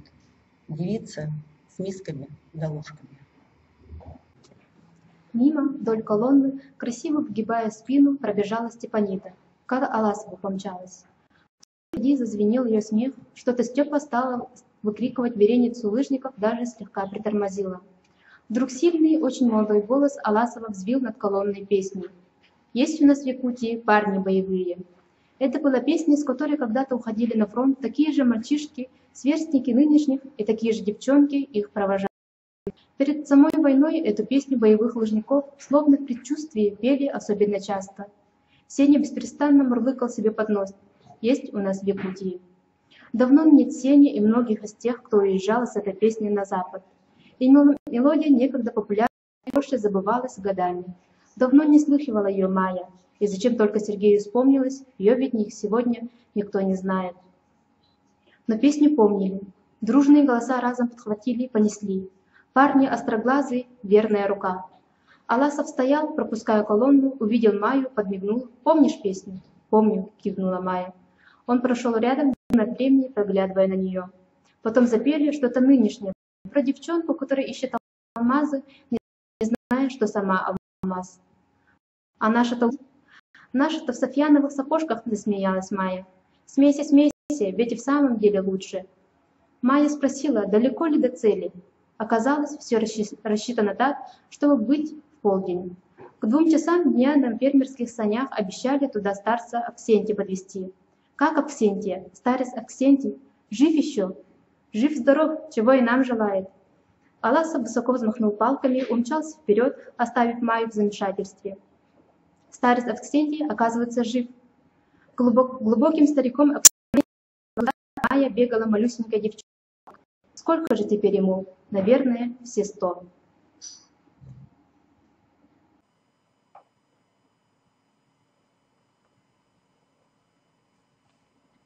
Историю Аксентия Майя часто слышала в малолетстве, когда на летних выселках, усевшись в свободный час в тень юрты, женщины со скорбными лицами вели свой сказ. Был Аксентий в молодости живым да бойким, говоруном да песнопевцем и такого приятного вида, что ни одна девушка вздохнет бывало украдкой. Однако привлекательность и чистый голос не принесли Аксентию счастья, а скорее стали причиной горькой его беды. Полюбился он первой красавице Наслега, неповторимым и неописуемым Мото. На любовь ответил ей любовью. Летом в березовой роще во время весеннего кумысного праздника СР они открылись друг другу и дали клятву быть верными своей любви. Но уже висела над ними беда. Отец Мото нашел дочери жениха по своему вкусу, вдовца, владельца большого стада. 2 дня и 2 ночи валялась девушка в ногах у своего родителя. Однако отец и внимания не обратил на ее слезы. Хотел даже пройтись по спине дочери с ароматными вожжами, да мать оборонила. Когда же наступила 3-я ночь, в амбаре, где обычно спал юный Авксентий, со скрежетом приоткрылась тяжелая дверь. Видя, как мелькнула в лунном свете чья-то тень, парень вскочил на ноги. «Кто тут? Что надо?» «Тише, Авксен, тише, это я пришла, Мато твоя, в окно я». Девушка стала рассказывать, как бежала под покровом ночи к нему, но вдруг на полусловие прильнула к Авксену, обхватила его шею руками, стала целовать, ласкать, шептать ему нежные слова. «Авксен, золотой мой, земля велика, бежим вместе, куда угодно с тобой». Но упали совсем иные. Видели, наверное, посторонние глаза, как входила девушка в амбар. Завтра пойдут по Орлаху слухи. «Что за слова ты говоришь? Куда мы побежим? Куда денемся? Зачем мучить себя несбыточным?» Девушка долго плакала, а потом вытерла слезы и говорит: «Видно, не судьба нам. Так хоть полюби ты меня на прощание, как мужчина женщину. Пусть запомнится эта ночь на всю мою горестную жизнь. Чтобы тебе, любимому, моя девичья честь досталась, а не старому вдовцу поганому. А уж дальше что угодно».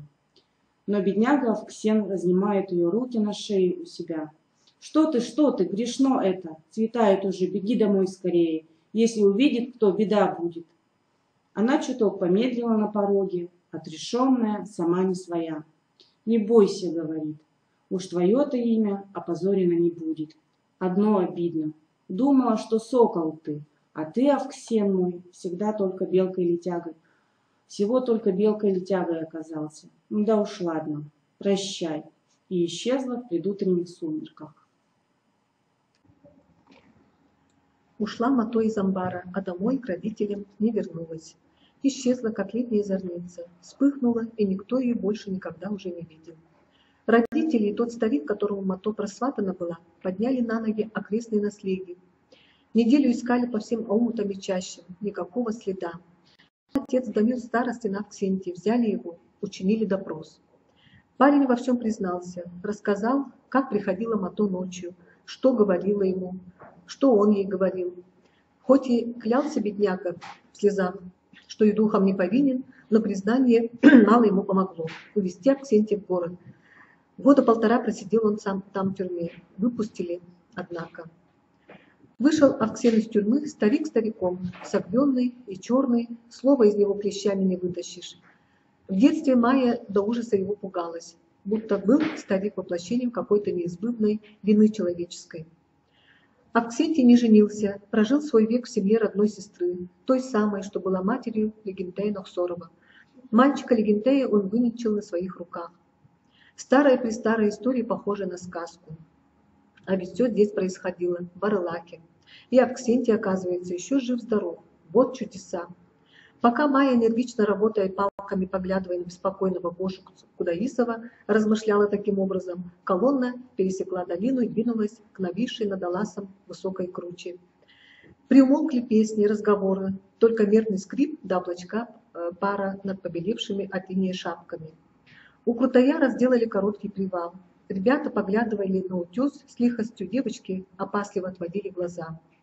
«Подъем!» — сложив ладони рупором, скомандовал Сергей. «Идти всем елочкой! Ребята помогают девушкам, за каждую отвечают головой!» На крутизне он подождал Майю, протянул ей свою палку, так она и взобралась на буксире. Бамбуковая палка, за концы которой они держались, прочно соединяла их. У Сергея была сильная и надежная рука. Спокойно, без рывков, шаг за шагом, вверх и вверх. А вот и вершина. Часто дыша, Майя прислонилась спиной к кривой березе. Весь родной Алас, из края в край, с лесами его и сопками, белыми, как хребтовина песа, с едва заметней над снегом ниточкой замерзшей речки Таостав, с островком деревни, накрытой шапкой тумана. Все это, подернутое сизой изморозью, являло картину, от которой захватывало дух. Вот награда тебе за храбрость. «Ай, ай, несчастье!» — вдруг раздался вопль, кричала Нина Габышева. Беда оказалась невелика, вниз по склону, только что преодоленному, неспешно скользила оброненная лыжа. Словно решив проделать весь путь назад самостоятельно, а если ничего особенного не приключится, так и воротиться в Орелах. Лыжа желто-лаково поблескивала на снегу, вслед ей понеслось улюлюканье и смех. «Лови, держи! Ой, ужас! Как же я теперь без одной лыжи? В погоню!» Кто-то сорвался вниз, чертя сумасшедшую кривую по склону Крутояра, помчался лыжи наперерез. Это был Аласов. Снежная пыль, радужная на солнце, клубилась следом за ним. Молодец, догнал все-таки. Надо же, каким красивым может быть человек в полете, с невольным восхищением подумала Майя. И тут же услышала свои слова, повторенные вслух. Это было так неожиданно, что Майя испугалась, уж не стала ли она выбалтывать свои мысли. Нет, это не она сказала. Неподалеку, как всегда, вместе стояли двойняшки Нина Габышева и Вера Тигирюкова. Нина это произнесла. Широко раскрытые, обо всем забывшие глаза. Девушка подалась вперед, словно хотела кинуться вслед за Аласовым. Рука намертво вцепилась в плечо подруги. Вот он, сокол, красивый, смелый. «Тише, Нинка, тише, с ума сошла?» – предостерегающе дергала ее Вера. Но та твердила, будто в забытии. «Сокол, мой сокол». Майю всю передернула, этого еще не хватало. Мало того, что из-за Сереги Аласова сходит с ума Степанида, плетет свои неуклюжие петли Надежда Пестрякова, а тут девочка, совсем ребенок, сокол мой, об учителе своем, о человеке, который ей в отцы годится. Майя уже не смотрела вниз, история с лыжей стала безразличной ей, и вообще куда как противна вся эта неприличная бабья возня вокруг холостого учителя. Все потеряли голову, даже девчонок включая. Этакий Дон Жуан, пожиратель женских сердец, объявился в наших краях. Противно. Совершенно напрасно пошла она в этот поход, когда столько дел дома. Хозяйство запустило, гора нечитанных книг лежит. В полдень впереди по курсу замаячили знакомые купы берез. Под березами можно было различить сани с лошадьми, группу людей. Недалеко от старого кладбища сняли лыжи, построились в колонну по трое. Саша Брагин вынул из чехла знамя. Смело, товарищи, в ногу, духом окрепнем в борьбе. Медленно пробивая дорогу снегу, ровный двигался по гибели легендарного Сора. И так же тяжело под стать этому движению пробивалась вперед старая песня, гимн тем, кто жертвовал собой во имя царства свободы. Вытянувшись струной, стояли впереди заиндевевший на морозе дед Лука, за ним сгрудились фермерские, доярки, усатый фуражир, детишки. На санях поодаль, свесив ноги в мохнатых унтах, сидел старец Авксентий, древний, иссохший до кости. У могил строй рассыпался, принялись разгребать снег. Пошли в ближний лесок добыть свежей хвои на венки. Аласов не раз бывал на старом кладбище, тут был похоронен его отец. Неподалеку от могилы Легентая Нохсорова высились два снежных холма с пирамидками. Один Семена Кымова, геройского орлахского председателя, другой жены старого учителя Анны Левиной, погибшей по дороге в больницу. Старик Левин вчера вечером пришел к Аласову, дал ему две свежие алые ленты. «Прикрепи там к пирамидкам, скажи, что все в порядке. Обезножил я немного, трудно ходить, но приду. Скажи там ей». Десятки лент трепетали на пирамидке. Одни еще хранили свой цвет, другие выгорели на солнце, морозы и зажгли их добело. Аласов прикрепил новую, постоял, стараясь представить себе жену Левина, тряхнул головой и пошел назад к народу. Вокруг старца Аксентия стояла толпа. «Дед Аксентий, дораба», — сказал Аласов, пробившись в круг и пытаясь сделать его пошире, оттеснить самых напористых. Старик на приветствие не отозвался. Черные губы его слабо шевелились, он что-то бормотал. «Ты погромче ему!» — подтолкнул Аласова в бок старик Лука. «Кричи, что есть мочи!» «Дораба, дед Аксен!» — рявкнул Аласов так, что девочка рядом отшатнулась. На этот раз старец заинтересовался, поднял глаза. Против ожидания они глядели разумно. «Здорово, здорово, сыночек!» — прошамкал старец и руку протянул. «Чей ты такой?» «Аласа! Эргиса Аласа, помнишь?» «Помню. Этих детей ты привел?» «Сами пришли. К Легентею на могилу». «Вот спасибо, сыночек, вот уважил. Легентей, голубчик, обрадовался бы». Крупная слеза покатилась по его лицу. Аласов потоптался около плачущего старца и махнул рукой Саше. «Пора». Ребята выстроились перед могилой длинной шеренгой. На правом фланге рдело знамя. Стихли голоса. «Ребята, товарищи дорогие», — сказал Аласов и почувствовал, как перехватывает голос. Он заговорил о судьбах, неподвластных обычному ходу времени. Одни уходят из жизни, как роса с листвы, даже следа не остается, будто не жили, а другие бессмертны. Память о Легентее будет жить в Луке, в старце Авксентии, в любом из колхозников. Он будет всегда жив, Легентей Нахсоров, пока стоит колхоз, пока течет река, на которой он мечтал поставить плотину, пока люди не разучатся понимать простую и великую истину. Мы потому сегодня радуемся солнцу, что другие пожертвовали для нас жизнью. И верно, он был как сама правда, вдруг крикнул за спиной Аласова старец Авксентий. Голос его был пронзительный, наверное, так вот камлали шаман в старину. Старец попытался слезть за ней, две женщины подхватили его под руки, поставили рядом с Аласовым. «Это я, дядя твой, Легентей, сыночек мой, слышишь? Вот я пришел к тебе и стою здесь. Я тебя выненчил, две детишки пришли. Я спросил, за какие грехи Бог обрек наш род на вымирание?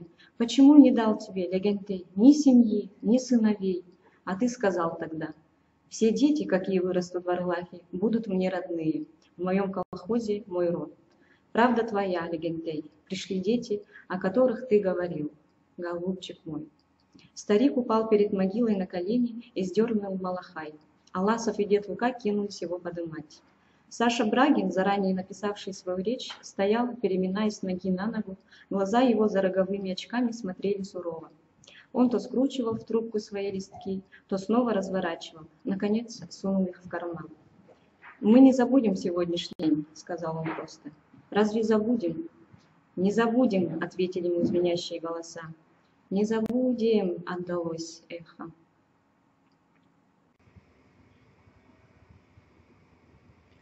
Аласов долго топтался на пороге учительского общежития. Вот чертовщина, не знаешь, как вести себя в таком положении. Он даже стал было спускаться вниз по ступеням, но вовремя остановил себя. Будь, наконец, мужчиной. Не хватало, чтобы кто-нибудь увидел из окна эти твои восьмерки. Давай так, или ты идешь, или убирайся отсюда. Уходить ему было нельзя. И потому Аласов, так и не придумав, как он войдет и что скажет, потянул на себя задубевшую от мороза дверь. Спотыкаясь в темноте какие-то ящики, прошел в самый конец коридора, где, как ему растолковали, комната Степаниды Степановны. Повод для визита был серьезный. Хастаева уже несколько дней не поднималась с постели, а Сергей Аласов к болезни девушки имел самое прямое отношение. Случилось так, что их воскресный поход едва не завершился бедой. Было уже довольно поздно, когда лыжники повернули назад. Впереди засветились вечерние огоньки деревни. Аласов остановился у озера, поджидая оставших. Где-то сзади остался дед Лука с лошадью. Свернул прихватить по пути кошопку сена для своей коровы. Сначала подошла Майя, угрюмая, неразговорчивая. Потом из-за увала показалась Степанида Хастаева в сопровождении многотерпеливого Евсея Филипповича. Сектяев, несмотря ни на что, до конца выполнял распоряжение командира, опекал Хастаеву. От утренней лихости Степы не осталось и следа. Она раскисла, ковыляла на лыжах кое-как. Да и Сектяев тоже не излучал оптимизма. Они переругивались. «О чем спор, молодые люди?» — крикнул Аласов как можно веселее. «Чего не поделили?» «Да вот Степанида Степановна все капризничает». «Что поделаешь, Евсей Филиппович, такая уж наша мужская доля, сносить их. Опять крепление? Ну-ка, Степанида Степановна, снимите полосья». Тут-то, на другом берегу озерца, и показался дед Лука со своим сеном. Увидав его, Степанида, как ветром подхваченная, ринулась по льду. «Дедушка Лука, стой, тебе говорят, возьми меня!» Подняв голову, Аласов похолодел. Там, куда неслась, ничего не видя, Степанида, темнела прорубь. Видимо, здесь заготовляли лед для питья. «Стой!» — завопил Аласов в свою очередь. Но она все бежала, прямо к своей погибели. Сбросив лыжи, Аласов кинулся вслед. Когда он достиг проруби, девушка уже барахталась в черной воде. Лицо ее было безумным.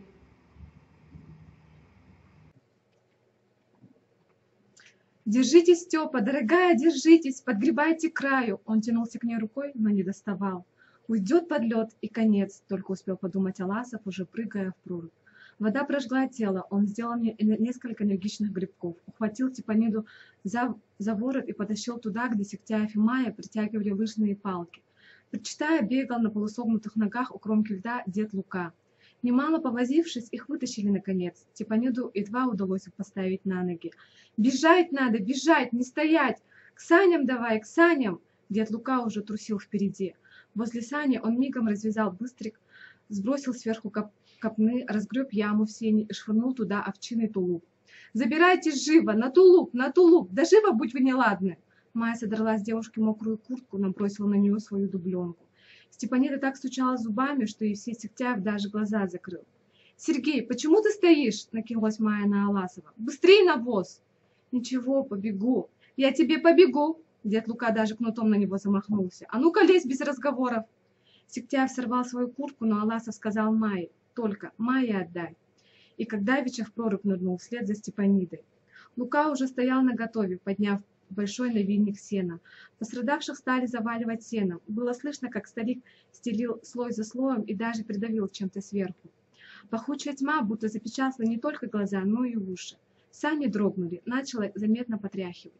Утопленница не подавала признаков жизни, словно задохнулась в копне. «Степанида, а, Степанида, здесь, вот я!» Совсем около уха услышал он слабый голос. «Замерзаете? Немного. Да вы весь мокрый, придвигайтесь ближе, тут тулуп есть и еще дубленка сухая». Аласов придвинулся, на овчине стало теплее. «Очень испугались, очень. Вода черная, спасибо вам. Милый вы мой, я ведь люблю вас». И ни слова больше, только дыхание стало чаще. Аласов и подумать ничего не успел, только почувствовал. Прижалась к нему мягкая девичья грудь, голые руки обвили шею. «Сережа, милый, люблю тебя. Хоть убей, хоть презирай, все равно люблю». Такая история.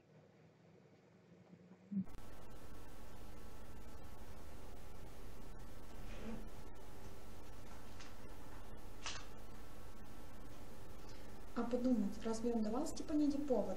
Один бог знает, что стряслось с этой сумасшедшей девкой. В клубе однажды танцевал с ней, было дело, посмеивался про себя над ее побрякушками, слушал, как она забавно пикируется с директором, повторялось одно и то же. Федор Баглаевич здоровится со всеми за руку, а Хостаеву окидывает с ног до головы с ощуренным оком. Ладно, так можно, сегодня терпимо. Это насчет ее косметики, а в другой раз не пойдет, перехватила голубушка. Та по-своему все комментировала. Любит старик меня ужасно, от большой любви ко мне и от ревности. Правда, иногда он ловил на себе ее вопрошающий, словно голодный взгляд, но особого значения этому не придавал. Кажется, она на всех мужиков так смотрит. Дело девичье, понятно. И вдруг такое признание на вазу. «Заходите, пожалуйста, кто там ко мне?» Аласов не слишком браво переступил порог. «Ваш единокрестник по ледяной купели». «Боже милосердный!» Степанида при виде гостя сделала попытку подняться. «Какая милость судьбы! Сергей Эргисович у меня в гостях!» Лицо у Степы бледное, странное, без обычной косметики. «Но ваша простуда как?» «Да никак, Степанида Степановна. Хватил по приезде спирта и в постель. Утром не сразу вспомнил даже, что было. Вот видите, как хорошо, даже не вспомнили. Я на минуту, Степанида Степановна. Зашел по пути, сейчас побегу дальше». «Побегу дальше? Прямо как заяц. Уж не кажусь ли я вам серым волком, Сергей Эргисович? Рад, что вы шутите, это добрый знак.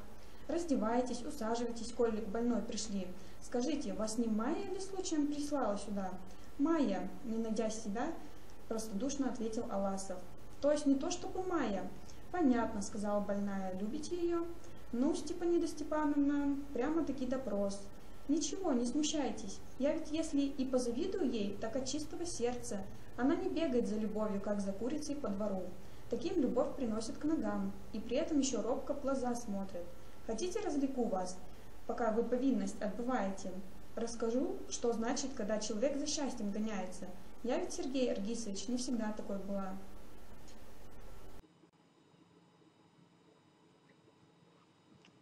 Тихо, будто самой себе рассказывает Степанида, стараясь не шелохнуться лишний раз, не напомнить о себе, слушает ее Аласов, примостившись на табуретке. Он слушает, а сам думает о своем, порой теряя нить своего рассказа. Одно только понимает — надо дать ей высказаться, как выплакаться. Старая сказка про Золушку. Сиди и жди своего часа. Протанцуешь с подругой Шерочка с Машерочкой, как русские говорят, да и все. А иной раз за весь вечер из угла и не выйдешь. Стыдно и обидно. Особенно, когда вспоминаешь, как наряжалась на эти танцы, с какой надеждой летела. Распроклятая девичья доля, сидеть и ждать, когда тебя подберут. Говорят, иные из замужества даже не беспокоятся. Вранье! Нет таких! Для любой и всякой нет ничего страшней, как в старых девах остаться, своего ребеночка не понянчить, не ощутить сладость, когда грудью его кормишь. И отчаяние берет, когда подумаешь, что могут и не взять. Выпускной вечер в институте, вокруг меня парни табуном, а возле моей подружки только один. Но с этим одним у нее свадьба после защиты диплома. А я в деревню Орлах, к черту на куличике, одна еду. Потом однажды встаешь в постели, смотришься в зеркало, а у тебя около рта какая-то едва заметная черточка. Растираешь ее, она только виднее от этого, думает Аласов. Оказывается, и такие трагедии существуют. Степа, дорогая, не удержался он, перебил хозяйку. Вы только не подумайте, что я ради утешения. Но ваш день еще придет. Найдется настоящий, достойный. Знаете что, господин утешитель, давайте-ка покончим, Ауфидерзейн. Больная я, устала от разговоров. Аласов не вышел, а выскочил за порог общежития, будто его вышибли под зад коленом. А дьявол бы тебя забрал! Какую такую сморозил он глупость, что и сам не понял. А Степу жаль. Хоть выйдь за бугор и кричи. Эй, вы парни, мужики, где глаза ваши? Хоть пострадай за общество, да сам на ней женись. Всеволод Николаевич Левин осматривал свой новый дом. Ровные ряды стеллажей, книги, книги, книги. Собственно, это и есть все его движимое и недвижимое, накопленное на долгую жизнь. Где-то он вычитал книги, как люди. Сейчас он шел вдоль стены, проводя по твердым корешкам пальцем, шел последним парадом, прощался с книгами, как с людьми. Есть среди них друзья на вечные времена, а есть и такие, что неизвестно. Зачем покупал, задержишь на полке, то взглянешь, во рту кисло. Недолгий зимний день быстро уходил. В окнах засинело, во дворе гора. Там стояли сани, нагруженные книгами, ребятишки таскали все это добро в дом. Белобрысая колхозная библиотекарша Тамара руководила переездом, входила в роль хозяйки. Левин стоял у синеющего окна, не зажигая света. Свежая грань сосновой рамы приятно холодила лоб. Вот и не довел до завершения задуманное, хоть и хлопотное это дело, обзаводиться дома. А что, хозяин есть? В прихожей гулко забухали валенки. Всеволод Николаевич поспешно щелкнул выключателем. Вслед за колхозным председателем Кардашевским и парторгом Бурцевым сунулись быстро в открытую дверь ребячьи мордочки, но Кардашевский цыкнул на них и прикрыл за собой дверь. «С новосельем вас, Всеволод Николаевич!» «Спасибо, присаживайтесь под новой крышей». «Отличный дом!» — Кардашевский постучал в стену кулаком, потыкал пальцы в пазы, щупая конопатку. «Лиственница сухая, так только старинные». «Старинные?» — проворчал Левин. «Хороший сруб уже диковинкой в деревне стал. Привыкли строить тяп-ляп, 3 лет не проходит, стену в труху». «Верная критика», — согласился Кардашевский, «хотя на все есть объективные причины. Однако вы нам, Всеволод Николаевич, о главном скажите. Как вас прикажете понимать?» «Да-да», — заволновался Бурцев, «всегда я твоей затеи, Всеволод, был первый доброжелатель. Человек на старости лет хотел пожить в своем доме. Но при чем тут библиотека? Гляжу, куда-то книги перетаскивают». Левин безучастно сидел, словно в дреме, наконец он отозвался. «Ай, братцы, бросьте вы это! Или мы с вами дети малые? Не ясно вам, что к чему?» «Не ясно, Всеволод Николаевич, в том-то и дело, расшиби меня гром». Жил-был одинокий человек. Левин пощупал пальцами свои желтые усы. Состарился в конец.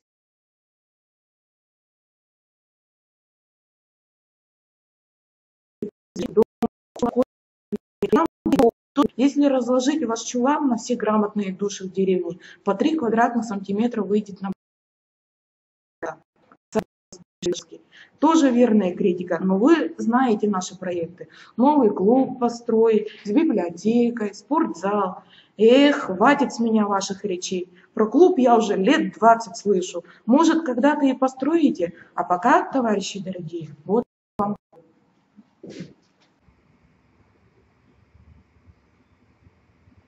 Бурцев вздохнул. Ты, Всеволод Николаевич, меня прямо под корень сечешь. Ну, задумал такое мероприятие. Мог бы поставить в известность, мы бы массово-воспитательную работу развернули вокруг факта. Да, подхватил Левин ему в тон. Сколько речей можно было произнести?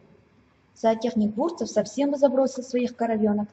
Несчастные детишки сидели бы по углам, звучая речи им же Бурцевым сочиненные. Нет, право жаль, нужно было мне заранее. Шутки шутками, возразил Кардашевский. Но, думаю, ничего предрассудительного, если люди по такому поводу соберутся. И то, воскликнул ободренный парторг.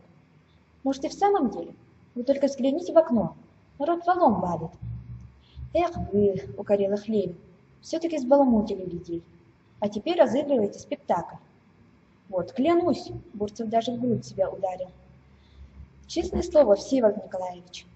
Хорошие вести, они с крыльями, вставил Кардашевский и распахнул дверь. Входите, товарищи, все входите.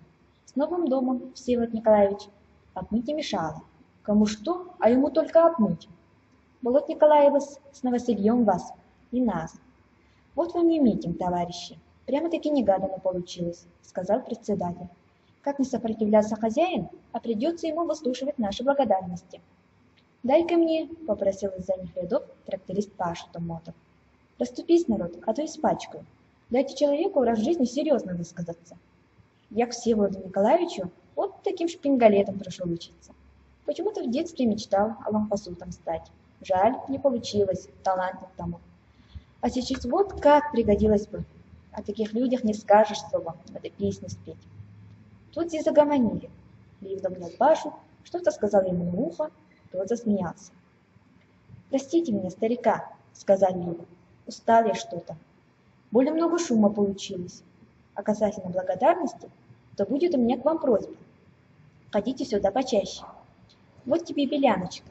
Старик протянул Тамаре библиотекарше ключи на проволочном кольце, оглянулся еще раз на книжные стеллажи, стал пробираться к двери. «До свидания, всем спасибо за добрые слова». Слышно было, как Левин грозным шагом сошел с крыльца. А ведь за сердце держится старик, худо ему стало. И проводить не догадались. Ах ти нас, бежим догоним. Левин даже испугался, увидев бегущую на него разноголосую толпу.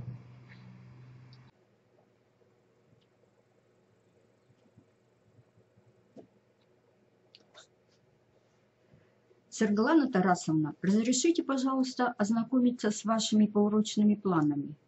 Пожалуйста. Пестряков минут 10 читал, словно заучивал наизусть. Затем он пошевелил губами, чем привел в движение усы. Да, план подробный. По такому плану и работать легко. Он подтолкнул снизу свои очки. Так как называется тема сочинения для 6 Б? Если бы я был волшебником. Волшебником? Прекрасная тема, вмешался Нахов. Хоть позаимствуй, а то сплошная преснота. Мое лето, пионер всем пример. Тимир Иванович не спеша открыл свой портфель. Достал министерскую книжку. Начинался государственный разговор.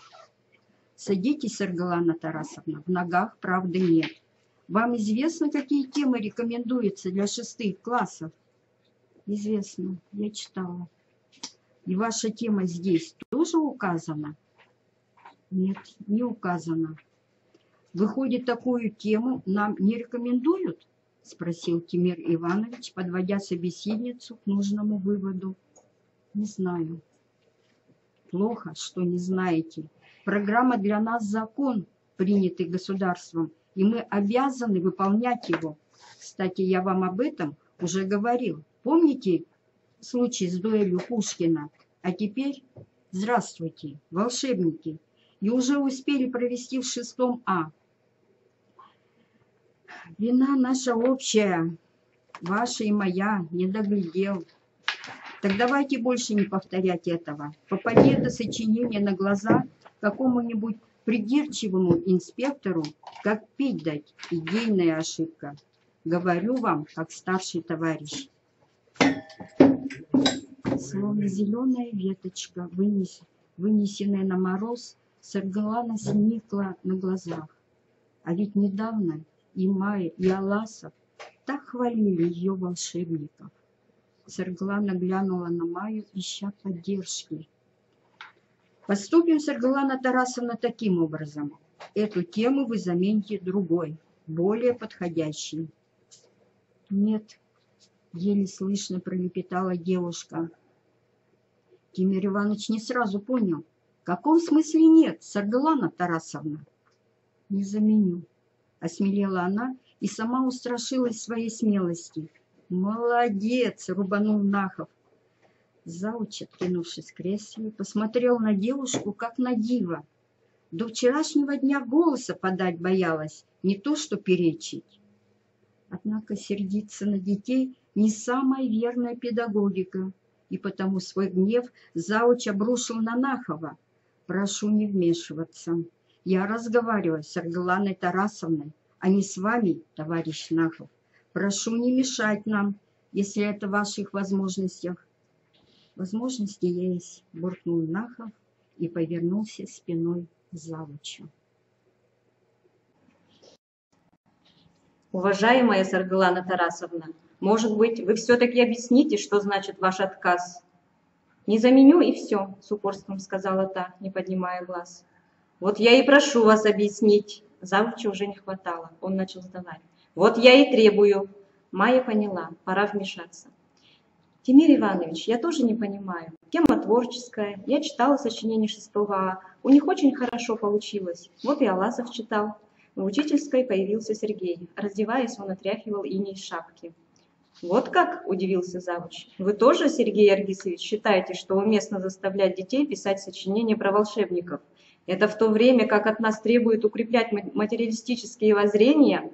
По-моему, материализму здесь ничего не угрожает, пожал плечами Аласов. Даже наоборот. И вы действительно после уроков сообща изучаете школьные сочинения? А что, разве это плохо? Спросил Аласов. Завуч постучал в дощатую перегородку. Директор сейчас явился по обыкновению с трубкой в зубах.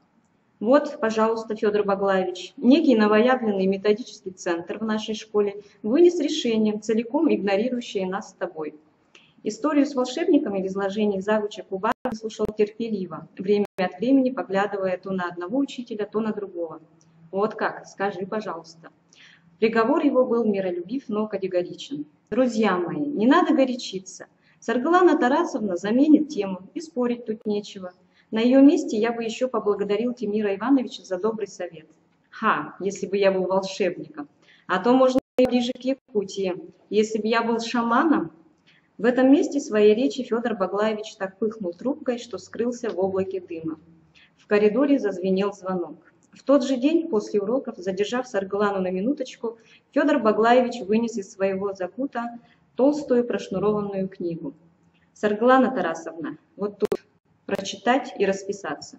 Майя, поджидая подругу в сторонке, видела, как девушка отложила портфель и хотела уже расписаться, но остановилась. Расписывайтесь, расписывайтесь, это ведь формы ради. Тут вот написано «ознакомилась», только в том смысле, что ознакомилась. Закусив губу, Саргалана черкнула на раскрытой странице. Федор Баглаевич вздохнул облегченно.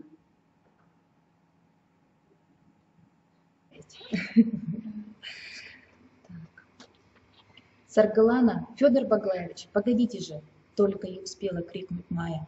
Федор Баглаевич, что за что расписывается Кустурова? Что это все значит? Федор Баглаевич, зажав книгу под мышкой, вместо ответа достал из кармана трубку и коробочку с табаком. Прицелившись, вынул из табака несколько крупных бутылок, аккуратно сложил их на столе, забил нужный заряд в трубку, уплотнил его большим пальцем, зажег, с напряжением втягивая щеки, пыхнул несколько раз и только потом ответил. Пустяк, Маечка, мелочи жизни. А все-таки я хочу взглянуть на запись. Пожалуйста, разрешил директор, правда, без всякого энтузиазма. Вот, прошу. Мне от учителей скрывать нечего. В книге приказов было сказано, что учительница С.Т. Кустурова директор ставит на вид за недопустимое, некритическое, неуместное. Майя вспыхнула от негодования. Это несправедливый приказ. Разве можно накладывать взыскание на молодого учителя, который только-только нащупывает дорогу? Так нельзя, Федор Баглаевич. Майя простительно дотронулась до рукава старика. Я вас очень прошу, отмените этот приказ. Отменить уже подписанный приказ? Зря ты, Майя Ивановна, шум поднимаешь. Нет, Федор Баглаевич, я буду шуметь, еще громче буду шуметь. Завтра у нас спецсовет. Вот ты нам всеми докажешь, подхватил Федор Баглаевич. Постарайся, Маечка, молодцом будешь. Думаешь, мне самому приятно? Но как оставить выходку без внимания? Ты бы, Майя, лучше разъяснила толком молодой своей подруге. И вообще, нечего тут убиваться. Подумаешь, великое дело, на вид. Скажу вам, что я, например, за свой век и столько этих самых выговоров и предупреждений нахватал. Однако хожу жив-здоров, табак курю. С этими словами, удовлетворенный своей справедливостью и принципиальностью, Федор Баглаевич, не торопясь, удалился за перегородку. Майя представила себе во всех подробностях эту сцену. И опять, как тогда, задохнулась от негодования. Как они посмели обидеть Саргалану, мою девочку? Она сидела в пустой учительской. После уроков не пошла домой. Решила дождаться начала педсовета. Уж она выскажет им все. И тут же усмехнулась сама себе. Ишь ты, воительница. До сих пор был у нее сокровенный от всех отгороженный мир, память осенняя. Пусть вокруг любые бури, но в этот мир не долетит и пылинки от них. Здесь воздух чист, закаты печально спокойны. Так было всегда, а теперь почему-то вздумалось тебе праздновать октябрьские, назвала гостей, помчалась на танцы с Аласовым, а потом ревела до утра. Накинулась на директора, истерику ему закатила. А в лыжном походе какая впечатлительность. Уже сколько раз говорено, не лезть, куда тебя не просят. Аласов свободный человек, пусть себе любезничает с кем угодно, пусть вешаются на него хоть Надежда, хоть Степанида. Тебе-то какая забота? Давно пора женить Аласова на Степе, сразу спокойнее станет. Нервы, нервы. Стал собираться на педсовет народ. Развешивал диаграммы пестряков, графические доказательства нашего роста. Умостились на диване сосены, к Майе подсела Степа Хостаева. Не помешаю? Степу после болезни не узнать, краситься перестала, тихая какая-то. Степа, как здоровье? Спасибо, Маечка. Грустная вы? Степа слабо улыбнулась. Это и есть, Маечка, верный признак моего выздоровления. Отпрыгала Степа свое. С острым. Слово «выздоровление» она произнесла с особым, только ей одно и понятным значением. «Степа, дорогая, что с вами все-таки происходит?» С острым вниманием Хостаева взглянула на Майю. «Вот, хочу посмотреть на вас», — сказала она, странно растягивая слова. «Запомнить, какие бывают счастливые». Озадаченная Майя попыталась свести все к шутке. Есть ли оно такое счастье-то? Но Хостаева не поддержала, глаза ее были сумасшедшими. «Ах, как он вас любит, Майя, Боже, если бы...» Не договорив, Степа поднялась с места и вышла из учительской. «Ах, как он вас любит, Майя, любит меня, Серега Аласов?» Зачем она это сказала? Разве можно бросаться такими словами? Лучше сгореть сейчас до пепла, чтобы не думать, не повторять мучительно. «Ах, как он вас любит!» «Товарищи, прошу внимания!» Усаживается на председательское место Кубаров, рядом с ним завуч, положил перед собой черную тетрадь. Позже пришел других Аласов, сел неподалеку. Майя взглянула на него, наверное, такими же глазами, как давеча Степа. Неужели правда?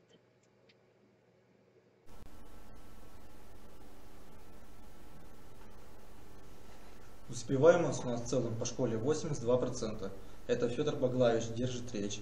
И эти проценты, товарищи, не фунт изюму. Это победа нашего дружного коллектива.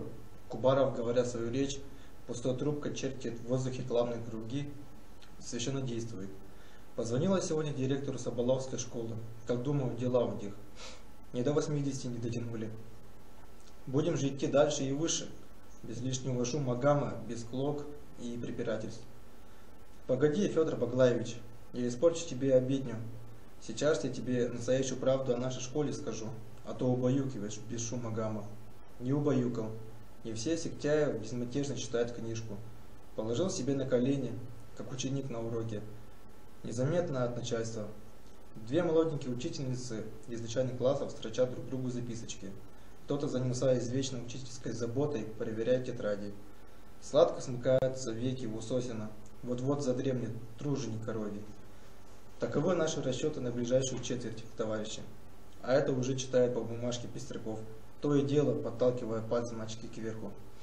А 85%, повторяю, для нас совершенно реальный рубеж. Верно. Колбанов даже в ладоши ударил. А Ласов сидел и томился. Эта дурацкая привычка читать заранее писанное. Укачивает, как лодка на мертвом зыбе. В последнее время успеваемость классов на самом деле заметно возросла. Вместо двоек и троек – пятерки, как на пашне после благодатного теплого дождя. Была только серая земля, и вдруг разом поднялась зелень. Приятно взять в руки любой классный журнал. Но вместе с тем какая-то заноза в душе то и дело дает о себе знать. Один только пример. Савва Ардахов, лентяй, который дотягивает 10 класс из расчета на великий авось. Вдруг за какую-то неделю по ненавистной ему физике 4 получает, а следом еще 4. Не чудо ли? Переписки? Ну как доказать? Не докажешь, клеветником назовут. Ого, кажется, завуч его хвалит. Инициативность, улучшилась дисциплина, растет успеваемость. После этих слов он положительно обязан встать и рассказать о Савве. Простая порядочность повелевает это сделать.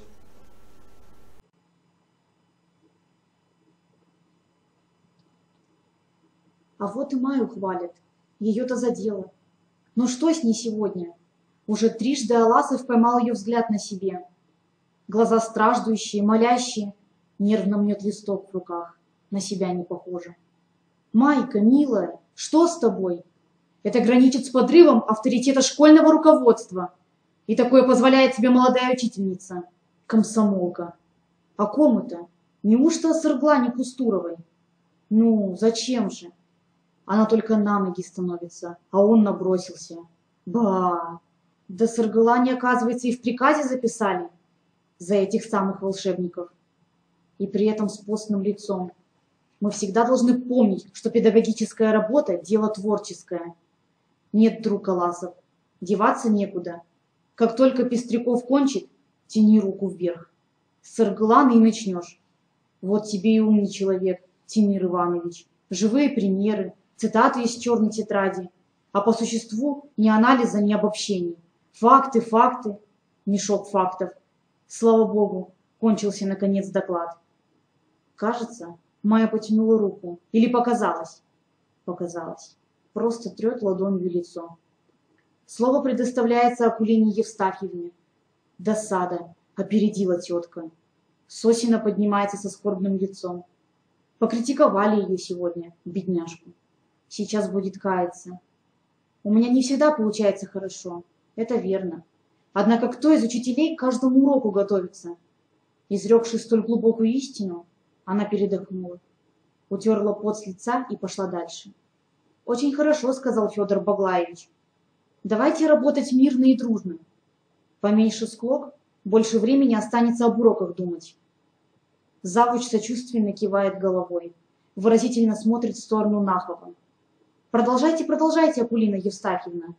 Но та в самый ответственный момент опростоволосилась, смахнула локтем охапку бумаг. Шур! Все разлетелось по полу. Толстая в поту, она полезла подбирать. Сосин муж зарычал. «Соберу сам!» И сполз на пол вслед за супругой. Пропал весь эффект. Так Акулина Евстафьевна и не довела до завершения мысль. Какая связь между ее собственной бездарностью и критиканами? И вот с этакой халдой ставят рядом умницу, Сарглану Кустурову. Обеих критикуют заодно. Надо жить мирно. Между прочим, очень похоже на твои недавние мысли. Можно сказать, что ты с этой Акулиной Истафиной вроде как единомышленник, такой же любитель тихого житья, чтобы былинка не надломилась и водичка не всколыхнулась. Немедленно бери слово, тяни руку, дьявол тебя побери. Аласов? Очень приятно. Слово предоставляется товарищу Аласову. Давай, давай, Сережа, а то мы тебя на педсоветах еще и не слыхали. Свежий человек, свежий голос. Что хорошего скажешь? Боюсь, Федор Баглаевич, что не все про хорошее получится. Ничего, давай как можешь. Я начну. Товарищи, с критики доклада Тимира Ивановича. Завуч снял очки, в упор посмотрел своими острыми глазами. Интересно, зачем ему при таких глазах очки? Доклад этот, товарищи, мне не понравился. И вот почему. Они вышли из школы вместе. На скользкой дорожке, раскатанной ребятами, Аласов поддержал Нахова под локоть. «Да, знатная банька получилась», — кряхтя сказал тот. «Даже кости ломит. Ты меня прости, Сергей Аргисович. Подпортил я тебе маленько. Возбуждаюсь, не сдержан. У тебя была разумная речь, а у меня опять черт понес. Зато вам, Василий Егорович, и досталось заключение больше других. Тактика. Не со всеми ругаться, а одного отбить от стада и выпороть в назидание остальным. Что же касается вас, Сергей Аргисович, то тут дело похитрее. Вы его раскритиковали, а он великодушно обошел вас в заключительном слове. Да еще и пряник подкинул. Мой ученик, наш воспитанник. Знаете, что это значит в переводе на нормальный язык? Дорогой мой бывший ученик Сережа Аласов, ты, конечно, сегодня набедокурил немало, но мы люди не злопамятные. На первый раз можем и простить.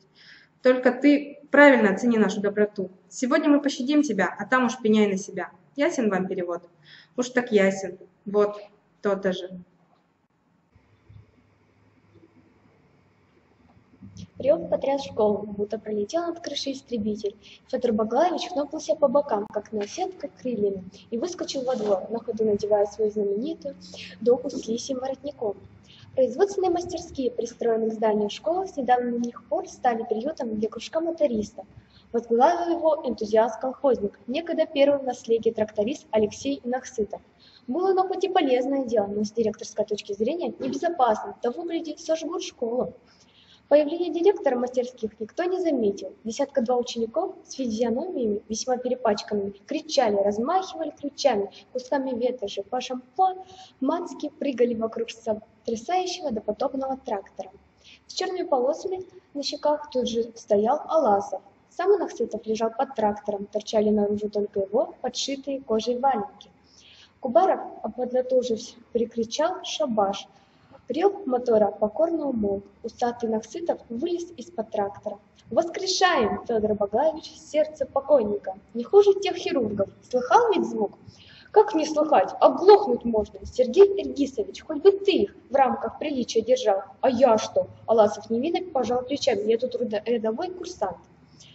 Приобняв за талию, директор повел Аласова к выходу. «Пойдем-ка, Сережа, на свет, я тебе платочком копоть сотру с лица. По-отчески поухаживай, пока ты молодой женой не обзавелся еще». «Спасибо, Федор Баглаевич. Я, оказывается, перемазался. Рабочая грязь, дело не зазорное. Я вообще хочу тебя от чистого сердца сказать. Тут ты, Сергей Аргисович, настоящим молодцом себя показал. И со следопытами, и с трактором этим. Нужно к ребятам постепенно, а не то что ножом в горло. И со следопытами. Полюбите колхоз немедленно». «Вот именно», — подумал Аласов, но промолчал, не стал ничего напоминать старику. «Между прочим, говорят, твои следопыты какую-то старую газетку отыскали?» «Отыскали. Письмо бывших наших учеников». Кубаров все не отпускал его, снизу вверх, заглядывая в лицо добрыми медвежьими глазами.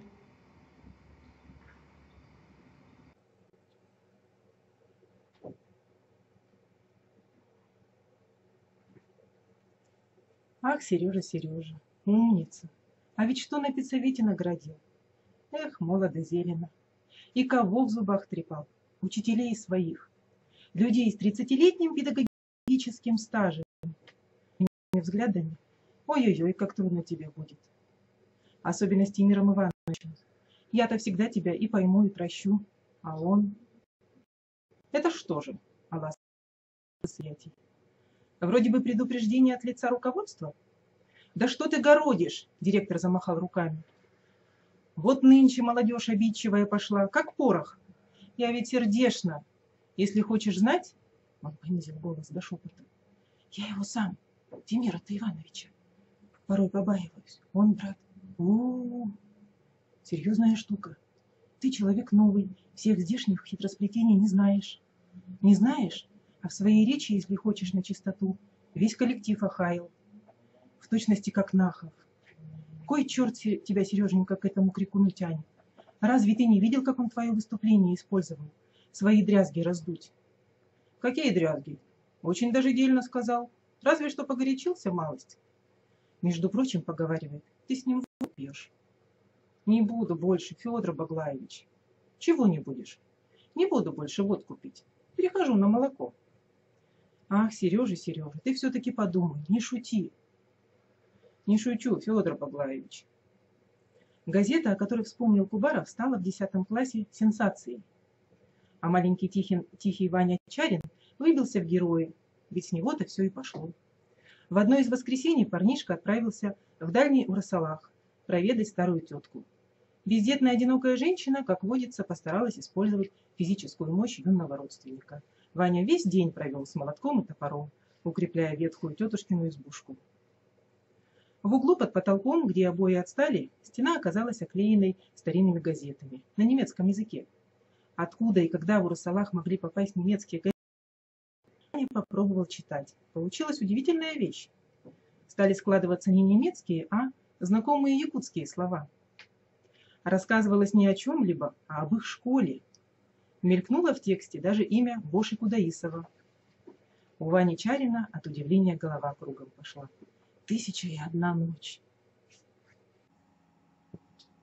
Будучи истинным следопытом, Ваня Чарин сначала постарался терпеливо разобраться в тексте. Делать это ему пришлось, вися чуть ли не вниз головой. Оказалось, это был номер якутской газеты «Эдер Бассабык» за 1939 год. На видном месте здесь было опубликовано письмо 12 комсомольцев. Они окончили школу и решили остаться работать в родном колхозе. За комсомольской бригадой правление колхоза обещает закрепить специальную ферму, тягло и технику, земельный участок, а молодежь берет на себя обязательство в ближайшие годы вывести свою ферму в число передовых. Под письмом подписи: Вася Терентьев, Дора Иванова, Гоша Кудаисов. Исключительный документ сам идет в руки. Кто знает, может, этот первый вклад в науку Ивана Кирилловича Чарина потом будет отмечен во всех биографиях знаменитого ученого-историка. Парень взял топор и под негодующие крики тетки вырубил кусок стены вместе с газетой. В школе дощечку бережно передавали из рук в руки, ее расшифровывали, комментировали на все лады. Гоша Кудаисов – это, как выяснилось, отец сегодняшнего нашего Гошки, который, как известно, Егор Егорович. А Вася Терентьев, похоже, мой дядька, догадался Ким Терентьев. Был у меня дядя, старший брат отца, на войне погиб. Я его на снимке видел. После уроков в хибару возле электростанции отправились делегацией. Аксю в первую минуту испугалась нашествия, но Гоша объяснил матери, в чем дело. Оказалось, она не только все знала о бригаде, но сама была ее членом, и заметку в газету писала. «Погодите, деточки, погодите, дайте собраться с умом».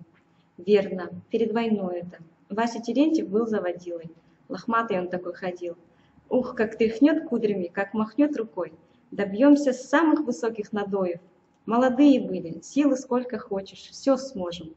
Колхоз сомневался, а потом, однако, дали нам небольшую ферму. Ту, что за талоном, сейчас там и пеньков не осталось. Ох, и работали мы, хорошая была у нас дружба и любовь. Поженились сначала Вася Терентьев и Олечка. На другой год и мы с отцом Егоршей свадьбу справили. Да, и все у нас ладно пошло. Мне даже премию дали, шапку такую модную с бисером, как сейчас ее помню. А какая озимь в тот год выдалась, сердце веселилось. Аксю задумалась, замолчала надолго.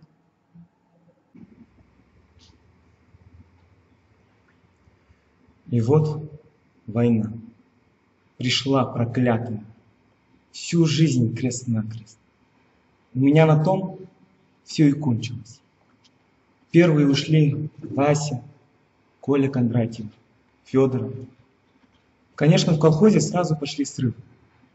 Стали нас бросать то туда, то сюда. Поломалась бригада. А потом и мой, Егорушу. Когда прощался, сказал: вернемся, опять одной бригадой будем работать. И не вернулся. И Вася не вернулся, и Митин, и Федоров. Коля Кондратьев на одной ноге пришел. Дора на 3-м году войны сопровождала колхозный гурт за Медвежью речку.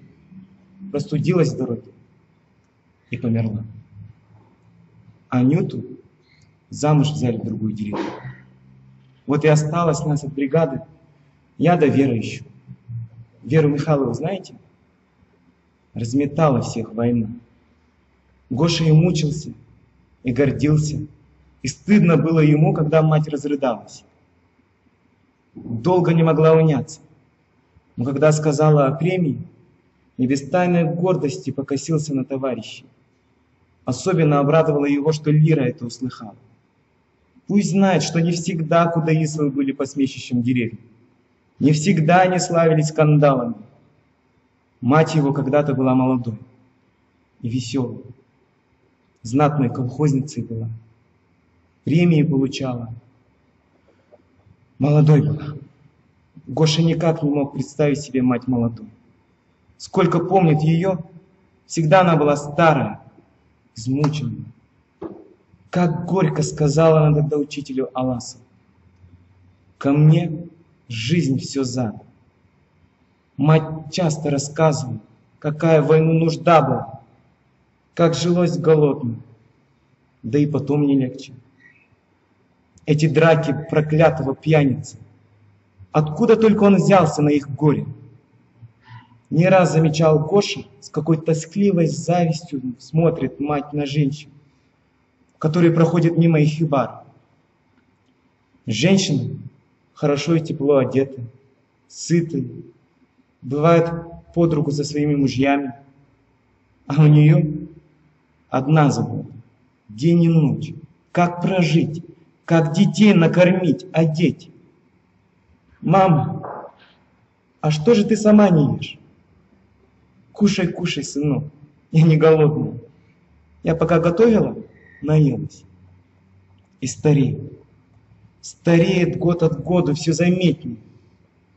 И все больше страха в глазах. Неужто так ей до самой смерти теперь?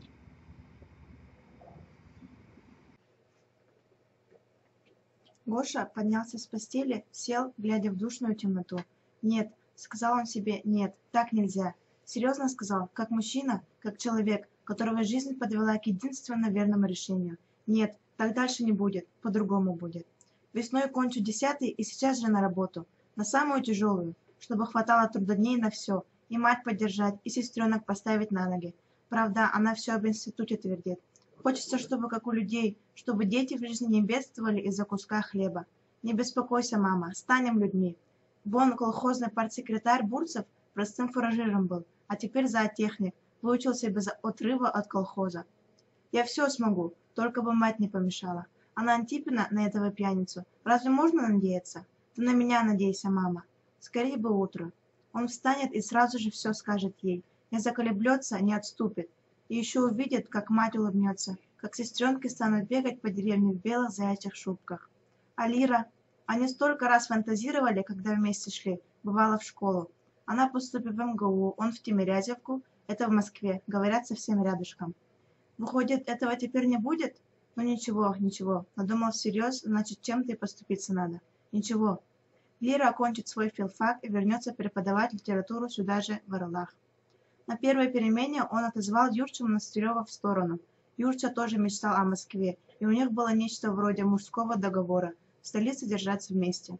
Отозвал, не глядя другу в лицо, твердым голосом, как об окончательно решенном рассказал ему все. Но удивительно, Юрча не рассердился, не попрекнул. Он хлопнул Гошу по плечу. «Слушай, Егорша, ты молодец, а тебе обществу нужно сообщить, народ должен знать своих героев». Не успел Кудаисов и рта раскрыть, как Юрча уже митинговал перед классом. «Братцы, народы, Гошка после выпускного добровольцем идет в колхоз работать и подает на заочный. Нашего общего друга Антипина сдает в металлолом на переплавку. Высшая форма сознательности».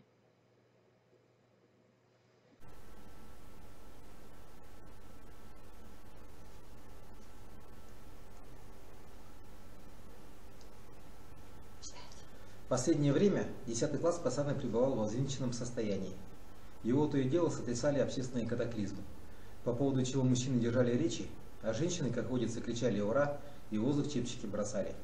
То история с пастухом Лукой Бацитовым, то возвращение в строй изгнанника Макара Жерготова, то возбудоражившее всех известие, что старый Ленин подарил деревенской молодежи дом с библиотекой, то находка Вани Чарина, а теперь вот Гоша Кудаисов. И снова загомонил 10 класс. Слова опустились на плечи очередного героя. Гоша под этим временем сидел, уткнувшись в парту, и головы не поднимал. «Гоша, неужели правда?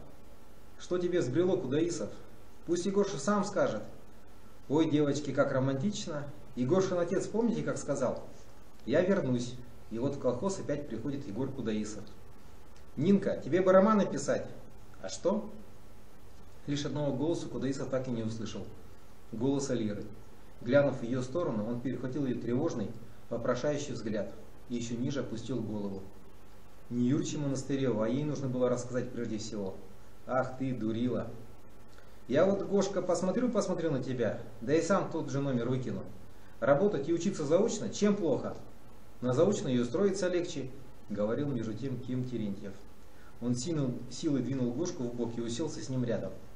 Они сидели, подперев друг друга плечами и вроде бы даже чуть-чуть обособившись от остального полдящего народа.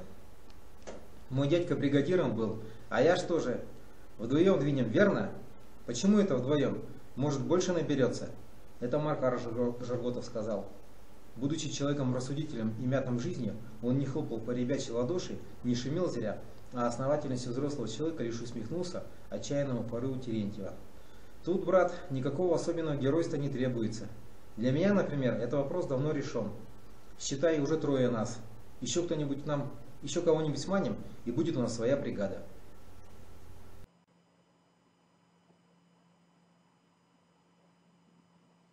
Братцы, это идея. Свою ферму, трактора свои, непременно автомашину. Ты, Юрча, еще вертолет потребуй. А ферму возьмем ту самую, Чаран, куда после бурана ходили. Там луга, озеро можно соорудить. Нет, серьезно. Монастырев еще пуще взвинтил себя.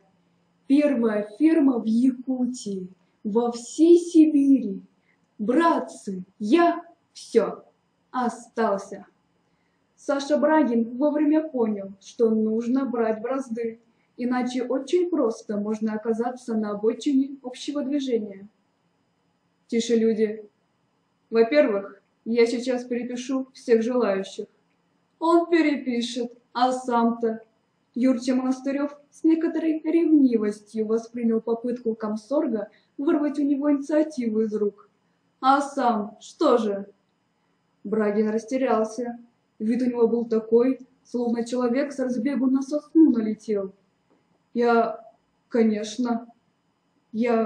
Почему же? Я тоже не должен в стороне. А как же твоя философия?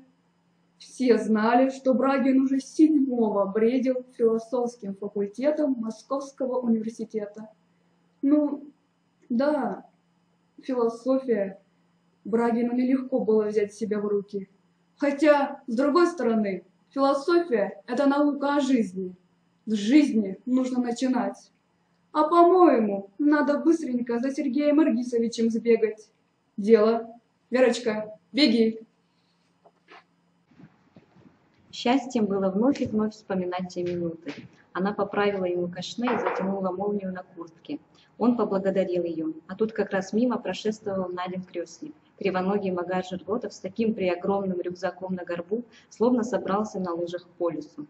Они улыбнулись, но тотчас погасили улыбки, чтобы не смутить паренька.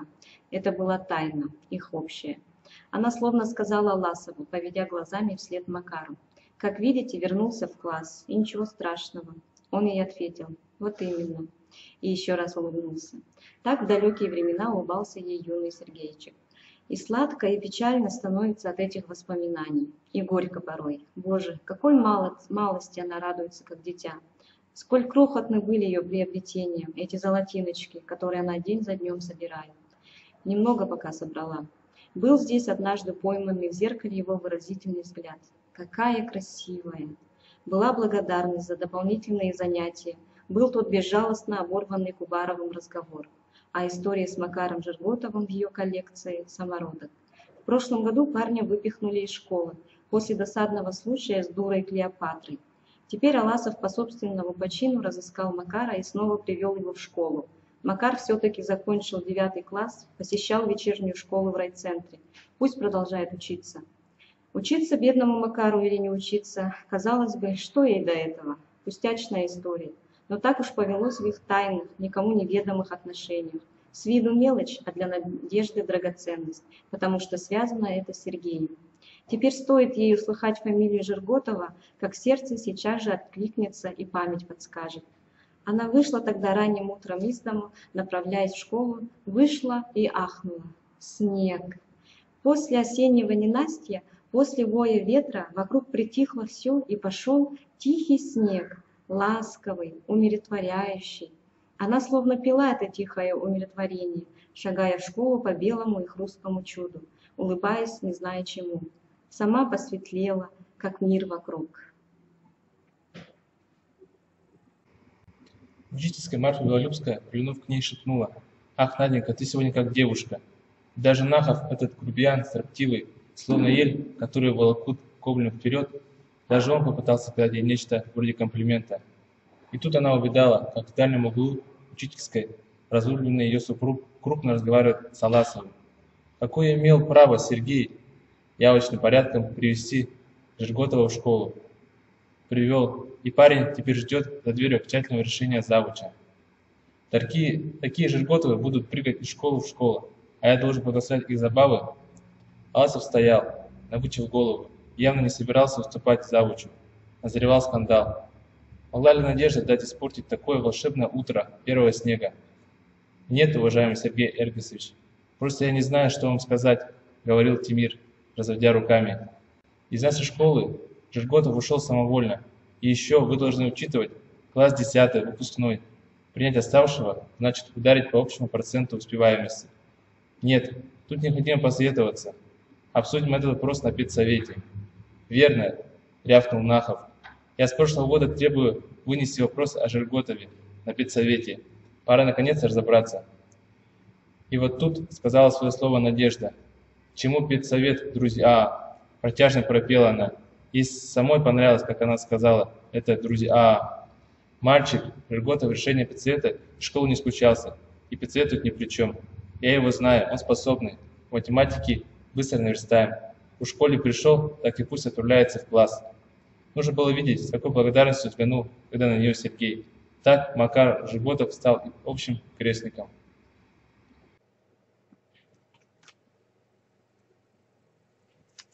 В то лыжное утро они улыбнулись разом, увидев Жирготова.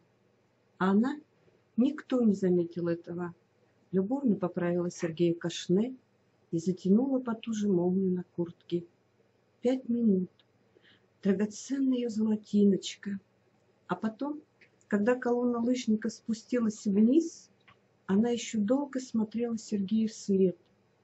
И чувство у нее было такое, как у жаждущего, которому дали лишь прикоснуться губами к чаше.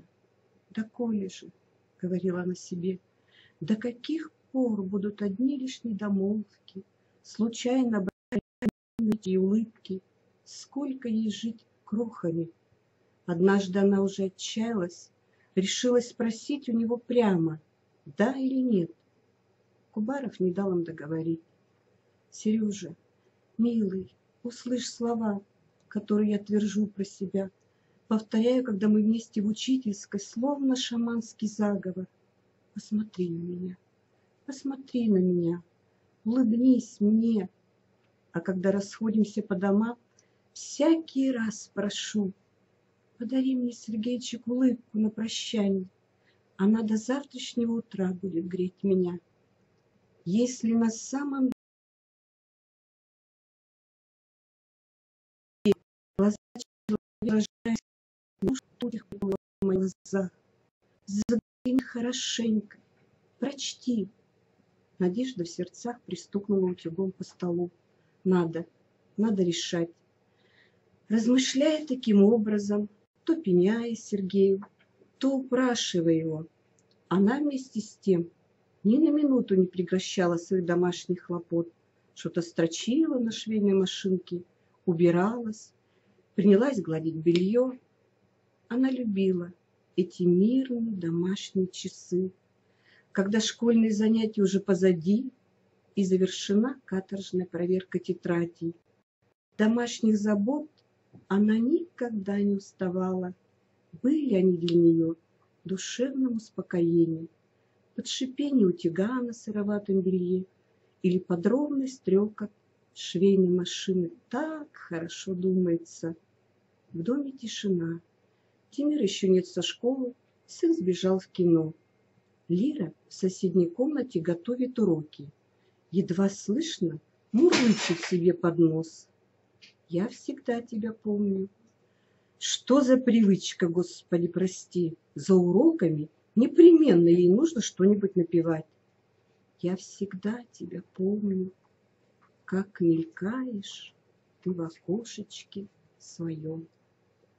Надежда взяла рубашку мужа, очень тщательно, не пропуская ни шва, стала разглаживать. Странно, что Тимир запаздывает сегодня. Не затащил ли его кто в гости?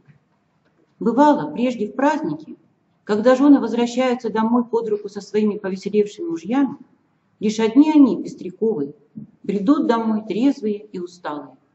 В такие минуты Надежда иногда с тайной досадой подумывала, хоть бы Тимир уж выпил как следует, хоть бы от вина повеселел. Однако, когда в последнее время Пестряков стал все заметнее благоволить к рюмочке, Надежда быстро разочаровалась в таком способе увеселения жизни. Ничего хуже она и представить себе не могла. Сорочка, наконец, выглажена, и Надежда легким движением на из окна, и на рукаве, вот беда, явно обозначилась морщина. Может, на Тимире эта морщина и не будет заметна, но все равно непорядок. Муж любит только безупречно выглаженные вещи. В Надежде и самой приятно видеть, когда на муже все аккуратно и чисто. Как живется человек в семье? Об этом прежде всего скажет людям его одежда. А Сергей сегодня явился в школу с таким измятым воротником, что у Надежды сердце сжалось. Наверное, баба Дарья гладила совсем уже слепая, бедняжечка, и старается, наверное, да не умеет. Если бы Надежда его рубашку погладила, помогла бы надеть мягкий хладящий шелк, прижалась бы щекой к его плечу, из комнаты Лиры без всякого выражения. Я всегда тебя помню. Вот уж действительно, я всегда тебя помню. За годы жизни с другим она никогда не расставалась с Сергеем. В любом случае мысль все равно повернет к нему. Так горячая кровь, совершив круговорот, снова и снова возвращается к сердцу. «Мама, паленым пахнет!» — крикнула Лира. Надежда схватила утюг. На сорочке на видном месте остался отчетливый след. Раздосадованная, она сгребла приготовленное для утюжки белье, швырнула на кровать и ничком упала на него. За что ей такая мука? «Я всегда тебя помню». Надежда запарабанила кулаком в стену. «Эй, хватит, перестань сейчас же!» Но от того, что усмирила дочь, легче не стало. Ничего нельзя поделать, совсем ничего. Как можно замужней женщине целыми днями размышлять о чужом мужчине? А что страшного? Иные не то что думают, делают невообразимое, и при этом ходят, не опуская глаз. Зачем противиться себе самой? Не лучше ли отдаться во власть потока? Уж какому-нибудь берегу да прибьет. Значит, продолжать все так же ловить его взгляды, искать нечаянных встреч, придумывать, как лишний раз вернуть в разговоре злосчастного Макара или пятерки Кудаисова, опять как бы невзначай приставать к почтальонше Галине. Что-то у тебя сумка толстой стала, уж не новому ли нашему учителю Аласову поклонницы пишут. Терзаться, сходить с ума, сколько это выдержишь? Как-то на днях совершенная уже нелепость приключилась, рассказать бы кому. Бог знает, с чего вдруг ударило в голову. Я сижу сейчас дома, а он в школе, кружок у него. Может, отпустил ребят, остался один в пустой учительской. Надеется, а вдруг она заглянет. Он ждет ее там, а она сидит дома. Так явственно это представилось, что, не давая себе отчета, она мгновенно оделась, что-то сказала своим и побежала к школе. «Милый, погоди еще минутку, я лечу к тебе!»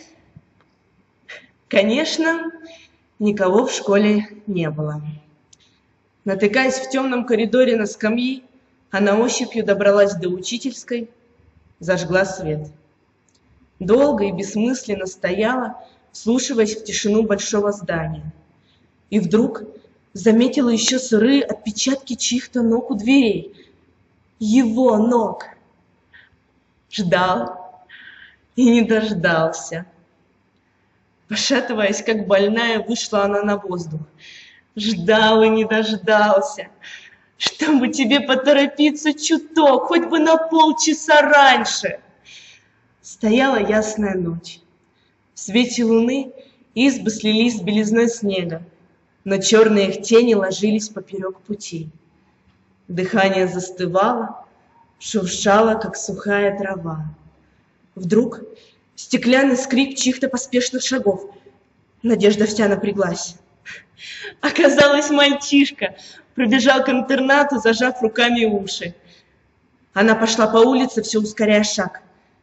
Ресницы опушила, она едва различала дорогу. Наконец остановилась перед домом Аласовых. Сами ноги сюда привели.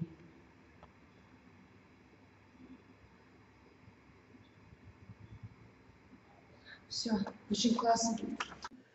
Порог любого дома в Эрлахе она могла переступить просто. Но сюда, где когда-то была желанной гостьей, она войти не могла. «Деточка, доченька», — звала ее баба Дарья. Получив от сына треугольничек с фронта, старушка терпеливо ждала надежду, не распечатывала, только ей одной доверяла. А когда письмо приходило Надежде, она бежала с ним к бабе Дарье. Читая, отдельные строки опускала. Тут лично меня касается. И баба Дарья согласно кивала. Она-то понимала, какие там слова написаны. Выходя замуж за Пестрякова, ничего так не боялась Надежда, как встреч со старухой. Но как не избегай, а в одной деревне, под одним небом, разве не встретишься?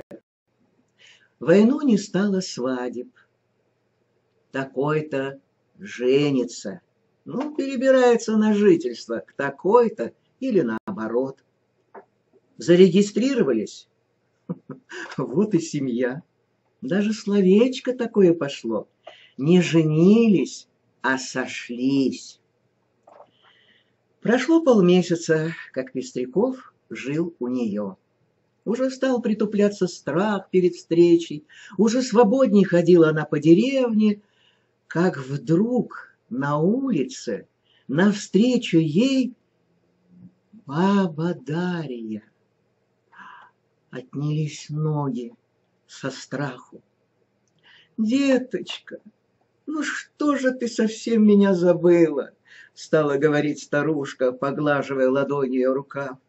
«Люди врут, Бог знает что. Ведь врут же, проклятые, а? Ведь неправда».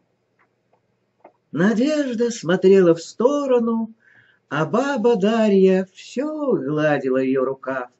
«Зачем же ты в глаза мне не смотришь?» И тогда Надежда не сказала, а крикнула: «Правда, все правда!» Но, сказав, она все еще продолжала стоять. «А как же наш Сережа? Или узнала что-нибудь о нем?» «Что вы, баба Дарья!» Тут и у Надежды слезы брызнули. «Говорить, так почему же ты? Почему?» Еще много дней потом слышался ей этот вопрос «почему?». За все годы Надежда больше ни разу не разговаривала с бабой Дарьей, не однажды шарахалась за ближний угол, заметив старушку, запинающейся на каждой выбоине деревенской улицы.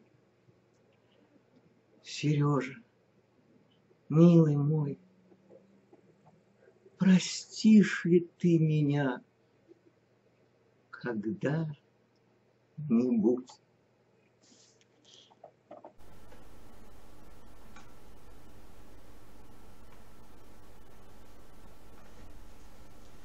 Да, я виновата. Ну послушай меня, 19 лет мне тогда было. Пустая, легкомысленная девчонка. За глупость той не может отвечать сегодняшняя взрослая женщина. Честно сказать, я даже не представляла, что так сильно и беззаветно люблю тебя. Это ведь я только сейчас поняла. А тогда была война, разлука. Разве трудно сбиться с пути? Тебя-то ведь не было рядом.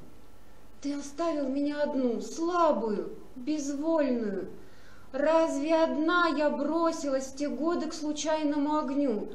От страха, от неверия в свои силы. Но и став женой другого, я ни на секунду не подумала о тебе плохо. Да, я виновата, но разве не сказано? Нет такого греха, которого не простил бы истинно любящий. А ты меня любил истинно. Я твоя любимая, с тех давних лет и навсегда. Я знаю, ты из однолюбов, которые до гроба остаются верны своей единственной. Потому ты и холостяк до сих пор. Сердце привело тебя в Орлах. Я любовь твоя. Если другой и завладел моим телом, это всего только его вероломство. Ты не совершишь ничего предосудительного, протянув ко мне руки. Я твоя единственная. Ты не мог забыть меня, как ни пытался. И теперь не пытайся бороться с сердцем, оно всегда победит. Я твоя любимая. Стучат? Ну, конечно же, муженек. Судя по всему, явился сердитый. Умылся, переоделся, сел за стол. Все молча. Где мальчик? Гуляет, ответила Надежда смиренно. Девочка. У себя. Лира, иди обедать. Некоторое время ели молча. Между прочим, этот ваш Аласов все-таки изыскал способ прославиться. Наконец-то подвезло человеку. В слова этот ваш Аласов Тимир вложил весь возможный сарказм. Надежда невинно спросила: чем же он прославился? Спроси у дочери. Лира, расскажи-ка. Девушка передернула плечами. Не дергайся, вконец рассердился глава семьи. Что за отвратительная привычка? Почему молчишь? Или Аласов не велел рассказывать родителям про свои художества? Тимир, как можно? Тимир Иванович осекся на полуслове. Краска сошла с лица.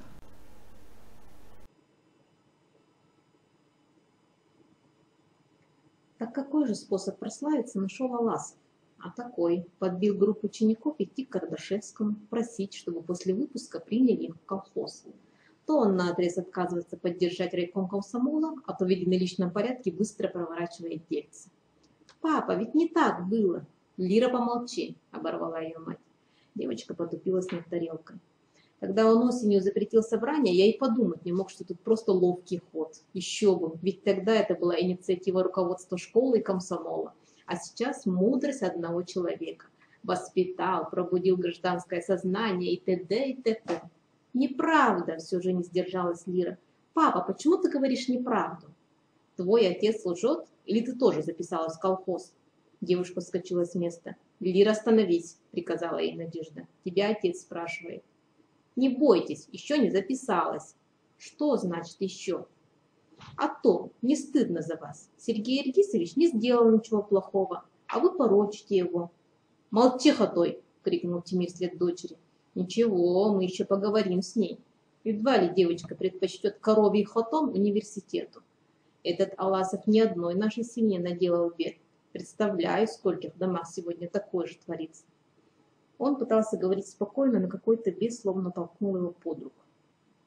Вот каким оказался твой хваленый Аласов. Надежда резко повернулась к мужу. Никогда раньше он не переступал запретные черты, не смел попрекнуть ее прошлым. Перед дочерью она кое-как стерпела вашего Аласова, но сейчас дала волю своему гневу. «Мой Аласов?» – переспросила она, сощурив глаза. «Вот именно, – струсил Пестряков, – я хотел этим сказать, оглянись на себя. Ты не можешь навести порядка в школе, везде в дураках, со всеми переругался, а срываешь злобу дома. Наорал на ребенка, выгнал из-за стола, поесть не дал. Кто выгнал? Он отливался к окну. Ты же видела, нагрубила отцу, стала защищать этого проходимца. Глуп ты, даже свою дочь не можешь понять. Защищала, нагрубила. Что же тут плохого, если ребенок защищает своего учителя? И как девочке не сравнить его с родным отцом? Скандалишь, выпивать стал. У благоприличного Тимира Ивановича глаза на лоб полезли, но Надежда решила его проучить полной мерой. Она хорошо изучила муженька и знала, как приструнить его в случае надобности. Едва поел, сразу спать на диванчик. Заведующий учебной частью. Кругозор не шире, чем у пастуха. Даже в газеты перестал заглядывать. Ты, потерпи. От жены это не так больно. Вот когда на народе выскажут. Кто же это выскажет? Не Аласов ли? Твой ухажер. Пестряков, в свою очередь, попытался поддеть жену, но в горячке ничего умнее ухажера не придумал. Да, мой Аласов был бы моим, как бы ты не спутал мне ноги. Совратил девчонку, взрослый мужик, воспользовался военной бедой. Боже мой, я и в этом, оказывается, виноват. А ты думаешь, как вокруг него вьешься, как играешь, голубушка, своим хвостом. Так вот, Пестряков широким жестом указал на дверь. Можешь убираться к своему милому. И пошла бы, только бы позвал. Не зовет? Что же так? Эх ты, сордох, человек, укравший жизнь у меня. И ушла в спальню, не оглянувшись. Спокойно, Тимир Иванович, возьми себя в руки, разложи все на элементы, проанализируй все, ты же умеешь. Сколько раз трезвый разум тебя выручал. Аласов, вот куда сходятся все нити, какую ни тронь. Бунт молоденькой учительницы Царгаланы Кустуровой с ее волшебниками. Аласов благословил. Хлебнул ты позора с возвращением Макара Жирготова, затея Аласова. Раскритиковал доклад на последнем педсовете, Аласов дал сигнал. Нахов разошелся в конец, сопляк Септяев рвется в драку. Тихоня Майя Ивановна закатывает в учительской истерике. Все Аласов. И сегодняшний туре принес в клюве Колбанов. Оказывается, Аласов ходит по учителям и выспрашивает, что означает обилие отличных оценок в классных журналах. С чего вдруг такой бурный рост успеваемости? Тут Пестряков знобко поежился. Не так давно, явившись в школу пораньше, он сидел в одиночестве и листал классные журналы. Тройки, двойки, единицы. Как воронья стая, куда ни глянь, беда. Он ли не требует от учителей частых опросов, повторных и дополнительных уроков, подтягивания отстающих? Не хватало, чтобы передовая Орловская школа с горы до ям.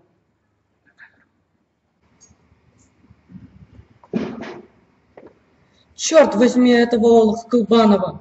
Что у него творится в журналах? Уму непостижимо. Прорыв по всем классам.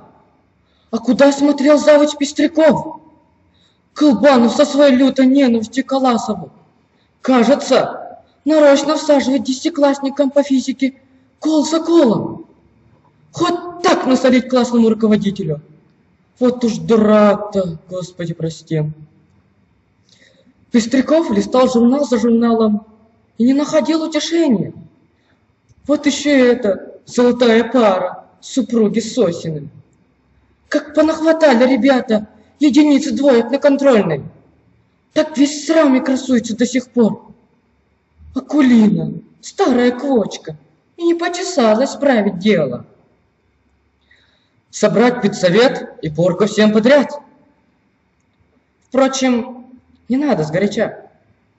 Того и гляди, тебя самого выберут. Куда надежнее старое проверенное средство. Вразумительные беседы с каждым в отдельности. Индивидуальный подход. В этом жанре Пестряков был мастер. Кричать, скажем, на Колбанова бесполезно.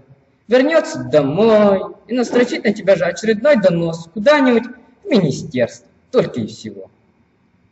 Акиму Григорьевичу нужно посулить значок «Отличник народного просвещения». Тут он все сделает, в лепешку расшибется. Что касается Сосины, то их следует как раз перепугнуть.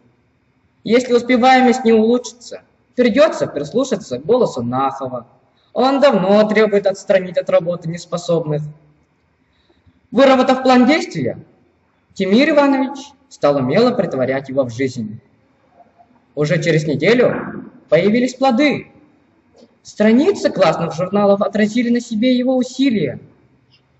Школа медленно, но верно выбиралась из прорыва. И как Аласов не пытался охаять их за процентоманию, факты и цифры, как известно, упрямая вещь.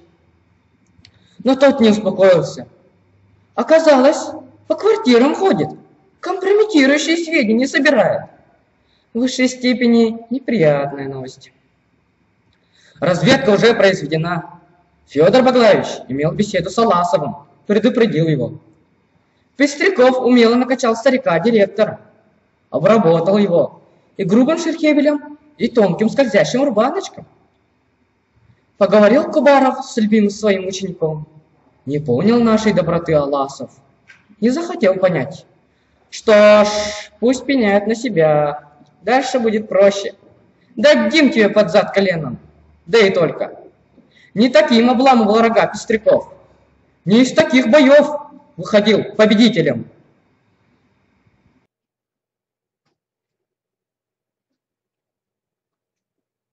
Ты еще беспечен, Аласов. Еще любуешься своим молодечеством. А между тем уже начертан тебе приговор. В Орлахе ты не жилец. Ты переступил границы дозволенного. Попытался использовать в борьбе жену мою, дочь. Ведь все, что происходит в последнее время с Надей, скандалы в семье, это опять-таки по твоей вине. Правда, Аласов оказался холоден к своей юношеской любви. Настолько, что Пестряков странно устроен человек. Даже пожалел Надежду. Острым своим умом, шестым чувством Пестряков понимал, сейчас нельзя выказывать ревность. Сам Аласов равнодушием своим ее отрезвит. Вот тогда-то Надюшка и почувствует себя виноватой перед мужем. Вернется к нему с душой. Прогноз, увы, не оправдывался. Тимир Иванович прислушался. Из спальни доносились вскрикивания. Ничего, пусть поплачет. Не забывай, дорогая, ты моя жена, у нас с тобой дети. Скоро 20 лет, как ты делишь со мной супружеское ложе. И до конца своих дней ты будешь моей женой. Папа, газетки пришли. Тимир Иванович дрогнул. Папа, почему мама лежит? Отдыхает. А Лира тоже отдыхает, деточка. Он посадил мальчика на колени, крепко прижал к себе. Нет, никаким Аласовым никогда не разрушить его дом, его мирное счастье. От детских ручонок, от теплого дыхания, словно выгорел недавний гнев Тимира Ивановича. Как бы ни клубились тучи над ним, сердце подсказывало. Все будет хорошо. Хорошо, но что сейчас она наговорила? Ты украл у меня жизнь. А ну как уйдет в самом деле? Пусть Николасова вообще бросит дом, заберет с собой детишек. Разве разводы редкость в наши дни? От этой мысли Тимиру Ивановичу стало совсем плохо. Он живо представил себе одинокого, неухоженного, как он сидит за грязным столом в пустом доме. Эй, Аласов, слышишь ты меня, Аласов? Не будет, по-твоему. Я терпел твои фокусы долго, но всякому терпению есть мера. Даже воробей за свое гнездо бьется, как орел. А я к тому же не воробей, Аласов. Могу тебя заверить. Тимир Иванович сильнее прижал к себе ребенка, словно боясь, что вот сейчас войдет кто-то и отберет его. Сыночек, кушать хочешь? Хочу, папа. Дорогой мой, пушистый.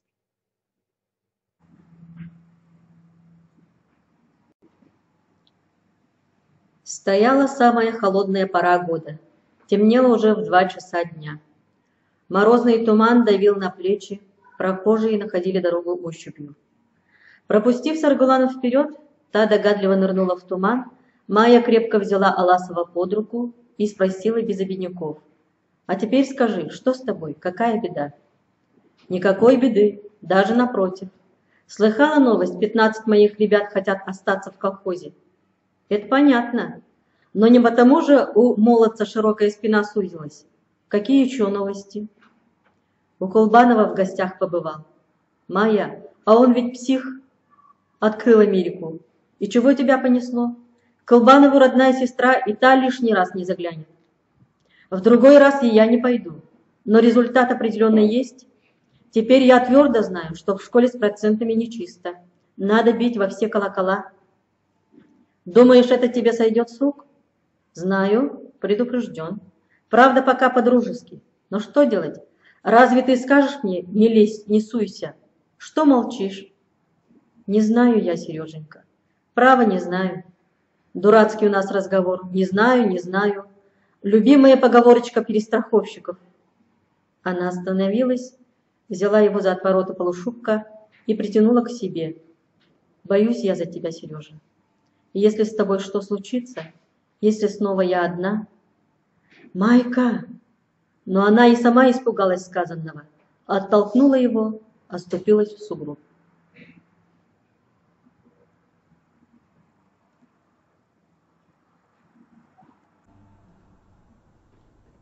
На афише перед клубом была нарисована толстощекая девица.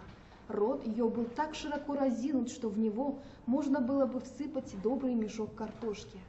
Под этим ртом крупными буквами извещалось, что дети до 16 лет не допускаются. Зал колхозного клубика, неуютный, с унылыми скамьями и побуревшими от времени плакатами на стенах, оживляла лишь сверкающая в электрическом свете пышная бахрома изморози. Здание насквозь промерзало по углам. Пар из многих ртов сливался под потолком в облако. Клуб был полон. Сошлись сюда едва ли не все орлаховцы, достигшие заветных 16 лет. Семейные пары, старшеклассники, старушки, кое-кто из учителей, колхозные правленцы. К Саргылане присоединился Евсей Сектяев, и они затараторили, словно нарочно, чтобы оттенить хмуро сидящих рядом Сергея и Маю. Началась музкомедия. Показывали каких-то ярко одетых колхозников, которые беспрестанно пели частушки и хохотали. Все они куда-то мчались на мотоциклах и в сверкающих москвичах, а также обильно ели. В цветном изображении блюда выглядели эффектно. Помидоры и окорока лежали будто живые. Майя быстро потеряла нить сюжета, задумалась о своем. Сама не поняла, как это вырвалось у нее. «Если что с тобой случится», сказала и перепугалась. Сама себя не поймешь, а где уж Сергею? Вот, наверное, думает, какая-то полусумасшедшая бабенка. Недаром он в сердцах только что прикрикнул на нее: «Перестраховщица! Перестраховщица я и есть!»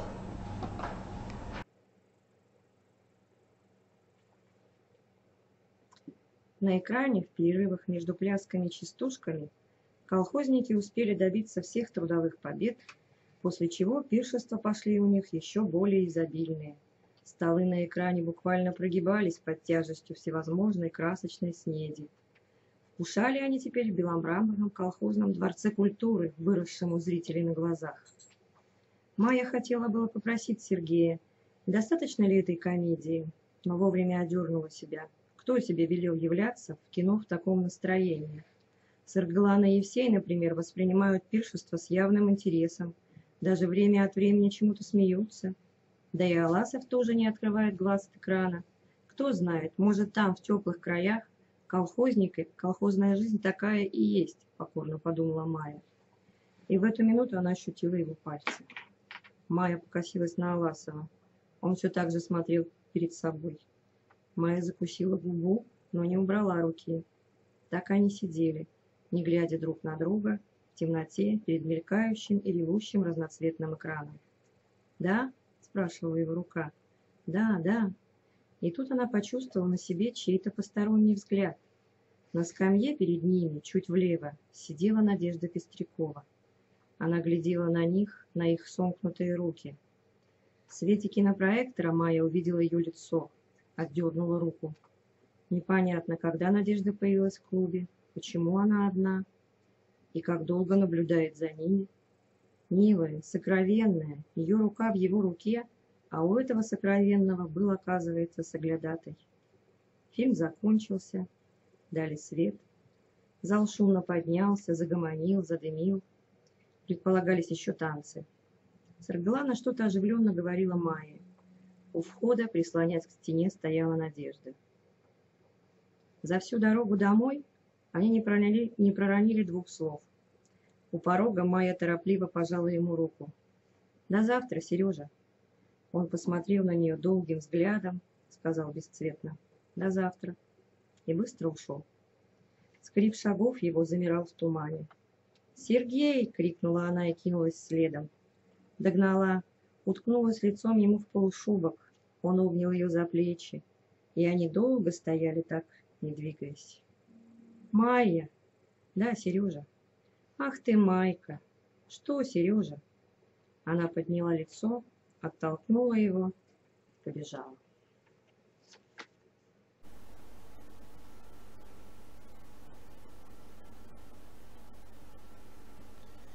Дышать было нечем. Казалось, туман — это сгущенная зимняя стужа набивается в рот. Но Надежда шагала и шагала, боясь остановиться, по сугробам, по острым снежным застругам. Она видела все, как они сидели в кино, рука в руке, как выходили из клуба, как Сергей вел Майю под локоть и какие у него при этом были глаза. В них все читалось. Не оставалось ни сомнений, ни самой крохотной надежды. Все, что она передумала, что носила в себе, было ложью. Любви его захотела? Как бы не так. Это был конец. Было так же, как много лет назад. Клуб, поздний сеанс, рука в руке, стужа на улице, сугробы. Только на этот раз с ним была не она. И ушел он из кино не с ней, не с Надеждой, с другой. Их тесно прижавшихся друг к другу поглотил сизый туман. Серый камень, серый камень, серый камень, 5 пудов.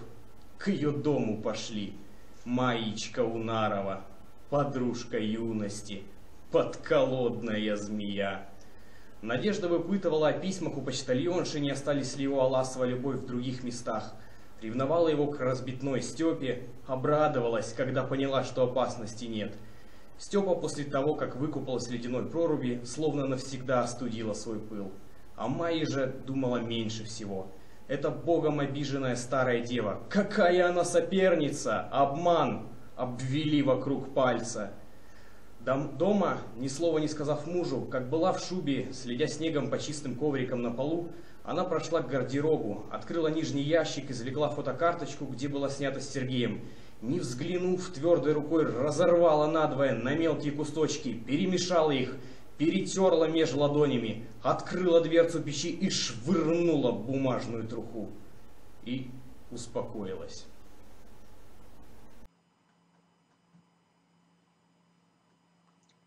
В теплой пижаме, пригревшись в уюте, Тимир Иванович под зеленой настольной лампой читал газету.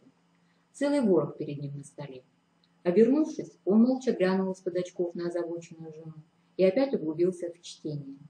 В последнее время у него была такая жизнь, когда нужно было ко всему привыкать, ко всему быть готовым. Жена еще долго ходила за спиной, переодевалась, что-то шумно роняла, бормотала про себя. Он стоически глядел в газету. Но вот шаги ее замерли. Тимир Иванович невольно вобрал голову в плечи. И вдруг горячие руки жены обвелись вокруг его шеи. Ничего еще не понимая, не желая понимать, он бережно размял обнимавшие его руки и стал их целовать. «Тим, прости меня. И ты меня», — с благодарностью ответил он, не поднимая глаз. Полная грудь ее упиралась ему в плечо. «А Лиру мы в колхоз не отдадим», — сказала она. и он согласно кивнул. Неожиданно сильным движением он обнял ее за талию и привлек к себе на колени. Смеясь, она по-девчоночи заболтала в воздухе ногами. Среди ночи Тимир Иванович проснулся от стона. «Надюшка, проснись! Что с тобой, голубушка? Болит что?» Он зажег свет, потрогал его. «Да у тебя температура». «Нет, ничего, горло только». Он кинулся к аптечке, принес стакан воды. Нарсульфазол и аспирин еще. Не успокоившись на этом, Тимир через некоторое время возвратился из кухни с тряпочкой, в которой была завернута теплая зола. «Вот, приложи к горлу, где болит. Ты, честное слово, как ребенок малый. Не доглядишь и пожалуйста. Прошка моя». С трудом шевеля губами, она прошептала: «Тим, склонись поближе». Он склонился, сколько было возможно. «Послушай, Тима, а нельзя ли этого Аласова в какую другую школу?» Он даже отпрянул от неожиданности. Выгнать Аласова? Но тут же взял себя в руки. В другую школу его, пока он здесь, жизни не будет. Прошу, для меня сделай. И голос его прозвучал клятвенно. Сделаю все, что просишь. Все.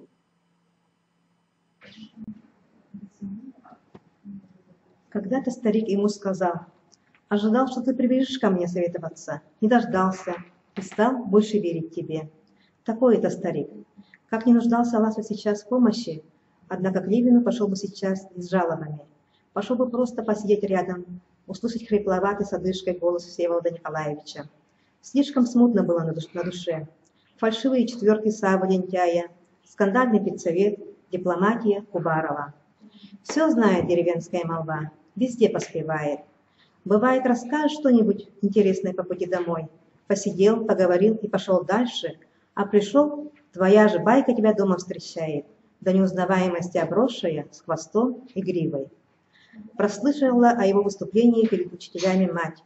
Разве, сынок, можно так со старыми людьми, с воспитателями своими? За этим столом они сидели, как приехал. И Майя его смутила немало.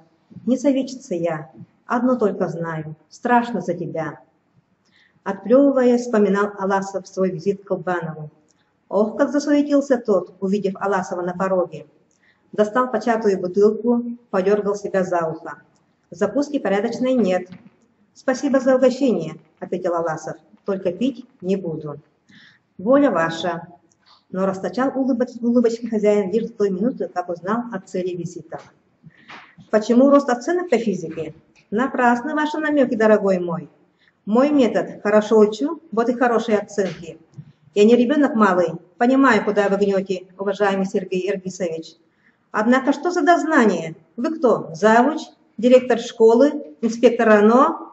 Схватил бутылку со стола, крепко заткнул ее пробкой и унес в буфет. И лишь после этого продолжал: «У меня нет желания отвечать на ваши вопросы. Знает мальчик Савва физику или не знает, я решаю сам. И запомните, в яму, которую вы роете, вы же первый и попадете. Я вас предупредил». И еще одна непростая встреча была в эти дни. Давний ночной разговор с Кардашевским получил свое продолжение, будто тогда был задан вопрос, а сейчас явился ответ. Они отправились в колхозное правление, учитель и его комсомольцы-добровольцы. После раздумий несколько человек отпали, но зато выявились другие. Плюс-минус всего Кардашевскому отправилось 12 человек. Обрадовался им председатель, добрый час просидел с ребятами, ударился в мечтание. Но кончил беседу так: «Требования ваши немалые, особенно насчет фермы и техники, нужно обсудить направление». Аласов ему напомнил: «А ведь не верили в добрый исход, а? Не верил, расшиви меня гром, готов просить прощения. Хороший урок вы мне преподали, Сергей Иргисович». Вот такие комплименты заработал Аласов от колхозного председателя. Но не ради комплиментов Аласов задержался в правлении. Понимаете, дорогой Егор Егорович, какое тут дело? Учим детей колхозников. Коммунисты-педагоги объединены в колхозной парторганизации. Спрашивается, почему же колхоз так мало интересуется трудностями десятилетки? Вы, надо думать, уже слыхали о трениях в коллективе педагогов? Слыхал кое-что, согласился председатель. Лицо его, недавно лучезарное, заметно поскучнело. Сергей Иргисович, дорогой мой, да что мы, я или Бурцев, честно сказать, понимаем в вашей тонкой механике. Все равно, если бы мы, медикам в нашей больничке, взялись указывать да советовать. Такой еще был у Аласова разговор.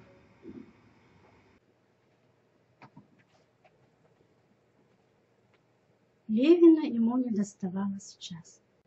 Вот как не доставало? И он, махнув рукой на запреты, пошел к старику. Они проговорили весь вечер. И все, что сказал Левин, Сергей запомнил до словечка.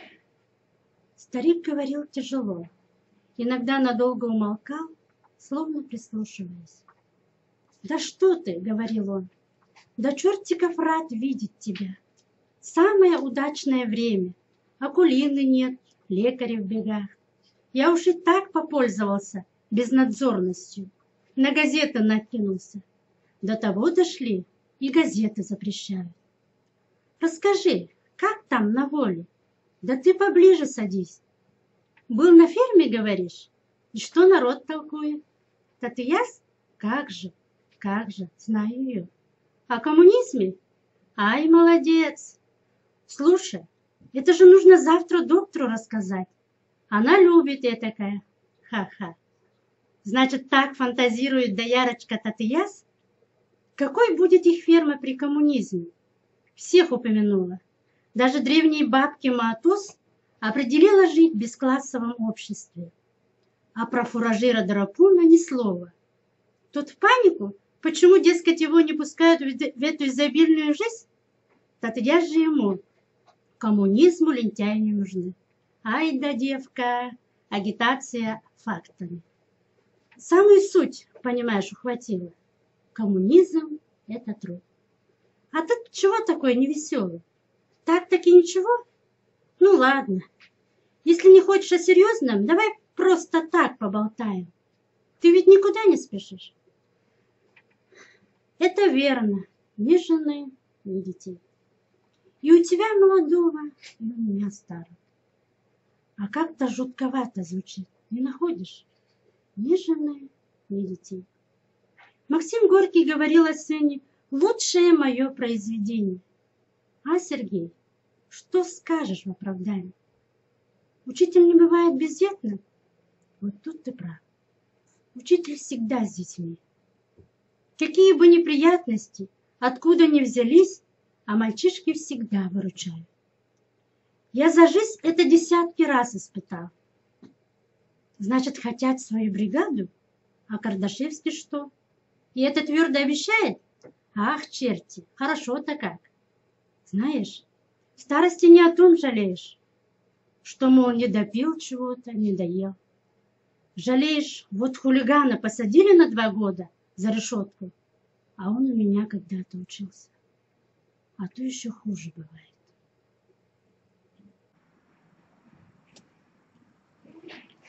Прошлым летом, ездя по Якутску, встречая бывшего ученика, лет 5 назад он в нашем районе секретарил по комсомолу. Пошел в гору, теперь начальник в центре, да немалый. Понятно, обрадовались мы встрече. Был, конечно, принят у него дома, поговорили, все как следует. Прощаться пора. Говорит мой парень: погодите, Всеволод Николаевич, незачем вам на городском транспорте. Есть у меня служебная машина. Вызывает, садимся в авто. Шофер пожилой человек, седина в усах. Мой парень как только откинулся на мягкую подушку, сразу будто его подменили. Это он свой начальничий облик принял. Кинул шоферу: пристань, и ко мне с разговором. Однако, когда мимо рынка проезжали, вспомнил и про шофера. Отчего сегодня, говорит, ты подъехал с опозданием на 15 минут? Жена нервничает, жалуется. Где был? Заезжал в гараж. Ведь на базар, Нина Прокопьевна, куда ехать и зачем, не твоего ума дело. Ты знай свое, крути баран. В следующий раз опоздаешь, сниму с машины, пеняй на себя. Я слушаю все это, и как-то нехорошо мне стало. Говорю так: ну-ка остановимся, да выйдем, любезный. Что вы, Всеволод Николаевич, до пристани еще не доехали? Выйдем, говорю. Я вышел, открыл дверцу шоферу. Вы тоже, пожалуйста, выйдите. Как вас зовут, величаю? Алексей Васильевич. Встань мы втроем на тротуаре. Парень мой глаза пялить ничего не поймет. Снял я шляпу, обращаюсь к шоферу. Ваш начальник мой бывший воспитанник. а учитель всегда отвечает за своих учеников. Простите меня, Алексей Васильевич, что не смог я его выучить должным образом, что барина и грубияна воспитал.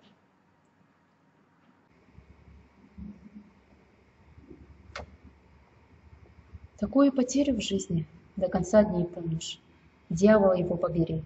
Сережа, голубчик, там, в углу, на маленьком столике. Накапай в воду 25 капель. Не бойся, ничего страшного. Если все мысли только в себе держать, еще хуже будет.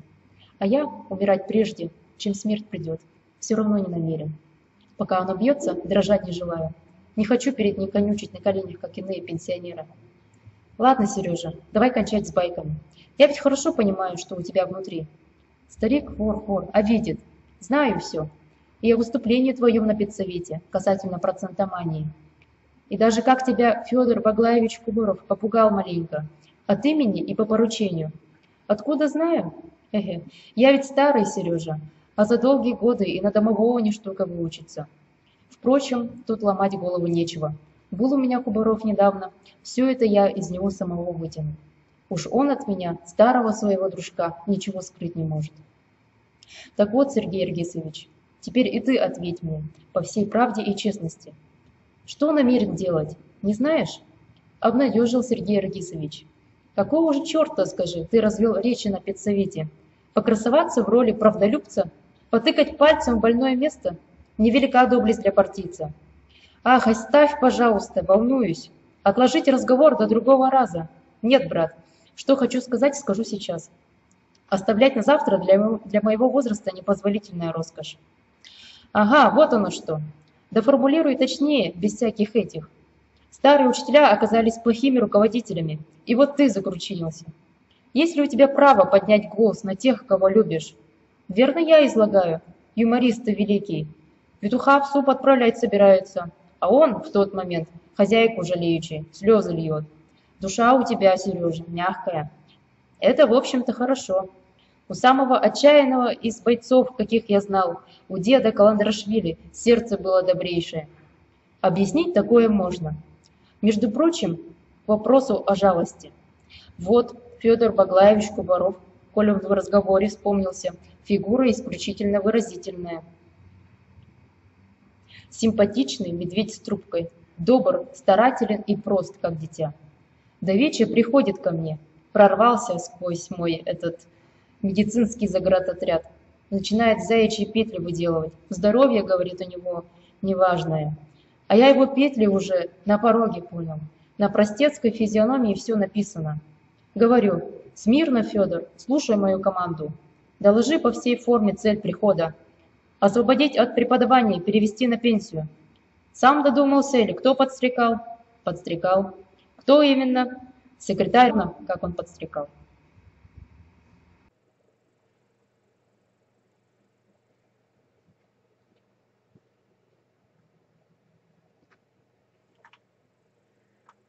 Вот такой он, Федор с трубкой. Что против его простоты возразишь? К тому же человек он порядочный, старательный, вся душа в деле. Но, если честно, если без христианства и слюней, какой он директор школы к чертям? Еще куда ни шло. Топливо завести, добыть посуду для горячих завтраков.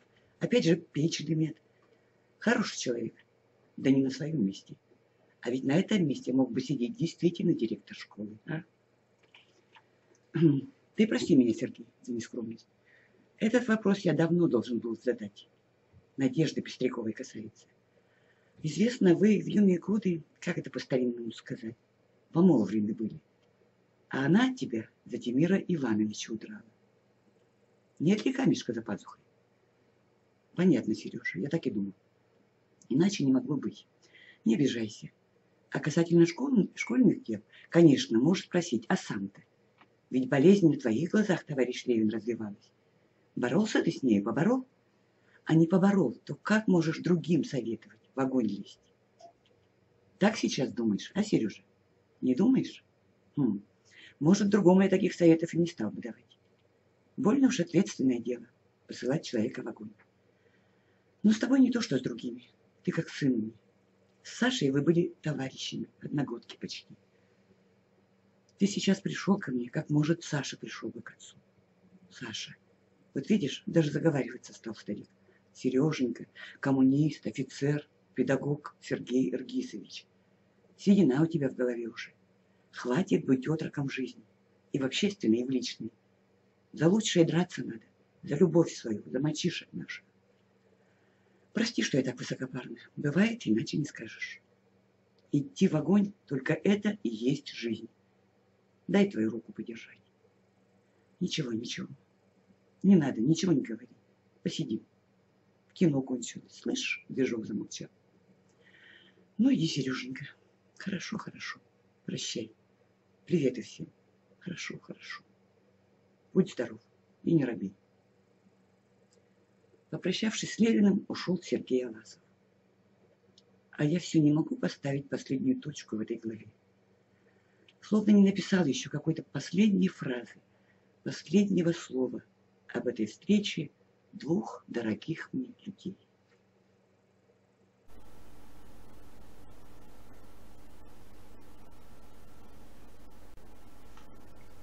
Когда-то, несколько лет назад, напечатал я рассказ об одной истинной истории, приключившейся в полярной тундре. Замерзавшего в снегах тракториста спас старый охотник. Вел молодой парень свой трактор, из радиатора ушла вода, а тут пурга. Нет ничего страшнее оказаться одному в тундре. Но что такое тундра? Нет, это не один. Настоящая тундра – это всегда двое. Старый Байбаас, положив парня на нарты, сам бежал рядом. Второй олень обессилел, тащил лишь головной. Тогда охотник, чтобы облегчить нарты, оставил в снегу всю свою добычу, десяток песцовых связок. Правда, закопал их поглубже, примял ногами, но это лишь для облегчения души. Волки все равно унюхают, найдут и сожрут без остатка. Но об этом ли разговор, когда в нартах человек без сознания? Остался один головной олень, с натугой, но тянул. Старик толкал нарты сзади, и так 35 километров, по метели. На последние 5 километров оленя не хватило. Поранил ногу, стал 15 лет кровью. Все виновато оглядывался на хозяина. Умнейший передчик был. Делать нечего, старик сам впрягся в нарты. Была ночь, когда на больничном дворе появились сани, запряженные человеком. Снег на нем был как панцирь. Поселковые собаки бесновались вокруг нарт. Человек наткнулся на крыльцо, как слепец. Выскочившие из больницы медики едва могли разобрать сказанное им «спасать надо». Не понять, кого спасать прежде. Парень был молод, а охотнику Байбаасу ушел 7-й десяток. Что такое Якутия? Это тайга, горы и океан, и мировые луговые долины, и полярная тундра. Она всякая, Якутия. Но законы полярной тундры, суровые и справедливые, почитаются в ней, пожалуй, строже всего и повсеместно. Тундра здесь мерит человека, его душевную закалку. Оттого и родилось присловие «тундра – это двое». Не так ли о самой жизни скажешь? В жизни невозможно одному. Человек непременно опирается о плечо человека, особенно когда ему трудно. Жизнь – это всегда двое.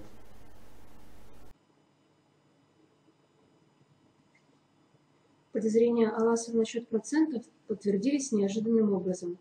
Уроки кончились, Аласов устанавливал на стеллаже исторические карты, когда прибежал к заучию всей Сектяя, растрепанный, с лихорадочно румяными щеками. Они заспорили, Евсей и Пестряков. Потом Нахов, как всегда, подоспел на огонек. Аласов, занятый своим, поначалу даже не прислушивался, о чем они там, и вдруг уловил фразу, будто им самим произнесенную. «Завышать оценки безнравственно, это значит развращать ребят», Сектяев энергично размахивал тетрадкой. «Зачем стараться, бояться двоек и колов, если их все равно переделают в тройки и четверки? Сердобольный Роман Михайлович натянет». Роман Михайлович Сосин стоял у окна и при имени своем даже не оборотился, будто в школе не один он Роман Михайлович. Однако со стороны видно было, как вздрогнула его худая с прочерченными лопатками спина. У Кулбанова, оказывается, были свои последователи, умельцы выдавать черное за белое. Вы только взгляните на эту работу, продолжал Сектяев, все больше горячась и растопыренными пальцами чесанул кверху мешавшие ему волосы. Посмотрите, стоит тройка, но ни одной верно решенной задачи. Никакого представления о дробях. Чистый кол, а сосен выводит тройку. Как классный руководитель, я подписываться под этим отказываюсь. Святое очковтирательство, подтвердил Нахов. Где-нибудь на заводе за эту показуху к ответу бы. Однако, что вы-то молчите, Роман Михайлович? Не выдержал, вмешался Аласов. Роман Михайлович, Роман Михайлович, скажите что-либо в ответ. Объяснитесь с товарищами. Спина Сосина еще раз передернулась. Товарищи, товарищи, постучал Пестряков по столу. Уроки кончились, завтра будет новый день. Утро вечера мудренее. Не будем устраивать митингов. То, что вы нам сообщили, товарищ Сектяев, принято к сведению. Обязанность руководства школы – спокойно разобраться, почему завышена оценка одному из учеников. До завтра, товарищи. На дворе была метель. Третий день она хлестала по окнам. Каждому хотелось поскорее добраться до домашнего тепла, и когда завуч изрек мудрое утро вечера, учителя сейчас же расхватали пальто и портфели. Скоро учительская опустела. У стола завуча остался один только Аласов. За фанерной перегородкой в своем кабинетике покашливал и пофыркивал Федор Баглаевич, будто морж в проруби. Пестряков поднял на Аласова глаза. «Вы с чем-нибудь ко мне, Сергей Аргисович? Сегодня я, простите, я ненадолго», — сказал Аласов и крикнул в директорскую. «Федор Баглаевич, можно вас на минутку?» «Садитесь», — сказал он Кубарову, когда тот появился. Директор недоуменно поморгал, но тем не менее сел. «Что здесь происходит?» — спросил Пестряков, сняв очки и сощурив глаза. «Да объясните же, Сергей Аргисович. Я обязан поговорить с вами». «Вы с нами?» «Откройте тайну, Сергей Аргисович. Уж не сделали ли вас за последние 24 часа заведующим РОНО? По какому праву вы созываете это совещание во главе с самим собою? Мы трое коммунисты. Хочу поговорить с вами, с членами нашей парторганизации». Тимир Иванович даже головой покрутил. «Знаете, Сергей Аргисович, у меня нет уже ни сил, ни желания заниматься вашими разговорами. Я сыт ими по горло, и вся школа давно сыта. Могли бы это заметить, если вы наблюдательный человек. И тем не менее вы меня выслушаете». «Послушаем, Тимир Иванович», — смирился директор. «Не буду снова поднимать все о многом, я говорил на педсовете.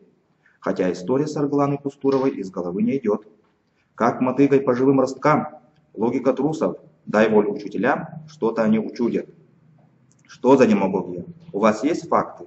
Или вы так и будете ехать на общих фразах?» «Хорошо, оставим это. О деле. В нашей школе бесстыдно ведутся приписки. Этому нужно положить конец. Мы подрываем в детях веру в саму справедливость». «Федор Баглаевич», — Пестряков вскочил из-за стола, щелкнув замком портфеля. «Уволь меня, пожалуйста, от популярных лекций в ночной час. А вы, Сергей Аргисович, постыдились бы. Не забывайте, что перед вами сидят не ребятишки, а ваши учителя. И газеты мы читаем внимательно. Ради того, чтобы сказать о вере в справедливость, вы нас и задержали». «Оставьте», — сказал Аласов угрюмо. «Не берите горло, сейчас это не пройдет. Ничего, кроме дела. Я говорю о процентной кампании и требую прямого ответа».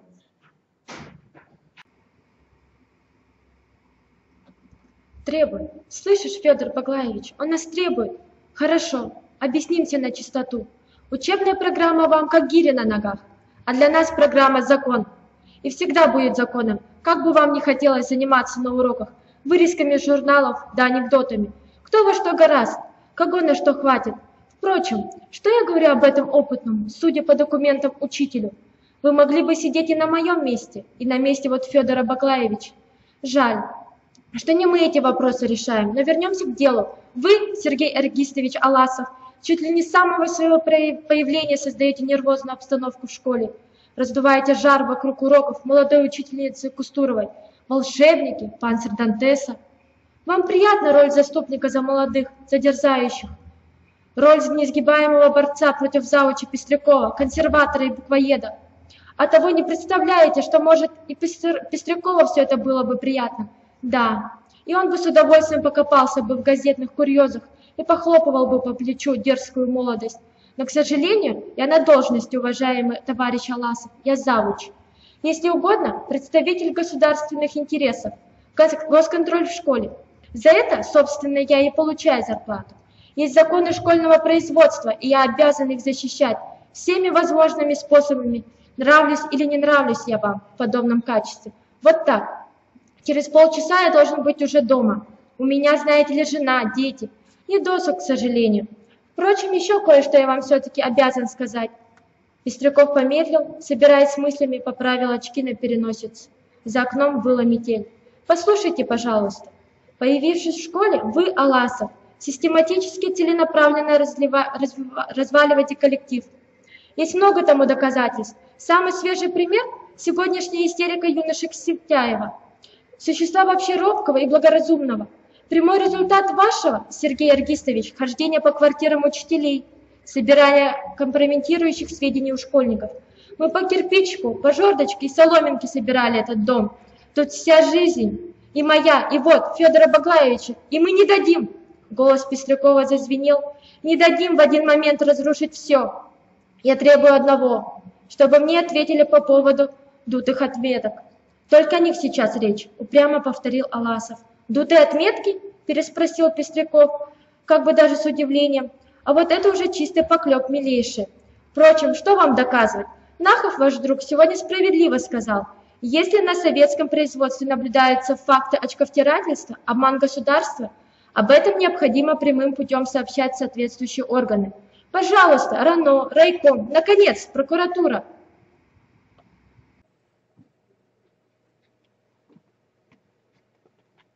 Тимир Иванович, я ведь к вам и к Федору Баглаевичу с открытой душой. Говорят же, что не удается топором, удается советом.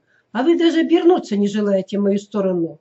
Но если мы здесь не поймем друг друга, тогда, насмешливо спросил Пестряков, боже, что же тогда нам будет? Плохо будет, сказал Аласов. Война?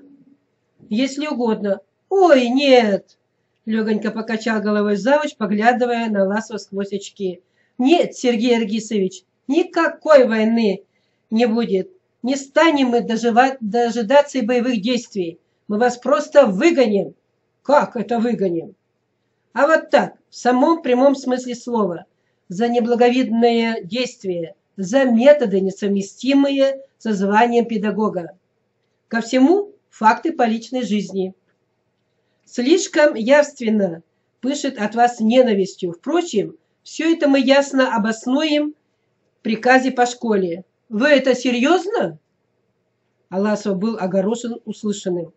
Федор Баглаевич, вы действительно так решили насчет меня? Шея директора побагровела, по лицу его было видно, что решение Пестрякова и для него новость. Но сказал он все-таки то, что от него требовалось. Да, Сережа, ничего у нас с тобой не получается. Я ведь предупреждал. Ты извини. Не со зла все это. Такие уже обстоятельства. Он помялся, подергал щекой. Тимир Иванович, конечно, несколько сгустил. Оба вы горячи. Приказа, марание трудовой книжки. Ничего такого не нужно.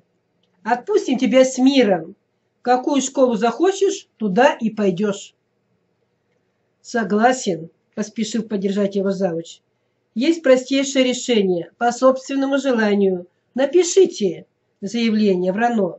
Придумайте мотив какой-нибудь по своему усмотрению. Остальное беру на себя. И здесь от надувательства не удержались, горько усмехнулся Аласов. Вам смешно, Сергей Аргисович? В таком случае спокойной ночи. Мы терпели до поры, уговаривали. Но, видно, не судьба нам под одной крышей. Все, что нужно было сказать, вам уже сказано. Срок до конца текущей четверти. Не выйдет. Не рассчитывайте. Из этой школы я никуда не уйду. Уйдешь, сказал Тимир Иванович сквозь зубы. Прогоним заледененной жертвью. Вот теперь все ясно, сказал Аласов в дверях, надевая пальто. Никакого тумана. Спасибо за откровенность. Промысловые лыжи, широкие, на оленьем меху, надежно держали в самых глубоких ярах, не проваливались и не черпали снега. На таких лыжах можно свободно пройти всю тайгу насквозь, только бы сил хватило, да было зачем. Вчера из района, как не спешил, вернулся поздно. Хотел тотчас же отправиться в Летяжье, вдогонку за ребятами. Но мать отговорила, куда в ночь, усталый, из одной дороги в другую. Ничего с твоими школьниками не случится. Взрослые парни и девки в старину такие уже по второму ребенку нянчили, да и старик Лука с ним. Она ни словом не обмолвилась о его поездке в райцентр, на отскотных ее глаз Аласову делалось не по себе. Смотрит так, будто он уже обречен. В какой-то миг, словно душа надломилась, ему захотелось, как в детстве, припасть к коленям матери, зарыться лицом в ее фартуке. Но он засмеялся во всю глотку, прочитав нечто забавное в газете, которую просматривал за ужином. «Слушай, мама, что написал один пенсионер?» Приступ сыновнего веселья среди ночи нисколько не развеселил мать. Она даже стала посматривать на него с некоторой опаской. «Ишь ты, как хохочет странно!» «Ну да ладно, спать, спать, завтра подняться затемно и в Летяжье». Тонко повискивая на прочном насте, лыжи несут его вперед, сквозь сумрачную чащобу. Деревья впереди сливаются в сплошную черную стену. И только в одном углу неба над макушками лиственниц засырела промоина. В эту промоину одна за другой исчезали предутренние звезды. И лишь искристая Венера, вызывающая яркая, долго еще мелькая меж стволов, неслась рядом с лыжником. Мать не ошиблась. Ничего хорошего из этой поездки в райцентр он не привез. Все вышло на редкость нескладно. Прежде всего, ему не дали слова на учительском совещании. Сработала та нехитрая механика, когда председательствующий выбирает из списка наиболее подходящие ему фамилии, а остальных под черту. Товарищу поступило предложение прекратить прения. Сомлевший от двухдневного говорения, зал охотно голосует. «Подвести черту!» Тимир Иванович сидел в президиуме рядом с Зафрану. Поблескивали его очки, отражая все электричество зала. Он то и дело шептался о чем-то со своими соседями слева и справа. Орловскую школу вспоминали часто, и все воздраили. Особый фурор произвело сообщение о том, что знатный педагог, старый большевик Левин, построив дом на собственные средства, подарил его вместе с личной библиотекой деревенской молодежи. Добрых 5 минут зал стоя аплодировал старику. Понятно, что аплодисменты перепадали некоторым образом и самой школе, и ее руководству. Свое выступление Кубаров с того и начал. Педагоги нашей школы, в числе которых мой старый друг и товарищ Всеволод Николаевич Левин, и сорвал в этом месте еще один всплеск оваций. Но, может быть, в зажиме Аласова была даже своя справедливость? Представить только, какой бомбой после этих аплодисментов оказалась бы та речь, какую он вынашивал. Так или иначе, но речь произнесена не была, и, услышав о подведении черты, Аласов с досадой смял приготовленные листки. Майя успокаивающе прижала его локоть теплой ладошкой. «Выше нос, Сережа! Сегодняшним днем жизнь не кончается».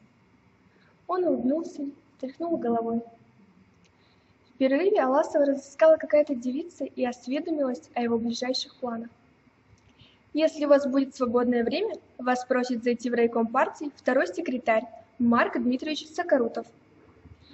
Да я и сам к нему собирался. Вот и хорошо, совсем удачно. Марк Дмитриевич ждет вас. Сокорутов эти дни сидел в президиуме. Солидный такой дядя, с залысинами. Раньше Аласову встречаться с ним не доводилось. Что день грядущий мне готовит? Чувствуя некоторый холодок в груди, подумал он и на всякий случай расправил смятые записи. Пожалуй, еще сгодятся. Увы, бумажки эти в райкоме не сгодились, а от самой беседы с Сокорутовым только и осталось. Учтите, товарищ Аласов, вам есть о чем серьезно подумать. Сергей взмахнул палками, надавая ходу, словно стремясь подальше убежать от того, что было. Деревья впереди поредели, обозначился Алас. Вот тебе и летяжье. Искры фейерверком бурлили над трубой маленькой юрты. То-то ширует топку молодые кочегары.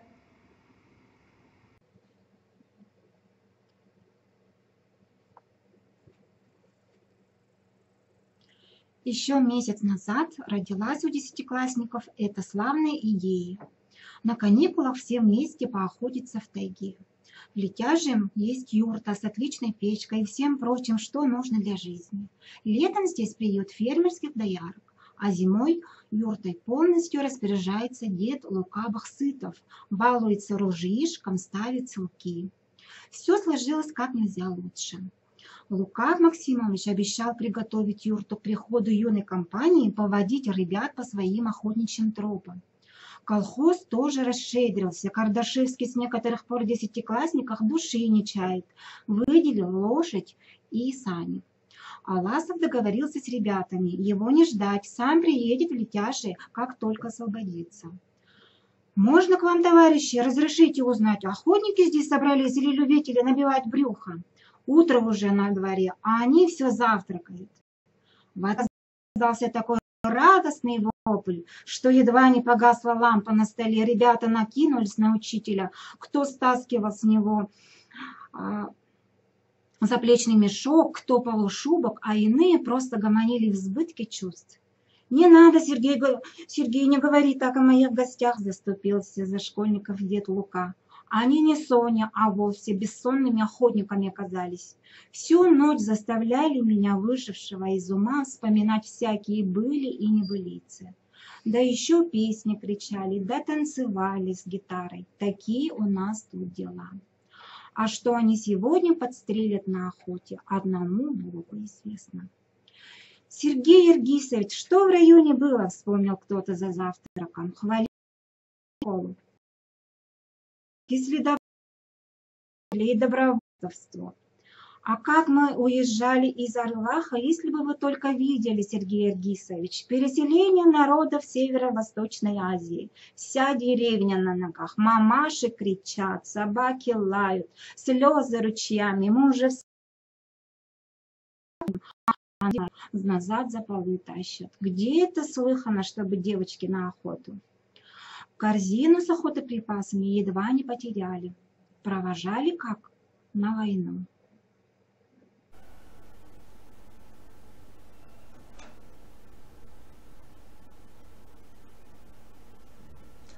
Насытившись, охотники и охотницы во главе с Аласовым и дедом Лукой вышли на боевую тропу. План охоты был таков.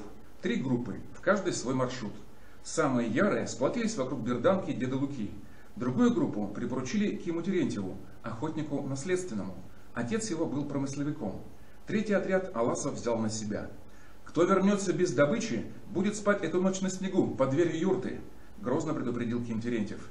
Весь он был как с картины, обвешанный петлями, перетянутый ремнями. Верные его ассистенты волокли на себе капканы и несколько дюжин черканов. 3 цепочки потянулись в разные стороны от юрты. Ребята еще некоторое время продолжали перекликаться между собой, сколько голосу доставало. «Эгей, а вы знаете, когда Терентьев народился, вороны уже радовались? С чего бы? За таким охотником будет чем поживиться. Ха-ха! У нашего доброго молодца левая рука черный соболь. Медведя добудьте, мальчики!» «Отставить!» — подал голос Аласов. «Нападете на берлогу, не трогать. Категорически запрещаю, слышите? Ни пуха, ни пера! Добычи!» «Какая уж там добыча!» — только и сказал дед Лука. «Орут! На 20 верст в округе все живое распугали!» В команде Аласова девушки идут налегке. Их котомки добровольно взялись тащить ребята. «Лучше мы сейчас их котомки понесем, чем потом их самих тащить!» Трезво рассудил Брагин. Гоша Кудаисов и Лира Пестрякова оба в ватных брюках. Глянешь сзади, 2 мальчика-подростка, и только. Лира в школе скромнее скромного, но после поездки в Чаран все чаще слышишь в классе ее голосок. Однако Гоша записался в бригаду добровольцев, а Лиры Пестряковой в этом списке нет. Интересно, как бы реагировали Пестряковы, запишись их дочь в колхозники? Как вообще у них дома? Надо думать, ей все известно. Интересно бы узнать, как она, их дочь, воспринимает позорное поведение папаши Завуча. Погоди, Сергей Ергисович, почему ты так уверен, что дочь Пестрякова считает позицию отца позорной? Ведь не кажется же она позором ни Кубарову, ни Сосиным с Колбановым, ни Сокорутову в райкоме.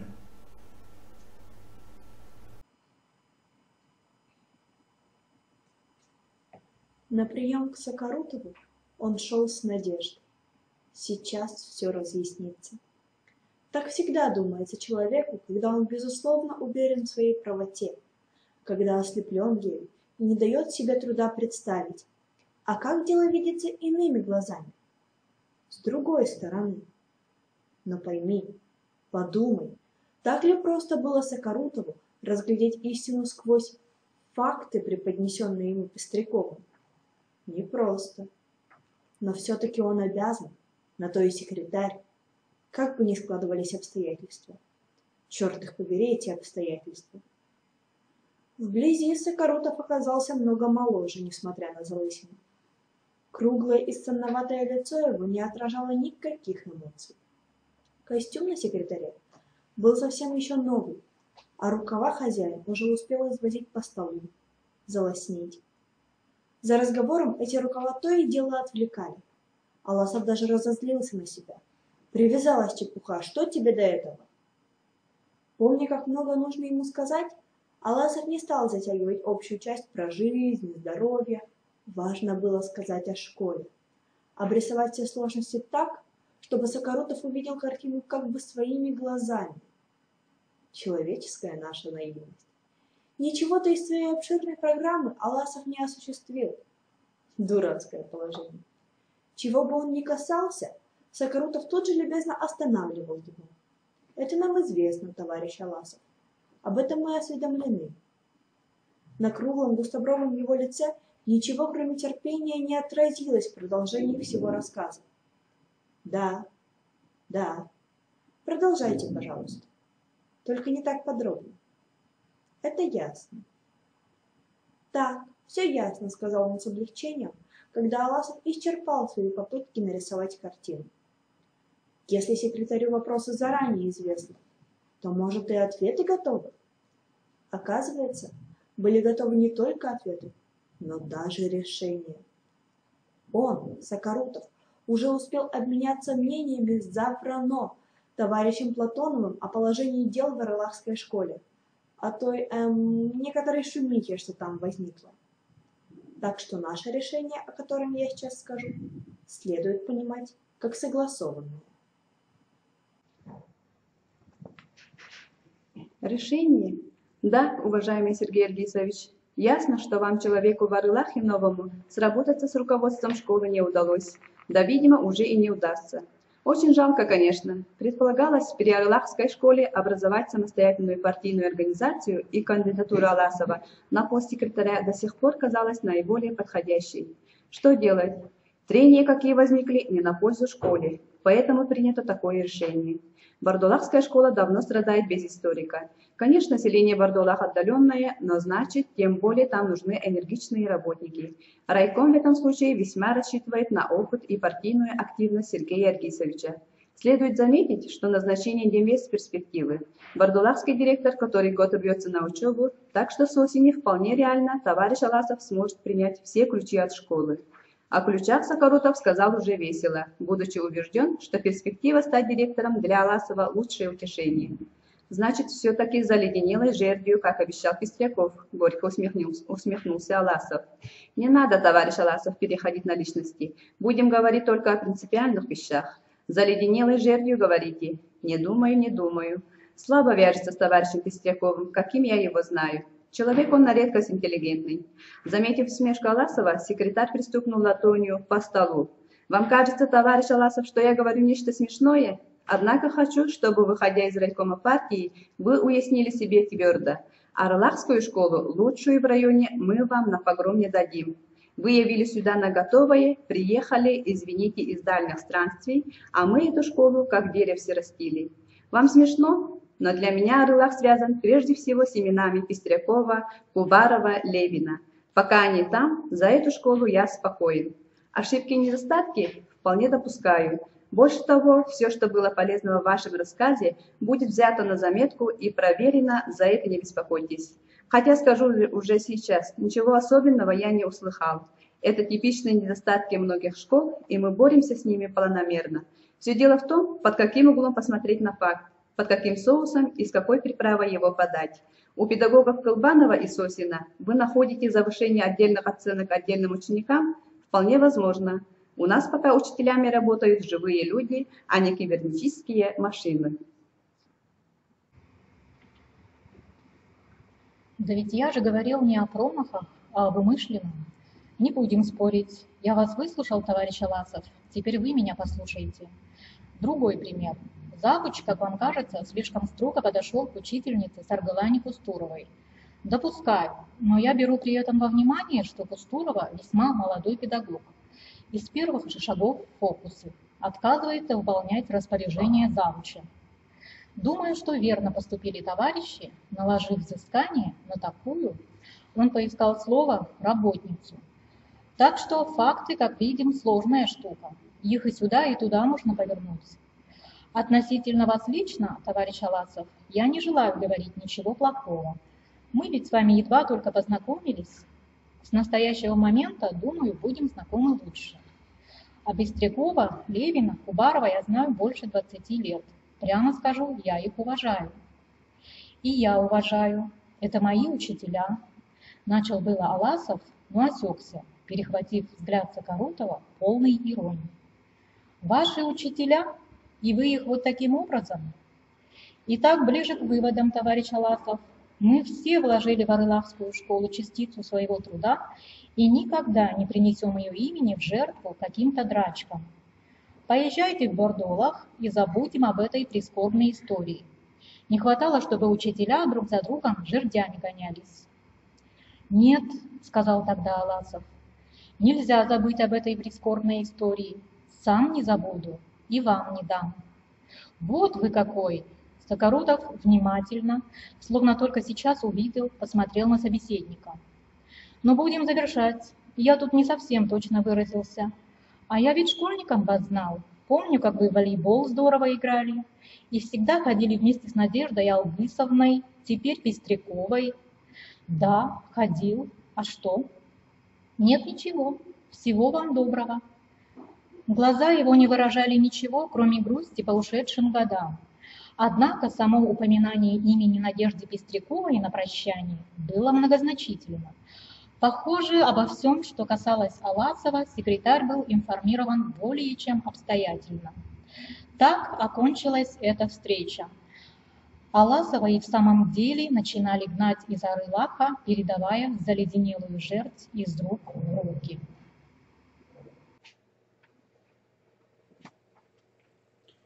Во Дворце культуры, где шел концерт для участников совещания, Майя поджидала Аласова в фойе. Кинулась навстречу, как санитарка к раненому. Все плохо. А что? На физиономии написано? Написано. Ты почему не на концерт? Какие уж тут концерты? Они долго бродили по заснеженной улице. Майя слушала внимательно, как только она одна могла слушать. Да, дела невеселые. Но теперь, Сережа, и я вижу. Прав ты, что заварил эту кашу. Иначе нельзя было. И ни в какой Бордулах ты не должен ехать. Ага, нашел Аласов силы пошутить. Умывала руки, не советчица я тебе. А что теперь? Никак повзрослела наша Майка. С тобой поведешься, повзрослеешь. А ты разве водишься со мной? Сережа, я ведь серьезно. Это вовсе не склока, как бы хотелось Пестрякову представить. Тут принципиальный конфликт. Если бы ты уехал в Бордулах, может, для тебя лично это был бы лучший выход. Сколько сил для настоящих дел сберег бы. И меня бы в свой Бордулах с собой забрал, а? Потянулась бы туда за тобой, как отважная декабристка. Но ведь Бордулах — это бегство. Отступить значит ребят предать, показать им, как просто может быть повержена правда. Ах ты, Майя, ах ты, славная Майя, говорил про себя Аласов, налегая на палки, пока наконец не сообразил, что оставил свою охотничью команду далеко позади. Остановился, стал поджидать. Хорошо она сказала. Жизнь сегодня не кончается. Еще столько будет всего. Нескладно вышло с Окорутовым, но ведь этим-то жизнь не кончается. Жаль, что не удалось Маю заманить в эти снега. Была прилежная из учениц, теперь прилежнейшая из учителей. Осталось честно отсиживать на всех положенных семинарах и инструктажах. Ну вы и помчались, Сергей Аргисович. Ребята подошли разгоряченные. У Веры даже нос вспотел. Где же охота? Спросила она. Идем, идем, а дичи нет. Где наши горностаи и белки? Подхватил Ваня Чарин. Тише, товарищи. Еще тише, остановил их Аласов. Дед Лука верно сказал. Первое дело на охоте — не шуметь. Ну, это не для меня. Вот из нашей Нинки охотник получится. Может, за весь день словечко не проронить. Следы. Ребята склонились, рассматривая. «Это заяц», — уверенно сказал Саша Брагин. «А когда будет?» — спросил Аласов. «Не сегодня, не с этой ночи». Саша присев, потрогал след пальцем. «Старый. А ну-ка ты, Ваня, что мы там видим?» Чарин растерялся, как у классной доски. «Это тоже след с когтями. Может, собачий? Нет, лисий. Верно ведь лисий?» «Следопыт», — присвистнул Гоша Гутаисов. «Это же косач, Тетерев, косач, понимаешь?» «Верно, Сергей Эргисович?» «Верно, Гутаисов, стрелял косачей. А чего ж и косачей приходилось? Девочки, товарищи, караул, честное слово, здесь медведь прошел, и совсем недавно». Ребята ринулись на помощь, будто Вера обнаружила не только след, но и самого медведя. «Ха-ха, медведь, самый обыкновенный конь прошел. Это же след от копыт. А вот и не от копыт стала защищать своего медведя Вера». «Верно, Верочка», — сказал Гоша Гутаисов, — «самый настоящий косолапый. А зачем косолапому подковы? Его личное дело, верно? Пускай хоть в галошах резиновых. Проваливай», — обиделась девушка на насмешника. «В охотничью степь развернись», — скомандовал Аласов. «Гоша, будь внимателен, куропатки у тебя по курсу сели». «Видел». Изготовив ружье, парень внимательно осматривал каждый кустик. Лире передалось его охотничье волнение. Она шла рядом, тихо, словно плыла по снегу.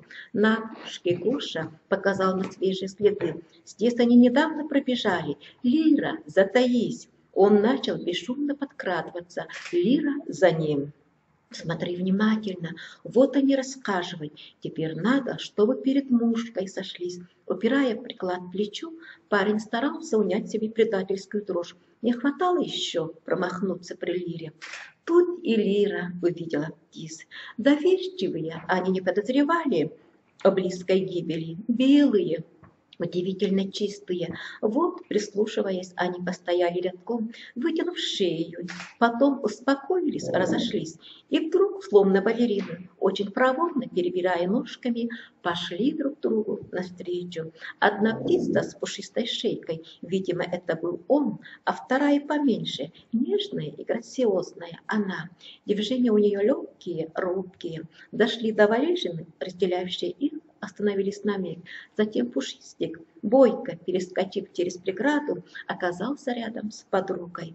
Она, умиленная, положила маленькую головку на его удобную мохнатую шею, спрятала там свой клюв. Гоша прицелился и плавно стал нажимать на спуск. «Не стреляй!» Лира бросилась ему под руку, и в тот же миг прогрохотал выстрел, затрещали и полетели мерзлые ветки с ближних лиственниц. «Не стреляй! Не стреляй!» Не слыша себя, повторяла девушка. «Да ты что? Убил, да? Убил!» «Не убил! Ты же мне под руку! Не реви ты, пожалуйста! Улетели они!» Действительно, куропаток и след простыл. «Ну, Гоша, с чем тебя?» «Ни с чем, Сергей Аргисович, промахнулся я», – нехотя ответил парень, повесив ружье на плечо стволом вниз и силой нажал на палки. Лира, виновато потупившись, последовала за ним. Так-то оно бывает, братцы-охотнички. Пройдя лиственную чащу насквозь, отряд дружно ринулся на штурм половой сопки. Наверху стояла высокая сосна, совсем как у Лермонтова. Идя лыжным клином, 10 голосов загорланили. На севере диком стоит одиноко. И до чего же ты, Верка, тяжелая, сокрушался Саша Брагин, утирая пот. Ему досталось сопровождать наверх толстушку Тигрюкову. Стыдись, рыцарь бледный. Молодое солнце сияло в снегах. Ветерок разогнал изморозь, небо заглубело. Утро, солнце, ничего нет милее. Зимой ли, весной, поздней ли осенью, всегда. Еще Аласов не учился в школе, лет 6 было ему. Мать разбудила: поищи корову. Раздирая рот от зевоты, натянул он порточки, побрел на выгон. И поразился тому, что уже 100 раз до этого видел. На цветах, листках, на каждой мелкой веточке по хрустальной бусине, а в каждой бусине свое маленькое солнце. Выгон блестел, как волшебный край, о котором рассказывали песни Алан Фон. Чувство утра, как чувство прозрения. Пока человек способен восхищаться каждым новым утром, до той поры он и живет. Замереть перед чудом, задохнуться утром, окунуться в утро. Никогда так ясно, как утром, не ощущаешь истинность мудрых слов. Жизнь – это движение, движение. А ты повздорил со вторым секретарем и убрался восвояси. Пусть будет, что будет.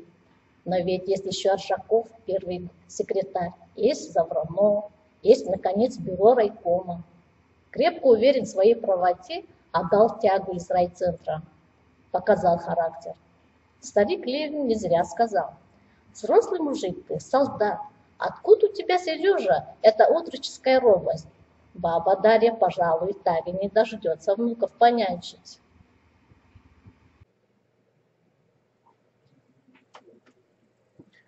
Так вот и живу. Одеяло зябко, подушка жестко, кровать неспокойна. Каким нужно быть рохли, чтобы до сих пор таиться от любимой женщины? Идут дни, месяцы, а он все ходит вокруг да около. Баста, тут предел. Вернусь из Летяжьего и к мае. Сенька, память о нем дорога нам обоим, и уже по одному этому мы должны быть вместе. Сенька был парнем простым и веселым, он был живым, как жизнь, и имя его никогда не может быть запретом живому. Утро, молодость, таким был Сенька, как на карточке у Майи, с запрокинутым лицом, со спутанными волосами в солнечных бликах, весь полон радости. Утро — это и Сенька, которого уже нет. И забавная Верочка Тигрюкова, и Ваня Чарин, тогда доверчиво глядящий на свет Божий, и Нина Габышева, мечтательница, молчальница. Спросишь ее, ответит «да» или «нет», а сама уставится на тебя вопрошающе, даже не по себе сделается. Ну что, девочка, о чем ты так трудно задумалась? Нина, Нина, как дела? Не устала? Что-то ты, милая, вдруг такая серьезная нынче. Ничего, Сергей Аргисович, тряхнула головой. А все-таки. Смотрю, вот березки опустили веточки. А на каждой по вороне, захохотала Вера. Нина только посмотрела сукоризно на подружку. Глядите, ребята, не спешите опять на лыжи. Глядите во все глаза. Сердцем глядите. Это все наше. Здесь мы живем. Ничто не кончается сегодня. Еще столько будет разного под этим синим небом.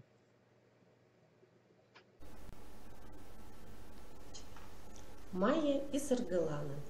Майя, что же будет, если райком решил, значит все? Не знаю, Ланочка, почему ты говоришь шепотом? Мне все кажется, что Пестряков услышит. Глупышка ты у меня. На совещании говорили о следопытах, о тракторном кружке, а самого Аласова даже не упомянули. Разве честно так? Разве хорошо? Плохо, Лана, все плохо. Боже, как я хочу Аласову хоть чем-нибудь помочь. Маечка, пойдите к нему. Пойди, скажи, пусть не падает духом.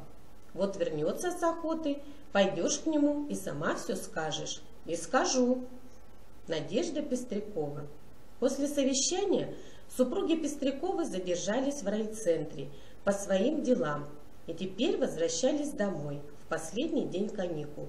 Колхозный газик резво подпрыгивал на ухабах. Тимир Иванович сидел рядом с шофером. Надежда на заднем сиденье забилась в угол, спрятала лицо в воротник.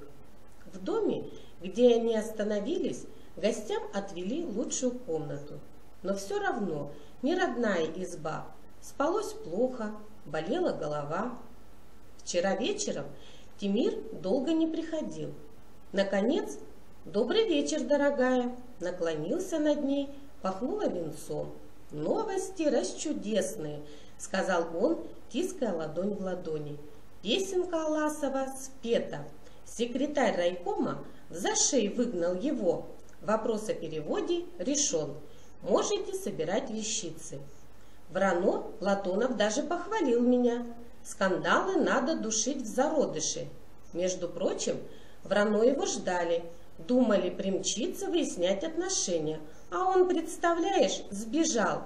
В лагере противника паника. «Довольно, деточка? Твое приказание исполнено». Он припал к ней лицом, остро кольнул отросшей за день щетиной. «Ну скажи, довольно? Дай еще разочек поцелую. Вот сюда». Чтобы оторвать мужа от своей груди, она подняла его голову и поцеловала в лоб. В ответ поцелуи посыпались градом. «Дорогая моя, любое твое желание. Перестань, перестань, вот уж человек. Люди за дверью, неудобно. Возьми себя в руки, разденься спокойно, повесь одежду на стул». Пока он раздевался, Надежда лежала, плотно зажмурив глаза. В висках стучала. Бух, бух. На улице под окном отвратительно скулила хозяйская собака.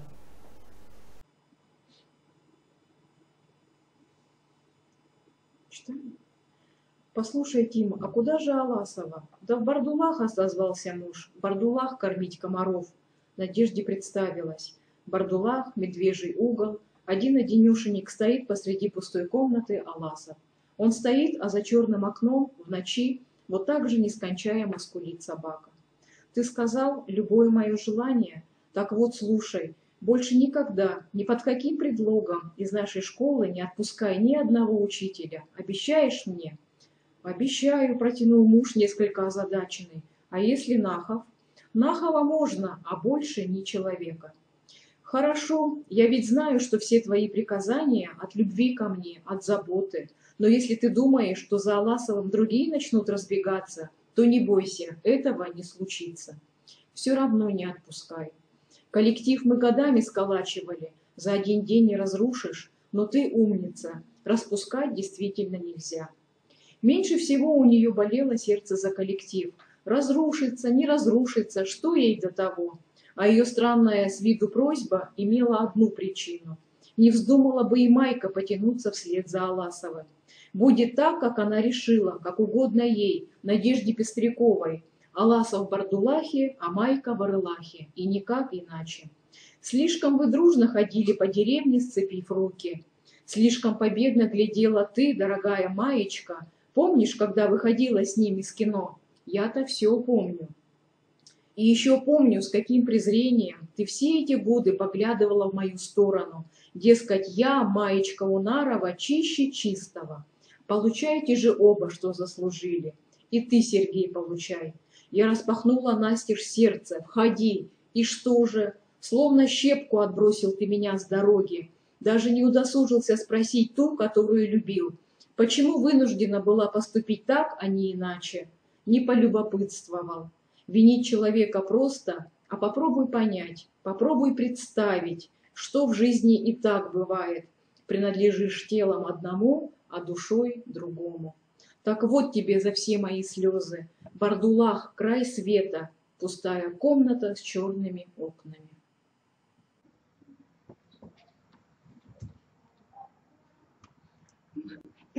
Майя, вот как рождаются иллюзии. Как может обмануться не один человек. Весь свет вокруг. Саргалана вчера сказала, ваша любовь ни для кого не секрет.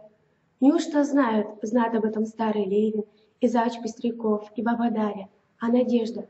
Неужели и она? И что не думают об этом каждый из них? Люди говорят, ваша любовь, а любви нет и быть не может. Сегодня они с Сергеем ничуть не ближе, чем в день его приезда, когда встречались школьные товарищи. «Здравствуй, Сережка! Здорово, Майка! Ничуть не ближе? Так почему же, когда вы бродили по снежным улицам райцентра, ты вдруг сказала: если Бурдулах, то и я за тобой?» В первый день еще совещание началось, мазы теребили со всех сторон. У Нарова расцвела голубушка. Верно, верно, похорошела на редкость. Девочка и только. Влюбилась не скрывает. У меня на это глаз наметанный. Это говорили люди, которые от Эрлаха за 100 верст. На свадьбу собираются, на ее свадьбу. Ноги легкими стали, а голова дурмана пьяная, будто кем-то подменили вековуху Нарову. Помнишь, сама себя спрашивала, что с тобой случилось, и не нашла тогда ответа, а он и есть ответ. Вековуха жить спокойнее, ни звука снаружи, печаль и память. А вот сохрани-ка этот покой, когда рядом с Аргалана, со своими бедами и радостями, когда чуть ли не ежедневно стучится в дверь Сережка Аласов. Пошли на лыжах, шире шаг, все мелькает перед глазами, дух захватывает. Гульбище на октябрьские праздники, танцы до утра. Бросись Сергей в пыльню, чуть не умерла от страха за него. Непонятно, каким образом снова жило все, что когда-то было между ней и надеждой. Гульбище на октябрьские праздники, танцы до утра. Бросись Сергей в пыльню, чуть не умерла от страха за него.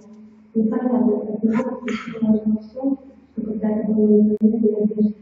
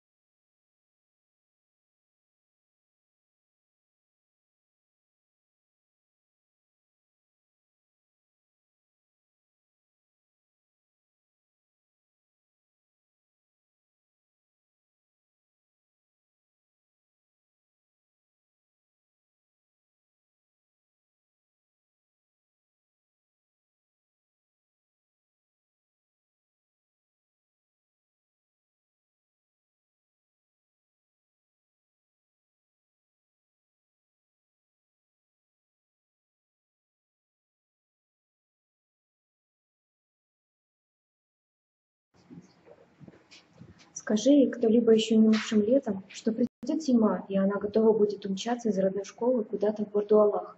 Страшно подумать, вот он уедет, а она останется тут. После его визита в райком они долго бродили по улицам, за сегодняшним как-то начисто забыв, что это тот самый райцентр, где они учились, откуда Сергей и Сеня уходили на фронт. «Слушай, давай зайдем, а?» Они уже подошли было к воротам знакомого зданица, поразительно маленького. Однако, взявшись за скобу двери, она передумала. «Нет, не пойду». Чего она испугалась? Ведь была в школе, не раз заходила вспомнить прошлое, забрать в темный угол класса, вообразив, как все было, всплакнуть безутешно, душу облегчить. Вот, Сенечка, я снова здесь, все такая же, все одна. Чего испугалась? Почему на этот раз не посмела зайти? Потому что была теперь не одна, потому что стала бояться себя самой, потому что стоит все шло в тартарары.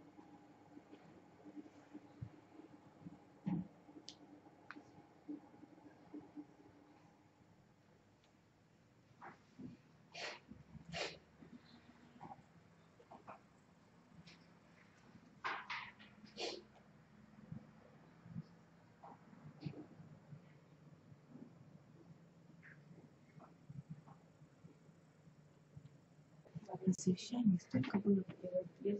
Надежда Пестрякова. Спина мужа, чисто выбритая шея в морщинах, каракулевый воротник. Плечи высоко подняты, голова чуть покачивается. Тимир в благодушном настроении, беззвучно напевает. Все еще переживает свою победу. Боже, как она его хорошо знает, мужа своего. Каждый жест, радуется ли, трусит ли, трубит ли победу. Вот и победа. Изгнали Аласова, прищемили хвост маечки. Кругом удача. На совещании столько было похвал в адрес школы. Сорвали такие аплодисменты. Надежда и сама бы охотно порадовалась этому, не мучая ее ужасная головная боль. Словно чугунный шар перекатывается при каждом толчке машины. Ох, как ей противила за эти дни чужая кровать, узкая, жесткая, и таким громким в этой чужой комнате храп Тимира. За окном собака скулит, а он по духам выводит рулады. Ведь и дома храпит, всю жизнь храпит, сколько она его знает. Но как-то не обращала внимания, претерпелась с первого дня замужества. А тут нет сил, хоть криком кричи. Стареешь, Надежда Алгысовна, становишься все нетерпимей. Как передергивает ее всю, когда Тимир случайно коснется ее во сне своей жесткой пяткой. Не нога, а копыта какой-то. Недаром многие супруги к старости заводят каждое свое ложе. Пора бы и нам подумать. Оцепенелые на морозе лиственницы плывут назад по обе стороны тракта. Кружит белое однообразие. Здесь так красиво летом.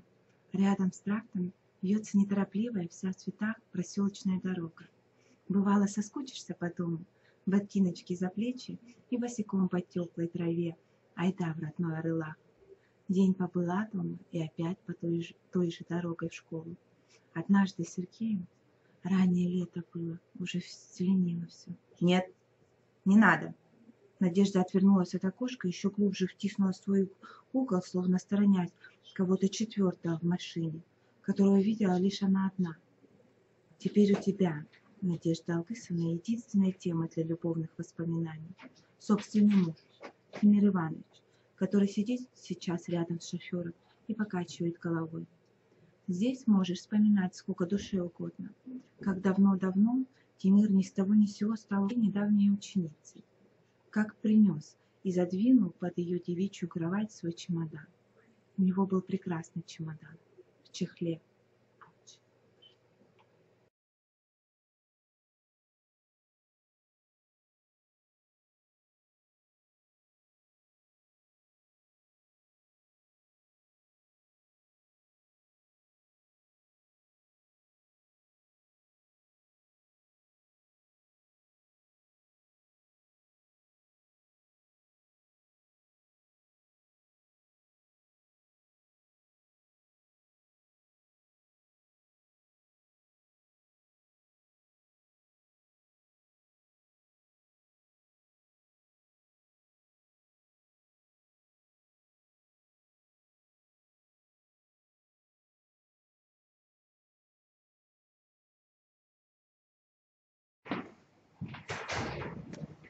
потом годы, словно муж далеко, она мать, жена, будто не уезжала из Арлаха. Любовь под теплым одеялом тоже называется любовью. Одни и те же праздники, нетрезвые разговоры за столом. Второй ребенок родился, снова милые сердцу хлопоты вокруг малыша. Но только ли для этого приходит женщина в мир? Только ли затем стучит в ней гулкое сердце, горят жадные губы, вспыхивают щеки? Что он делает сейчас и где он? Если райком и равно решили, то Бурду-Аллах, конечно, неминуем. А может, он и сам уже понял это. Понял и, не дожидаясь худшего, собрался и махнул в Бурду-Аллах. Неспроста же уехал он из райцентра раньше других, пока все учителя в районе, без лишних глаз и лишних свидетелей. К тому же начинается новая четверть. Надо быть в Бурду-Аллахе к началу занятий. Господи, что я наделала? Что я наделала? Ведь это я одна во всем виновата. Вот сейчас приедет и узнает, что Аласова уже нет в Арлахе, не будет ни завтра, ни послезавтра. О Господи! Пусть уж лучше прежняя мука, слезы и метания, но все-таки видеть его, хотя бы случайно, мельком, хотя бы словечком с ним перекинуться.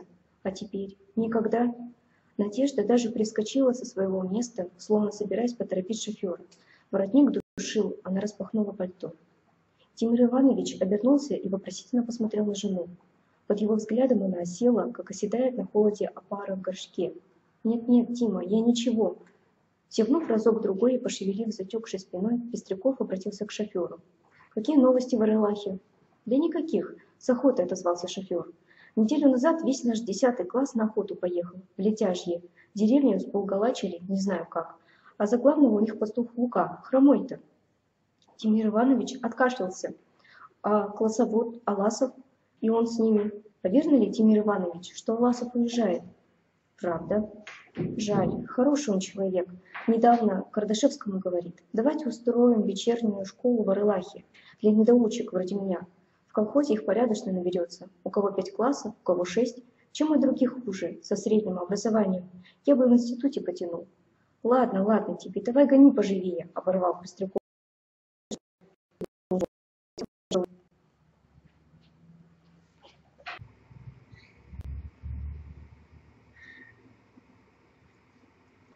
Майя ушла куда-то по своим делам с Аргаланом, тихо в избе. Сидеть бы и сидеть вот так, у теплой стены, запрокинув голову. Сидишь, словно ждешь чего-то, прислушиваясь и вздрагивая от каждого стука во дворе. Ждала и дождалась. Он вошел, как был, в снегу, не обив валенок, стал перед ней на пороге. «Майка, пришел я», и перевел дух. «Наверное, скажешь, чурбан я, не так это делается, но не могу по-другому. Слушай, Майка, иди за меня замуж, я же люблю тебя. Погоди, не говори ничего, ответь одно только, да или нет, и я убегу». Будто пол сдвинулся под ней. На глаза навернулись слезы, она мотнула головой, стряхивая их, но слезы снова подкатили. «Да или нет? Погоди, Сережа, как же ты? Майка, ни слова больше, только да или нет». Слезы бежали у нее по щекам. Кто-то прошел под окном, скрипя валенками. За секунду решалась целая жизнь. «Нет, Сережа». «Майка, что ты говоришь, Майка? Ты подумай, что ты сказала. Да, ведь да?» «Нет». «Да, Майка, да?» «Нет». «Нет, нет и нет!» Она закричала так, что он отшатнулся. «Уходи». И когда за ним закрылась дверь, она, держась за стены, подошла к карточке. «Все слыхал? Так ведь надо? Доволен? Все теперь. Умер ты, и меня жизни лишил. Чем я виновата перед тобой? За что ты меня так?» Волосы ее метались из стороны в сторону. О! Билась в истерике женщина, одна в пустой избе.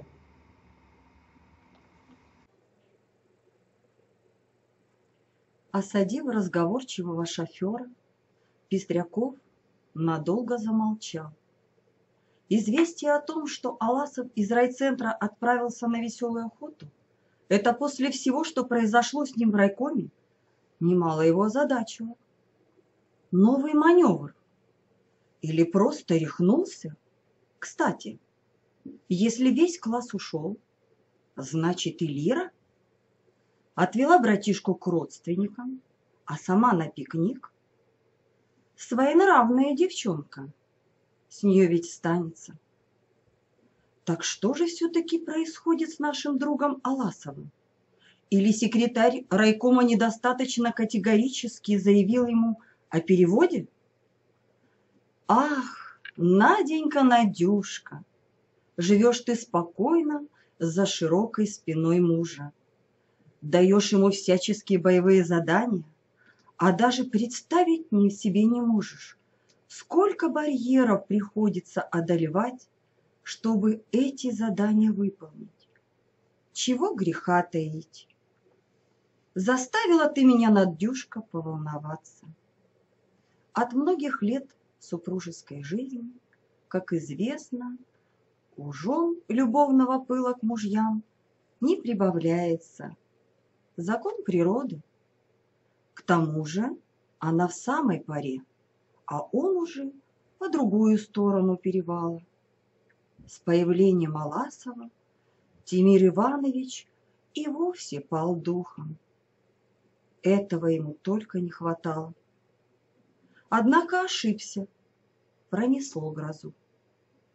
Такой ласковый, страстный, заботливый, как в последние недели, он давненько жену не знал.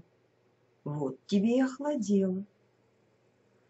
Какой прекрасной может быть наша жизнь, если Аласова сплавим. Ему тут не жить, это ясно. Но чует сердце, еще хлебнем мы с ним неприятностей. Сегодня же, по приезде, надо позвонить Кириллу Сантаевичу. Между делом лишний раз напомнить, чего тянуть, пусть издает приказ. Нужно действовать решительно, без промедления. Впереди показались дымы, устремленные в небо. Вот и Орлах. Неожиданно из-за увала, едва не угодив под колеса, бросился машине наперерез какой-то сумасшедший лыжник. В расстегнутой шубейке, в шапке, нелепо сбитой на ухо. Аласов. Разглядеть как следует не успел. Ну, конечно же, это Аласов. Проскочил, нырнул с дороги куда-то вниз. Шофер бормотал сквозь зубы проклятия. Перепугался парень страшно, даже нажать на тормоз не успел. «Видала?» — изумленный Пестряков обернулся к жене. «Ты знаешь, кто это был?» «Знаю», — ответила она коротко. Пестряков понял все по металлическому блеску в ее глазах.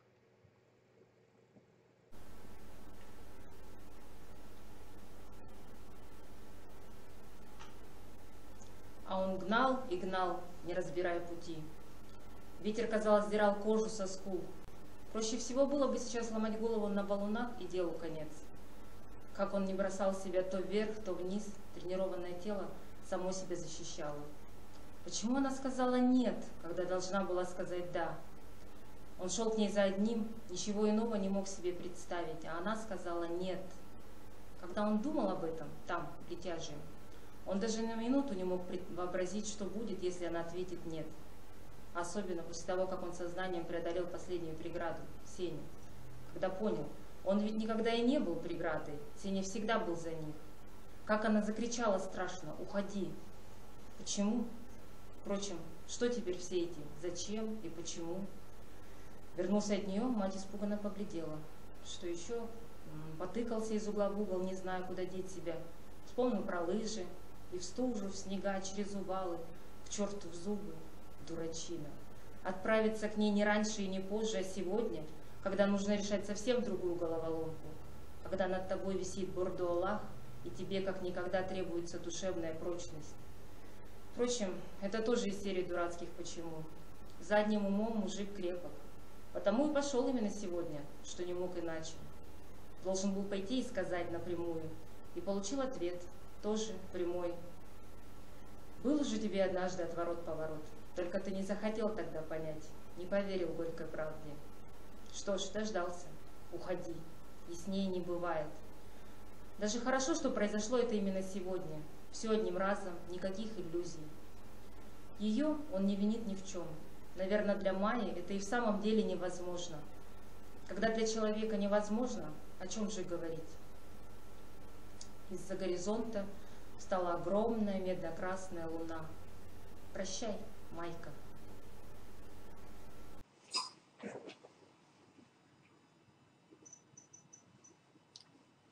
Как и когда приходит к человеку удача? Золотое яблочко вдруг падает в руки, а откуда и как никакой Ньютон не объяснит. Началась новая четверть, и Кулбанов налег на задачки. Во-первых, откройте журнал и увидите, что физик не ест хлеб даром. Во-вторых, выпускные экзамены. Задачки на выпускных год от года сложнее. Если этих сорванцов не поднатаскать в году, опозорят на весь район. Пестряков представил Кулбанова к значку «Отличник народного просвещения». Однако инспектор Врано, Кулбанов уже побывал там, чего-то мнется, то да сё, не подложил ли ему свинью Аласов? Размышления об Аласове не мешали Кулбанову внимательно наблюдать за классом. Не списывают ли? Да, Аласов штучка исключительная. Являться каждый день в школу, где тебя видеть не могут. Завуч смотрит на него, как на пустое место. Сосины и Марфа Белолюбская, увидев отщепенца, спешат перейти на другую сторону улицы.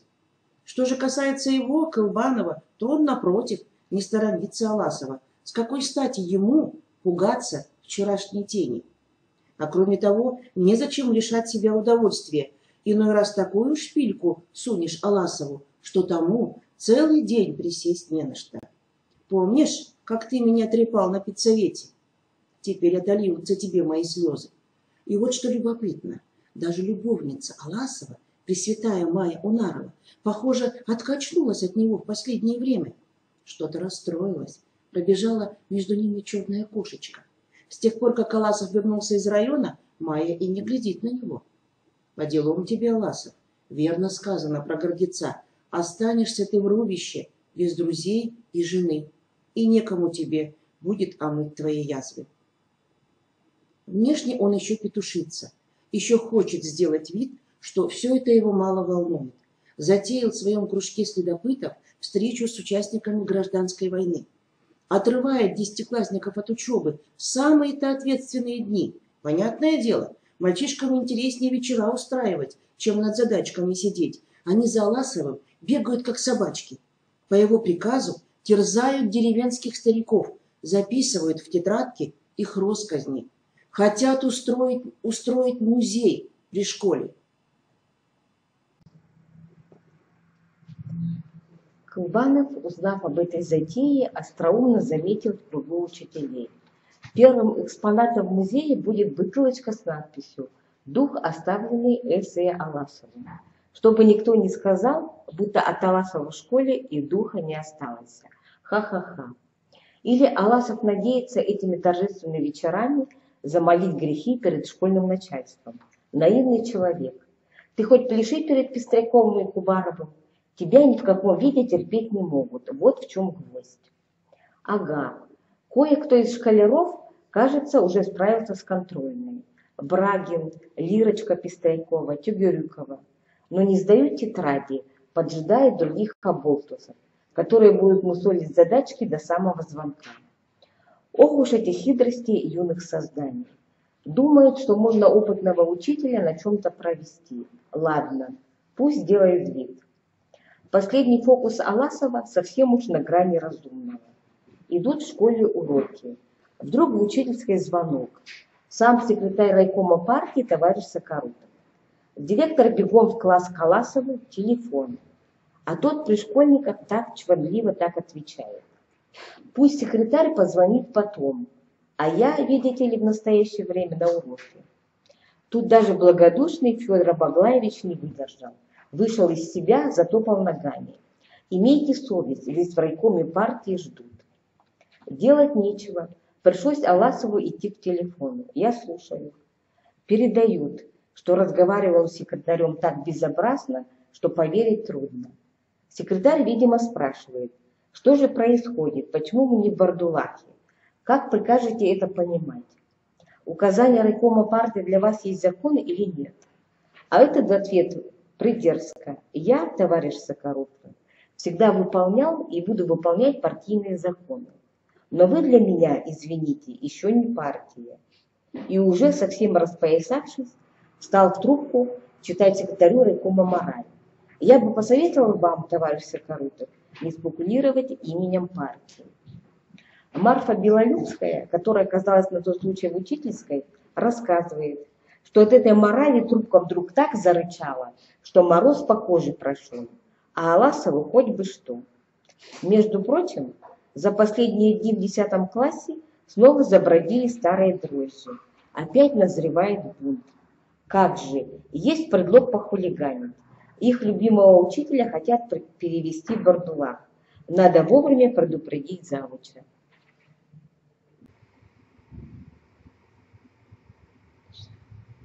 Минуточку. Чем-то занялись мои прекрасные ученицы. Вера Тигурюкова уперлась в парту, хихикает. Похоже, книжка у нее. Подружка ее, Нина Габушева, тоже тянется, хочет заглянуть. Колбанов, неслышно ступая, подошел к девице, сунул руку в парту и вытащил толстую тетрадь в голубой обложке. Девчонка злилась. «Отдайте, Аким Григорьевич, прошу, отдайте!» И подружка ей тоже вскочила, глаза отчаянные. «Как вы смеете?» «А вот смеют, дорогие мои», — ответил Колбанов негодницам. «Тетрадь получите после звонка». Прикрыв тетрадь классным журналом, Колбанов снова углубился в свои мысли, но подружки никак не давали ему сосредоточиться. Тигрюкова уткнулась лицом в парту, горе у нее великое. Габушева, красная, как маргарита за тетрадью, на избирательном и только еще один борец за правду. Начинаются разговоры про больных. Все понятно, девушки в возрасте. Светлане мать привезла из города подарок, капроновую комбинашку, отделанную кружевами. Сегодня она хвастала ею, то и дело приподнимала свою юбочку и показывала. Кое-кому, конечно, завидно. Приподнимала в классе, ай да Светочка. Что я сегодня заметила, у Юрки Монастырева пух на губе, очень смеялась. Юрка и усы, смешно. А вот про учительницу. Степанида Степановна прочитала по-немецки стихотворение Генриха Гейне. Как хорошо радуется и страдает, ожидая любимого. Стихи о любви, чистые, романтичные, очень хорошее стихотворение. И прочла его Степанида Степановна как настоящая артистка. Как было бы хорошо знать немецкий язык, как Степанида Степановна прочесть его Гейне в подлиннике, поехать в Германию и разговаривать с немцами на их родном языке. Это выжига Степанидушка, оказывается, в классе читает стихотворение о любви. Совсем свихнулась на половой почве. Колбанов начал быстро листать страницы дневника. Где-то вдруг мелькнуло его собственное имя. Ага, вот оно, так-так. Аким Григорьевич будто все время что-то вынюхивает, водит носом, как собака. Как собака? Смотри-ка на негодницу, уподобить учителя собаки. Ага, и про Аласова есть. Сегодня, наконец, разгадала загадку, которую долго не могла разгадать. Оказывается, я по-настоящему влюблена в Сергея Аргисовича. Да-да, влюблена. Он рыцарь мой. Колбанов не поверил глазам своим, перечитал строки о любви к Аласову еще раз и еще. Товарищи дорогие, да это, пожалуй, на самом деле интересно. Наш критикан, наш боевой жеребчик, оказывается, выступает в роли рыцаря несовершеннолетних школьниц. Ну и ну, раздался звонок. Быстро, собрав контрольные, Колбанов устремился к выходу. «Аким Григорьевич, тетрадь!» С криком бросилась за ним Вера Тигирюкова, но учитель даже не обернулся. С чего начать? Нужно прежде всего хорошенечко облаять Аласова в лицо и только после этого бросить на стол перед завучем тетрадь. Хотя, пожалуй, просто выложить, не тот эффект. Надо бы еще почитать дневничок детально, не будем торопиться. На выходе из школы, словно собачка, под ноги кинулась к нему несчастная Тигирюкова, вся в слезах. «Аким Григорьевич, прошу вас, вы же обещали отдать! Аким Григорьевич, прошу вас!» «Все в свое время, Тигирюкова. Обещал вернуть, так верну». Он попытался обойти девушку, но тут на его пути выросли сразу трое молодцев из 10 класса, лоботрясы, каждый на голову выше учителя. Аким Григорьевич, сказал Монастырев угрожающе, сейчас же верните. Чужой дневник не читают без разрешения хозяина. Ты, мальчишка, с кем разговариваешь? Разве с учителями так разговаривают? Прицикнул на него Колбанов. Я ли не знаю, что можно и чего нельзя? Отойди-ка с дороги. Парень не сдвинулся с места. Верните, лучше верните, Аким Григорьевич. Дневник все равно, что письмо, а чужие письма читать воспрещается, вмешался и Брагин. Так записано в Конституции. У комсорга класса от волнения даже очки сползли с носа. В Конституции? Знатоки какие! Я вам покажу Конституцию. Колбанову пришлось буквально с силой пробиваться сквозь неожиданный заградотряд. Вот ведь какая молодежь пошла. Дома Колбанов долго не мог прийти в себя. Лишь успокоившись и пообедав, он вновь принялся за дневник, предварительно заложив дверь своей спаленки на крючок, неизвестно зачем. Тетрадь оказалась на редкость интересной. Нужно отдать справедливость девчонке. Критические ее уколы были направлены не только в адрес одного физика Колбанова, доставалось и другим коллегам. Да так метко схватывала чертова девка. От Сосина пахнет свиным катухом. Точно, как-то чудак забыл переодеться, заявился в школу прямо из свинарника. Или вот от Мири Ивановича. Всегда холодный, не человек, а холодильник. Ох-хо-хо, пускай-ка завтра почитает о себе правду наш важный завуч. А вот супружница его в дневнике явно приукрашена. Надежда Алгысовна в этом году помолодела, переменилась. Она, оказывается, красивая, как я раньше этого не замечала. И характер у нее, оказывается, не злой. Одного не могу понять, как она могла выйти замуж за Тимира Ивановича. Было в дневнике и много всякого другого. О книжках, подружках и прочих пустяках. Но главным предметом был Аласов. Любовь к Аласову, мечтание об Аласове. То, что Колбанову давеча бросилось в глаза, было только самое начало. Дальше девушка почти на каждой странице писала о нем. Каких только нежных эпитетов, каких признаний не удостаивался избранник ее сердца. Он красивее всех мужчин на свете, он отважнее и умнее всех. Совершенный портрет героя из какого-нибудь старинного романа. Погоди-ка, а как же сам-то он относится к этой неистовой любви? Колбанов стал листать взад и вперед, на точной записи определенного ответа на столь важный вопрос не попадалось. Было лишь нечто примерное, вроде «Сергей Эргисович сегодня меня назвал Ниночка. Ниночка. У меня даже уши запылали. Почему он так сказал? Действительно, Ниночка. Или такое свидетельство. Сергей Эргисович пригласил меня на танец. Когда он взял меня за руку, мне показалось, что у меня остановилось сердце. Когда же это? Да, в новогодний вечер на школьном балу действительно танцевали. Колбанов это помнит. Ага, поездка на охоту. Парни с девками и учитель с ними, их пастырь и наставник. Лира с Гошей, Вера, Брагин. Ушли вперед, мы отстали, Ваня Чарин да я и Сергей Эргисович. Я шла рядом с ним, шла и внимательно наблюдала за каждым его движением, до чего он энергичен, ловок, каждый его жест красив. Вот он опередил нас, остановился и ждет меня. Если я упаду, то поднимет за руки и поставит на ноги. Смеется над моей неуклюжестью. Один из самых светлых дней в жизни. Пожалуй, достаточно. С такого крючка не сорвешься, друг Аласов. Важно только не продать дневник дешево, не упустить своего. Колыбанов вскочил с кровати и лихорадочно стал натягивать штаны. Наш первый номер, сам Аласов. Вот это ход так ход. Хозяечка дорогая, принимай гостя. Здравствуйте, Аким Григорьевич. Раздевайтесь. Баба Дарья тут же взялась за самовар. Сынок-то дома? Дома, в комнате у себя. А вы как живете, Аким Григорьевич? 1 из 100. Наливая воду в самовар, старуха покосилась на развеселого гостя. Услышав голоса, из своей комнаты показался Алазов. Глаза вытаращил, увидев Колыбанова. Долг платежом красит.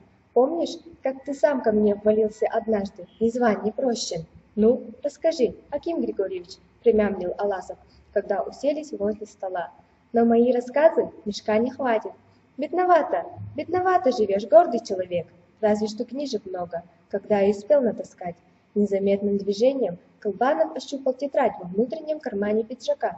Подождешь еще. С какой стати я стану вкладывать тебе сходу? Подожди, потомись. Вот сидишь, ломаешь голову. Зачем, Колбанов, и почему? Вовек не догадаешься. Слава богу, наконец-то неповоротливая баба Дарья управила самоваром, пригласила к чаю. Колбанов окинул прищуренным оком стол. Эге, что же это вы? Неужто в вашем хозяйстве самого главного не водится? Сергей Ильгизович, если помнишь, я-то тебе бутылочку выставил, должок за тобой. У якутов говорится, лучше гостя обругать, чем не угостить. Старуха, устыдившись, метнулась на кухонную половину.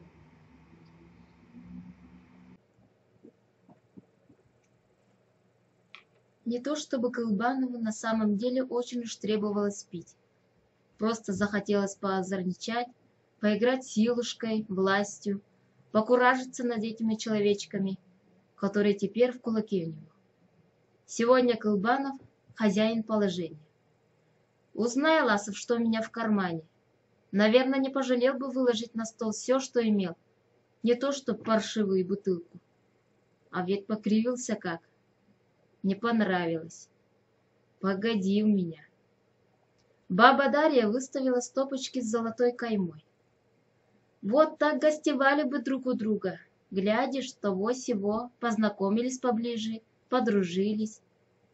Затем и явился, охотно отозвался Колбанов. Чокнулись, выпили. Ого, вы, Сергей Эргисович, тоже, оказывается, потребляете? Аласов промолчал. За него ответила матушка. Из уважения к вам. Верно, Аласов, давай уважай меня. Да как следует уважай. Он пристально посмотрел на хозяина. Вот черт, с виду и впрямь не дурен собой, потому что не курит, зубы белые, ровные, как у бабы. Брови рожками, чуб лихой.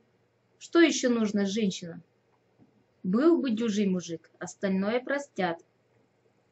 Вот ведь ничего у него нет, голодранец, да и ума не слишком богата. А бабы виснут из-за белых зубов до широкой кости. Природа. К одному она чересчур щедра, к другим скупей скупца. За какую провинность родился он, Колбанов, таким неприглядным, что и в зеркало смотреть противно? За какую вину его наказали? В школе сверстники иначе не звали, как гориллой. Глаза узкие, веки толстые, красные. Ни разу в жизни ни одна дура не то что ласкового слова не сказала, даже не посмотрела приветливо. Теперешняя жена раньше была замужем за стариком. Убежала к Колбанову от большой нужды. Двое некрасивцев сошлись, да так и живут, который же год. Люди часто рассуждают. Если я внешности не взял, то уж тем более обязан о своем положении позаботиться, побольше денег загрести. С ними полюбит и раскрасавица. Но ведь и тут Колбанов пока не преуспел. Учителем начинал, учителем и остался. Аласов, видя, что гость задумался о своем, стал проявлять нетерпение. Подождешь, красавец. Не торопясь, хозяйской рукой Колбанов налил из бутылки еще по стопке. «Я, баба Дарья, человек прямой», — сказала он, адресуясь к старухе, напряженно застывшей возле самовара. На Аласова демонстративно не обращал внимания. «Я, баба Дарья, больше всего на свете доносчиков не люблю. Стукачей, как мы их на севере называли, где мне пришлось поработать». Он на минуту утерял нить, быстро разомлев от водки и горячего чая. О чем я? Да, о доказчиках, о критиканах. Не люблю, которые при народе глотки дерут, но пуще всего тайных не люблю, ненавижу, которые тихо по ночам царап-царап, подгрызают человека с затылка, на товарища своего куда-нибудь в РАНО, в министерство. В этом месте Колбанов выразительно, как ему показалось, глянул на Аласова. Рожа у того была свирепейшая. Ничего, любезнейший, еще немножко потерпи. Ну, у тебя, Аким Григорьевич, с такими разговорами. Старушка замахала на Колбанова руками. Доносы на товарища? Да разве можно того и сего? Людей затылка-то подгрызать. Вот и я говорю, ничуть не смутился гость. Иные клеузничают, сутяжничают. Доносы на товарища пишут. А так посмотреть, ради чего? Вот сегодня по радио передавали. Американцы опять испытывали бомбу. Кинут они эту штуку и капут всей земле. И тем, кто пишет заявление, и тем, на кого пишут. Все превратимся в золото. Читал где-то, один ученый проделал опыт. Обучил крыс, а от них родились другие крысы, без шерсти и костей, вроде змеенышей. Будет атомная война, превратимся мы с вами, баба Дарья, в змеенышей, ползать будем. Ха-ха. Грех какой, наговорил, уши бы не слыхали. Старушка быстро допила свою чашку, перевернула на блюдце. Вы уж гостюйте, а мне к корове надо. Извините, если что. Без старухи говорливость Колбанова как рукой сняло. Остался один на один с Аласовым и заробел. Торопливо выпил остывший чай, поднял глаза на хозяина. Слушайте, Аласов, я люблю говорить прямо. Я тоже. Тогда к делу. Имеются сведения, что вы в райкоме партии заявили, будто в погоне за высокими процентами я умышленно завышал оценки учащимся. Заявлял такое? Заявлял. Кому заявлял? Секретарю райкома Сокорутову. А еще кому? Секретаря райкома недостаточно? И что же на такие ваши слова? Чего вы добились, Аласов? Жалоба-то оставлена без последствий. Рано радуешься, Колбанов. То есть еще будешь жаловаться? Или уже послал? Если потребуется, могу и послать. Скрывать обман не стану.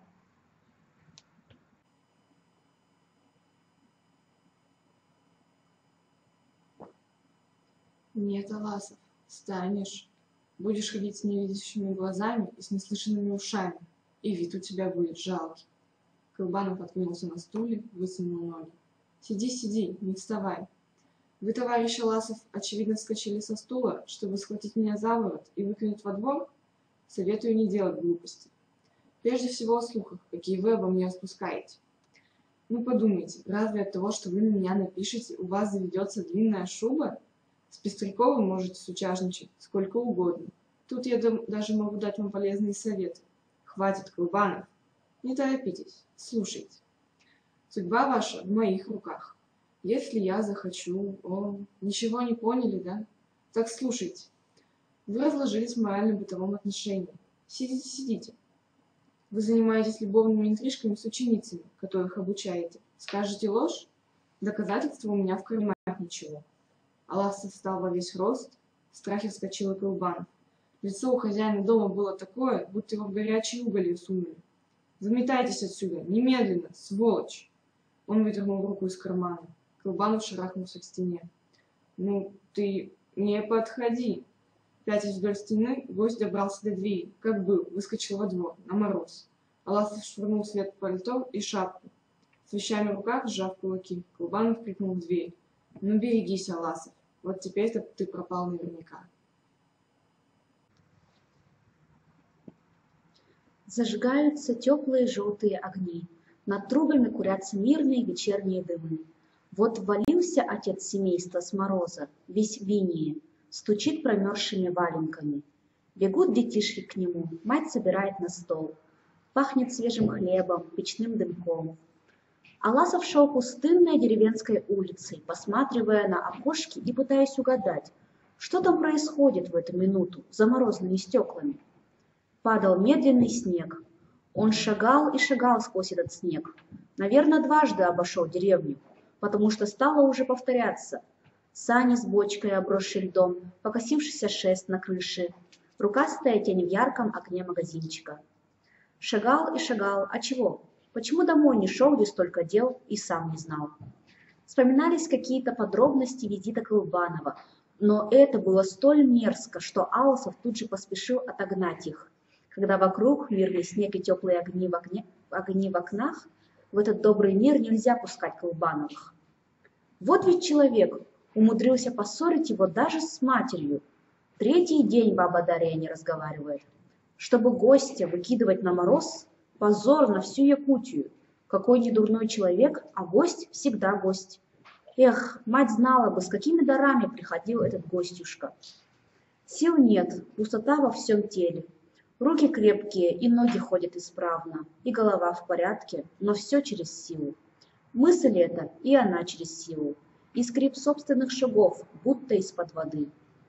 У дома Майи постоял минуту, окна закрыты ставнями, пробивается полоска света. Там у нее оранжевый абажур с висюльками, с витыми такими шнурочками. Долго еще будет помниться все до мелочей. Абажур, висюльки. После того, как прогнала его, дальше все шло обычнее обычного. Поскольку работают рядом, встречаются ежедневно. Нет-нет, да и перекинутся парой слов, иногда даже пошутят. Все как положено. Только все это уже за чертой. Спи, Майка, спокойных снов тебе, отдыхай. Как у нее дрожали губы тогда. Пришел с объяснением, жених ввалился. Да ладно.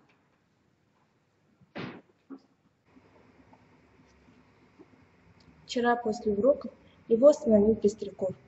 Сергей Борисович, вы еще не изменили своего решения насчет Бардулаха? Нет, напрасно. Я бы очень советовал вам взвесить все. Я все взвесил. Все ли? Обстоятельства могут и меняться. Не вижу оснований. Не видите? Он расстегнул портфель и извлек из него голубую тетрадь. Похоже, эта тетрадь у них вроде эстафетной палочки. Один на ходу передает другому. Послушайте, Аласов, нужно быть реалистом.